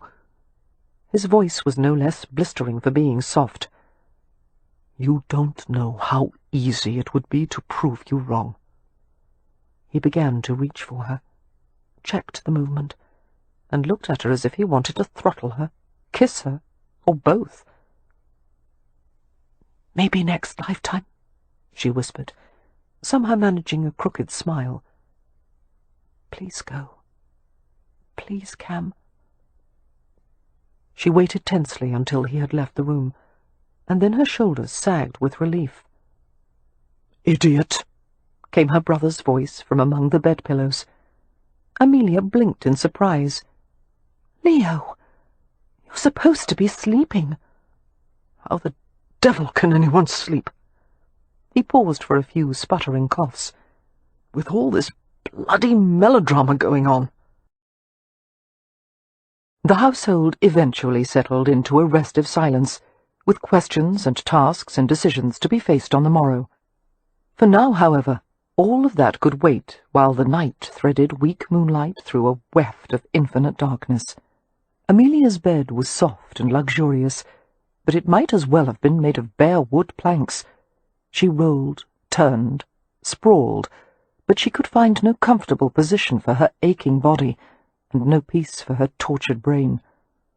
The room was still and stuffy, the air turning thicker by the minute. Craving a breath of clear, cold air, she slipped from the bed, went to the window and pushed it open. A gasp of relief escaped her as a light breeze swept over her. She closed her sore eyes, felt the air linger over a smear of wetness on her lashes. A memory flirted at the edge of her thoughts. Cam, telling her about the Irish nightmare horse, the puka. What would you do if you were invited on a midnight ride across the earth and ocean? She had given the wrong answer. She should have told him she would go. A night of adventure. Selfish, wanton, reckless adventure. Every woman should have that at least once. She hadn't understood that until now. The door opened in a well-oiled arc. She saw the shadows change, felt a presence in the room. Turning with a start, she saw Cam standing just inside the door. Her heart began to drum with furious force. "I finally realized that whatever I do about you," Cam said, "it's going to be a mistake." He approached her slowly. His breathing wasn't quite steady. Neither was hers. Amelia didn't move as he reached for her. Through the cottony gauze of her nightgown, he touched the curve of her hips. He brought her close, into his hard weight. His fingers found the sensitive curve of her scalp, cradling her head, as he dragged his mouth slowly across hers, again and again, and when her lips were open and damp, he sealed them with his. She quivered at the penetrating strokes of his tongue, struggled to capture the silkiness, moaned in protest as it was withdrawn. He smelled like herbs and soap and clean linen. As he searched deeper, deeper, she found the intimate flavor she remembered from before, something insanely provocative. Yes, this was what she needed. She swayed into him helplessly, her balance collapsing. His hands gently compelled her backward, until she lay on the tumbled bed as if on some pagan altar. Bending over her, he kissed her throat.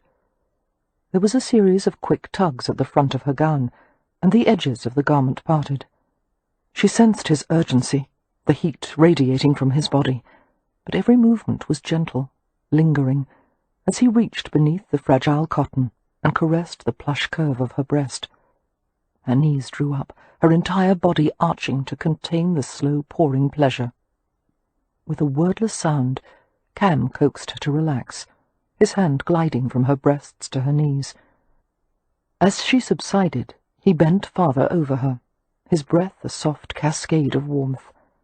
His parted lips brushed the naked tip of her breast, toying with the hardening bud, his tongue skimming with a luxurious slowness that made her writhe.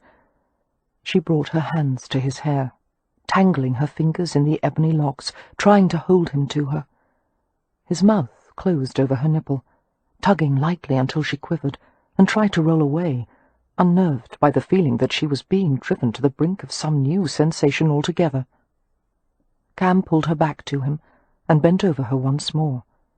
His mouth covered hers, while his teasing fingers pulled the hem of her gown higher and found the tender backs of her knees.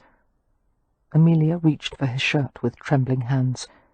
It was loose-cut and collarless, the kind that lifted over the head instead of buttoning. Cam moved to help her, pulling the garment off and tossing it aside. Moonlight gilded the supple, muscular lines of his body, his chest dark and smooth. Flattening her palms against the hard, satiny surface, she drew them gently downward to his sides and around his back. He shivered a little at her touch, and lowered to the place beside her, one leg sliding between hers. The gown fell open to expose her chest completely, the hem bunched high on her thighs. His lips descended to her breast again, while he cupped and kneaded the firm flesh. As his tongue crossed the nipple in delicate strokes, she moaned in pleasure and need. Arching up to him, she struggled to press closer, to bring his weight more fully over her. He resisted, lifting his mouth to murmur exotic words near her ear, his hands travelling over her in caresses meant to calm her. She quivered at his gentleness, her hands gripping his muscular back. She couldn't think clearly, couldn't find words. Twisting against him, she felt the desire sharpen to unbearable intensity. "Cam! Cam!" She pressed her face to his shoulder, wanting him. Feeling the dampness of her lashes, he eased her head back and touched his tongue to an errant teardrop. "No, Hummingbird. It's too soon." She looked up into his shadowed features. "For you?" There was a moment's pause, as if Cam was struggling to hold back a laugh. "No, for you." "I'm 26 years old," she protested. "How could it possibly be too soon for me?" Cam couldn't suppress his laughter then, burying the low, delicious sounds in her mouth. The kisses turned harder, longer, and in between Cam spoke in a mixture of Romany and English, and it was unclear if he even knew what language he used. Grasping her hand in his, he brought it down his body to the urgent thrust of his erection. Shocked and fascinated, Amelia eased her hand along the length of him, her fingers moulding hesitantly over the hardness. Cam groaned as if in pain, and she snatched her hand back at once. "I'm terribly sorry," she said, flushing. "I didn't mean to hurt you." "You didn't hurt me." There was a flick of tender amusement in his voice. He caught her hand and brought it back down. Amelia explored him slowly, her curiosity stirred by the heat and suggestion of movement beneath the taut fabric of his breeches. He seemed to revel in her touch, nearly purring as he moved over her to nuzzle and lick at her throat. Both his legs were between hers now, widening the space between them, the nightgown crumpled around her waist. Exposed, mortified, excited, she felt one of his hands roaming low on her stomach. Soon there would be pain and possession, all mysteries solved. She thought perhaps now would be an opportune time to mention something. "Cam?" His head lifted. "Yes?" "I've heard there are ways, that is, since this can lead to, and I certainly don't want. I hope you know how to do this without—" "You don't want me to give you a baby?" His fingertips played gently through her intimate dark curls. She nodded, her breath tangling around a moan. "I won't, although there's always a chance." He found a place so alive with sensation that she jerked and drew her knees up. His fingers were light and gentle, parting the soft flesh. "The question, love, is whether you want me enough to take the risk." Amelia pulled in several deep, quick breaths, her senses swimming in shame and pleasure at the way he touched her. Her entire existence had dwindled to the sly teasing of one fingertip, and Cam knew exactly what he was doing. Artful and tender, he toyed with her while his wicked mouth descended to her breast. "Yes," she said unsteadily. "I want you." The pad of his thumb stroked downward, away from where she most wanted it, and she wriggled in mute objection. But she went still as she felt his touch gliding through a patch of inexplicable wetness. Before she could say a word, he had pressed into the moisture with his thumb, invading her slightly. His lashes lowered over devil-bright eyes. "Do you want this?" he whispered. She nodded and tried to say yes, but all that came out was a low whimper. Deeper, a gently inquiring stroke, until she felt the smooth, hard ridge of his thumb ring press against the entrance of her body.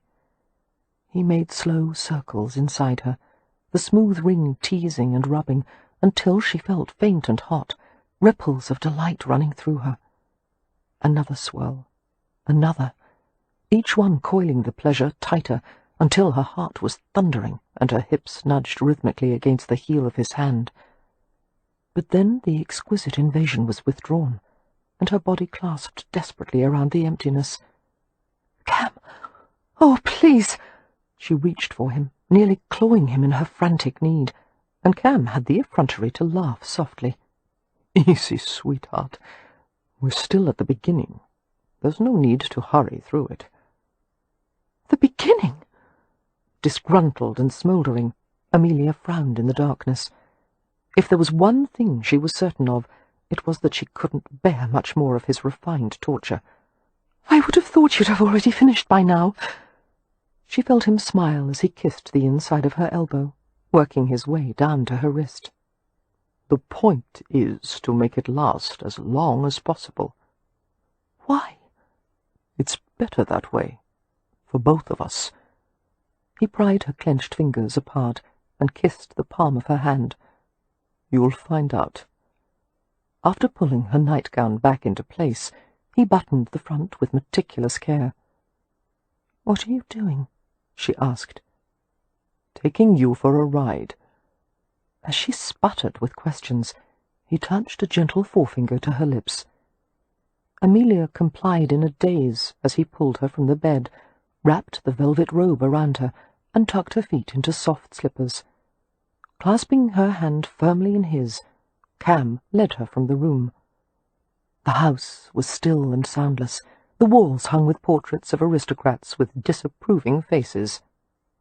They went out the back of the house to the great stone terrace, its wide, curving steps leading down to the gardens. The moonlight was crossed with shredded clouds that glowed against a sky the colour of black plums. Puzzled but willing, Amelia went with Cam to the bottom of the steps. He stopped and gave a short whistle. "What?" Amelia gasped as she heard the pounding of heavy hooves and saw a huge black form rushing toward them like something from a nightmare. Alarm darted through her, and she burrowed against Cam, her face hidden against his chest. His arm went around her, tucking her close. When the thundering stopped, Amelia risked a glance at the apparition. It was a horse, a huge black horse, with puffing breaths that rose like wraiths in the raw air. "Is this really happening?" she asked doubtfully. Cam reached in his pocket and fed the horse a sugar lump, and ran his hand over the sleek midnight neck. "Have you ever had a dream like this?" "Never." "Well, then it must be happening." "You actually have a horse who comes when you whistle?" "Yes, I trained him." "What is his name?" His smile gleamed white in the darkness. "Can't you guess?" Amelia thought for a moment. "Puka?" The horse turned his head to look at her as if he understood. "Puka," she repeated with a faint smile. "Do you have wings, by any chance?" At Cam's subtle gesture, the horse shook his head in an emphatic no, and Amelia laughed shakily. Walking to Puka's side, Cam swung up onto the pack-saddle in a graceful movement. He sidled close to the step on which Amelia was standing, and reached down to her. She took his hand, managing to gain a foothold on the stirrup. She was lifted easily onto the saddle in front of him. Momentum carried her a little too far, but Cam's arm locked around her, keeping her in place. Amelia leaned back into the hard cradle of his chest and arm. Her nostrils were filled with the scents of autumn, damp earth, horse and man. "You knew I'd come with you," she said. Cam leaned over her, kissing her temple. "I only hoped." His thighs tightened, setting the horse to a gallop, and then a smooth canter. And when Amelia closed her eyes, she could have sworn they were flying. Chapter 15. Cam rode to the abandoned river encampment where the gypsy tribe had stayed. The remains of the camp were still there, the ruts left by the wheels of the Vardos, circles of grass eaten where the cobs had been tethered, the shallow fire pit filled with ash, and everywhere there was the sound of the sloshing, rushing river, pushing at the banks, soaking the yielding earth. Earlier, Amelia had said she could manage without him. Cam believed her, but that didn't mean she didn't need him. And when he had thought about leaving, knowing what she would face without him, every part of him had revolted, which meant his plans had changed, and hers, although she didn't know it yet. He dismounted and helped Amelia to the ground. At his direction, she sat on a fallen birch log while he set up a makeshift camp. She waited with her hands folded neatly in her lap, watching his every movement as he pulled a bundle of thick blankets from the pack-saddle. In a few minutes he had made a fire in the stone-circled pit and laid out a pallet beside it. Cam had expected to have to coax Amelia onto the pallet, but she sped over to it and burrowed beneath the layers of wool and quilted cotton. "Are we safe out here?" she asked in muffled voice. "You're safe from everything but me." Smiling, Cam lowered himself beside her. After removing his boots, he joined her beneath the blankets and pulled her against him.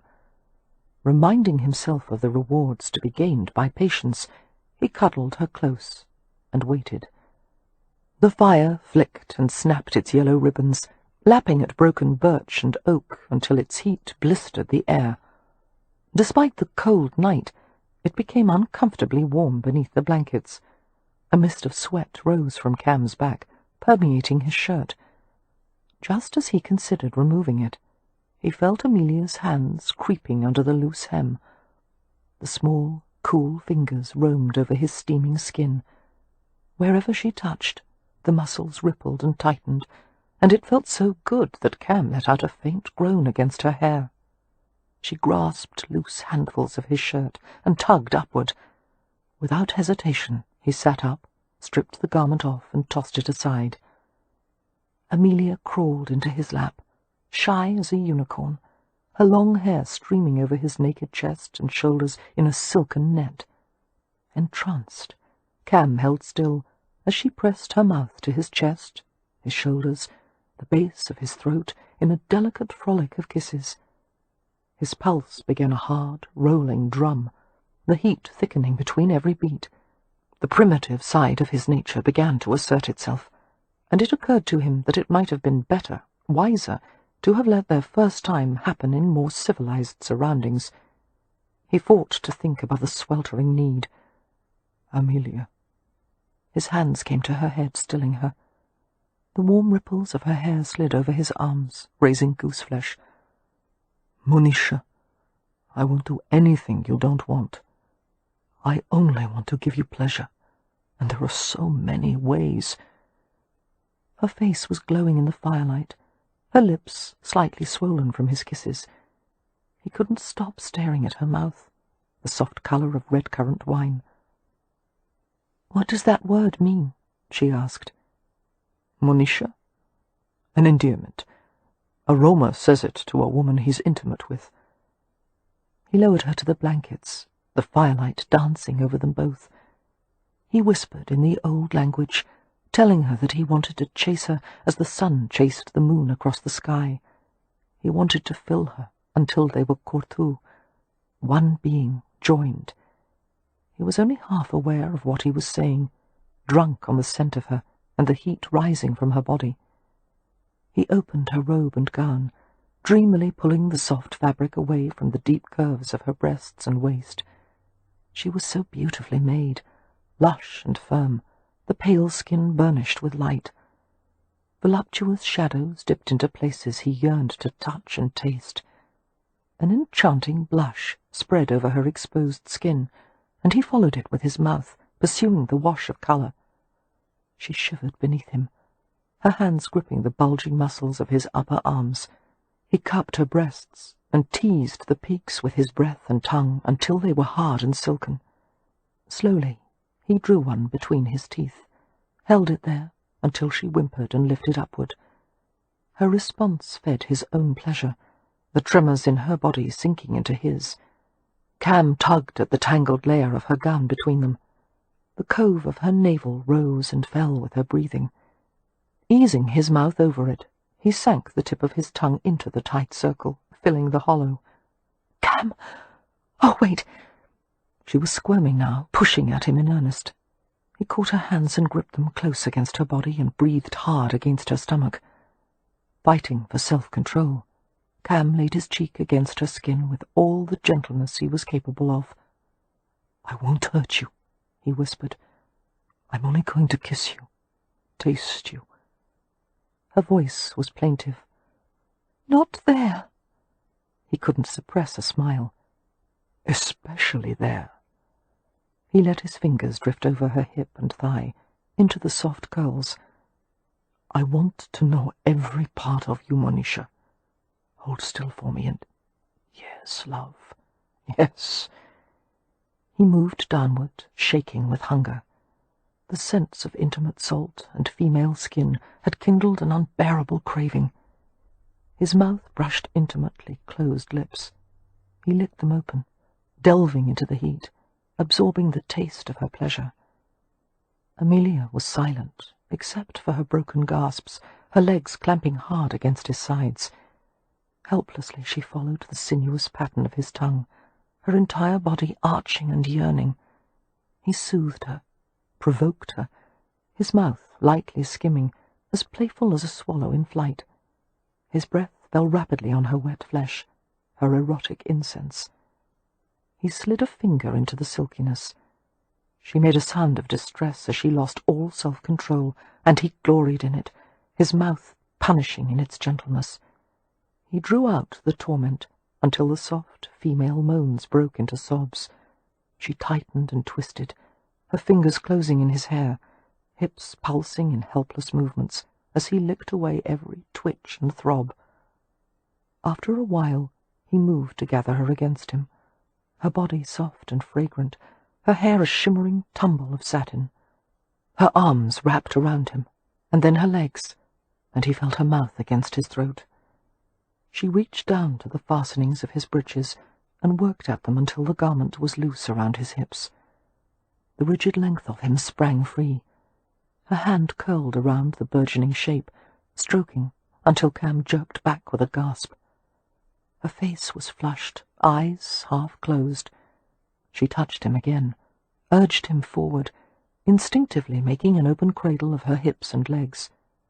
He resisted, keeping his weight suspended above her, shielding her from the gaze of moonlight as he spread his fingers and trailed them over the front of her body. She shivered as the tip of his smallest finger brushed the tip of her breast. He traced a small circle around it, watching the bud tighten. "If you want me, love," he whispered, "tell me in Romany. Please." Blindly, Amelia turned her head and kissed the curve of his biceps. "What should I say?" He murmured soft, lyrical words, waiting patiently as she repeated them, helping her when she faltered. All the while, he positioned himself against her, lower, tighter, and just as the last syllable left her lips, he thrust strongly inside her.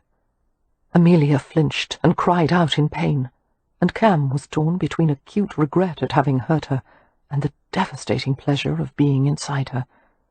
Her innocent flesh cinched around the unfamiliar invasion, her hips lifting as if to throw him off, but every movement only drew him deeper. He tried to soothe away the hurt, stroking her, kissing her throat and breasts. Taking a rosy crest into his mouth, he sucked lightly, ran his tongue over it, until she relaxed beneath him and began to moan.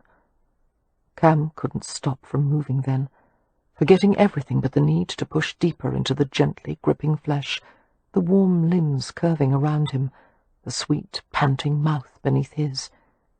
He whispered compulsively against her lips, one word, over and over, the ecstasy crowning higher every time. "Mandis, Mandis, mine." Feeling the violent spill of release about to begin, Cam withdrew and thrust against the quivering velvet of her stomach. Heat jetted and slid between them. Cam buried his head in the crook of her neck and shoulder, groaning. No feeling had ever come close to this, he thought dizzily. Nothing could.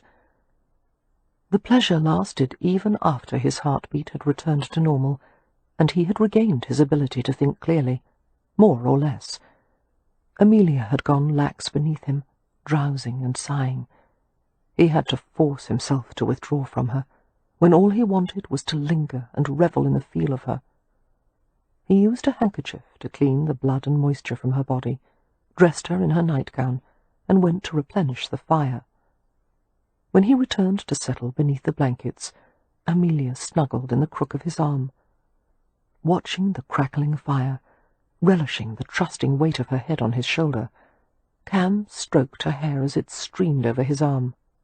She slept heavily, while the fire pitched spiky shadows from her long lashes across her cheeks.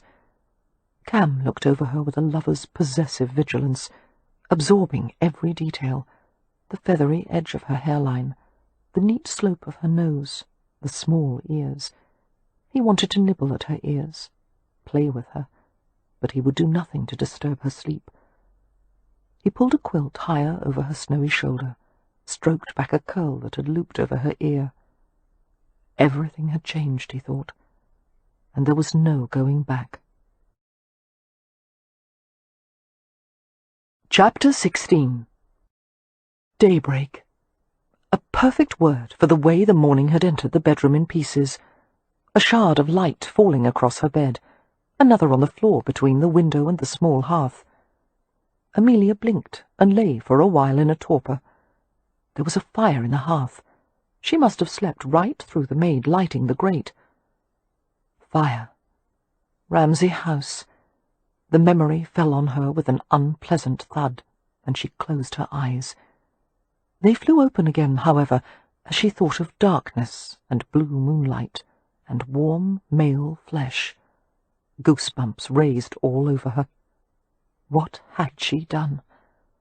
She was in her bed, with only a murky recollection of riding back when it was still dark, Cam carrying her, tucking the soft mass of the bedclothes around her as if she were a child. "Go to sleep," he had murmured, his hand a comforting pressure on her skull. And she had slept and slept. Now, as she squinted at the cheerfully ticking mantel clock, she saw that it was nearly noon. Panic thrashed inside her, until she reminded herself that it was impractical to panic. Nevertheless, her heart pumped something that seemed too hot and light to be blood, and her breath turned choppy. She would have liked to persuade herself that it had all been a dream, but her body still retained the feel of him, the invisible map he had drawn all over her with his lips, tongue, teeth, hands. Raising her fingertips to her lips, Amelia felt that they were puffier, smoother than usual. They had been licked and braided by his mouth. Every inch of her body felt sensitive, the most tender places still harbouring an ache of pleasure. A decent woman should certainly have felt shame over her actions. Amelia felt none. The night had been so extraordinary, so rich and dark and sweet, she would hoard it in some distant corner of her memory forever. It had been an experience not to be missed, with a man unlike anyone she had ever known or would ever meet again. But oh, how she hoped he was gone by now. With any luck, Cam would have already left to take care of his business in London. Amelia wasn't at all certain she could face him after last night, and she certainly didn't need the distraction he presented when there was so much to be decided. As for the memories of the night with Cam Rohan, all of it so gently refracted, as if he were a prism her feelings had travelled through, now was not the time to think about any of that. There would be time later. Days, months, years. "Don't think about it," she told herself sternly, climbing out of bed. She rang for a maid and fumbled to fasten her robe. In less than a minute, a sturdy, light-haired maid with apple cheeks appeared. "May I have some hot water?" Amelia asked. "Aye, miss. I can bring some up," Or, if the likes, I can draw a bath in the bathing-room." The maid spoke in a broad, warm Yorkshire accent, the R's slightly rolled, the consonants adhering to the back of her throat. Amelia nodded eagerly at the second suggestion, remembering the modern bath from the previous night. She followed the maid, who identified herself as Betty, out of the room and along the hallway. "How are my sisters and brothers? And Mr. Merrypen?" "Miss Winifred, Miss Poppy, and Miss Beatrix have all gone downstairs for breakfast," the maid reported. "The 2 gentlemen are still abed." "Are they ill? Does Mr. Merrypen have a fever?" "Mrs. Brierly, the housekeeper, is of the mind they're both fine, miss, only resting." Thank goodness. Amelia resolved to check on Merrypen as soon as she was presentable. Burn wounds were dangerous and unpredictable. She was still quite worried for his sake. They entered a room with walls covered in pale blue tiling. There was a chaise lounge in one corner and a large porcelain tub in another. A richly coloured oriental curtain hung from the ceiling to provide a secluded dressing area. The bathing room was warm, thanks to the fireplace, and a large open wardrobe displayed neatly folded stacks of bath linens, Turkish towels, and various soaps and toiletries. The bath water was heated in the room by some kind of gas apparatus, with taps for cold, hot, or tepid water, and pipes leading outside. Betty opened the taps and adjusted the water temperature. She laid out bath linens across the chaise lounge in a precise row. "Shall I attend while they bathes, miss?" "No, thank you," Amelia said at once. "I'll manage by myself. If you wouldn't mind bringing my clothes to the adjoining dressing-room." "Which dress, miss?" That stopped Amelia cold. She realized she had come to Stony Cross Manor with no clothes whatsoever. "Oh, dear. I wonder if someone could be sent to Ramsay House to fetch my things." "They're likely all cloudy and full of smoke, miss. But Lady St. Vincent had some of her own dresses put in your room. She and thee are more of a size than Lady Westcliff, who's taller, so she—" "Oh, I can't wear Lady St. Vincent's clothes," Amelia said uncomfortably. "Afraid there's no help for it, miss. There's a lovely red woolen. I'll fetch it for thee." Since there appeared to be no possibility of retrieving any of her own gowns, Amelia nodded and murmured her thanks. She went behind the dressing screen and removed her robe, while the housemaid shut off the taps and left the bathing room. As Amelia stripped away the nightgown and let it drop to the floor, she saw a flash of gold on her left forefinger. Startled, she lifted her hand and examined it. A small gold signet ring with an elaborate engraved initial. It was the one Cam always wore on his smallest finger. He must have put it on her last night while she was sleeping. Had he meant it as a parting gift, or did it have some other significance to him? She tried to pull it off, and discovered it was firmly stuck. "Drat!" she muttered, tugging at the thing in vain. She took a cake of soap from the wardrobe and brought it into the bath with her. The hot water soothed a myriad of small aches and stings, easing the soreness between her thighs. Sighing deeply, Amelia soaped her hand and went to work on the ring. But no matter how she tried, it wouldn't budge. Soon the surface of the bath water was covered with soap froth, and Amelia was cursing with frustration. She couldn't let anyone see her wearing one of Cam's rings. How in God's name was she supposed to explain how and why she'd gotten it? After pulling and twisting until her knuckle was swollen, Amelia gave up and finished her bath. She dried herself with a Turkish towel, its pile loose and soft against her skin. Entering the adjoining dressing-room, she found Betty waiting for her with an armload of soft, wine-coloured wool. "Here is the dress, miss. The dress will look right pretty on thee, with thy dark hair." "Lady St. Vincent is much too generous." The piles of crisp, frothy undergarments looked so pristine it was likely they had never been worn. There was even a corset, its white laces neatly crossed like surgical sutures. "Oh, she has many, many dresses," Betty confided, handing Amelia a pair of folded drawers and a chemise. "Lord St. Vincent sees to it that his wife is dressed like a queen. I'll tell thee summat. If she wanted the moon for her looking-glass, he'd find a way to pull it down for her." "How do you know so much about them?" Amelia asked, hooking the front of the corset, while Betty moved behind her to pull the laces. "I'm Lady St. Vincent's maid. I travel with her wherever she goes. She bid me to attend thee and the other Miss Hathaways. They need special care," she said, "after what they've endured." Amelia held in her breath as the laces were tugged firmly. When they were finally tied, she expelled a quick breath. "That was very kind of her. And you. I hope my family hasn't been troublesome." For some reason, that produced a chuckle. "That a shandy lot, if you don't mind my saying so, miss." Before Amelia could ask what that meant, the maid exclaimed, "What a small waist thou has! I expect Lady St. Vincent's dress will fit thee like a glove. But before we try it, thou'd better put thy hosen on." Amelia took a handful of translucent black fabric from her. "Hosen? Silk stockings, miss." Amelia nearly dropped them. Silk stockings cost a fortune, and these were embroidered with tiny flowers, which made them even more expensive. If she wore them, she would be in terror of snagging them. However, there seemed to be no other choice, short of going without. "Do put them on," Betty urged. With a mixture of temptation and guilt, Amelia dressed in the most luxurious clothes she had ever worn in her life.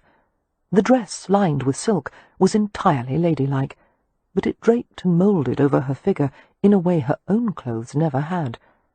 Straight, close-fitting sleeves went to her elbow, where they flared in spills of black lace. The same black lace trimmed the deep bias hem of the skirt, which was layered to suggest a multitude of underskirts.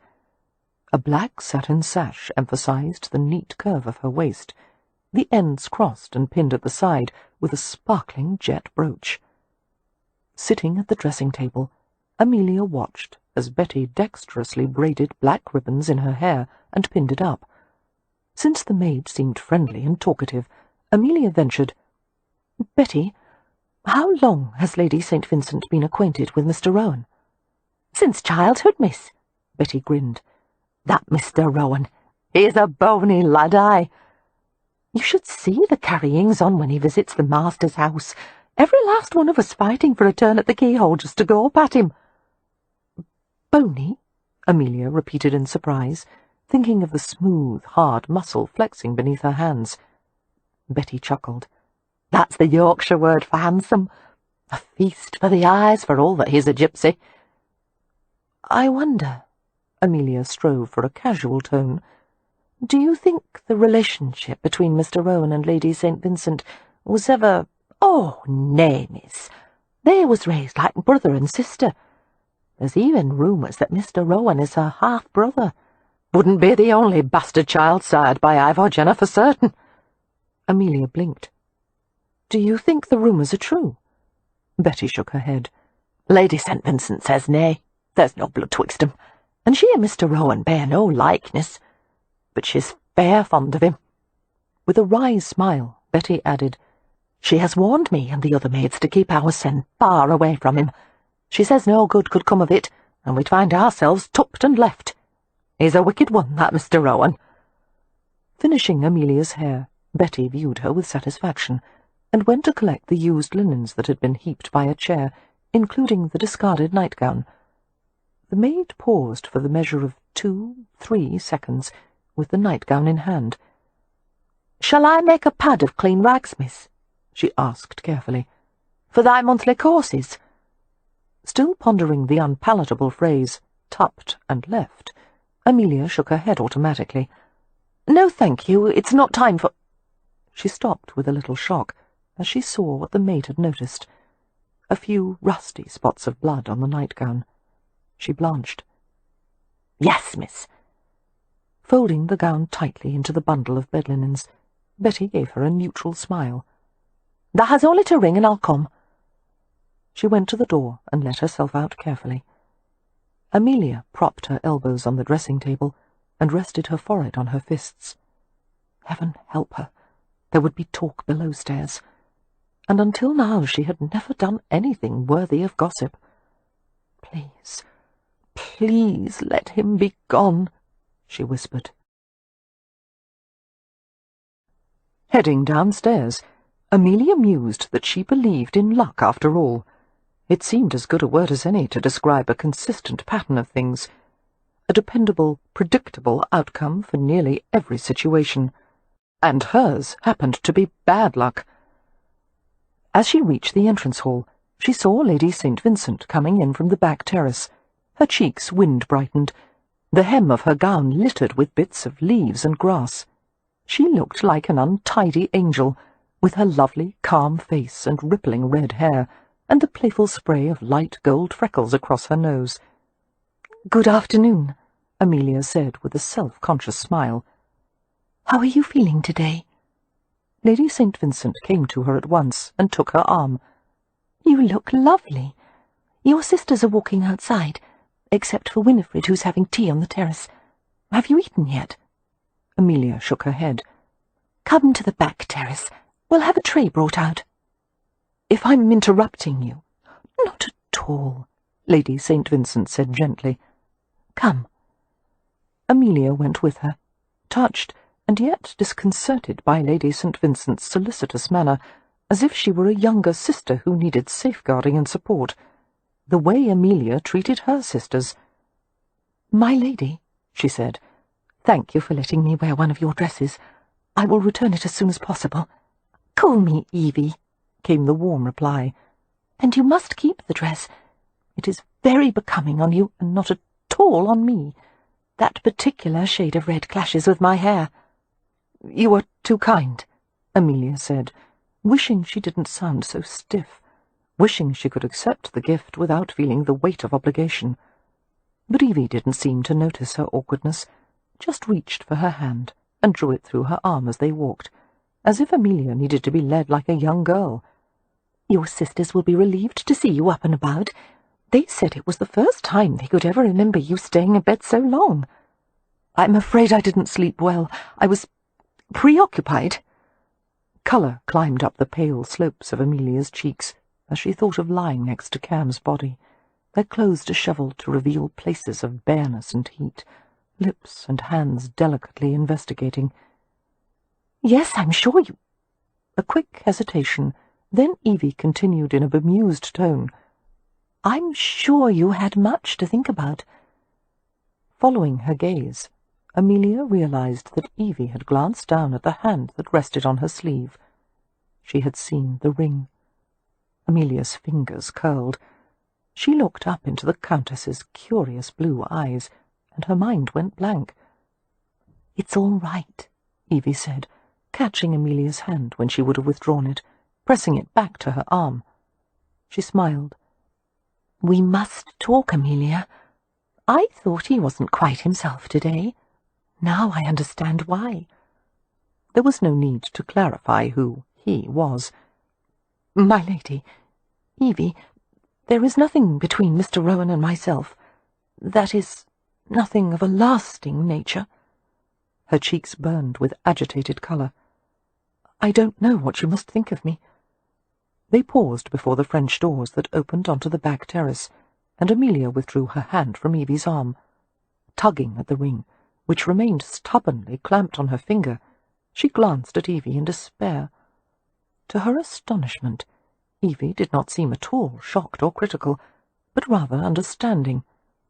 There was something in her face, a sort of tender gravity, that made Amelia think, no wonder Lord St. Vincent is besotted with her.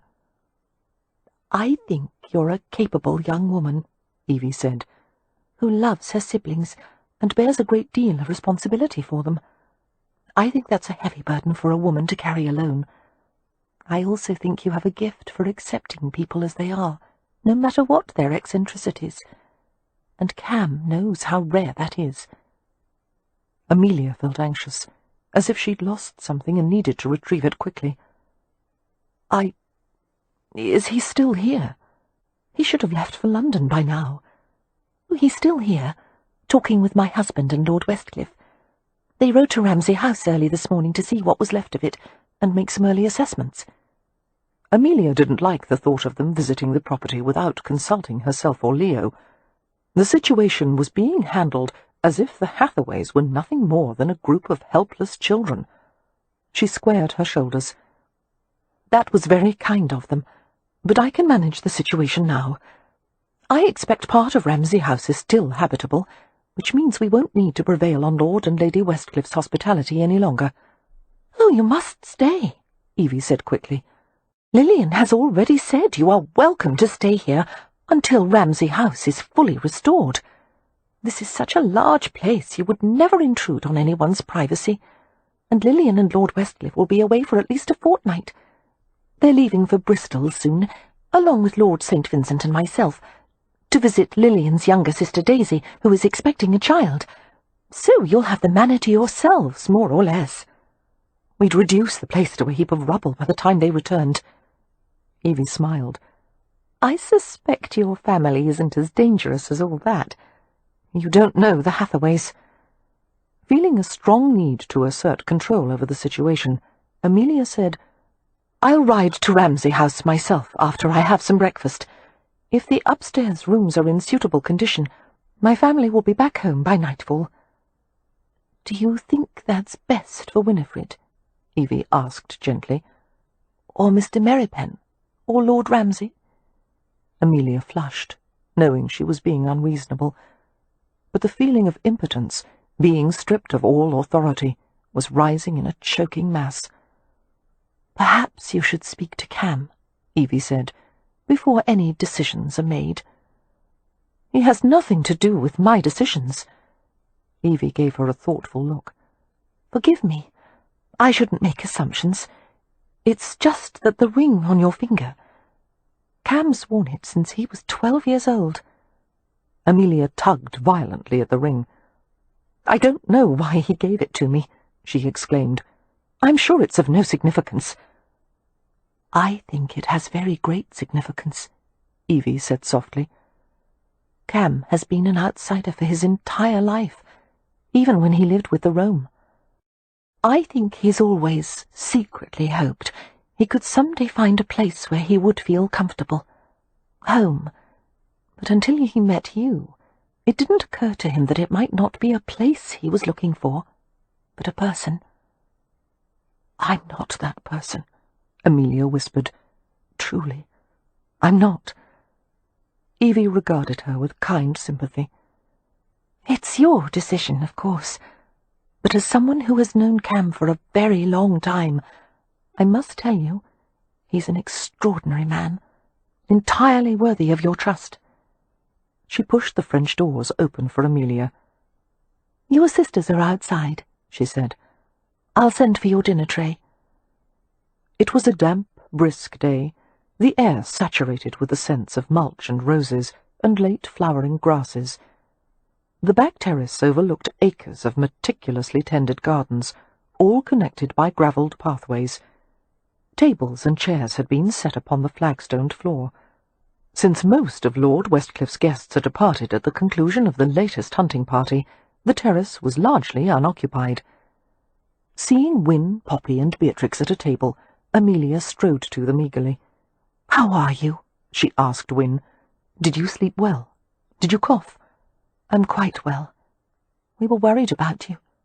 I've never known you to sleep so long unless you were ill." "Oh, no, not ill. Couldn't be better." Amelia gave her an over-bright smile.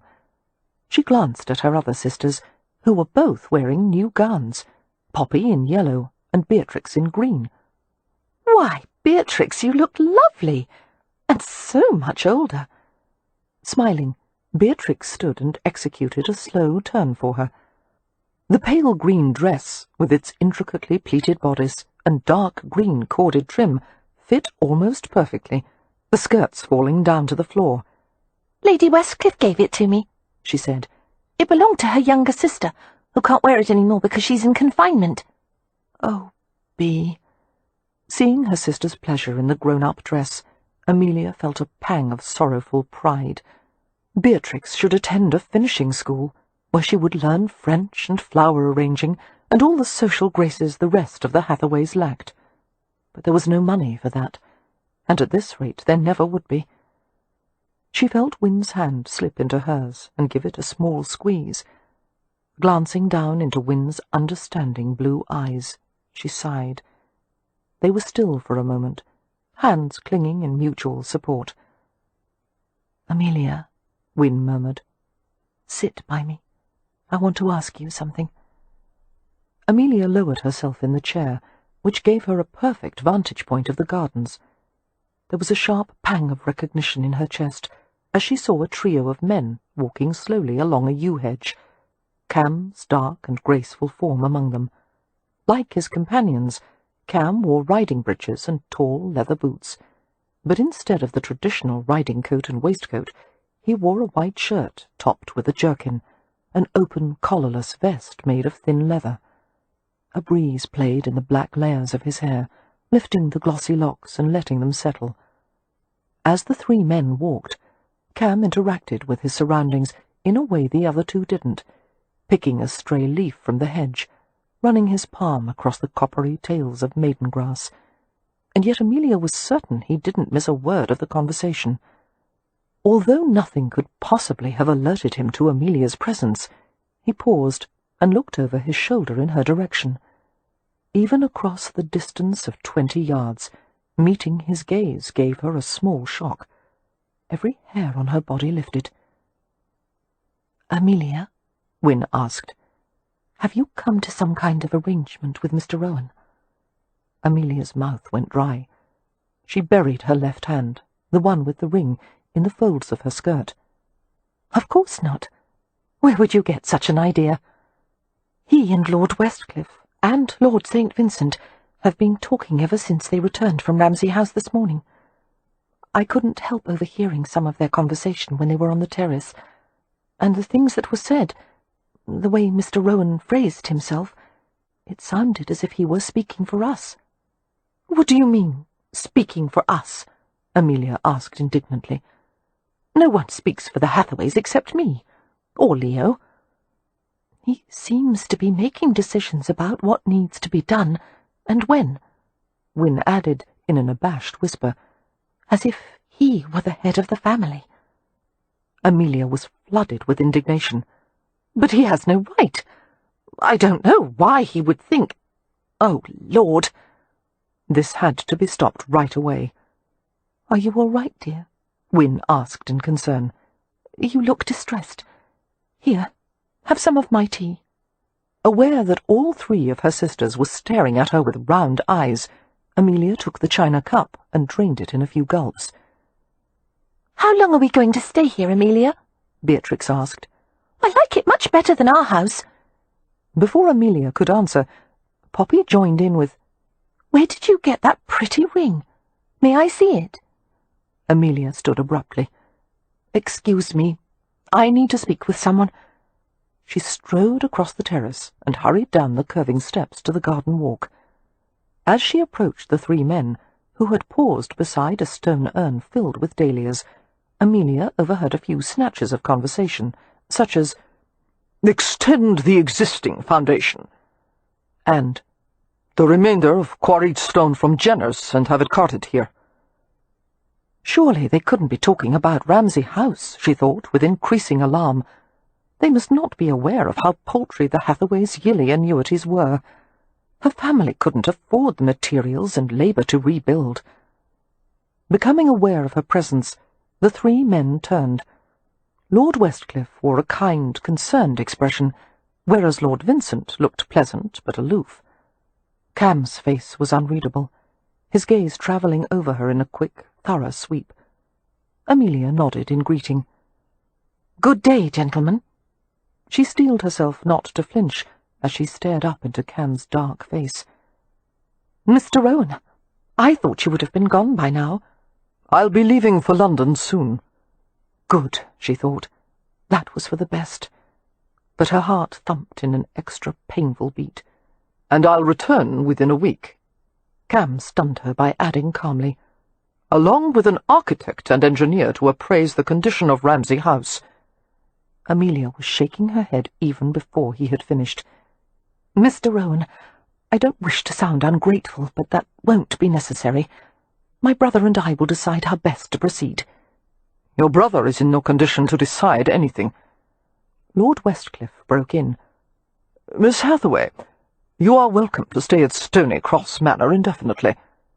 "You are very generous, my lord, but since Ramsay House is still standing, we will live there." "It was barely adequate before the fire," Cam said. "As things stand now, I wouldn't let a stray dog go in there.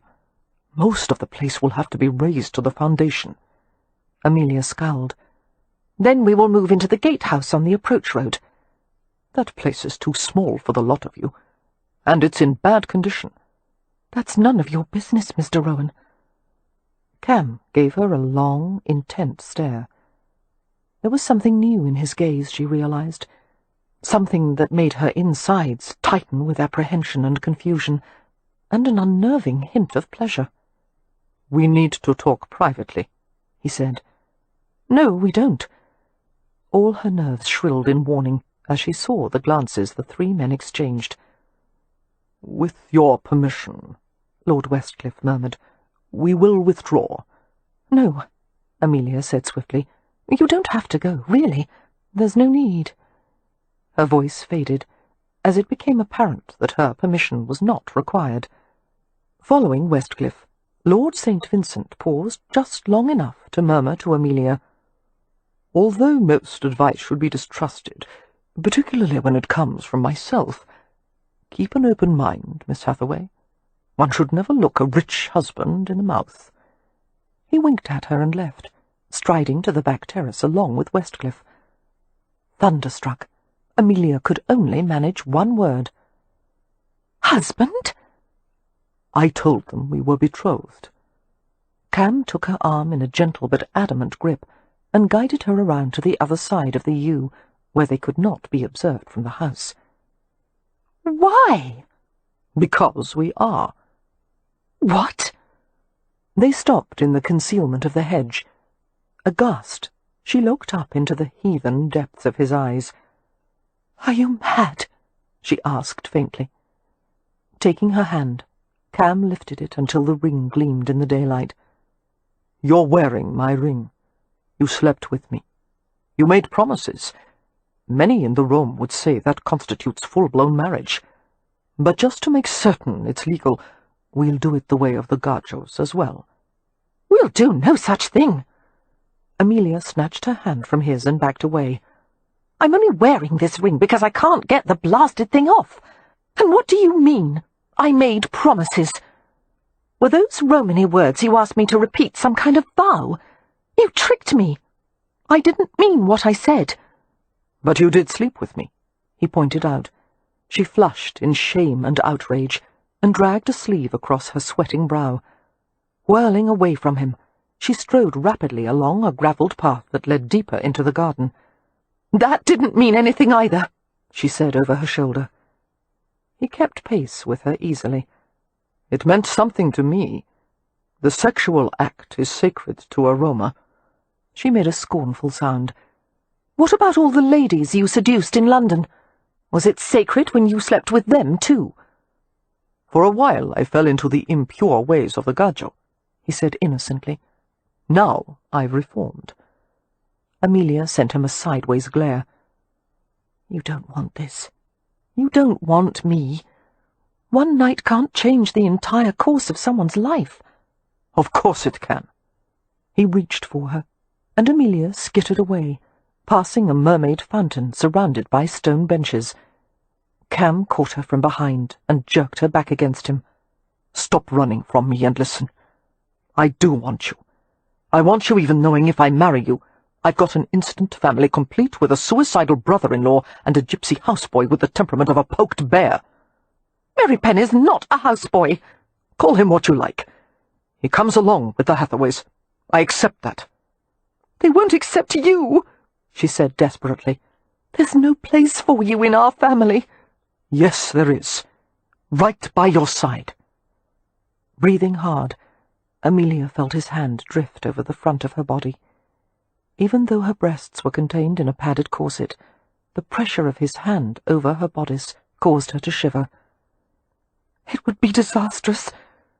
Heat climbed in her breasts and throat and face. "You would resent me for taking away your freedom, and I would resent you for taking mine. I can't promise to obey you. to accept your decisions and never again be entitled to my own opinions. It doesn't have to be that way. Oh, would you swear never to command me to do anything against my will? Cam turned her to face him, his fingers gentle on the burning surface of her cheek. He considered the question for a long moment. No, he said flatly. I couldn't swear that. Not if I thought something was for your own good. As far as Amelia was concerned, that ended the debate. I've always been the one to decide what is for my own good. I won't yield that right to you, nor to anyone. Cam fingered her earlobe lightly, traced the side of her throat. Before you make your final decision, there are some things you should consider.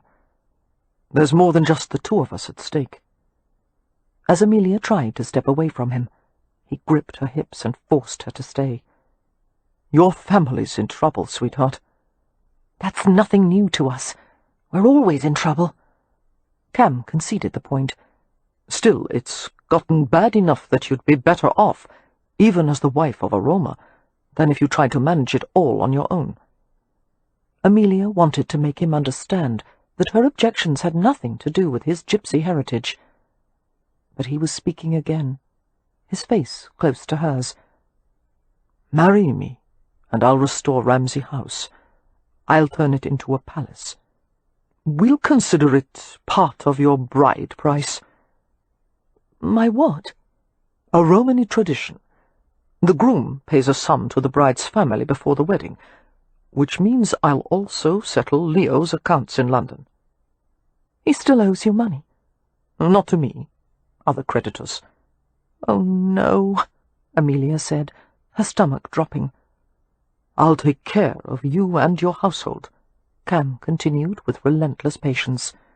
Clothes, jewellery, horses, books, school for Beatrix, a season in London for Poppy, the best doctors for Winifred. She can go to any clinic in the world. A calculated pause. Wouldn't you like to see her well again? That's not fair, she whispered. In return, all you have to do is give me what I want. His hand came up her wrist, sliding along the line of her arm. A ticklish pleasure ran beneath the layers of silk and wool. Amelia fought to steady her voice. I would feel as if I'd made a bargain with the devil. No, Amelia. His voice was dark velvet. Just with me. I'm not even certain what it is you want. Cam's head lowered over hers. After last night, I find that hard to believe. You could get that from countless other women, for far more cheaply, I might add, and with much less trouble. I want it from you. Only you. A brief, rather uncomfortable pause. His mouth twisted. The other women I've been with, I was a novelty to them. Someone different from their lily-skinned husbands. They wanted my company at night, but not during the day. I was never an equal, and I was never satisfied after being with them. With you, it's different. Amelia closed her eyes as she felt the hot caress of his mouth against her forehead. It was very wicked of you to sleep with married women, she said with difficulty. Perhaps if you had tried to court a respectable one— I live in a gambling club. Subtle amusement tempered his voice.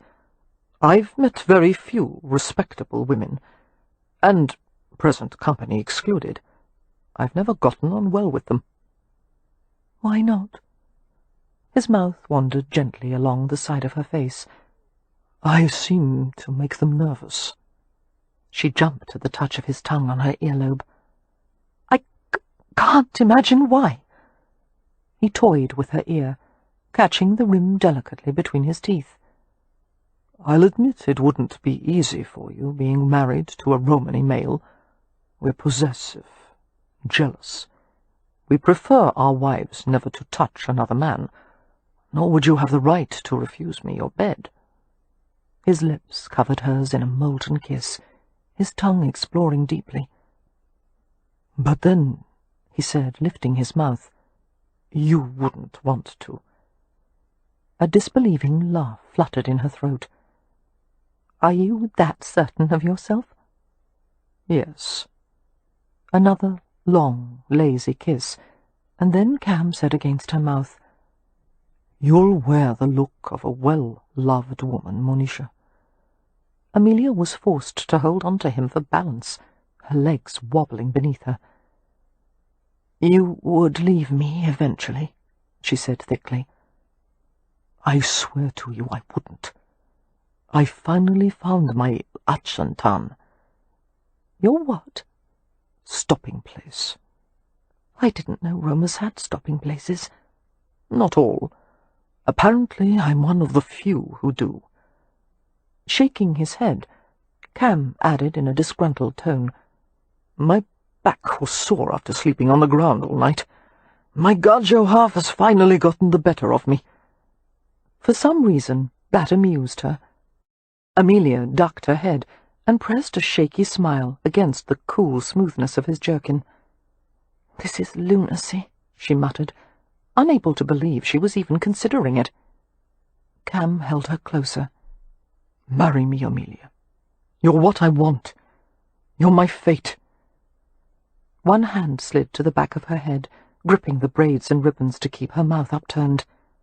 "Say yes." He nibbled at her lips, licked at them, opened them as he sealed his mouth over hers. He kissed her until she writhed in his arms, her pulse racing. "Say it, Amelia, and save me from ever having to spend a night with another woman. I'll sleep indoors.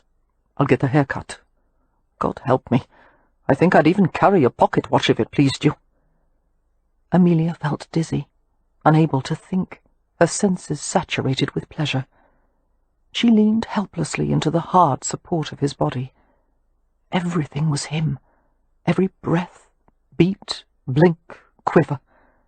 He said her name, and his voice seemed to come from a great distance. "Amelia." Cam shook her a little, asking something, repeating the words until she gathered he wanted to know when she had eaten last. "Yesterday," she managed to reply. Cam didn't look sympathetic so much as annoyed. "No wonder you're ready to faint. You've had no food and hardly any sleep. How are you to be of use to anyone when you can't manage to take care of your own basic needs?" She would have protested, but he gave her no opportunity to explain anything. Fitting a hard arm around her back, he propelled her back to the house, offering caustic advice the entire way. It seemed to take all her strength to ascend the back staircase. By the time they reached the top, Lillian, Lady Westcliff, was there, her dark gaze chasing over Amelia with concern. "You look ready to cast up your crumpets," she said without preamble. "What's the matter?" "I proposed to her," Cam said shortly. Lillian's eyebrows lifted. "I'm fine," Amelia told her. "I'm just a bit hungry." Lillian accompanied them as Cam took Amelia to her sister's table. "Did she accept?" she asked Cam. "Not yet." "Well, I'm not surprised. A woman can't possibly consider a marriage proposal on an empty stomach." Lillian watched Amelia with concern. "You're very pale, dear. Shall I take you inside to lie down somewhere?" Amelia shook her head. "Thank you, no.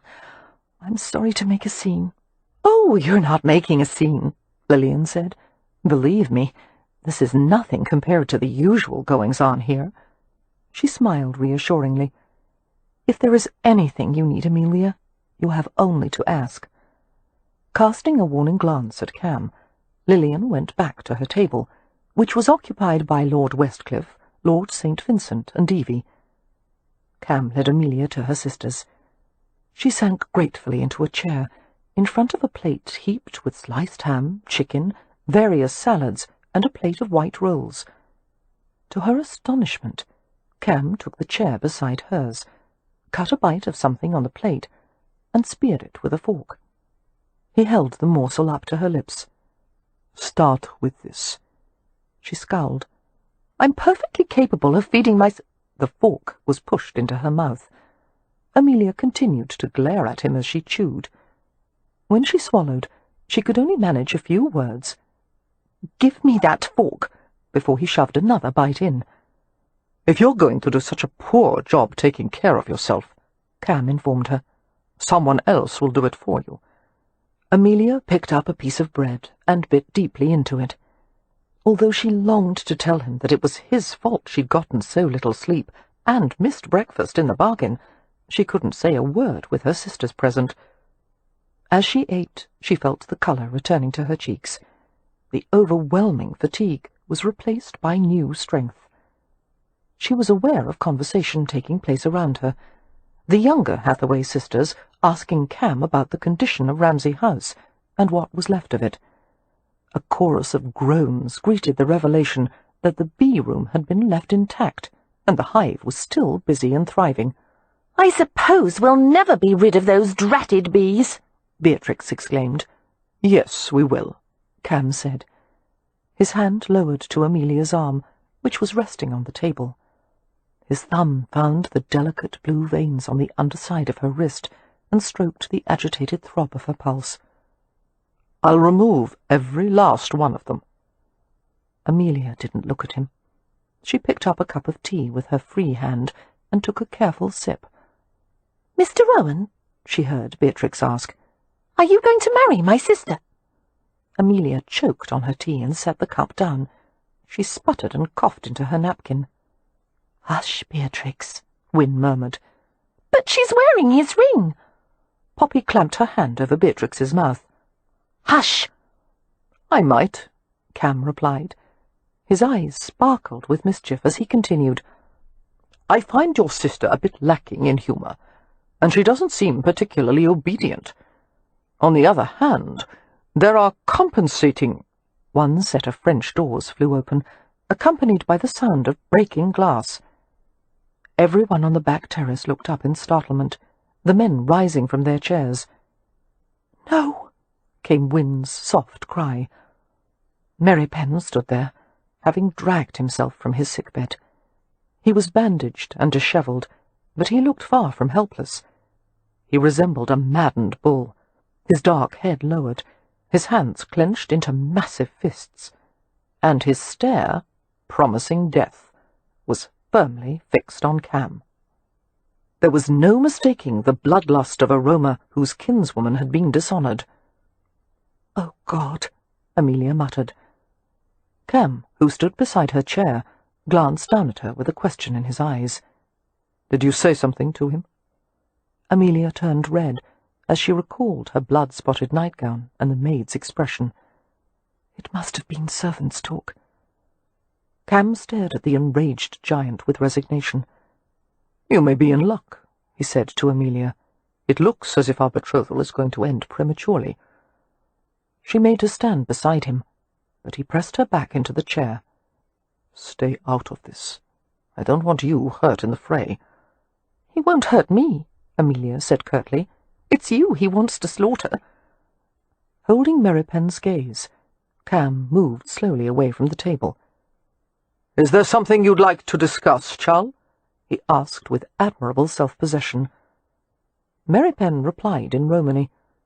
Although no one save Cam understood what he said, it was clearly not encouraging. "I'm going to marry her," Cam said, as if to pacify him. "That's even worse." Merrypen moved forward, murder in his eyes. Lord St. Vincent swiftly interceded, stepping between the two of them. Like Cam, he'd had his share of putting down fights at the gambling club. He lifted his hands in a staying gesture and spoke smoothly. "Easy, large fellow. I'm sure you can find a way to resolve your differences in a reasonable fashion." "Get out of my way," Merrypen growled, thereby putting an end to the notion of civilized discourse. St. Vincent's pleasant expression didn't change. "You have a point. There is nothing so tiresome as being reasonable. I myself avoid it whenever possible. Still, I'm afraid you can't brawl when there are ladies present. It might give them ideas." Mary Penn's scorching black stare flickered to the Hathaway sisters, lingering an extra second on Wynne's pale, delicate face. She gave him an infinitesimal shake of her head, silently willing him to relent, to reconsider.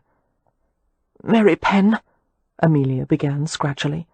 The scene was mortifying, but at the same time it moved her that Mary Penn was so protective of her honour. Cam silenced her with a touch on the shoulder. He levelled a cool stare at Mary Penn and said, "Not in front of the Gajos."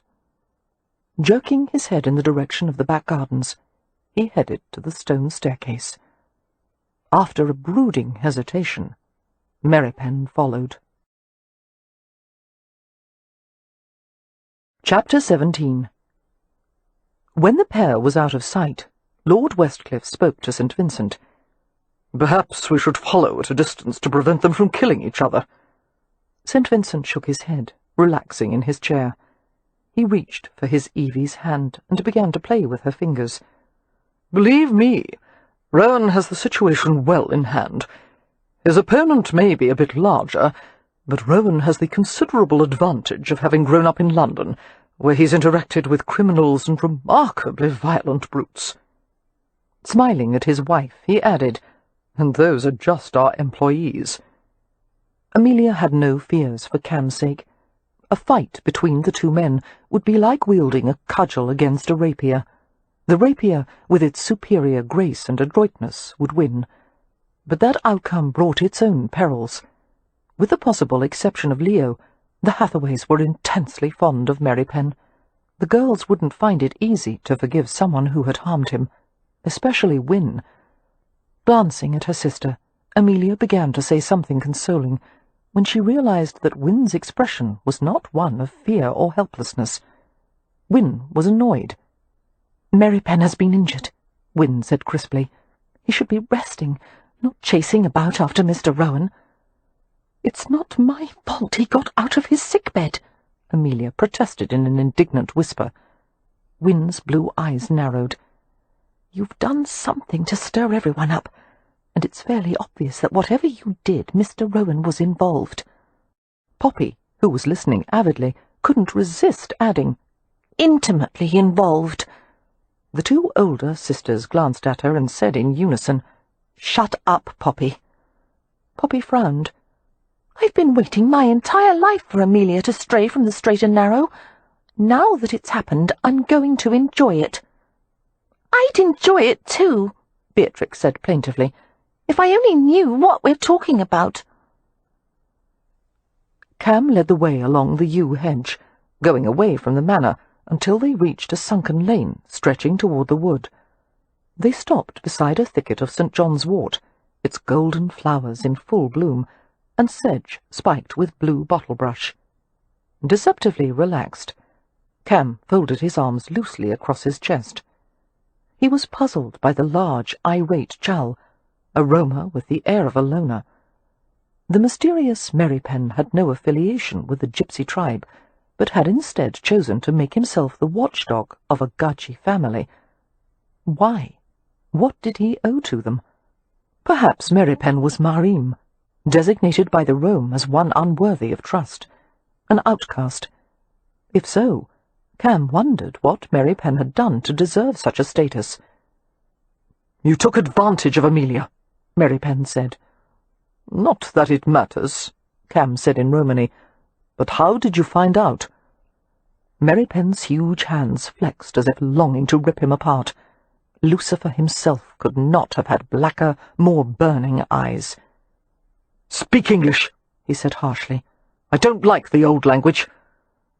Frowning in curiosity, Cam readily complied. "The maids were talking about it," Mary Penn replied. "I heard them standing outside my door. You dishonoured one of my family." "Yes, I know," Cam said quietly.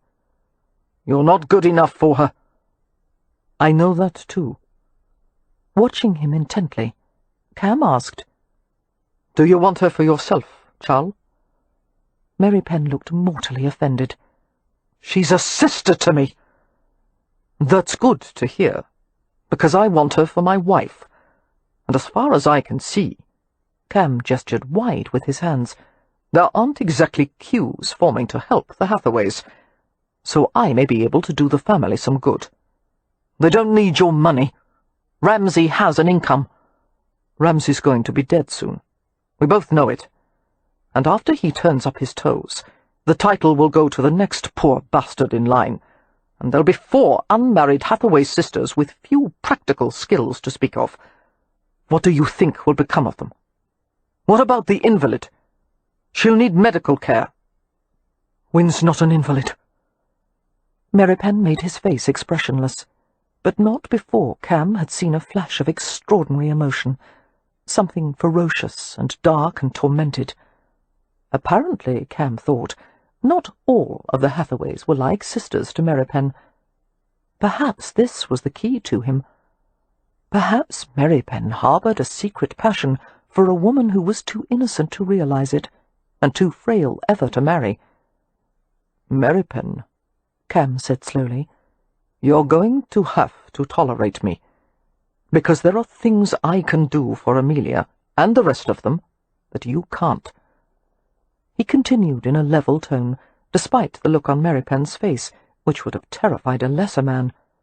"And I don't have the time or patience to battle you every step of the way. If you want what's best for them, either leave or find a way to accept this.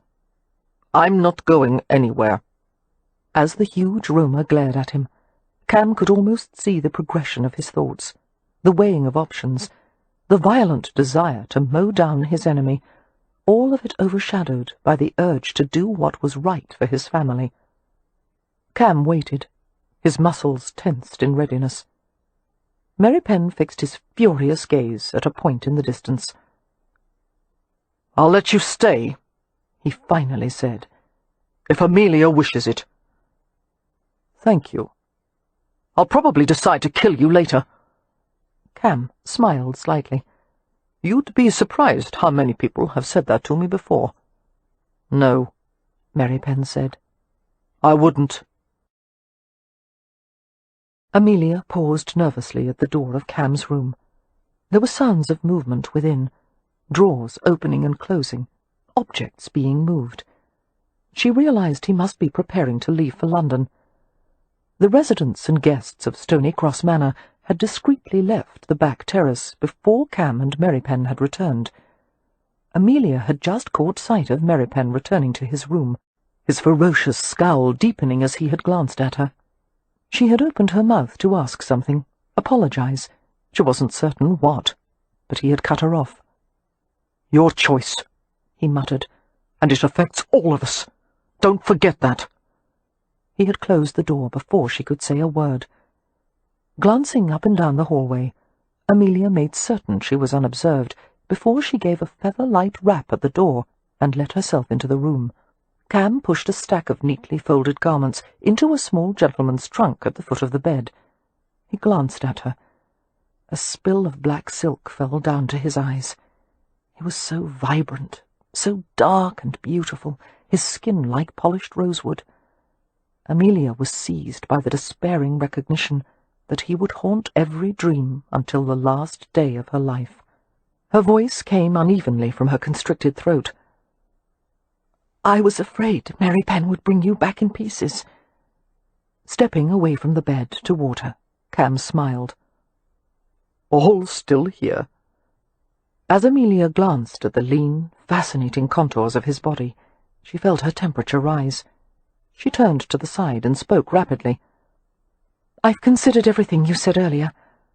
I've made a decision. But first, I'd like to explain that it has nothing to do with your personal endowments, which are quite considerable. It's just that—" "My personal endowments?" "Yes, your intelligence, your attractiveness." "Oh." Wondering why his voice sounded odd, Amelia darted a questioning glance at him. The amber eyes were bright with laughter. What had she said to amuse him? "Are you paying attention?" "Believe me, when my personal endowments are being discussed, I always pay attention. Go on." She frowned. "As you know, I have never aspired nor expected to marry. and although I consider your offer a great compliment—" "Let's get to the point, Amelia." His hands closed over her shoulders. "Are you going to marry me?" "I can't," she said weakly. "I just can't. We don't suit. It's obvious we're not at all alike. You're impetuous. You make life-altering decisions in the blink of an eye, whereas I choose one course and I don't stray from it." "You strayed last night, and look how well it turned out." He grinned at her expression. "I'm not impetuous. It's just that I know when something is too important to be decided according to logic." "And marriage is one of those things?" "Of course." Cam settled a hand high on her chest, over the wild pounding of her heart. "You have to decide it in here." Amelia's chest felt tight beneath the warmth of his hand. "I've only known you for a matter of days. We're still strangers. I can't entrust the future of my entire family to a man I don't even know." "A couple can be married 50 years and never know each other. Besides, you know the important things already." Amelia heard an annoying drumming sound, and she thought at first it was the wild percussion of her heart. But as Cam's leg intruded gently among the folds of her borrowed dress and touched hers, she realized she was doing her blasted foot-tapping again. With an effort, she went still. Sliding one arm around her, Cam picked up her left hand, bringing it to his mouth. His lips brushed over the chafed red patch on her knuckle, where she had tried to pull the ring off. "It's stuck," she grumbled. "It's too small." "It's not too small. Just relax your hand and it will come off." "My hand is relaxed." "Gadgies," he said. "You're all as stiff as amaranth wood. It must be your corsets." His head bent, his mouth finding hers. He explored slowly, enticing her to open for him, hunting for the shy tip of her tongue. She stirred in dismay as she realized he was unfastening the back of her gown. The bodice loosened in front, sagging away from her neatly confined breasts. "Cam, no!" "Shh!" The hot, exciting waft of his breath filled her mouth. "I'm helping you remove the ring. That's what you want, isn't it?" "Removing this ring has nothing to do with pulling my corset strap." "No!" The web of stays had split open to expose a lush display of flesh. "This isn't helping." She tried to pull up her disassembled clothing with the clumsiness of someone moving underwater. "It's helping me quite a lot." Cam's hand slipped into the back of her drawers, his touch warm against the firm surface of her bottom. One fingertip skimmed over the crevice between her buttocks. She wriggled in violated modesty, her clothes dropping ever more rapidly toward the floor. "I have to see you in daylight." His mouth chased lightly, hungrily over her throat and shoulder. "Monisha, you are the most beautiful woman, the most—" His hands moved with increasing impatience, pulling hard at her clothes until a few stitches popped. "Don't! This dress doesn't belong to me," Amelia said anxiously, fumbling to unfasten the borrowed garments herself rather than have them torn. She froze at the sound of footsteps coming along the hallway, passing the closed door without stopping. Most likely it was a servant. But what if someone had seen her entering Cam's room? What if someone was searching for her at this very moment? "Cam, please, not now." "I'll be gentle." He lifted her from the circle of discarded clothes. "I know it's soon after your first time." She shook her head wildly as he laid her on the bed. Clenching the fabric of her chemise with both hands to keep it in place, she whispered, "No, it's not that. Someone will find out. Someone will hear. Someone will come in." "Let go, Hummingbird, so I can take this off you." There was a flick of devil's fire in his eyes as he said mildly, "Let go, or I'll rip it." "Cam, don't." She was interrupted by the sound of rending linen. He had torn it completely down the front, the fragile material drooping on either side of her. "You've ruined it," she said in disbelief. How am I to explain this to the maid? And how am I to put my corset back on?" Cam didn't look at all apologetic as he pulled the remnants of the chemise away from her body. "Take your drawers off, or I'll have to rip those too." "Oh, God." Seeing no way to stop him, Amelia pulled the drawers down over her hips. "Lock the door," she whispered with a scarlet face. "Please, please lock it." A quick smile passed over Cam's mouth. He left the bed and went to the door, stripping off his jerkin and shirt along the way. After turning the key in the lock, he took his time about returning to the bed, seeming to enjoy the sight of her burrowing beneath the bed linens. He stood before her half-naked, the breeches riding low on his hips. Amelia dragged her gaze away from the sleek, tightly muscled surface of his torso and shivered between the cold layers of the bedclothes. "You're putting me in a terrible position." Cam finished undressing and joined her beneath the covers. "I know other positions you'll like much better." She was pulled against him full length, his body large and startlingly warm. The scent of his skin was a luxurious masculine spice, arousing her, dissolving her inhibitions with every breath. He ran his hands over her, discovering she was still wearing garters and silk stockings. With a smoothness that left her gasping, Cam disappeared beneath the covers, his broad shoulders tenting the layers of linen, wool, and velvet. Amelia tried to struggle to a sitting position, but fell back with a whimper as she felt his mouth against the soft skin inside her thigh. He untied the garter, letting it fall away, and began to roll the stocking down her leg with torturous slowness, his lips following the path of furling silk. His tongue ventured into the crease behind her knee, glided over the clenched muscle of her calf, delved into the throbbing hollow on the side of her ankle. The silk was gently tugged away from her clenched toes.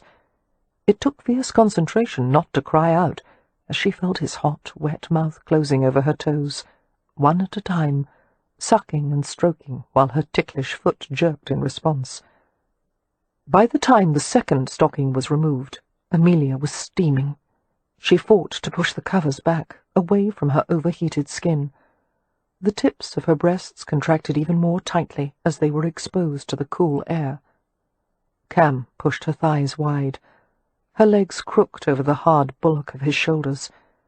His fingers sifted through the springy curls, and he kissed her tenderly, licking into the heat and tension, circling and drawing lightly.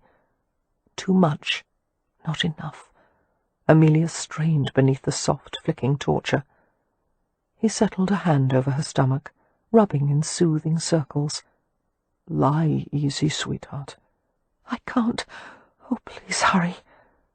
Cam laughed softly, his parted lips dragging across her sensitive flesh. He traced her with his tongue, made her wet, and blew against the dampened curls. "It's better for you if I don't hurry." "No, it's not." "Much you know about it. This is only your second time." She gave a little sob as he used his tongue again. "I can't bear much more of this."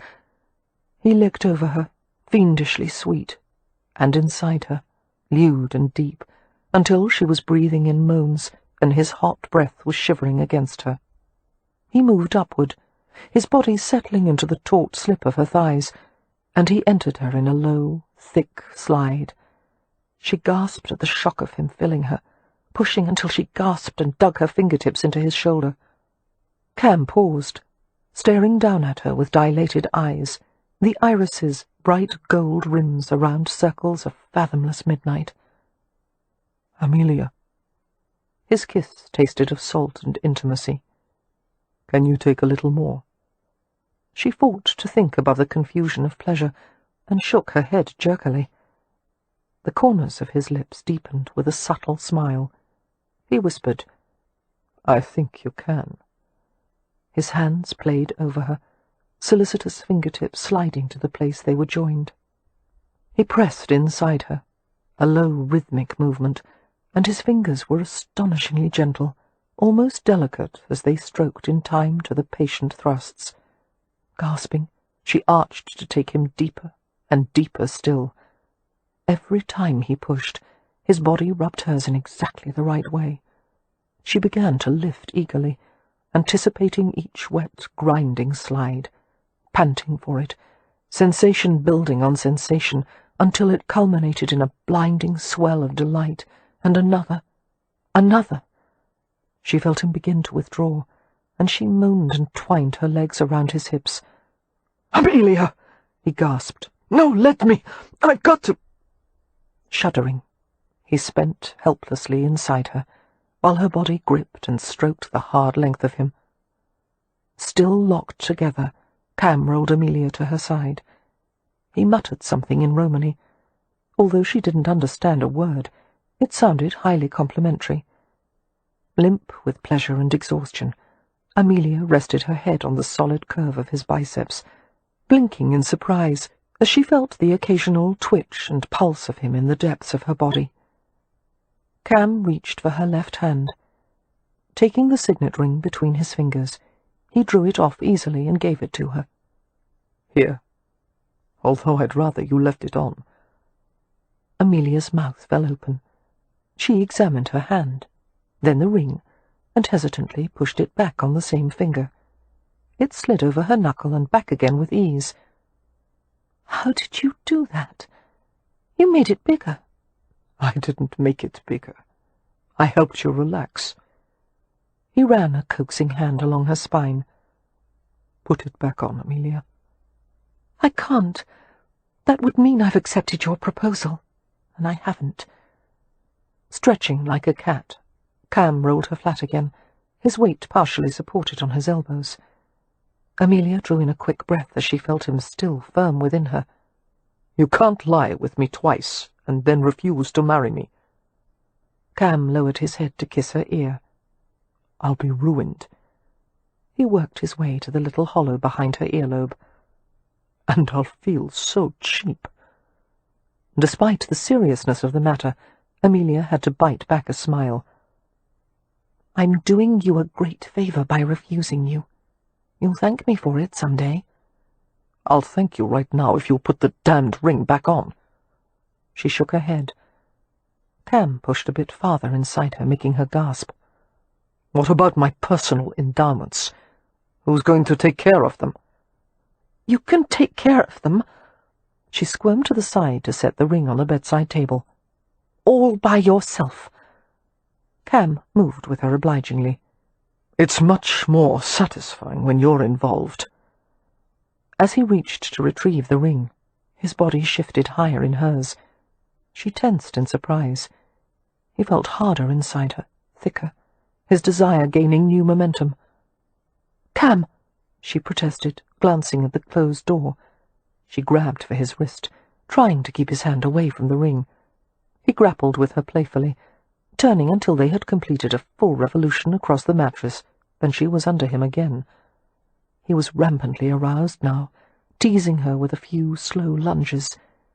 Twisting beneath him, Amelia pushed at his dark head as he began to kiss her breasts.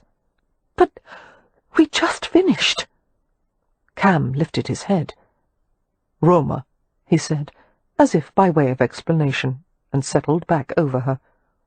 If there was a hint of apology in his tone, there was none in the insistent rhythm of his thrusts, deep caresses that invaded and soothed, and before long her protests had melted into purring moans. His beautiful, sleek body moved over her, inside her, muscles bunching at her touch, his breath catching as she explored him hesitantly. The heat rose higher, kindled in the friction of sweat-misted skin. Amelia wrapped her arms around him, her legs, trying to contain all that hard male flesh, while the steady rocking pace of his thrusts brought her to the edge of release. But he withdrew before she could reach it, and turned her over, and for an agonizing moment she thought he had decided to stop. Covering her with his body, Cam used his knees to push hers wide. He muttered in a mixture of English and Romany, enough for her to understand that he wouldn't hurt her. This would be easier for her, and she whispered, "Yes, yes." And then he was sliding impossibly deep, his hand steadying her hips as she backed up instinctively. Her head dropped, her gasps muffled against the linen-covered mattress. His hand slid to her sex, fingers spreading the furrowed silk.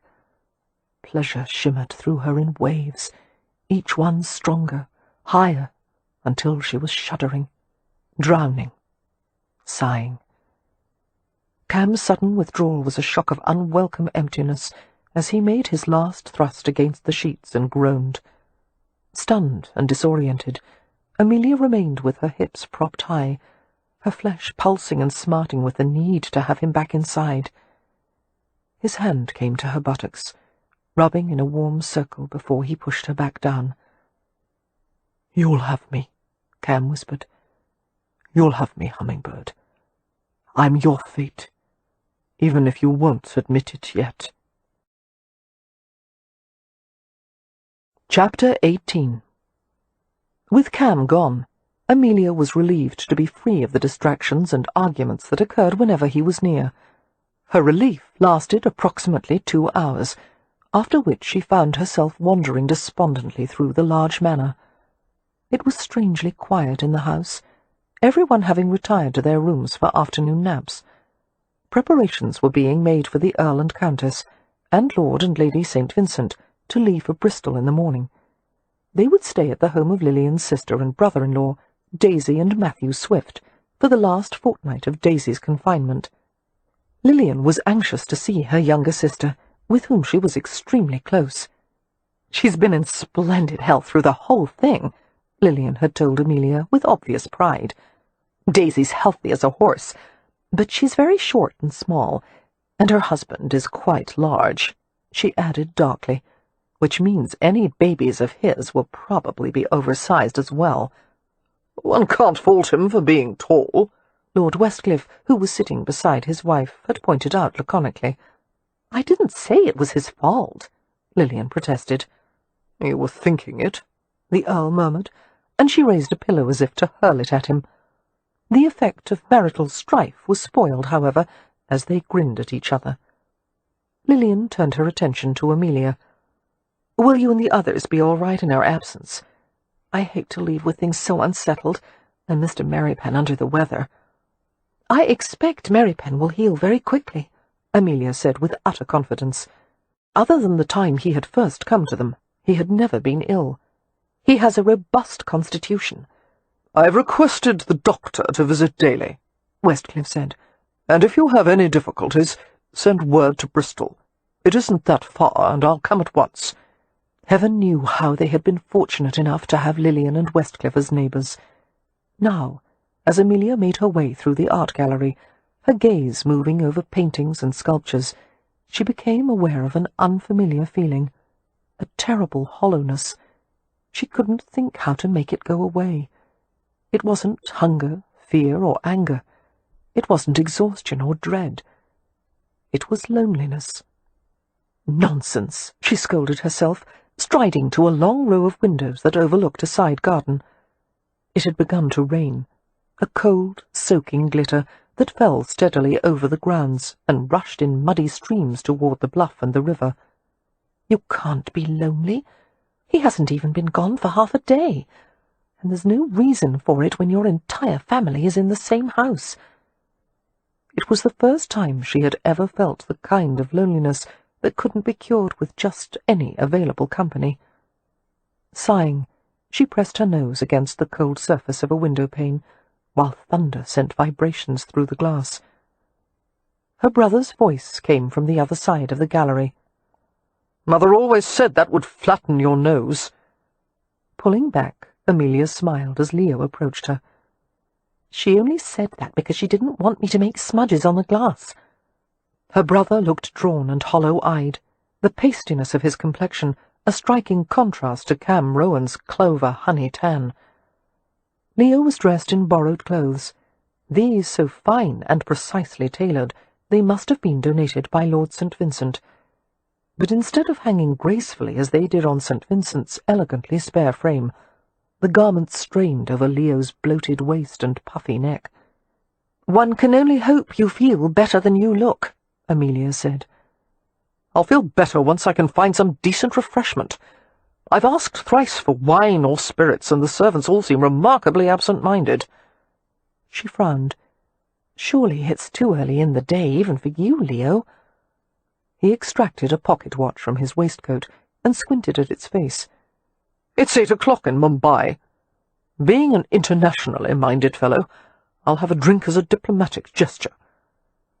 Ordinarily, Amelia would have been resigned or annoyed. However, as she stared at her brother, who seemed so lost and miserable beneath his brittle facade, she felt a rush of compassion. Walking forward, she put her arms around him and hugged him, and wondered how to save him. Startled by the impulsive gesture, Leo remained still, not returning the embrace, but not pulling away either. His hands came to her shoulders, and he eased her away. "I should have known you'd be maudlin today," he said. "Yes, well, finding one's brother nearly roasted to death tends to make a woman rather emotional." "I'm just a bit charred, that's all." He stared at her with those strange, light eyes, not at all the eyes of the brother she had known all her life. "And not so altered as you, it seems." Amelia knew immediately what he was leading to. Warily, she turned away from him, and pretended to inspect a nearby landscape of hills and clouds and a silvery lake. "Altered? I've no idea what you mean, Leo." "I'm referring to the game of hide-the-slipper you've been playing with Rohan." "Who told you that? The servants?" "Merrypen." "I can't believe he dared." "For once he and I agree on something. We're going back to London as soon as Merrypen is well enough. We'll stay at the Rutledge Hotel until we can find a suitable house to lease." "The Rutledge costs a fortune," she exclaimed. "We can't afford—" "Don't argue, Amelia. I'm the head of this family, and I've made the decision, with Merrypen's full support for what that's worth." "The two of you can go to blazes. I don't take orders from you, Leo." "You will in this instance. Your brief-lived affair with Rohan is over." Feeling bitter and outraged, Amelia turned away from him. She didn't trust herself to speak. In the past year, there had been countless times she had longed for Leo to assume his place as the head of the family, to have an opinion about anything, to show concern for someone other than himself. And yet this was the issue that had provoked him to take action? Her relationship with Cam was no one's concern but her own, and she would be damned if she'd allow it to be used to manipulate her. "I'm so glad," she said with ominous quietness, "that you've taken such an interest in my personal affairs, Leo. Now perhaps you might expand your interest to other topics of importance, such as how and when Ramsay House will be rebuilt, and what we're going to do about Wynn's health and Beatrix's education and Poppy's—" "You won't distract me that easily. Good God, sis, couldn't you find someone of your own class to dally with? Have your prospects really sunk so low that you've taken a gypsy to your bed?" Amelia's mouth dropped open. She spun to face him. "I can't believe you would say such a thing. Our brother is a Roma, and he—" "Merrypen isn't our brother, and he happens to agree with me. This is beneath you." "Beneath me?" Amelia repeated dazedly, backing away from him until her shoulders flattened against the wall. "How?" "There's no need for me to explain, is there?" "Yes," she said. "I think there is." "Rowan's a gypsy. A gypsy, Amelia. They're lazy, rootless, heathen, wild—" "You can say all that when you never lift a finger?" "I'm not supposed to work. I'm a peer now. I earn £3,000 a year just by existing." Clearly there was no headway to be made in an argument when one's opponent was insane. "Until this moment, I had no intention of marrying him," Amelia said. "But now I'm seriously considering the merits of having at least one rational man in the household." "Marriage?" Amelia almost enjoyed the look on his face. "I suppose Merrypen forgot to mention that minor detail. Yes, Cam has proposed to me. And he's rich, Leo. Rich, which means even if you decide to go jump in the lake and drown yourself, the girls and I would be taken care of. Nice, isn't it? that someone's concerned about our future? I forbid it. She gave him a scornful glance. Forgive me if I'm less than impressed by your authority, Leo. Perhaps you should go practice on someone else. And she left him in the gallery, while the thunder rumbled and rain cascaded down the windows. Supper was a sombre and quiet affair that evening, with the Westcliffs and St. Vincent's having departed for Bristol, and Leo having purportedly gone to the village tavern for amusement. It was a miserable night. Amelia found it hard to imagine there would be much revelry in the cold and wet, but Leo was probably desperate for more sympathetic company than could be found at Stonycross Manor. Mary Pen had remained in his room, sleeping most of the day, which was so unlike him that the Hathaways were all worried. "I suppose it's good for him to rest," Poppy ventured, brushing idly at a few crumbs on the tablecloth. A footman came hurriedly to remove the crumbs for her, with a napkin and silver implement. "It will help him heal faster, won't it?" "Has anyone had a look at Mary Pen's shoulder?" Amelia asked, glancing at Wynne. "It's probably time for the dressing to be changed." "I'll do it," Wynne said at once, "and I'll take him a supper tray." "Beatrix will accompany you," Amelia advised. "I can manage the tray," Wynne protested. "It's not that. I meant it's not proper for you to be alone with Mary Pen in his room." Wynne looked surprised and made a face. "I don't need Beatrix to come. It's only Mary Pen after all." After Wynne left the dining hall, Poppy looked at Amelia. "Do you think," she asked, "that Wynne really doesn't know how he—" "I have no idea. And I've never dared to broach the subject, because I don't want to put ideas into her head." "I hope she doesn't know," Beatrix ventured. "It would be dreadfully sad if she did." Amelia and Poppy both glanced at their younger sister quizzically. "Do you know what we're talking about, Bee?" Amelia asked. "Yes, of course. Mary Pen's in love with her. I knew it a long time ago, from the way he washed her window." "Washed her window?" both older sisters asked at the same time. "Yes, when we lived in the cottage at Petunia Place. Wynne's room had a casement window that looked out onto the big maple tree, do you remember? After the scarlet fever, when Wynne couldn't get out of bed for the longest time and she was too weak to hold a book, she would just lie there and watch a bird's nest on one of the tree limbs. She saw the baby swallows hatch and learn to fly. One day she complained that the window was so dirty she could barely see through it, and it made the sky look greyish. So from then on, Mary Pen always kept the glass spotless.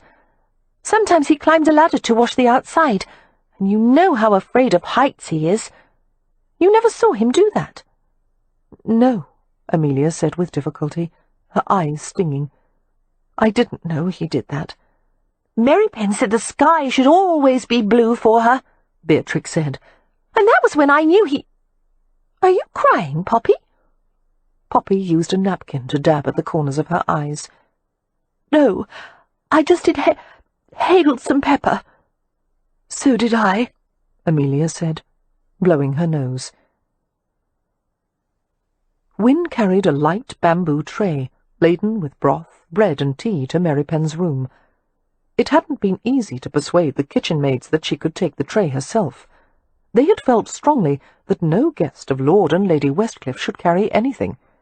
However, Wynne knew Mary Pen's dislike of strangers, and in his vulnerable state he would be contrary and obstinate. Finally, a compromise had been reached. A housemaid would bring the tray to the top of the stairs, and Wynne could take it from there. As she neared his room, Wynne heard the sounds of something hitting a wall with a thud, and a few threatening growls that could only have come from Mary Pen. She frowned, her pace quickening as she proceeded along the hallway. An indignant housemaid was departing from Mary Pen's room. "Well, I never!" the maid exclaimed, red and bristling. "I went to stir the coals and add wood to the fire, and that nasty gypsy shouted and threw his cup at me." "Oh dear, I'm so sorry. You weren't injured, were you? I'm sure he didn't intend—" "No, his aim was off," the maid said with dark satisfaction. "The tonics made him higher than a Cable Street constable." The reference was to a mile-long road in London, known for harbouring a quantity of opium dens. "I wouldn't go in there if I were you, miss," He'd snap you in two as soon as you got within arm's length of him, the beast!" Wynne frowned in concern. "Yes, thank you. I'll be careful." Tonic. The doctor must have left something extremely potent to dull the agony of a burn wound. It was probably laced with opiate syrup and spirits. Since Mary Pen never took medicine, and rarely even drank a glass of wine, he would be highly susceptible to intoxicants. Entering the room, Wynne used her back to close the door, and went to set the tray on the bedside table. She started a little at the sound of Mary Pen's voice. "I told you to get out!" he barked. "I told you!" He broke off as she turned to face him. Wynne had never seen him like this before, flushed and disoriented, his dark eyes slightly unfocused. He lay on his side, his white shirt falling open to reveal the edge of a heavy bandage, and muscles gleaming like polished bronze. He was tense and radiating what her mother had gingerly referred to as animal spirits. "Kev," she said gently, using his first name. They'd made a bargain once, after she'd gotten scarlet fever, when he'd wanted her to take some medicine. Wynne had refused until he offered to tell her his name. She'd promised never to tell anyone, and she hadn't. Perhaps he had even thought she'd forgotten. "Lie still," she urged gently. "There's no need to work yourself into a temper. You frightened the poor housemaid half to death." Mary Pen watched her sluggishly, having trouble keeping his gaze focused. "They're poisoning me," he told her. "Pouring medicine down my throat. My head's muddled. Don't want any more." Wynne assumed the role of implacable nurse, when all she wanted was to baby and coddle him. "You'd be much worse off without it." She sat on the edge of the mattress and reached for his wrist. His forearm was hard and heavy as it lay across her lap. Pressing her fingers to his wrist, she kept her face expressionless. "How much of that tonic have they given you?" His head lolled. "Too much." Wynne agreed silently, feeling how weak his pulse was. Releasing his wrist, she felt his forehead. He was very warm. Was it the beginnings of a fever? Her worry sharpened. "Let me see your back." She tried to ease away, but he had reached up to press her cool hand harder against his forehead. He wouldn't let go. "Hot," he said, and closed his eyes. Wynne sat very still, absorbing the feel of him, the heavy body beside hers, the smooth, burning skin beneath her hand. "Stay out of my dreams," Mary Pen whispered in the humid stillness. "Can't sleep when you're here." Wynne let herself caress him, the heavy black hair, the handsome face devoid of its usual sullen sternness.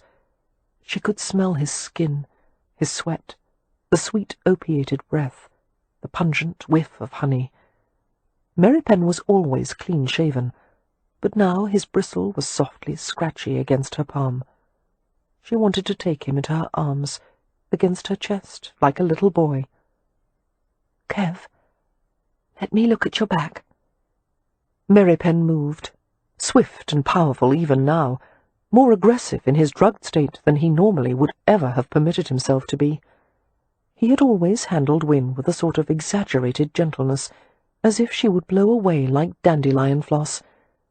But at this moment his grip was hard and sure, as he pushed and pinned her to the mattress. Breathing heavily, he glared down at her with glassy belligerence. "I said, get out of my dreams." His face was like the mask of some ancient god of war, beautiful and harsh, the mouth contorted, lips parted enough to reveal the edges of animal white teeth.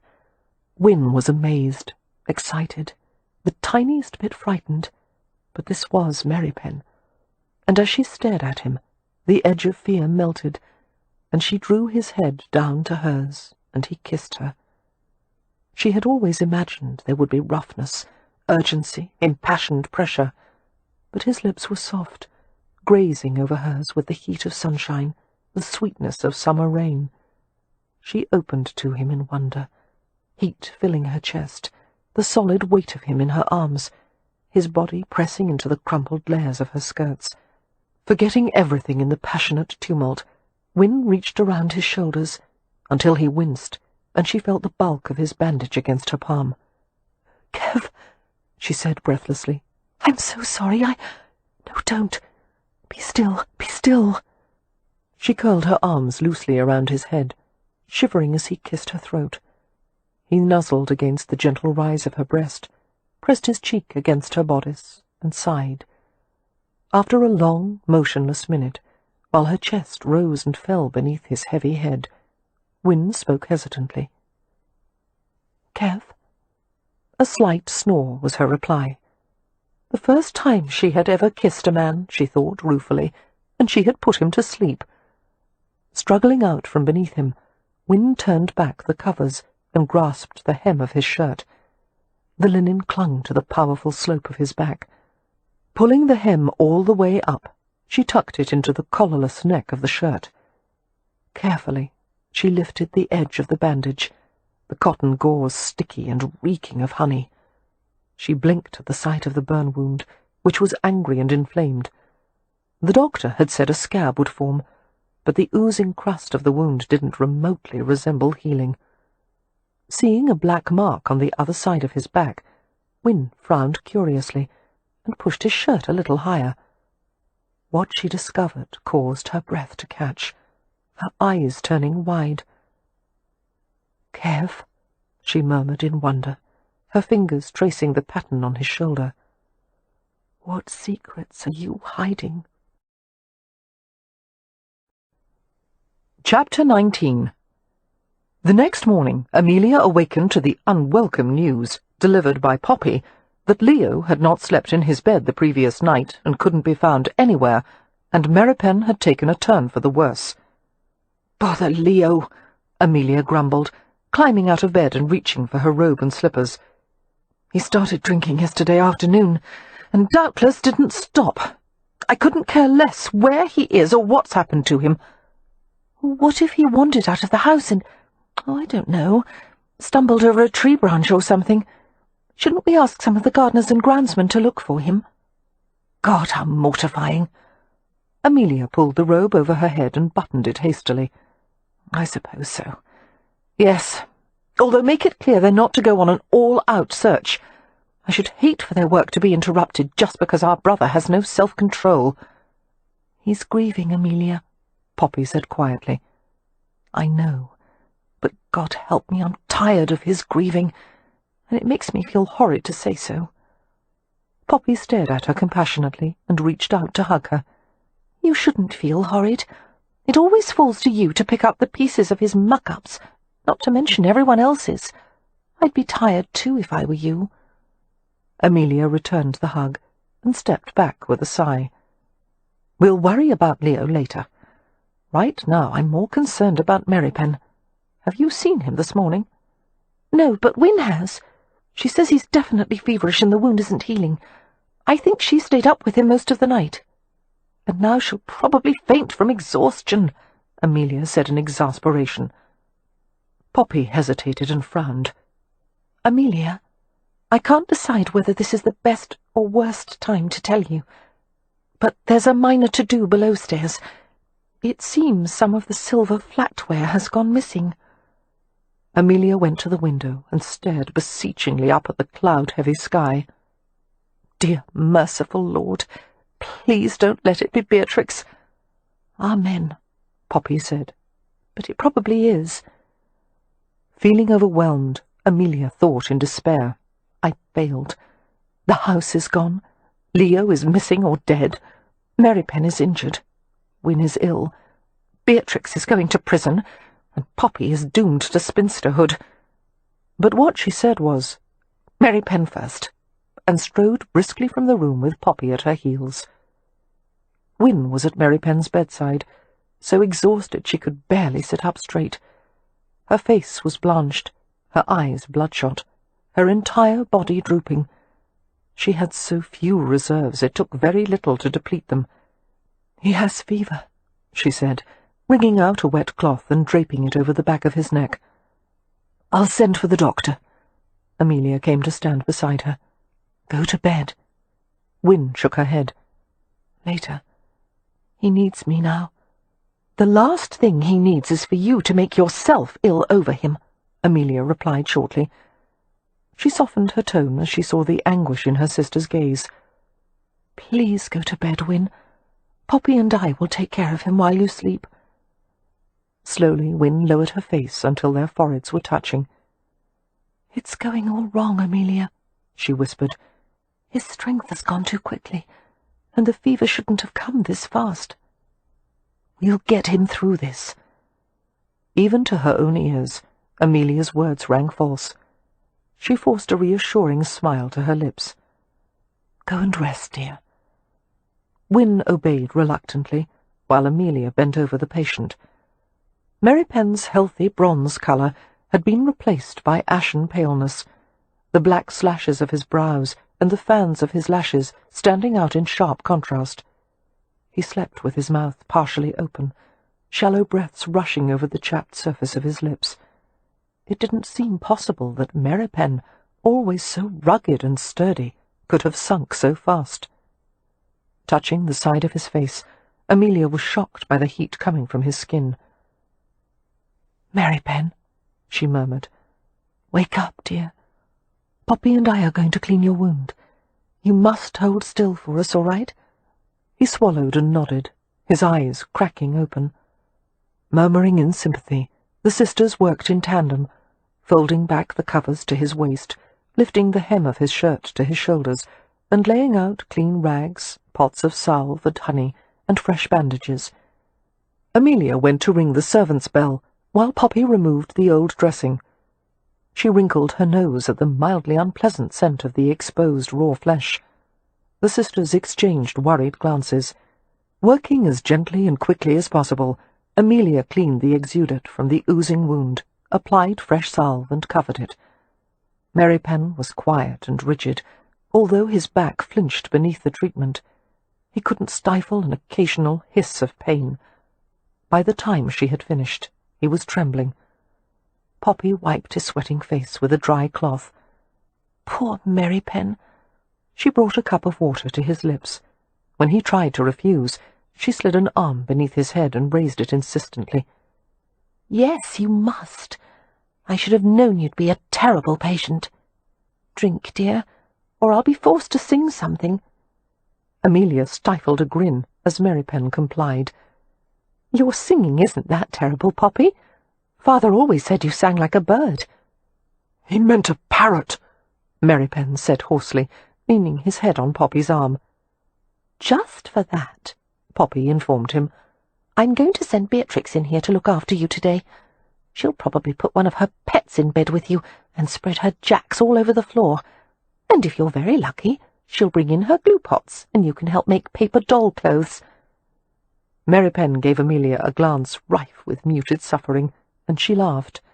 "If that doesn't inspire you to get well quickly, dear, nothing will." But as the next 2 days passed, Mary Penn only worsened. The doctor seemed powerless to do anything except offer more of the same treatment. The wound was turning sour, he admitted. One could tell by the way it was bleeding white, and the skin around it was blackening, an inevitable process that would eventually poison Mary Penn's blood and his entire body. Mary Penn dropped weight faster than one would have thought humanly possible. It was often that way with burn injuries, the doctor said. The body consumed itself in its efforts to heal the wounds. What troubled Amelia even more than Mary Penn's appearance was the increasing listlessness that even Wynne couldn't seem to penetrate. "You can't stand being helpless," Wynne told Amelia, holding Mary Penn's hand as he slept. "No one likes to be helpless," Amelia replied. "It's not a question of liking or not liking. I think Mary Penn literally can't tolerate it, and so he withdraws." Wynne gently stroked the lax brown fingers, so powerful and calloused from work. Watching the tender absorption of her sister's expression, Amelia couldn't help asking softly, "Do you love him, Wynne?" And her sister, unreadable as a sphinx, turned mysterious blue eyes to her. Why, of course. We all love Mary Pen, don't we? Which wasn't at all an answer, but Amelia felt she didn't have the right to pursue the matter. A matter of increasing worry was Leo's continued absence. He had taken a horse, but had packed no belongings. Would he have gone on the long ride to London on horseback? Knowing her brother's dislike of travel, Amelia didn't think so. It was likely Leo had remained in Hampshire, although where he could have been staying was a mystery. He was not at the village tavern, nor was he at Ramsay House, nor was he anywhere on the Westcliff estate. On the third morning, Amelia awakened from a nightmare with her arms and legs thrashing, her heart pounding. She had dreamed of finding Leo floating face down in a pond, and as she had swum to him and tried to pull him to the edge, his body had begun to sink.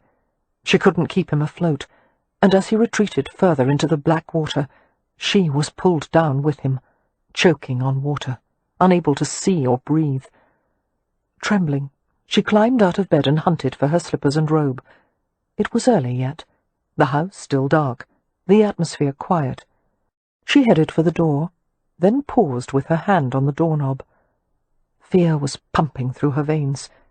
She didn't want to leave the room. She was afraid of finding out that Mary Pen had died during the night, afraid, too, that her brother had met with tragedy, and afraid most of all that she wouldn't be able to accept the worst, if the worst should come. It was only the thought of her sisters that caused her to grip the knob and turn it. For their sakes, she could act with strength and confidence. She would do whatever needed to be done. Hurrying along the hallway, she pushed at the half-open door of Mary Pen's room and went to the bedside. The exhausted light of dawn barely leavened the darkness, but it was enough for Amelia to see two people in the bed. Mary Pen was on his side, the formerly strong lines of his body collapsed and sprawling, and there was the slim, neat shape of Wynne sleeping beside him, fully clothed, her feet tucked beneath the skirts of her house-dress. Though it seemed laughable that such a delicate creature could protect someone so much larger, Wynne's body was curved as if to shelter him. Amelia stared at them in wonder, understanding more from the tableau than any words could have conveyed. Their position conveyed longing and restraint, even in sleep. She realized her sister's eyes were open. There was the shine of her eyes. Wynne stared at her, making no sound, no movement, her expression grave, as if she were absorbed in collecting each second with him. With a slight nod, Amelia retreated from the bedside and left the room. She nearly bumped into Poppy, who was also walking through the hallway, her robe a ghostly white. "How is he?" Poppy asked. "Not well. Sleeping. Let's go to the kitchen and put a kettle on." They went toward the stairs. "Amelia, I dreamed all night about Leo. Terrible dreams." "So did I." "Do you think he's done himself harm?" "I hope not, with all my heart. But I think it's possible." "Yes," Poppy whispered. "I think so too." She heaved a sigh. "Poor Beatrix." "Why do you say that?" "She's still so young, to have lost so many people. Father and mother, and now perhaps Mary Pen and Leo." "We haven't lost Mary Pen and Leo yet. At this point, it would be a miracle if we could keep either of them." "You're always so cheerful in the morning." Amelia caught her hand and squeezed it. Trying to ignore the weight of despair in her own chest, she said firmly, "Don't give up yet, Poppy. We'll hold out hope for as long as we can." They reached the bottom of the stairs. "Amelia," Poppy sounded vaguely annoyed. "don't you ever feel like throwing yourself to the floor and crying?" Yes, Amelia thought. Right now, as a matter of fact. No, of course not. Crying never solves anything. "Don't you ever want to lean on someone's shoulder?" "I don't need someone else's shoulder. I've got two perfectly good ones." "That's silly. You can't lean on your own shoulder." "Poppy, if you mean to start the day by bickering—" Amelia broke off, as she became aware of some noise from outside, the thunder and jangle and gravel crunching of a carriage and team of horses. Good heavens! Who would come at this hour? The doctor? Poppy guessed. No, I haven't sent for him yet. Perhaps Lord Westcliff has returned. But there would be no reason for that, especially for him to have come so early. A footman knocked at the door, the sound echoing through the entrance hall. The sisters looked at it uneasily. We can't answer it, Amelia said. We're in our night-clothes. A maid came into the entrance hall. Setting down a pail of coal, she wiped her hands on her apron and hastened to the door. Unlocking the massive portal, she tugged it open and bobbed a curtsy. We'd better go, Amelia muttered, urging Poppy back to the stairs with her. But as she glanced back over her shoulder to see who had come, the sight of a man's tall, dark form struck sparks inside her. She stopped with her foot on the first step, staring and staring, until a pair of amber eyes looked in her direction. Cam. He looked dishevelled and disreputable, like an outlaw on the run. As he saw her, a smile came to his lips, while his gaze ran over her. Amelia rushed to him without thinking, her steps gaining anxious momentum. Cam! She threw herself at him. He caught her up with a low laugh. The scent of outdoors clung to him, wet earth, dampness, leaves. The mist on his coat sank through the thin layer of her robe, making her shiver, but it was a wonderful feeling to be held in a pair of strong arms. Feeling her tremor, Cam opened his coat with a wordless murmur and pulled her into the tough, warm haven of his body. Amelia was vaguely aware of servants moving through the entrance hall, of her sister's presence nearby. She was making a scene. She should pull away and try to compose herself. But she couldn't. Not yet. You must have travelled all night, she heard herself say. I had to come back early. She felt his lips brush against her tumbled hair. I left some things unfinished, but I couldn't stop thinking of you. Tell me how things are, sweetheart. Are you all right? Amelia opened her mouth to answer, but to her eternal humiliation, the only sound she could make was a sort of broken sob. Her self-control dissolved. She shook her head and choked on more sobs, and the more she tried to stop them, the worse they became. Cam held her comfortably and smoothed her hair. The appalling storm of tears didn't seem to bother him at all. Murmuring in Romany, he cradled her head against his chest. Noticing Poppy's awkward retreat, Cam sent her a reassuring smile and murmured, It's all right, little sister. She just needs... As he paused, Poppy said, A shoulder to lean on. Yes. He drew Amelia to the stairs and gestured for Poppy to sit beside them. Curled on his lap, Amelia tried to explain everything, words spilling out in incoherent rushes, while Cam found a handkerchief in his pocket and wiped her eyes and nose. He rocked her as if she were a child, which made her feel ridiculous, but at the same time it was so soothing that she relaxed against him and hid her face. As Amelia quieted and hiccuped, Cam asked a few questions of Poppy, who told him about Meripen's condition and Leo's disappearance, and even about the missing silverware. Finally, getting control of herself, Amelia cleared her aching throat and breathed deeply. Blinking, she lifted her head from Cam's shoulder. "Better?" he asked, holding a handkerchief up to her nose. Amelia nodded and blew obediently. "I'm sorry," she said in a muffled voice. "I shouldn't have turned into a watering pot. I'm finished now." Cam seemed to look right inside her. His voice was very gentle. "You don't have to be sorry. You don't have to be finished, either." She realized that no matter what she did or said, no matter how long she wanted to cry, he would accept it easily. Her hand crept to the open neck of his shirt, partially open to reveal a glimpse of sun-burnished skin. She let her fingers curl around the linen placket. "Do you think Cleo might be dead?" she whispered. He offered no false hope, no empty promises, only caressed her damp cheek with the backs of his fingers. "Whatever happens, we'll deal with it together." Comforted, Amelia closed her eyes as his lips followed the wing of her eyebrow. "Cam, would you do something for me?" "Anything." "Could you find some of that plant Mary Penn gave to Win and Leo for the scarlet fever?" "Deadly nightshade? That wouldn't work for this, sweetheart." "But it's a fever." "Caused by a septic wound. You have to treat more than the fever." His hand went to the back of her neck, caressing the fine, tautly strung muscles. He looked down at her, appearing to think something over. His tangled lashes made shadows over his hazel eyes. "Let's go have a look at him." "Do you think you could help him?" Poppy asked, springing to her feet. "Either that or my efforts will finish him off quickly, which at this point he may not mind." Lifting Amelia from his lap, Cam set her on her feet, and they proceeded up the stairs. His hand remained at the small of her back, a light but steady support she desperately needed. As they approached Mary Penn's room, it occurred to Amelia that Win might still be inside.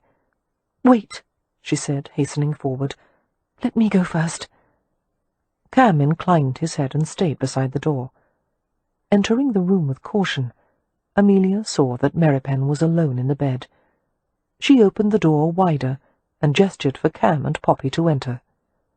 Becoming aware of intruders in the room, Mary Penn lurched to his side and squinted at them. As soon as he caught sight of Cam, his face contracted in a surly grimace. "Bugger off," he croaked. Cam smiled pleasantly. "Were you this charming with the doctor?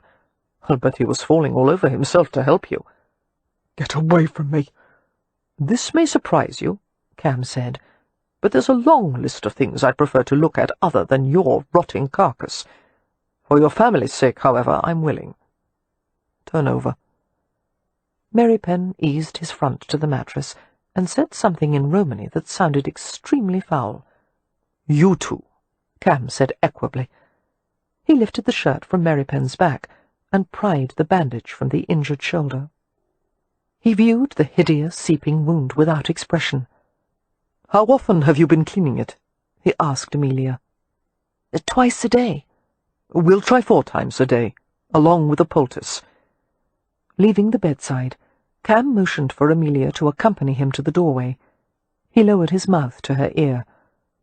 "I have to go out to fetch a few things. While I'm gone, give him something to make him sleep. He won't be able to tolerate this otherwise." "Tolerate what? What are you going to put in the poultice?" "A mixture of things, including apis." "What is that?" "Bee venom. Extract from crushed live bees, to be precise. We'll soak them in a water and alcohol base." Bewildered, Amelia shook her head. "But where are you going to get—" She broke off and stared at him with patent horror. "You're going to the hive at Ramsay House. How will you collect the bees?" His mouth twitched with amusement. "Very carefully."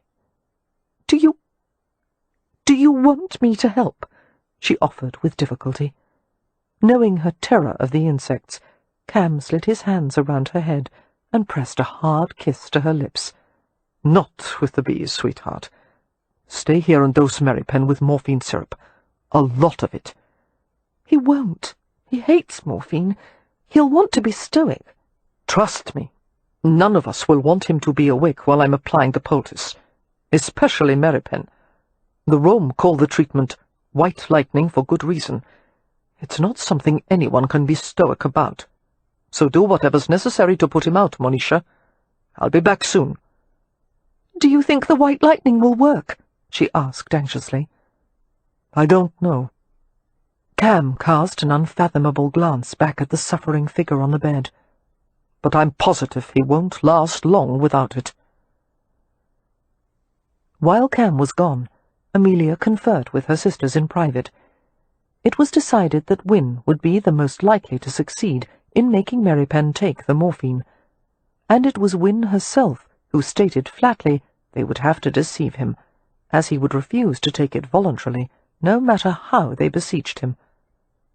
"I'll lie to him if necessary," Wynne said, shocking the other three into speechlessness. "He trusts me.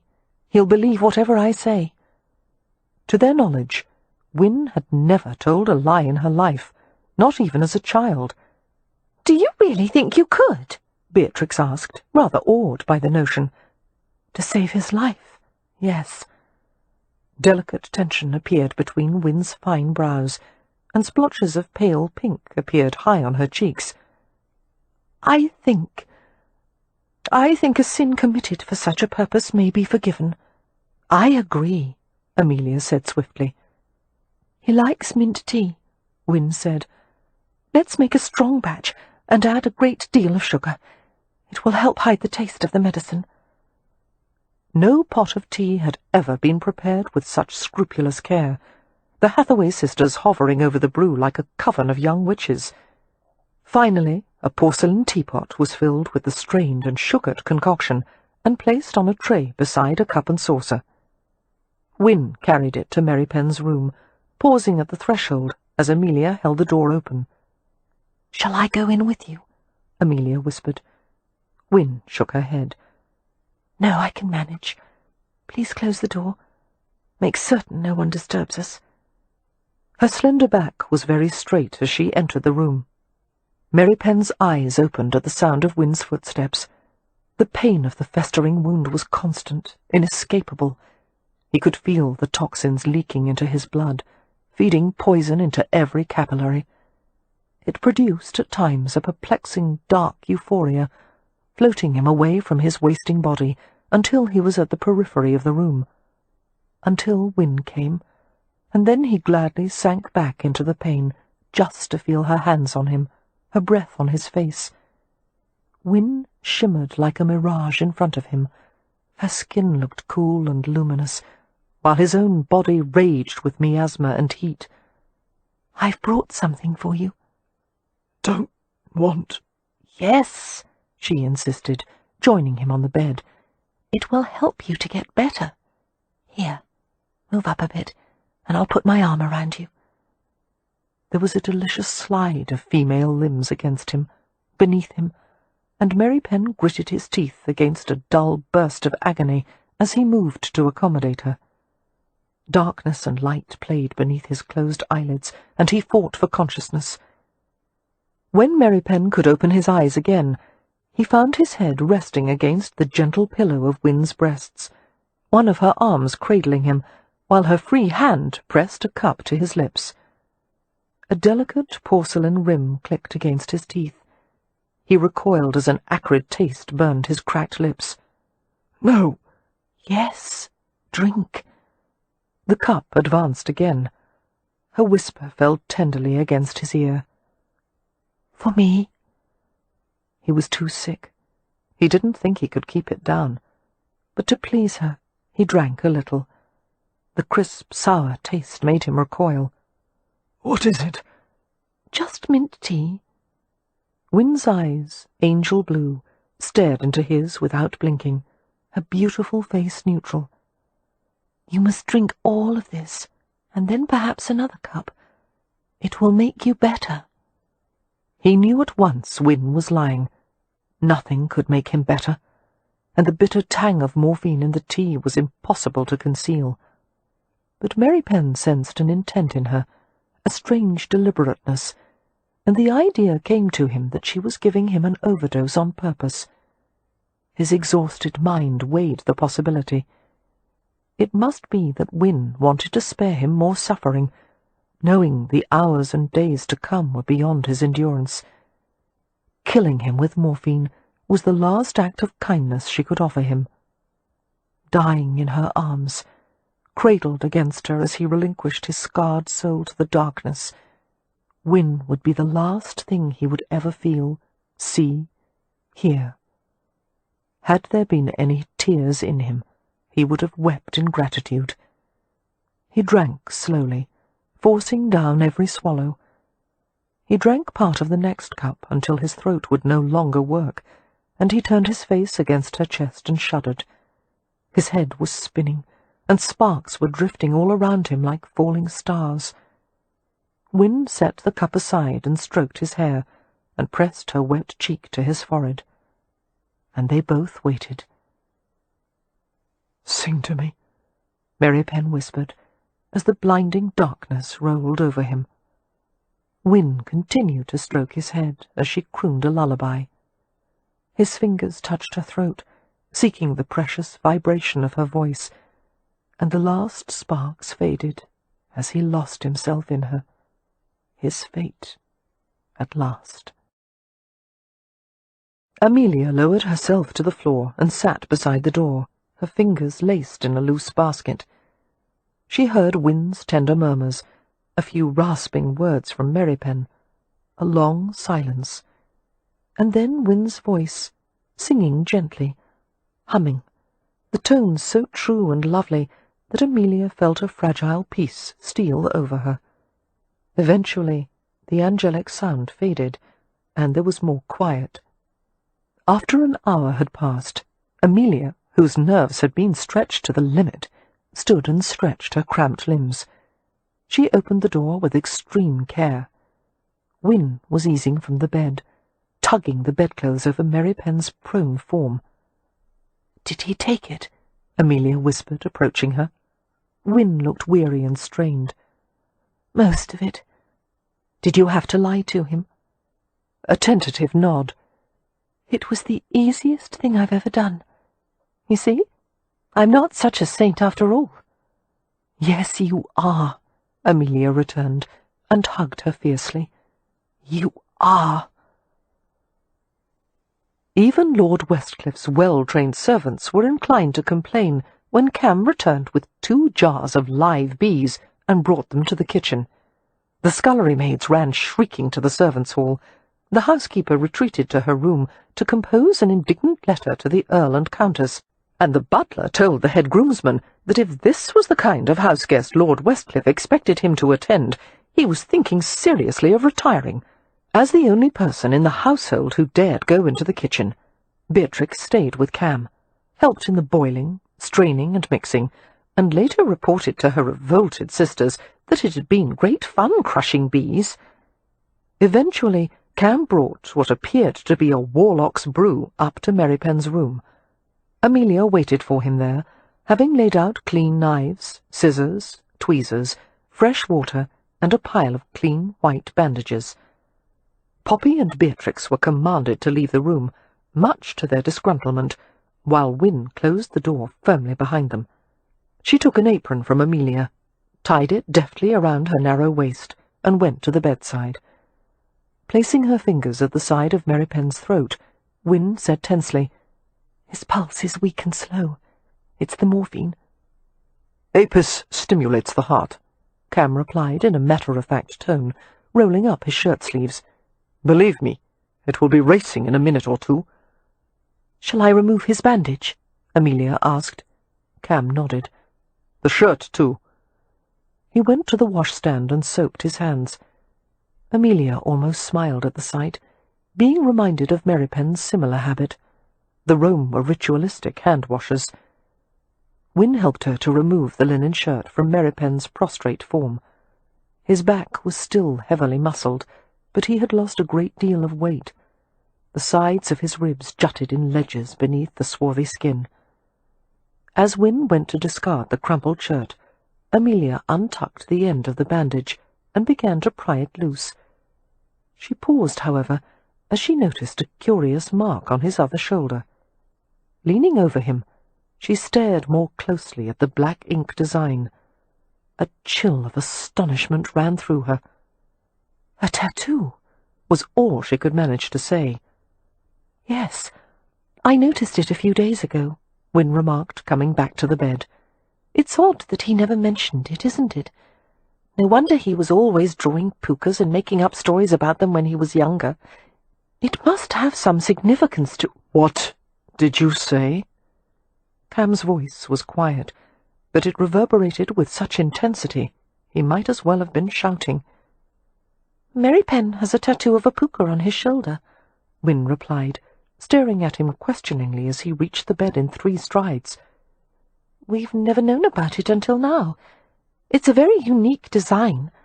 I've never seen anything quite—" She stopped with a gasp, as Cam held his forearm next to Merrypen's shoulder. The black-winged horses with the yellow eyes were identical.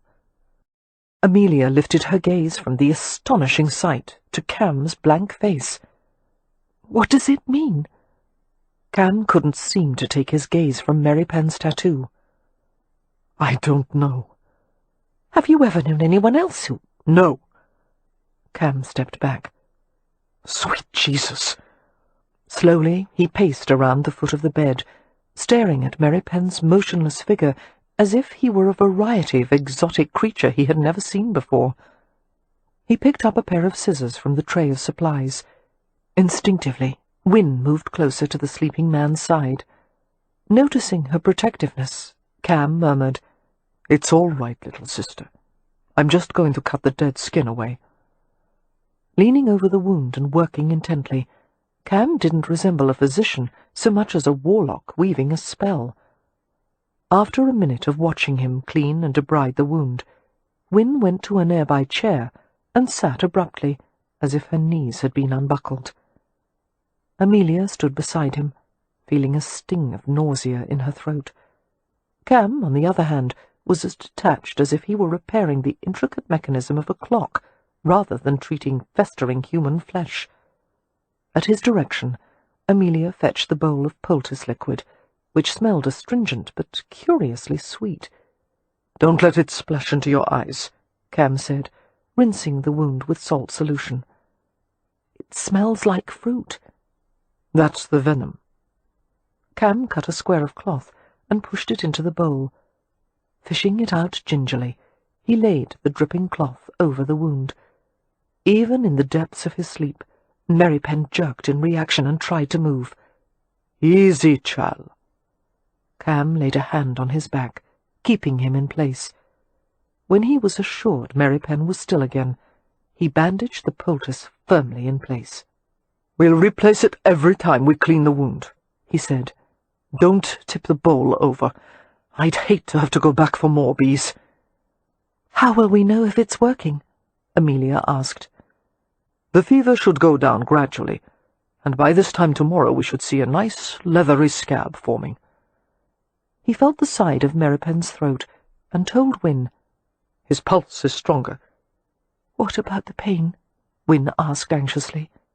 "That should improve quickly."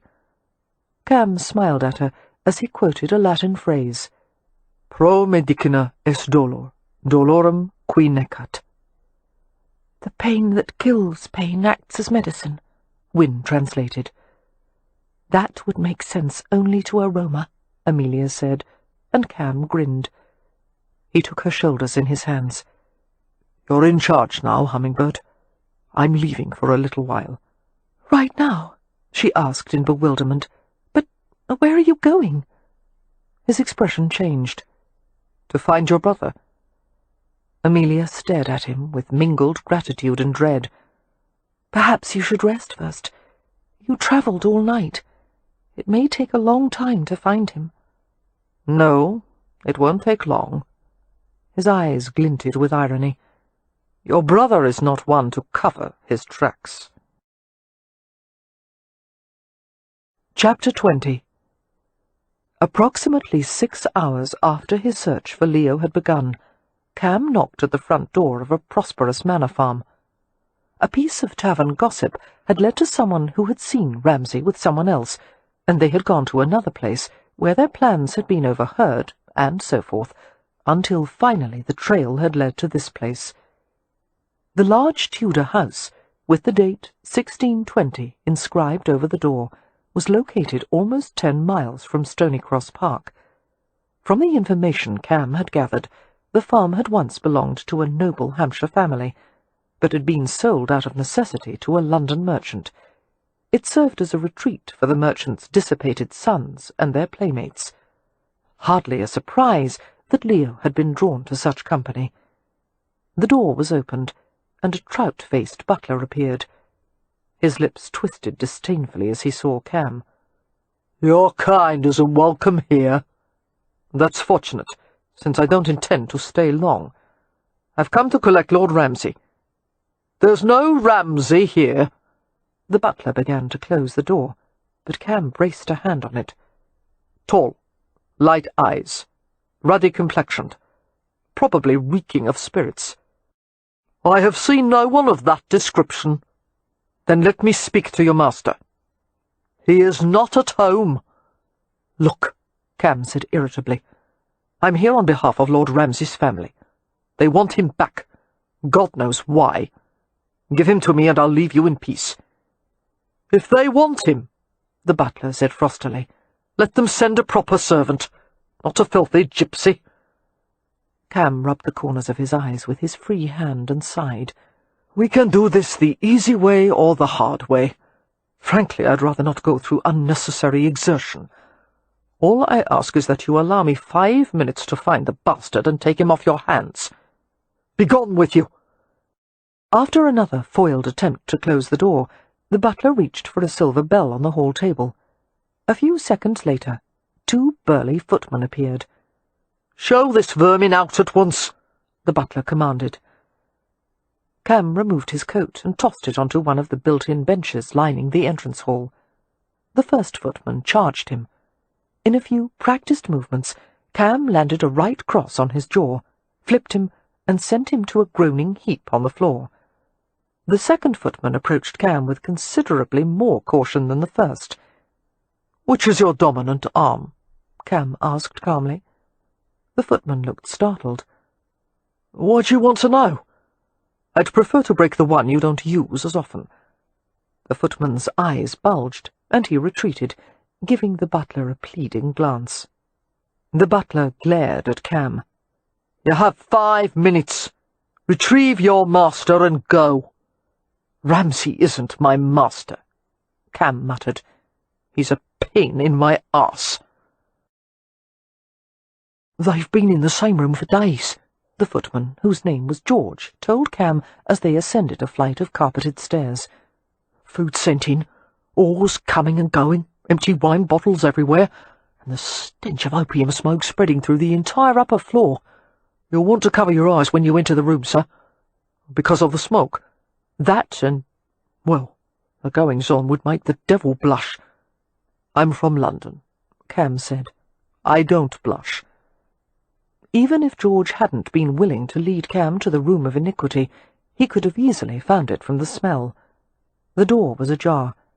Cam nudged it open and stepped into the hazy atmosphere. There were 4 men and 2 women, all young, all in various stages of undress.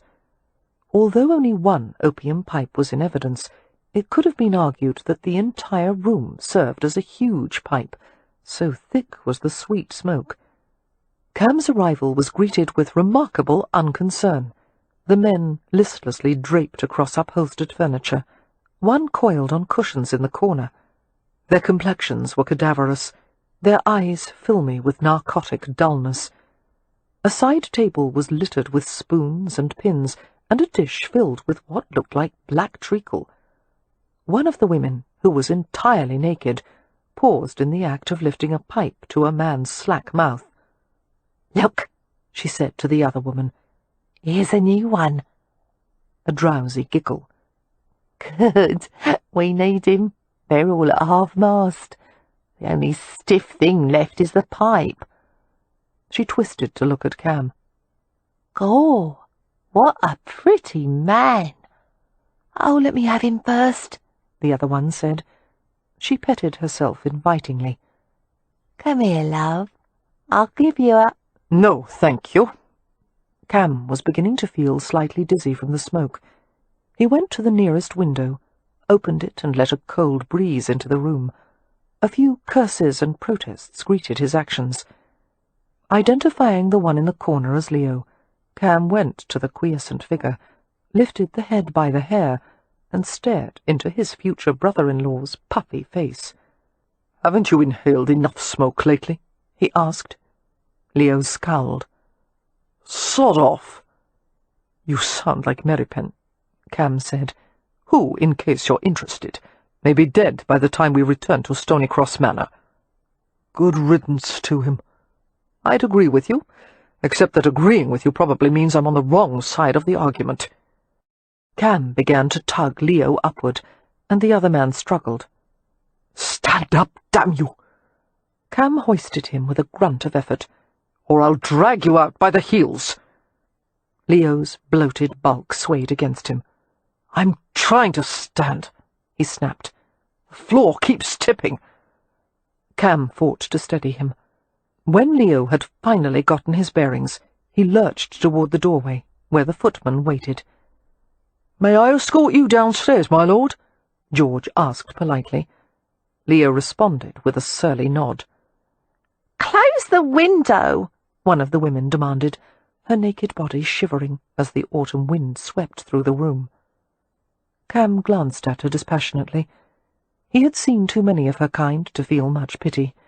There were thousands of them in London, round-faced country wenches, just pretty enough to attract the attention of men who promised, took, and discarded without conscience.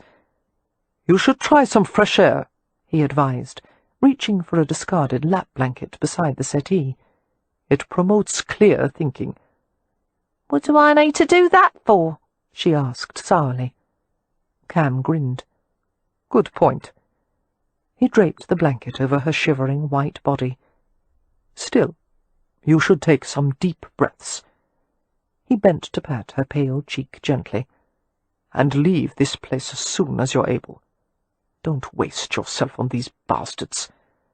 The woman lifted her bloodshot eyes, staring in wonder at the black-haired man, who was as swarthy and dashing as a pirate prince with a glittering diamond at his ear.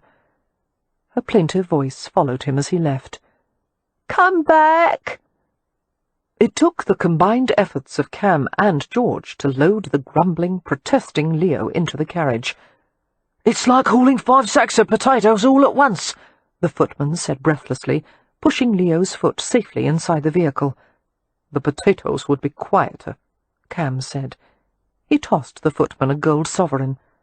George caught it in mid-air and beamed at him. "Thank you, sir. And may I say you're a gentleman, sir, even if you are a gypsy." Cam's smile turned wry, and he climbed into the carriage after Leo. They started back to Stony Cross Manor in silence. "Do you need to stop?"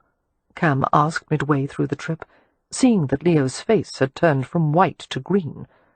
Leo shook his head morosely. "I don't wish to talk. You owe me an answer or two. Because if I hadn't had to spend the day searching through half of Hampshire to find you, I could have been in bed." With your sister, he thought, but instead said, "Sleeping." Those curiously light eyes turned toward him, the colour of icicles when blue twilight shone through them. Unusual eyes. Cam had seen someone with eyes like that before, but he couldn't remember whom or when. A distant memory hovered just beyond reach. "What do you want to know?" Leo asked. "Why do you bear Merrypen such ill will? Is it his charming disposition, or the fact that he's a Roma? Or is it because he was taken in by your parents and raised as one of you?" "None of that. I despise Merrypen because he refused the one thing I ever asked of him, which was to let me die." Cam pondered that. "You must mean when he nursed you through the scarlet fever." "Yes." "You blame him for saving your life." "Yes." "If it makes you feel any better," Cam said, settling back in his seat, "I'm sure he's had second thoughts about it." They were silent after that, while Cam relaxed and let his mind wander. As darkness fell, and Leo was cast in shadow, the unnerving eyes flickered silver blue, and Cam remembered. It was in childhood, when Cam had still been with the tribe. There had been a man with a haggard face and brilliant, colourless eyes, his soul ravaged by grief over his daughter's death. Cam's grandmother had warned him to stay away from the man. "He's more laddie," she had said. "What does that mean, Mummy?" Cam had asked, clinging anxiously to her warm hand, which was comfortingly gnarled and tough, like the buttressing roots of ancient trees. haunted by a dead person. Don't go near him. He's upset the balance of Romanisia. He loved his daughter too much." Feeling pity for the man, and worry for his own sake, Cam had asked, "Will I be Muladi when you die, Mummy?" He had been certain that he loved his grandmother too much, but he couldn't stop feeling that way. A smile had appeared in his grandmother's wise black eyes. "No, Cam. A Muladi traps his beloved spirit in the in-between because he won't let her go. You wouldn't do that to me, would you, little fox?" "No, Mummy." The man had died not long after that, by his own hand. It had been a horror, and yet a relief for the entire tribe. Now, as Cam looked back on it, with the understanding of an adult rather than a small boy, he felt a chill of apprehension, followed by searing pity. How impossible it would be to relinquish a woman you loved. How could you stop yourself from wanting her? The seams of your heart would rip open with grief. Of course you would want to keep her with you, or follow her. As Cam entered the manor with the unrepentant prodigal at his side, Amelia and Beatrix hurried toward them, the former frowning, the latter smiling. Amelia opened her mouth to say something to Leo, but Cam caught her gaze and shook his head, warning her to be silent. To his surprise, she actually obeyed, and swallowed back the sharp words. She reached out for Leo's coat. "I'll take that," she said in a subdued tone. "Thank you." Both avoided looking at each other. "We've just finished supper," Amelia muttered. "The stew is still hot. Will you have some?" Leo shook his head. Beatrix, missing the seething undercurrents in the air, launched herself at Leo and wrapped her arms around his thick waist. "You were gone so long. So many things have happened. Meripen is ill, and I helped make a potion for him, and—" She stopped, making a face. "You smell bad. What—" "Tell me how you made the potion," Leo said gruffly, making his way to the stairs. Beatrix chattered without stopping as she accompanied him. Cam looked over Amelia carefully, not missing a detail. She was dishevelled, her hair cascading down her back, her eyes tired. She needed to rest. "Thank you for finding him," she said. "Where was he?" "At a private home with some friends." She drew closer to him, sniffing gingerly. "That smell. It's on both of you." "Opium smoke. Your brother's taken up an expensive new habit." "We couldn't afford the old ones," Amelia scowled, her foot beginning a restless staccato beneath her skirts. She was so small and fierce and adorable that Cam could barely restrain himself from snatching her up and kissing her senseless. "The only reason I didn't murder him just now," Amelia continued, "is because he looked too numb to feel it. But when he sobers, I'm going to—" "How is Meripen?" Cam interrupted, running a gentle hand from her shoulder to her elbow. The tapping stopped. "Still feverish, but better. Wind's with him. We changed his poultice. The wound looks slightly less disgusting than before. Is that a good sign?" "It's a good sign." Her concerned gaze chased over him. "Shall I get you something to eat?" Smiling, Cam shook his head. "Not before I have a good, thorough wash." There were many things they needed to discuss, but it could all wait. "Go to bed, Monisha. You look weary." "So do you," Amelia said, standing on her toes. Cam held very still as she pressed her lips to his cheek.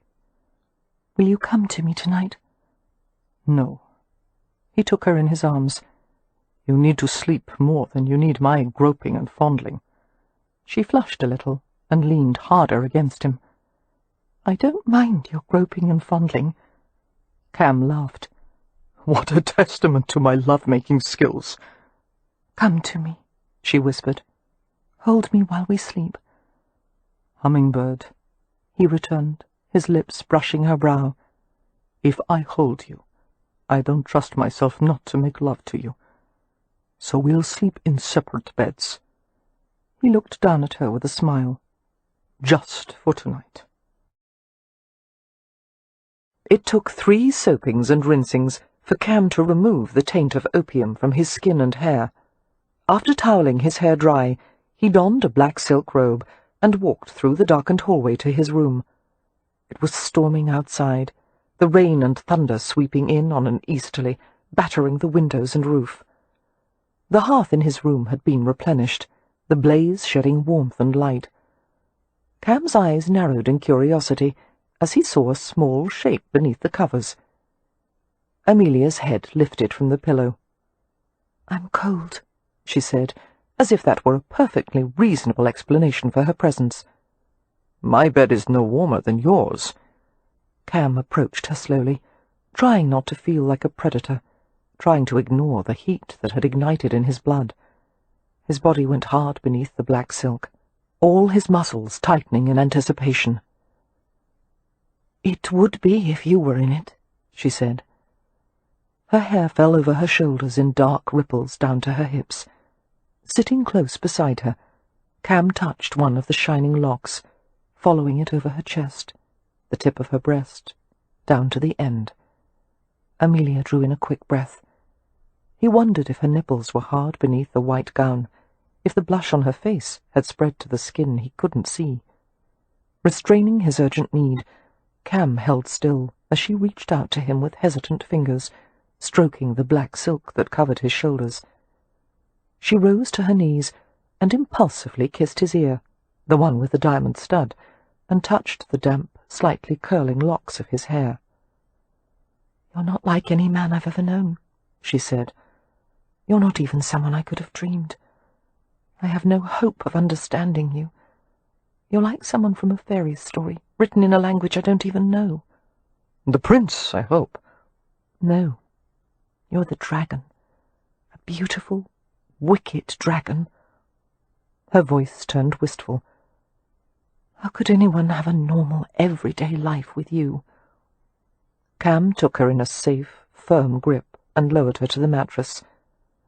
"Maybe you'll be a civilizing influence on me." He bent over the slope of her breast, kissing it through the muslin veil of her gown. "Or maybe you'll get a taste for the dragon." He found the bud of her nipple, wet the cotton with his tongue, until the tender flesh pricked up against the teasing friction. "I think I already have." She sounded so perturbed that he laughed. "Then lie still," he whispered, "while I breathe fire on you."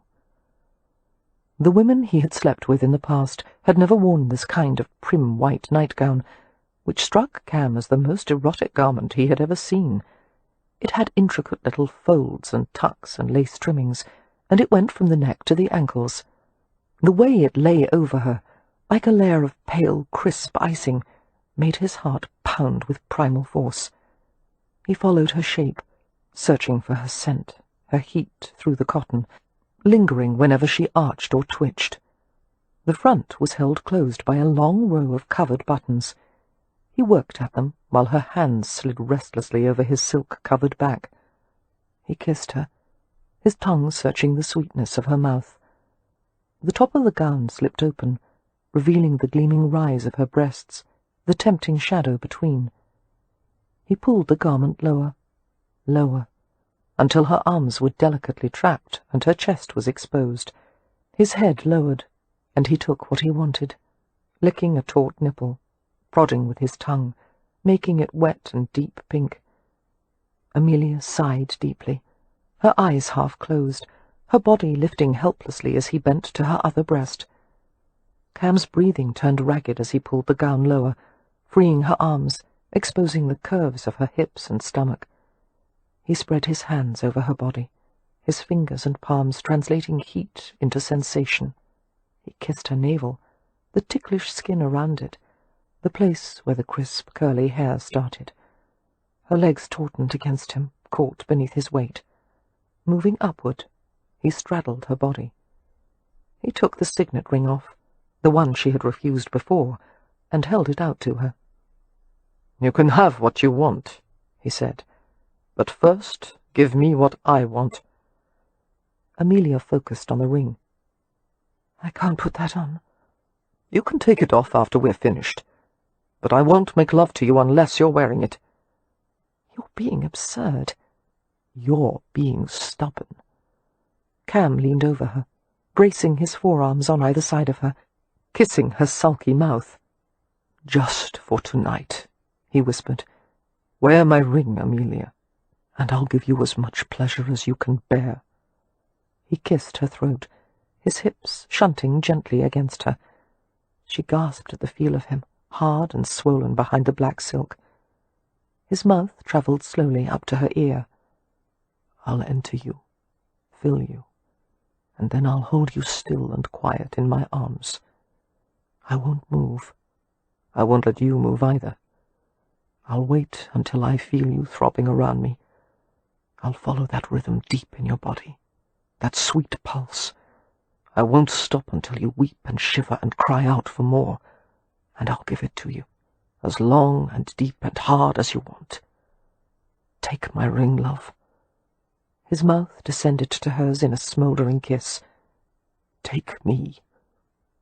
Fitting himself against her soft cleft, he felt her heat seep through the robe, wetness and silk stretched tightly between them.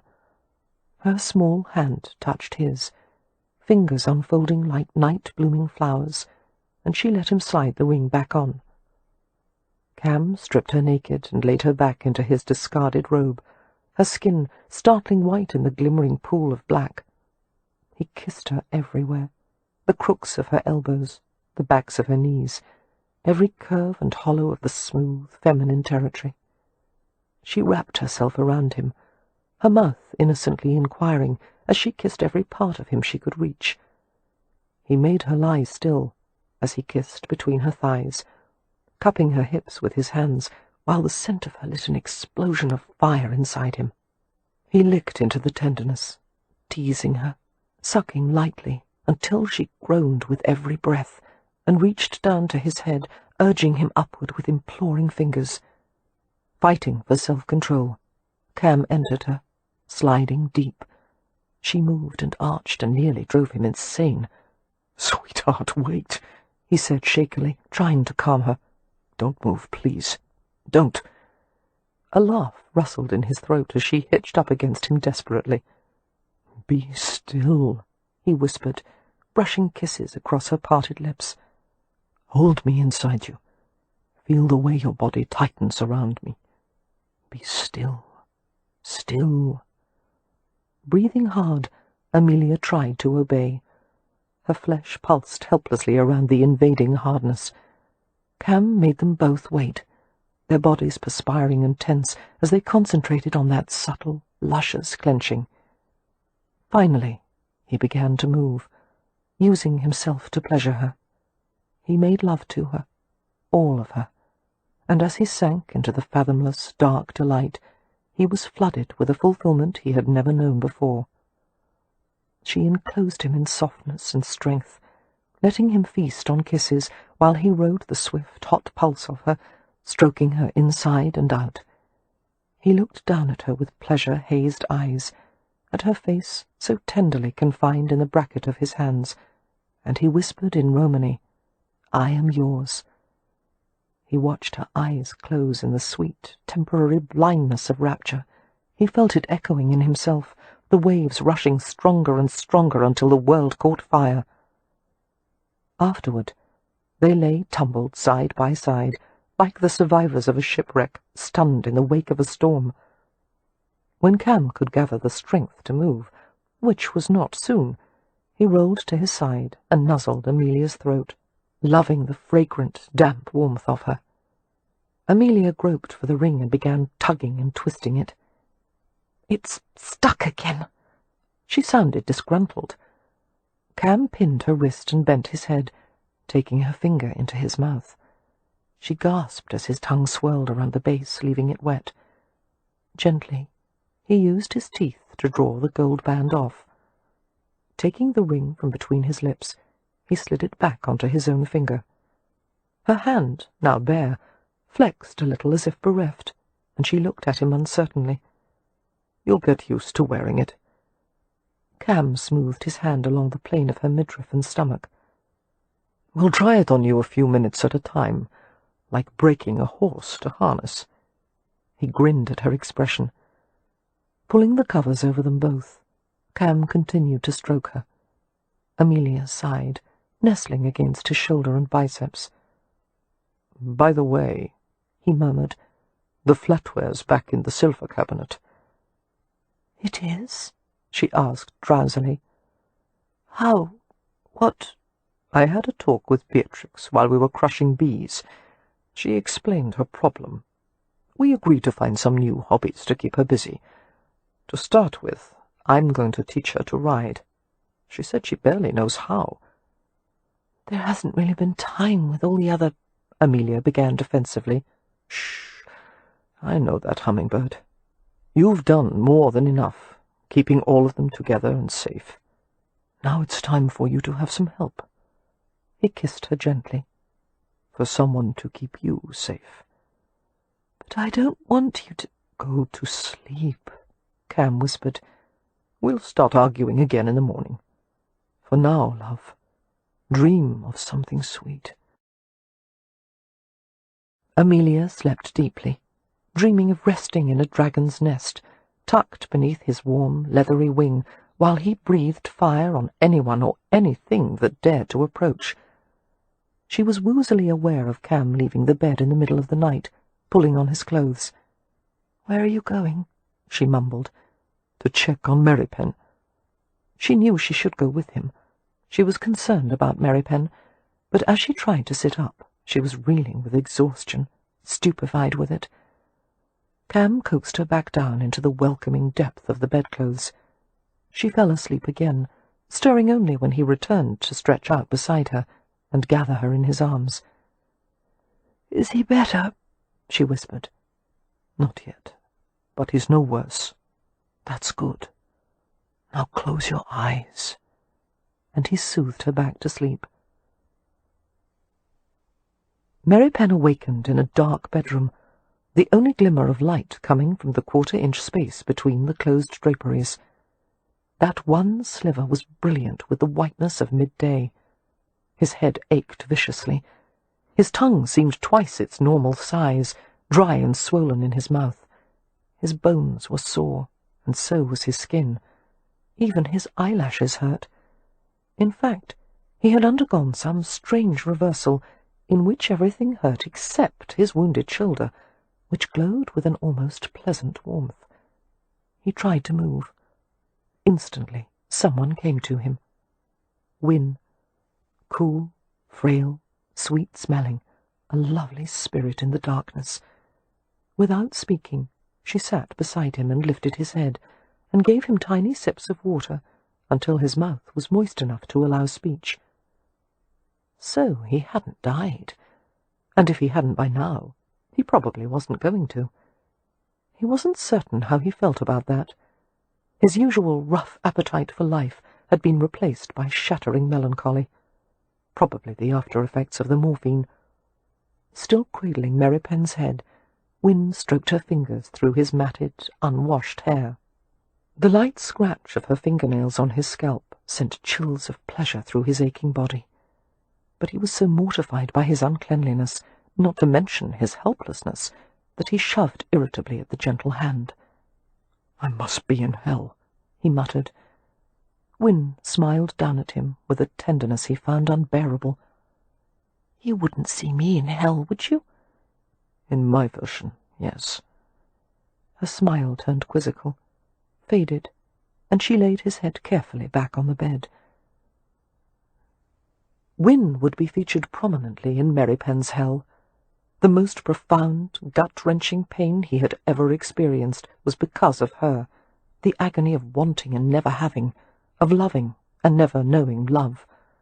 And now it appeared he was going to endure more of it, which would have made him hate her, if he didn't worship her so. Bending over him, Wynne touched the bandage on his shoulder, beginning to untuck the end. "No," Merrypen said harshly, moving away from her.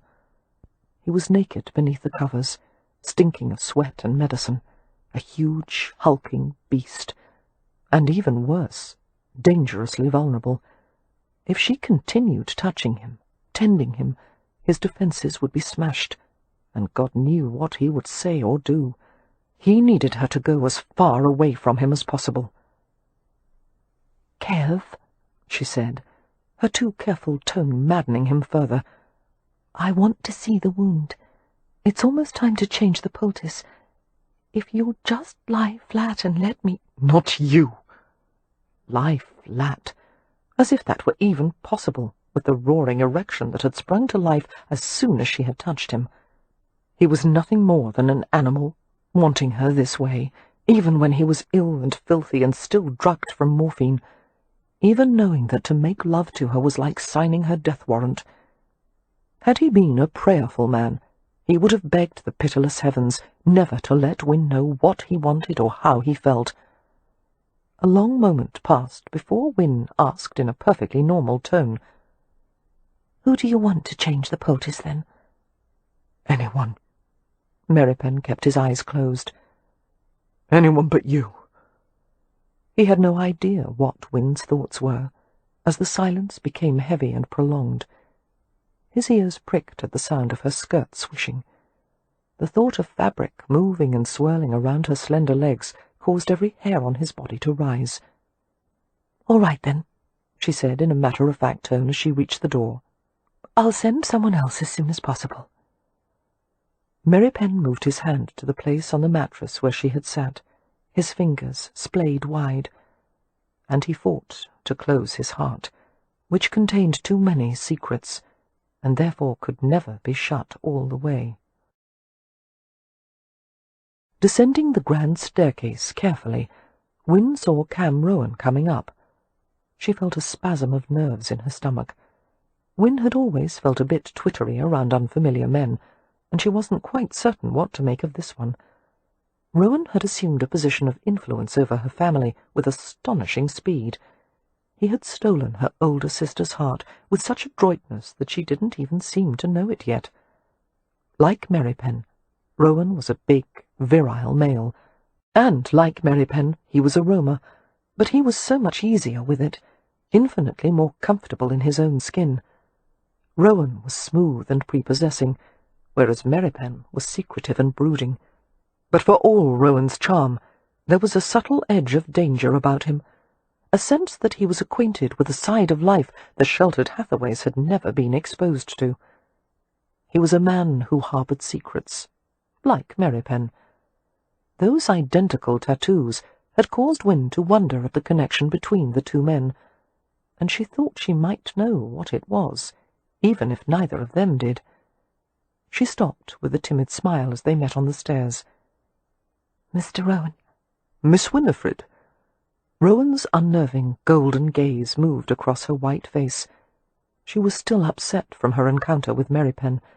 She could feel the colour burning across the crests of her cheeks. "He's awake, I take it?" Rohan said, reading her expression far too accurately. Strange. Not even Amelia could guess at her thought so well. "He's cross with me for tricking him into drinking the tea with morphine." "I suspect he would forgive you anything," Rohan replied. Wynne rested her hand on the balcony railing and looked over the edge absently. She had the curious feeling of wanting, needing to communicate to this friendly stranger, and yet having no idea what she wanted to say. Rohan waited in companionable silence, in no apparent hurry to go anywhere. She liked his company. Having long been accustomed to Merripen's brusqueness and Leo's self-destructiveness, she thought it was rather nice to be in the presence of such a level-headed man. "You saved Merripen's life," she ventured. "He's going to get well." Rohan watched her intently. "You care for him?" "Oh, yes, we all do," Wynne said too quickly, and paused. Words gathered and flew inside her as if they had wings. The effort to hold them back was exhausting. She was suddenly glassy-eyed with frustration and desolation, thinking of the man upstairs and the untraversable distance that was always, always between them. "I want to get well too," she burst out. I want... She closed her mouth and thought, "Good Lord, how must I sound to him?" Feeling chagrin at her loss of self-control, she passed a hand over her face and rubbed her temples. But Rohan seemed to understand, and mercifully there was no pity in his gaze. The honesty in his voice comforted her immeasurably. "I think you will, little sister." She shook her head as she confessed, "I want it so much. I'm afraid to hope." "Never be afraid to hope," Rohan said gently. "It's the only way to begin." Chapter 21. Amelia was at a loss to understand how she could have slept until after luncheon, as if she were an upper-class lady from London. She could only attribute it to Cam, whose mere presence in the house caused her to relax.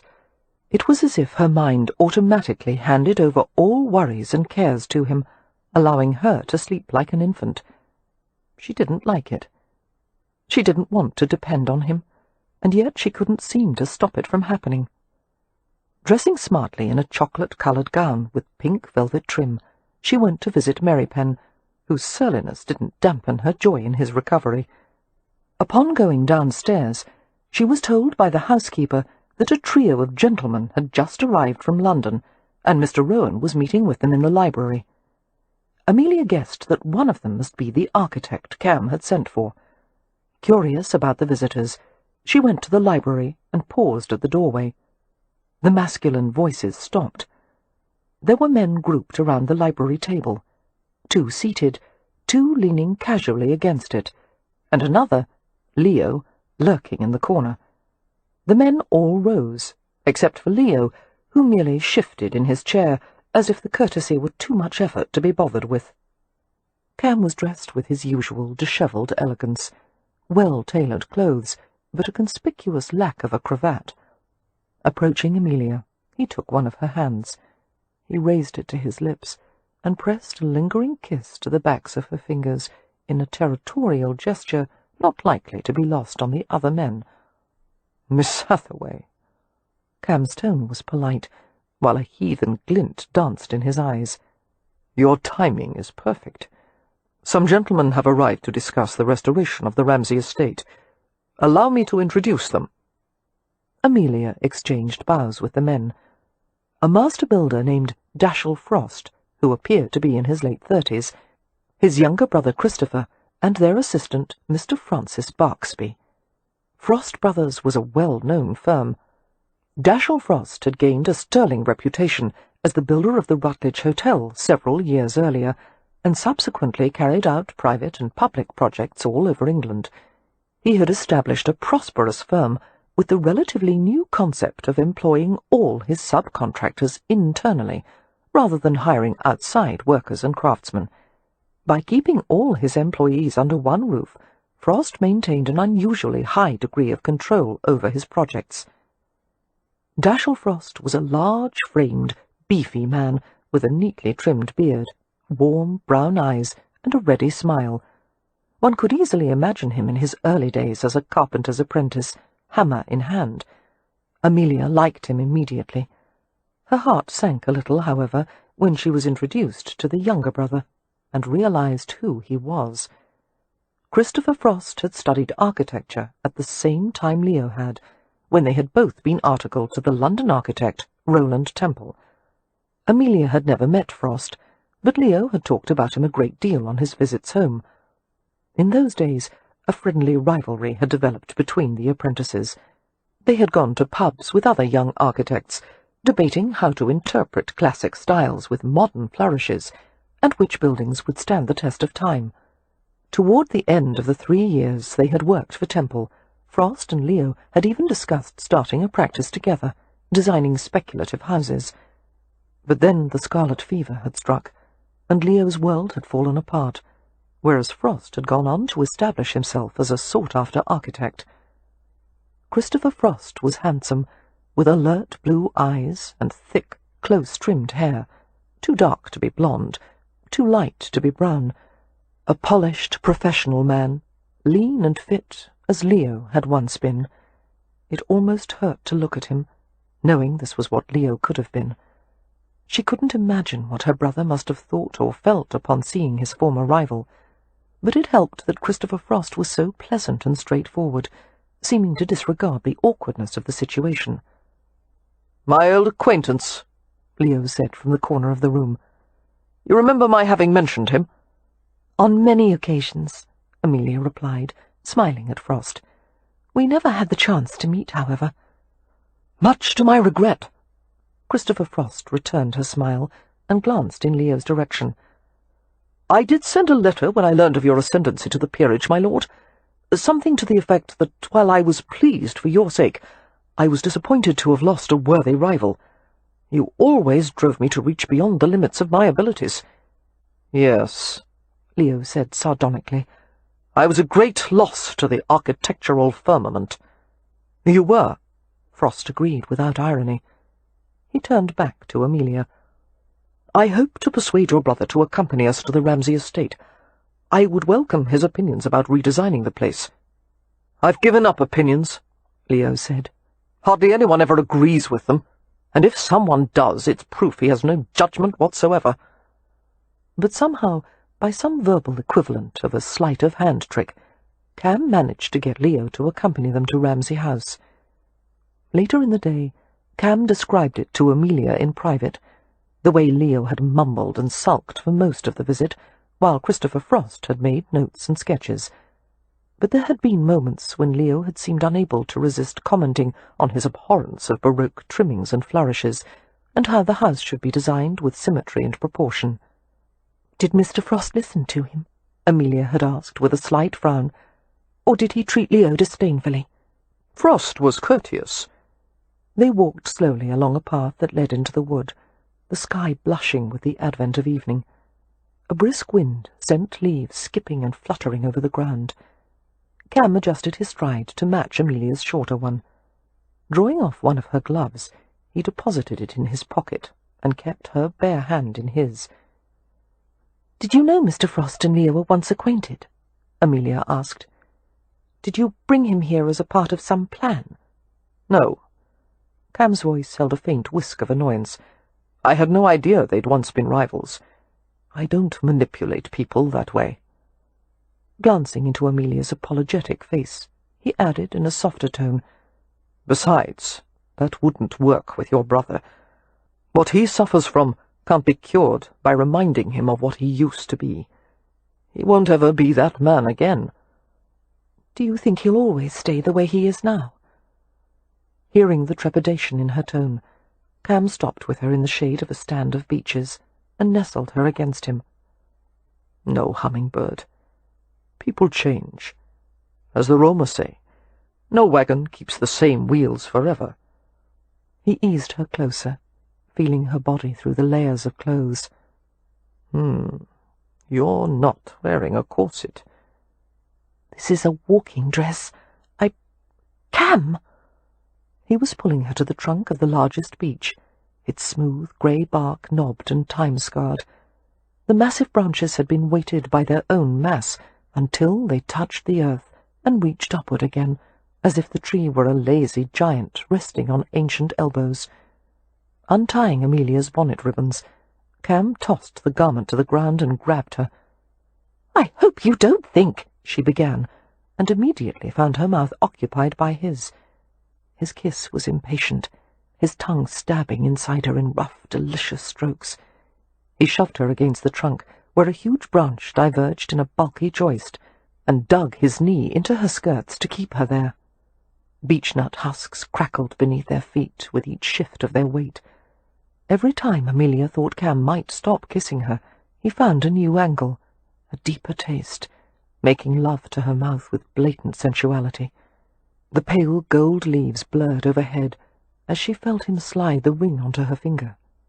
"Not here," she whispered shakily.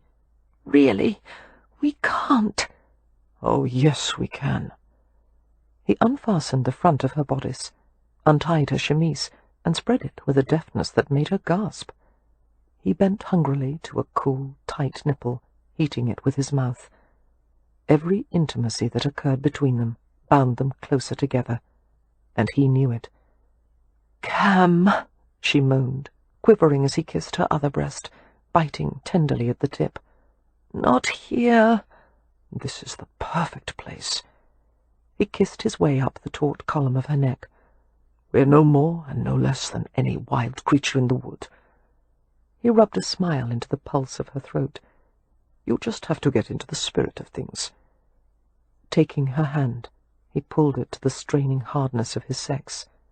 The feel of it, the memory of being invaded and pleasured, drove her breath into a swift rhythm. Her fingers worked helplessly, squeezing the heavy shaft, while he dragged up her skirts in great handfuls. He tugged at the tapes of her drawers, loosening them until the garment dropped to her knees.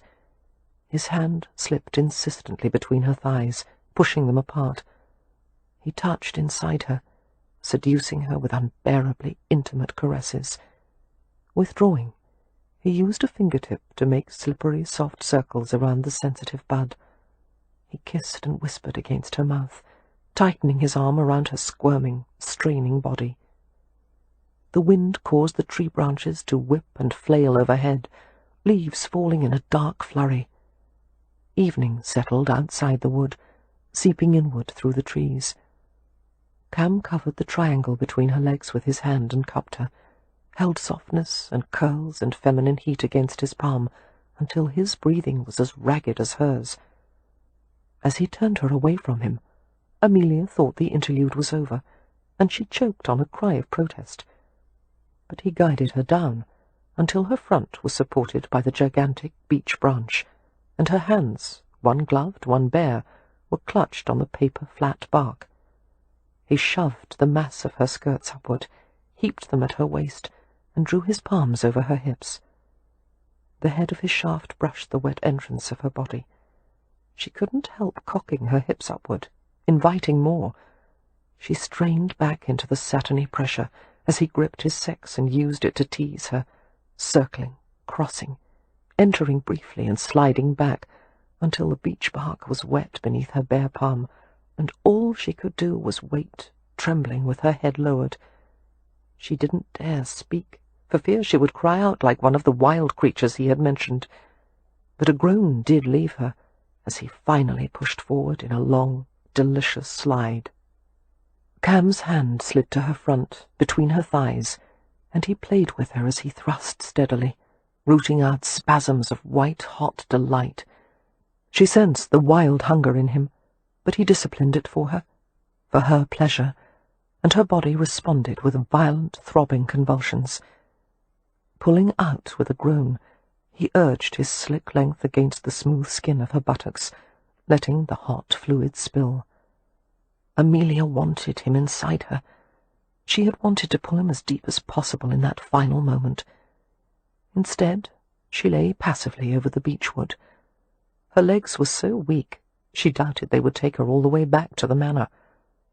Cam restored her clothing slowly, pausing often to kiss or stroke her, his strong hands lifting her from the beach.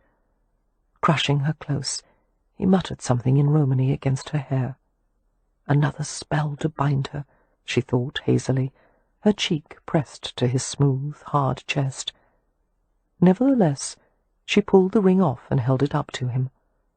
Cam didn't want to take it.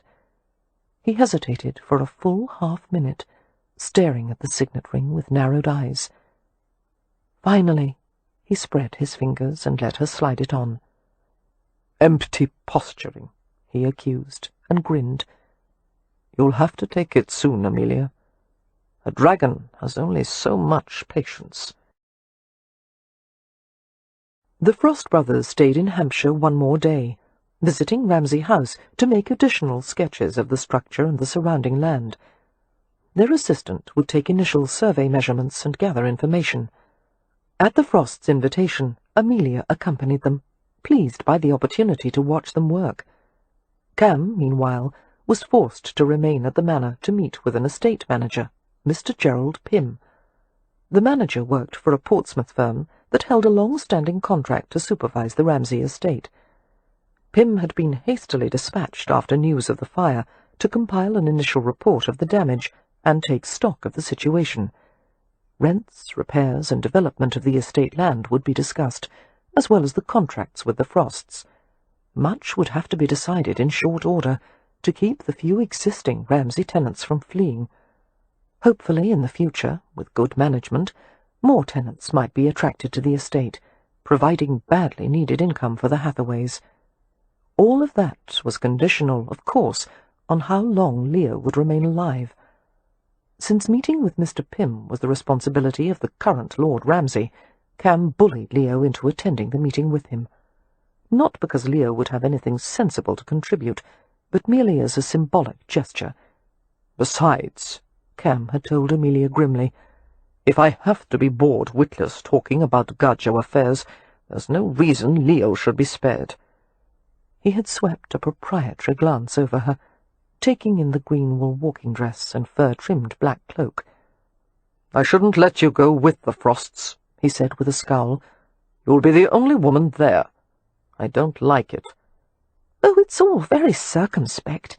They're both gentlemen, and I'm spoken for, he had said curtly. By me.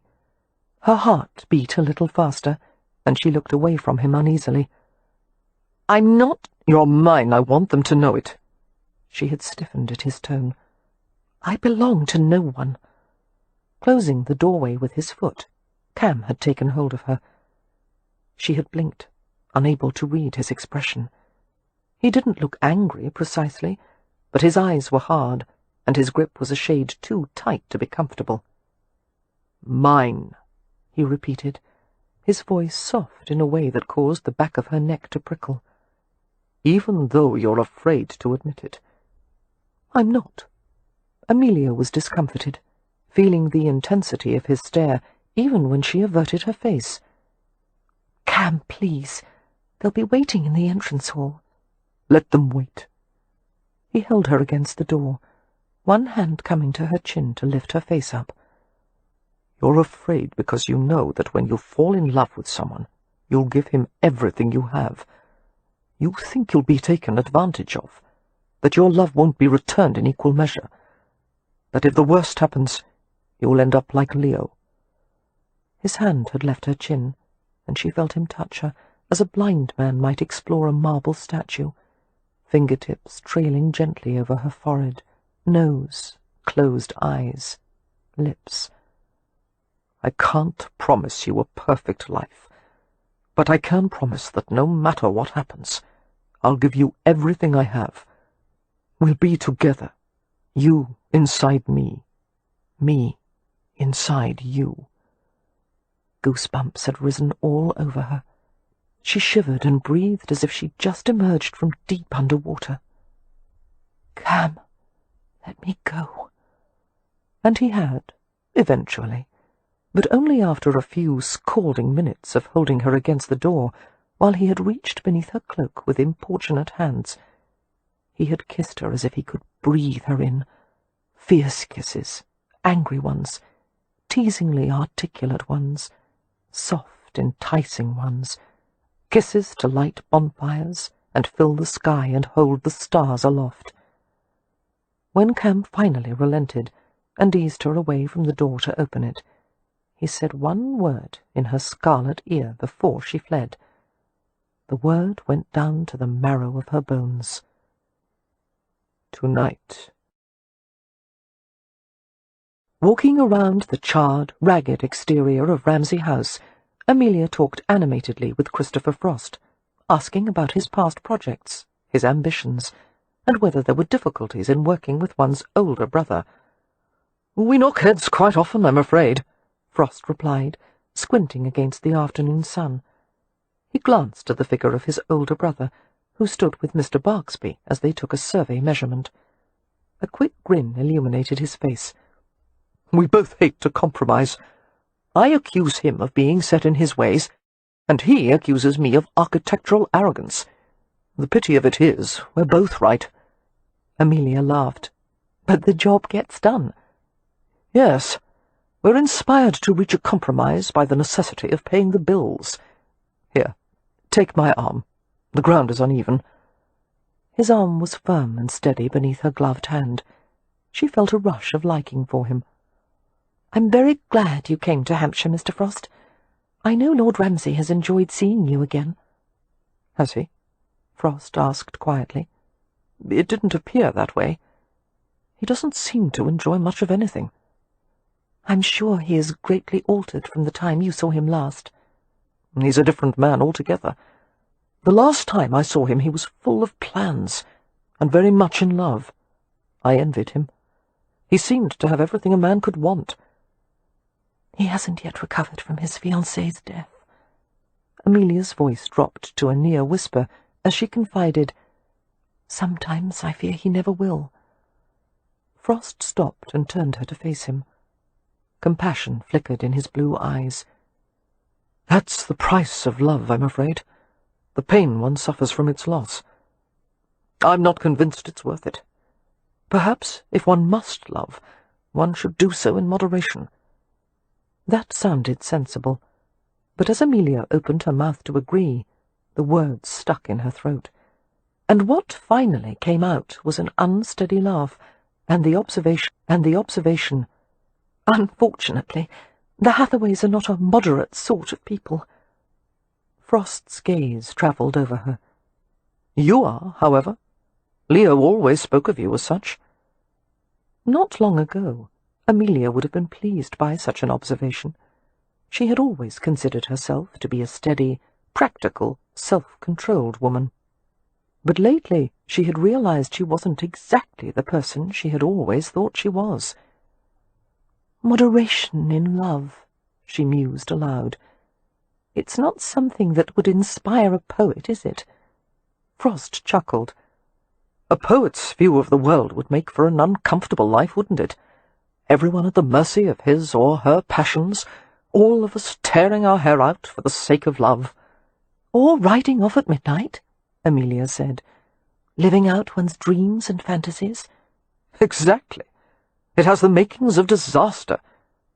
"Or romance," she said, hoping he didn't notice the slight catch in her voice. He laughed. "Spoken like a woman." Amelia laughed along with him.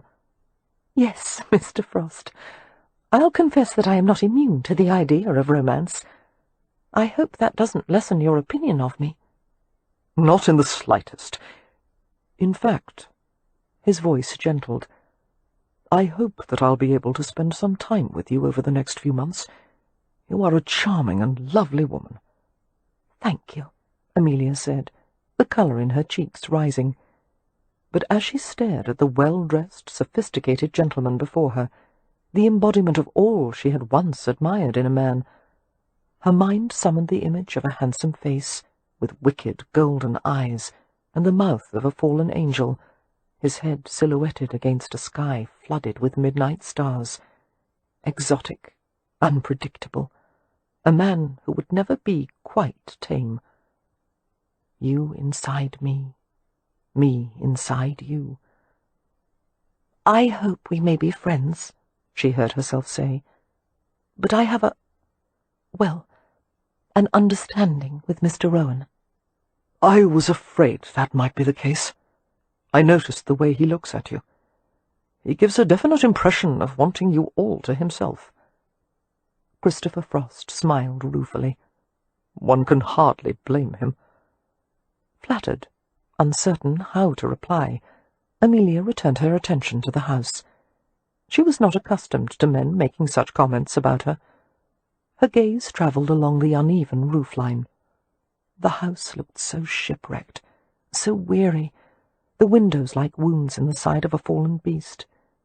The windows— she saw movement in one of them, a shimmer, something that looked like a tangle of moonbeams and shadows. A face! She must have made a sound, for Christopher Frost looked at her closely, and his gaze followed hers to the house. "What is it?" he asked at once. "I thought—" She found herself clutching a fold of his sleeve like a frightened child. Her thoughts were in chaos. "I thought I saw someone at the window." Perhaps it was Barksby. But Mr. Barksby was coming round the corner of the house, and the face had been at a second-floor window. "Shall I go in to have a look?" Frost asked quietly, his eyes narrowed with concern. "No," she said at once, managing a shallow smile. She let go of his sleeve. "It must have been a curtain moving. I'm sure no one is there."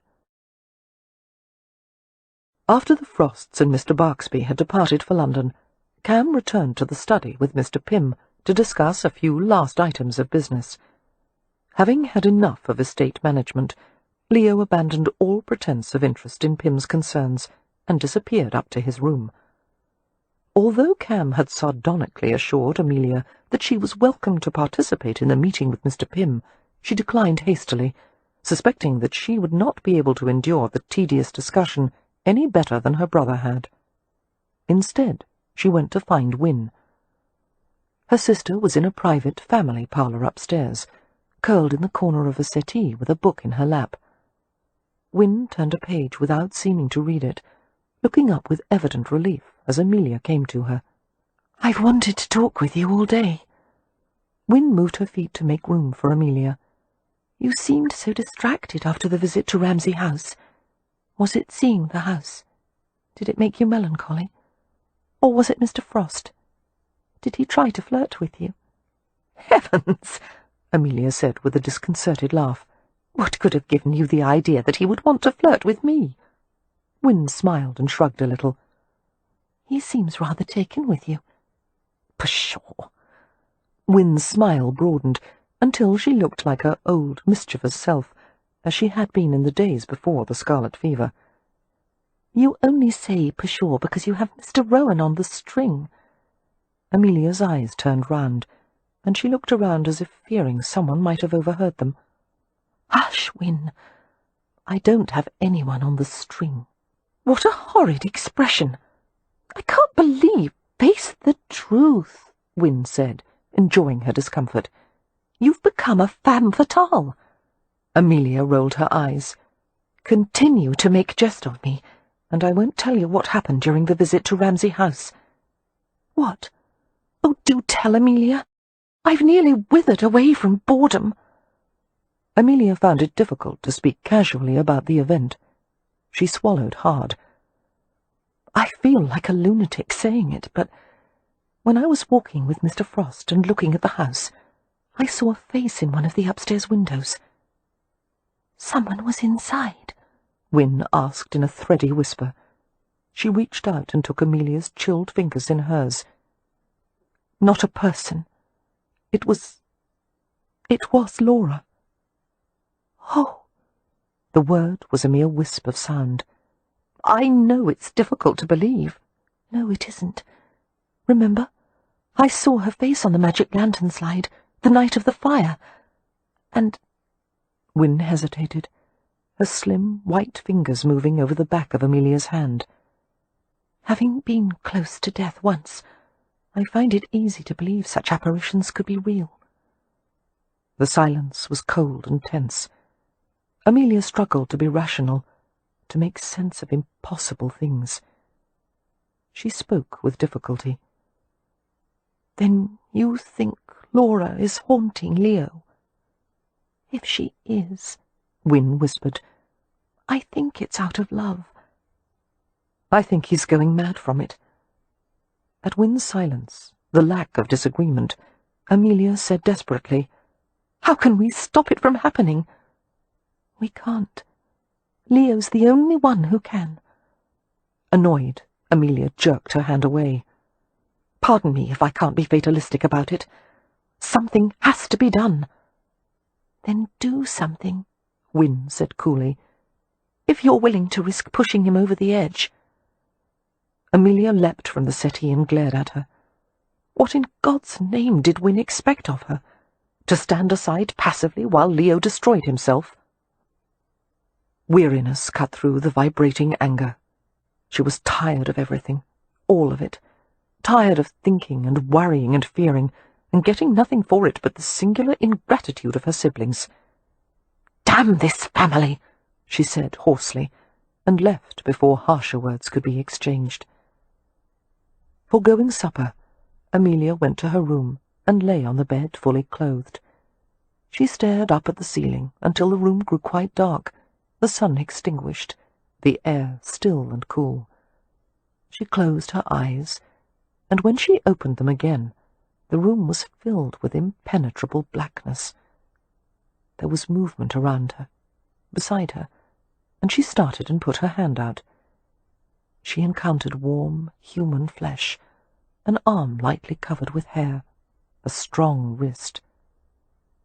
"Cam," she whispered. Relaxing, she felt the smooth gold band at the base of his thumb. Cam undressed her slowly, one garment at a time, and she accepted his ministrations in a dreamlike silence. The troubled feeling in her chest eased as sensations rose and blossomed. He found her mouth and licked it open, kissing her fully. She lifted her arms to the dark, gorgeous creature over her, the powerful, flowing strength of him covering her. With every breath he took, his chest slid against the stiff tips of her breasts, the light friction eliciting muted cries from her throat. His mouth broke from hers, exploring her shoulders and chest, with hot, open kisses, as if he were intent on tasting every part of her. He caressed her stomach with the backs of his fingers, teased his thumb around the rim of her navel, his hands clever and sublimely gentle. He had not entered her yet, but she already felt him at the center of her, the pulse, the heat. You inside me. She reached for him blindly, her limbs folding around him. He resisted with a silken laugh, playing, stretching her limbs out and spreading her wide beneath him. His mouth dragged over her, sucking and teasing, and between her thighs she went utterly wet. He touched her with his tongue, delving with the tip, until he found the sensitive place that throbbed so exquisitely. The muscles in his arms bulged as he slid them beneath her legs, making a cradle of her hips. She struggled a little, not in protest but supplication, shivering with each swirl and glide of his tongue. Dazed and aching, she felt herself lifted in the darkness, his hands arranging her, closing on her legs. He made her kneel over him, pulling her hips down, pushing them back and forth in a gentle rhythm. His mouth was on her again, and she groaned helplessly as she was rubbed repeatedly across the heat and wetness and the tender flicking tongue. His teasing fingers slid inside her, and she began to pant with ecstasy, sensation wrapping around on itself. A knock at the door shattered the voluptuous atmosphere. "Oh, God!" Amelia whispered, freezing. The knock repeated, more urgent this time, along with Poppy's muffled voice. "Poppy!" Amelia called out weakly. "Can't it wait?" "No." Amelia clambered off Cam, her nerves throbbing viciously at the abrupt halt to their love-making. Cam rolled to his stomach and uttered a soft curse, his fingers digging into the bedclothes. Lurching around the room as if she were on the deck of a tossing ship, Amelia managed to find her robe. She pulled it on and fastened a few random buttons down the front. She went to the door and opened it a mere 2 inches. "What is it, Poppy? It's the middle of the night." "I know," Poppy said anxiously, finding it difficult to meet her gaze. "I wouldn't have. It's just I didn't know what to do. I had a bad dream, a terrible nightmare about Leo, and it seemed so real. I couldn't go back to sleep until I made certain he was all right. So I went to his room and he's gone." Amelia shook her head in exasperation. "Bother Leo. We'll look for him in the morning. I don't think any of us should go chasing after him tonight in the dark and cold. He probably went to the village tavern, in which case I found this in his room." Poppy held out a slip of paper to her. Frowning, Amelia read the note. "I'm sorry. I don't expect you to understand. You'll be better off this way." There were another few words, scratched out. "I hope someday." And at the bottom, once again, "I'm sorry." There was no signature, no need for one. Amelia was surprised by how calm her own voice sounded. "Go to bed, Poppy." "But his note, I think it means—" "I know what it means. Go to bed, dear. Everything will be all right. Are you going to find him? Yes, I'll find him.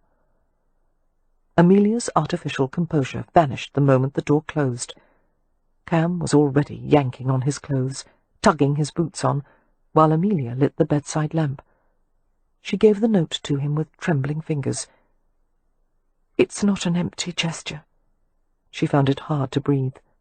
He means to do it. He may have already— Where is he most likely to go? Cam interrupted. Somewhere on the estate? Amelia thought of Laura's face in the window. He's at Ramsay House, she said through chattering teeth. Take me there, please. Of course. But first you may want to put on some clothes. Cam gave her a reassuring smile, stroking the side of her face with his hand.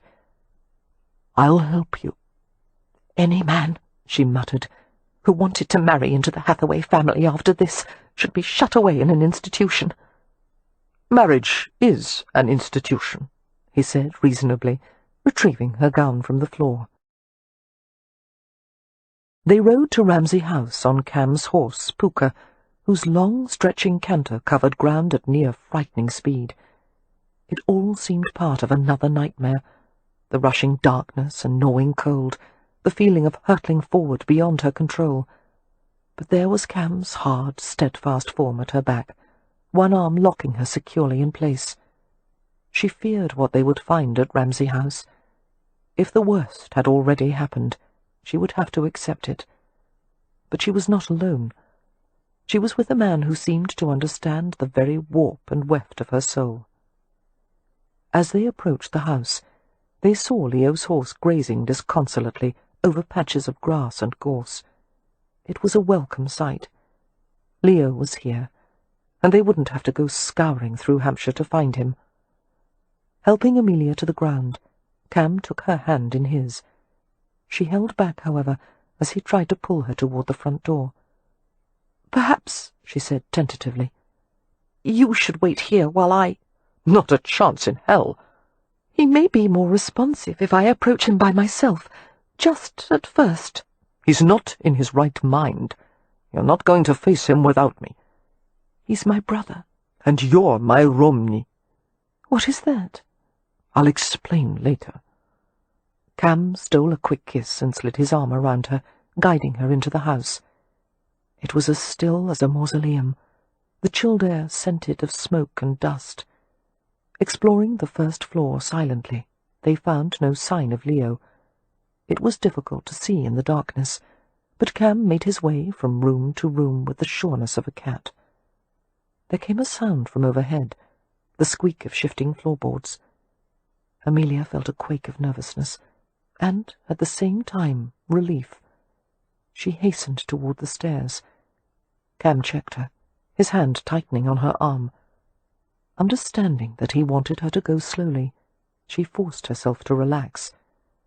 They went to the staircase, Cam leading the way, testing each step before allowing Amelia to follow him. Accumulated grit scraped beneath their quiet feet. As they ascended, the air turned colder, and colder still, driving needles into her bones. It was an unholy chill, too bitter and ghastly to have come from a temporal source, a coldness that dried her lips and made her teeth ache. Her hand tightened inside Cam's, and she kept as close to him as possible without tripping him. A feeble, frosted glow came from a room near the end of an upstairs hallway. Amelia made a sound of distress as she realized where the lamplight was coming from. "The bee room." "Bees don't fly at night," Cam murmured, his hand coming to the back of her neck, sliding across her nape. The warmth of his palm brought her frozen nerves to life. "But if you'd rather wait here—" "No." Summoning her courage, Amelia squared her shoulders and went with him down the hall. How like Leo, perverse wretch that he was, to hole up in a place that scared her witless. They paused at the open doorway, Cam partially blocking Amelia from view as he assessed the situation. Leo was sitting in the corner, one leg bent, the other stretched out. A lamp had been set beside him. He held a pistol loosely in one hand, resting it across his thigh. Amelia wouldn't have thought a man contemplating suicide would have appeared so relaxed. A ruined man in a ruined house. The room was closed, the windows latched shut, but a slow, raw breeze circled the room. Leo's colour was bone white, his eyes unnaturally bright in his calm face. Every line of his body spoke of weary resignation. "Don't bring her in here," he said quietly. "Leo." Amelia could think of nothing to say, at least nothing that wouldn't sound theatrical, weak, unconvincing, absurd. Her brother's mouth quirked as if he were too exhausted to smile. "I know," he said gently.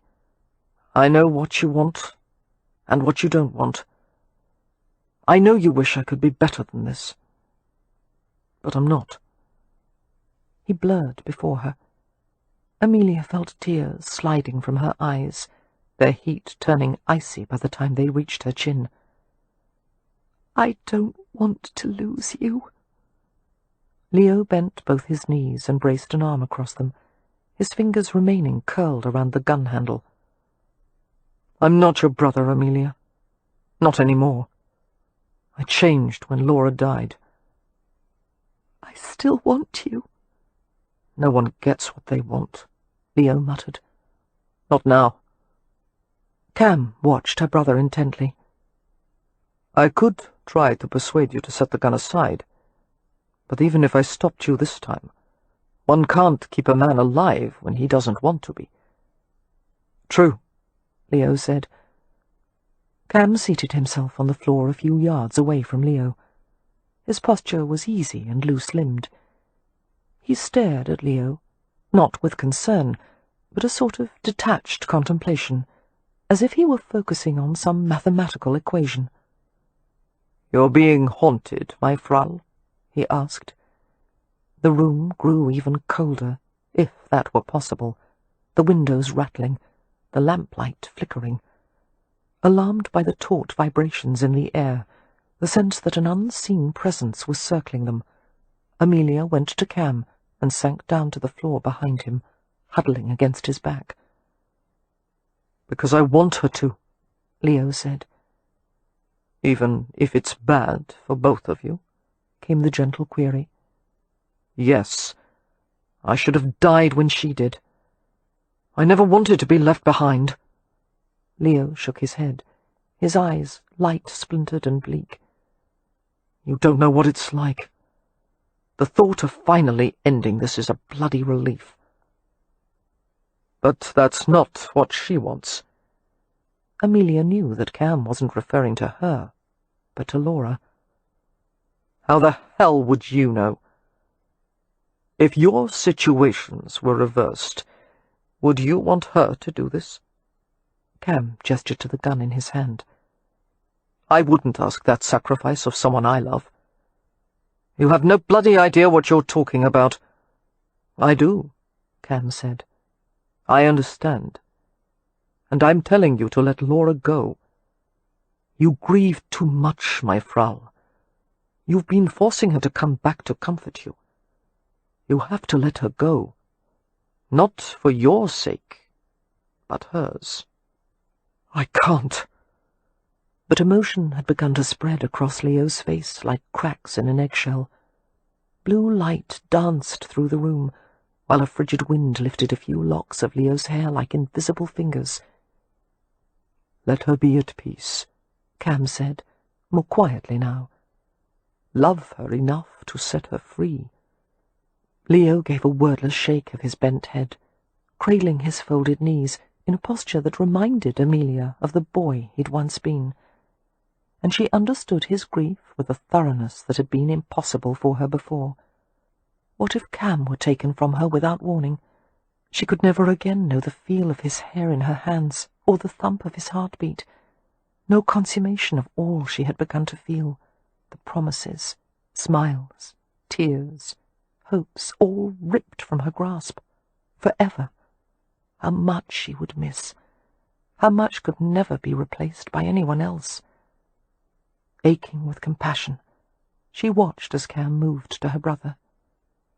Leo hid his face and jerked a hand up, fingers spread, palm facing out in a broken, helpless gesture. He made a choked noise and shook his head again. The lamp blew out, and a pane of glass shattered, while a freezing blast of air swept around them. Energy crackled through the room, tiny snaps of light appearing around them. "You can do it for her," Cam said, putting his arms around her brother in the way he might have comforted a lost child. "You can." Leo began to cry harder, each breath a burst of angry despair. Amelia was afraid for him. She had never seen him at the mercy of his own emotions, not even when Laura had died.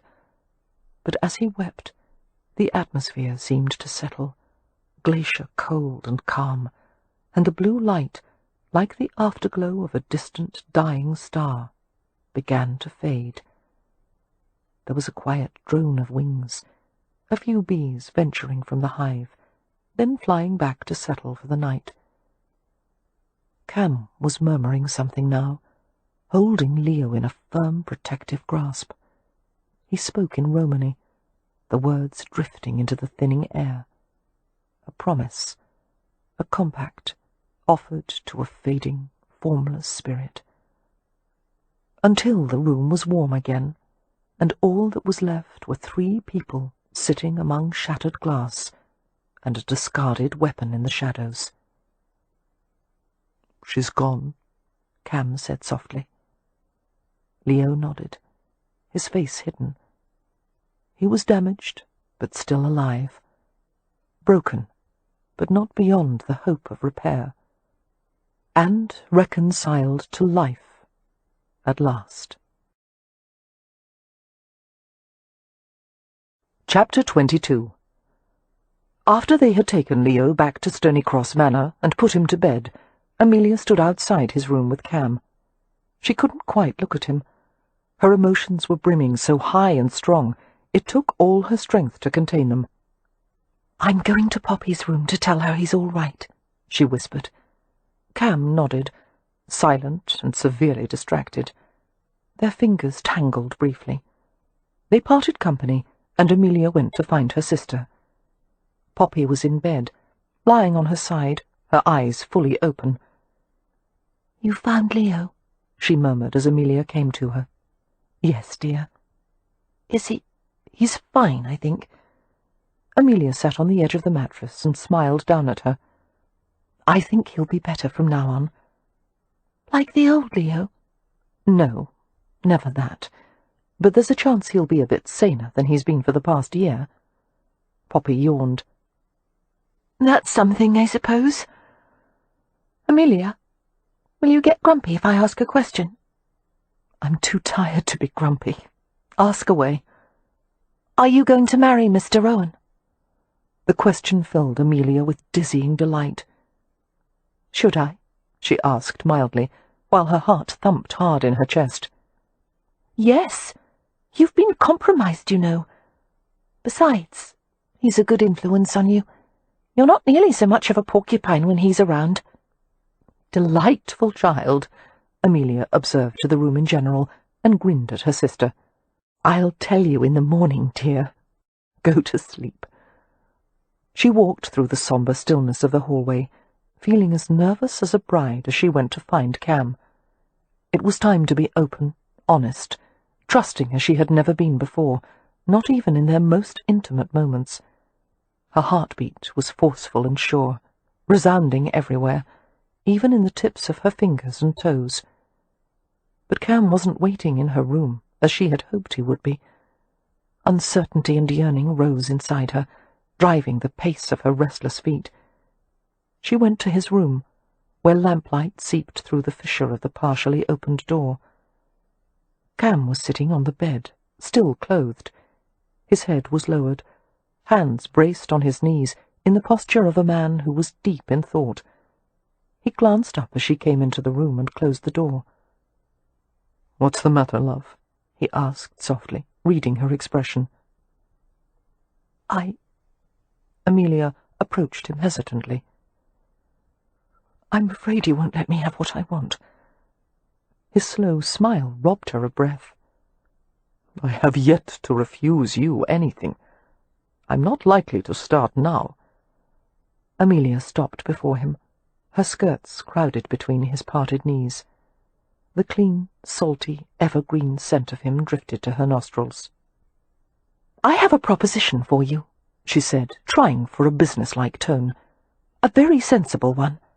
You see—" She paused to clear her throat. "I've been thinking about your problem." "What problem?" Cam played lightly with the folds of her skirts, watching her face alertly. "Your good luck curse. I know how to get rid of it.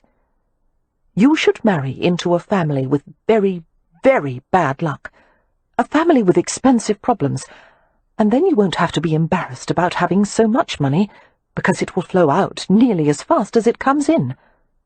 "Very sensible." Cam took her shaking hand in his, pressed it between his warm palms, and touched his foot to her rapidly tapping one. "Hummingbird," he whispered, "you don't have to be nervous with me." Gathering her courage, she blurted out, "I want your ring. I want never to take it off again. I want to be your Romney forever." She paused with a quick, abashed smile. "Whatever that is." "My bride. My wife." Amelia froze in a moment of throat-clenching delight as she felt him slide the gold ring onto her finger, easing it to the base. "When we were with Leo tonight," she said scratchily, "I finally, truly understood how he felt about losing Laura. He told me once that I couldn't understand unless I had loved someone that way. He was right. And tonight, as I watched you with him, I knew what I would think at the very last moment of my life." His thumb smoothed over the tender surface of her knuckle. "Yes, love." "I would think," she continued unsteadily, "oh, if I could have just one more day with Cam, I would fit a lifetime in those few hours." "Not necessary," he assured her gently. "Statistically speaking, we'll have at least 10,000–15,000 days to spend together." "I don't want to be apart from you for even one of them." Cam cupped her small, serious face in his hands, his thumb skimming the trace of tears beneath her eyes. His gaze caressed her. "Are we to live in sin, love? Or will you finally agree to marry me?" "Yes. Yes, I'll marry you. Although I still can't promise to obey you." Cam laughed quietly. "We'll manage around that, if you'll at least promise to love me." Amelia gripped his wrists, his pulse steady and strong beneath her fingertips. "Oh, I do love you. You're—" "I love you more." "My fate. You're everything I—" She would have said more if he had not pulled her head to his, kissing her with hard, thrilling pressure. They undressed with haste, tugging at each other's clothes with a clumsiness wrought of desire and fervour. When at last their skin was laid bare, Cam's urgency eased. His hand smoothed over her with deliberate slowness, every caress dismantling her, spreading her, bringing tremors of pleasure to the surface. His features were austerely beautiful as he rolled her to her back, his mouth lowered to her breasts, his hands cupping and lifting the rounded flesh, tongue and teeth gently navigating the tips. Amelia moaned his name, acceding helplessly as he rose to kneel between her legs. His hand closed over her hips, lifting and bracing them on his spread thighs. Cam watched her, his eyes flashing demon fire as he stroked her, toying with the intricate wet folds of her sex. She reached for him, needing his weight on her, unable to pull him down. All she could do was whimper and arch as he filled her with his fingers, his thumb making light, wicked swirls, his thighs solid beneath her straining hips. Her breath hissed between her teeth, while her hands clenched around handfuls of the bed linens. His fingers slid away from her, leaving her shuddering as her body closed in vain around the emptiness. But then he was pushing into her, a wet, heavy slide that filled her completely. She gasped and held still, arched high against the tickling caress of his fingers, while he thrust over and over.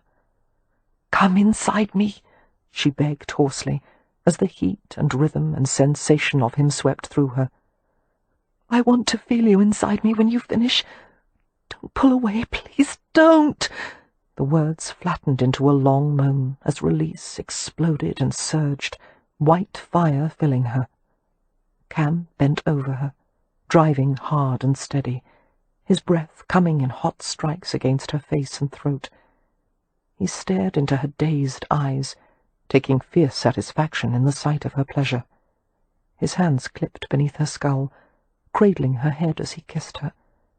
He buried a vehement groan into the sweet depths of her mouth, and let his pleasure spin out inside her. Cuddling her afterward, Cam traced lazy patterns on her back and shoulders. Amelia rested on him, enjoying the steady lift and fall of his breathing. "After the wedding," he murmured, "I may take you away with me for a little while." "Where?" she asked readily, turning to press her lips against the hard satin surface of his chest. "To look for my tribe." "You've already found your tribe." She hitched a leg intimately over his hips. "It's called the Hathaways." A chuckle vibrated in his chest. "My Romany tribe, then. It's been too many years.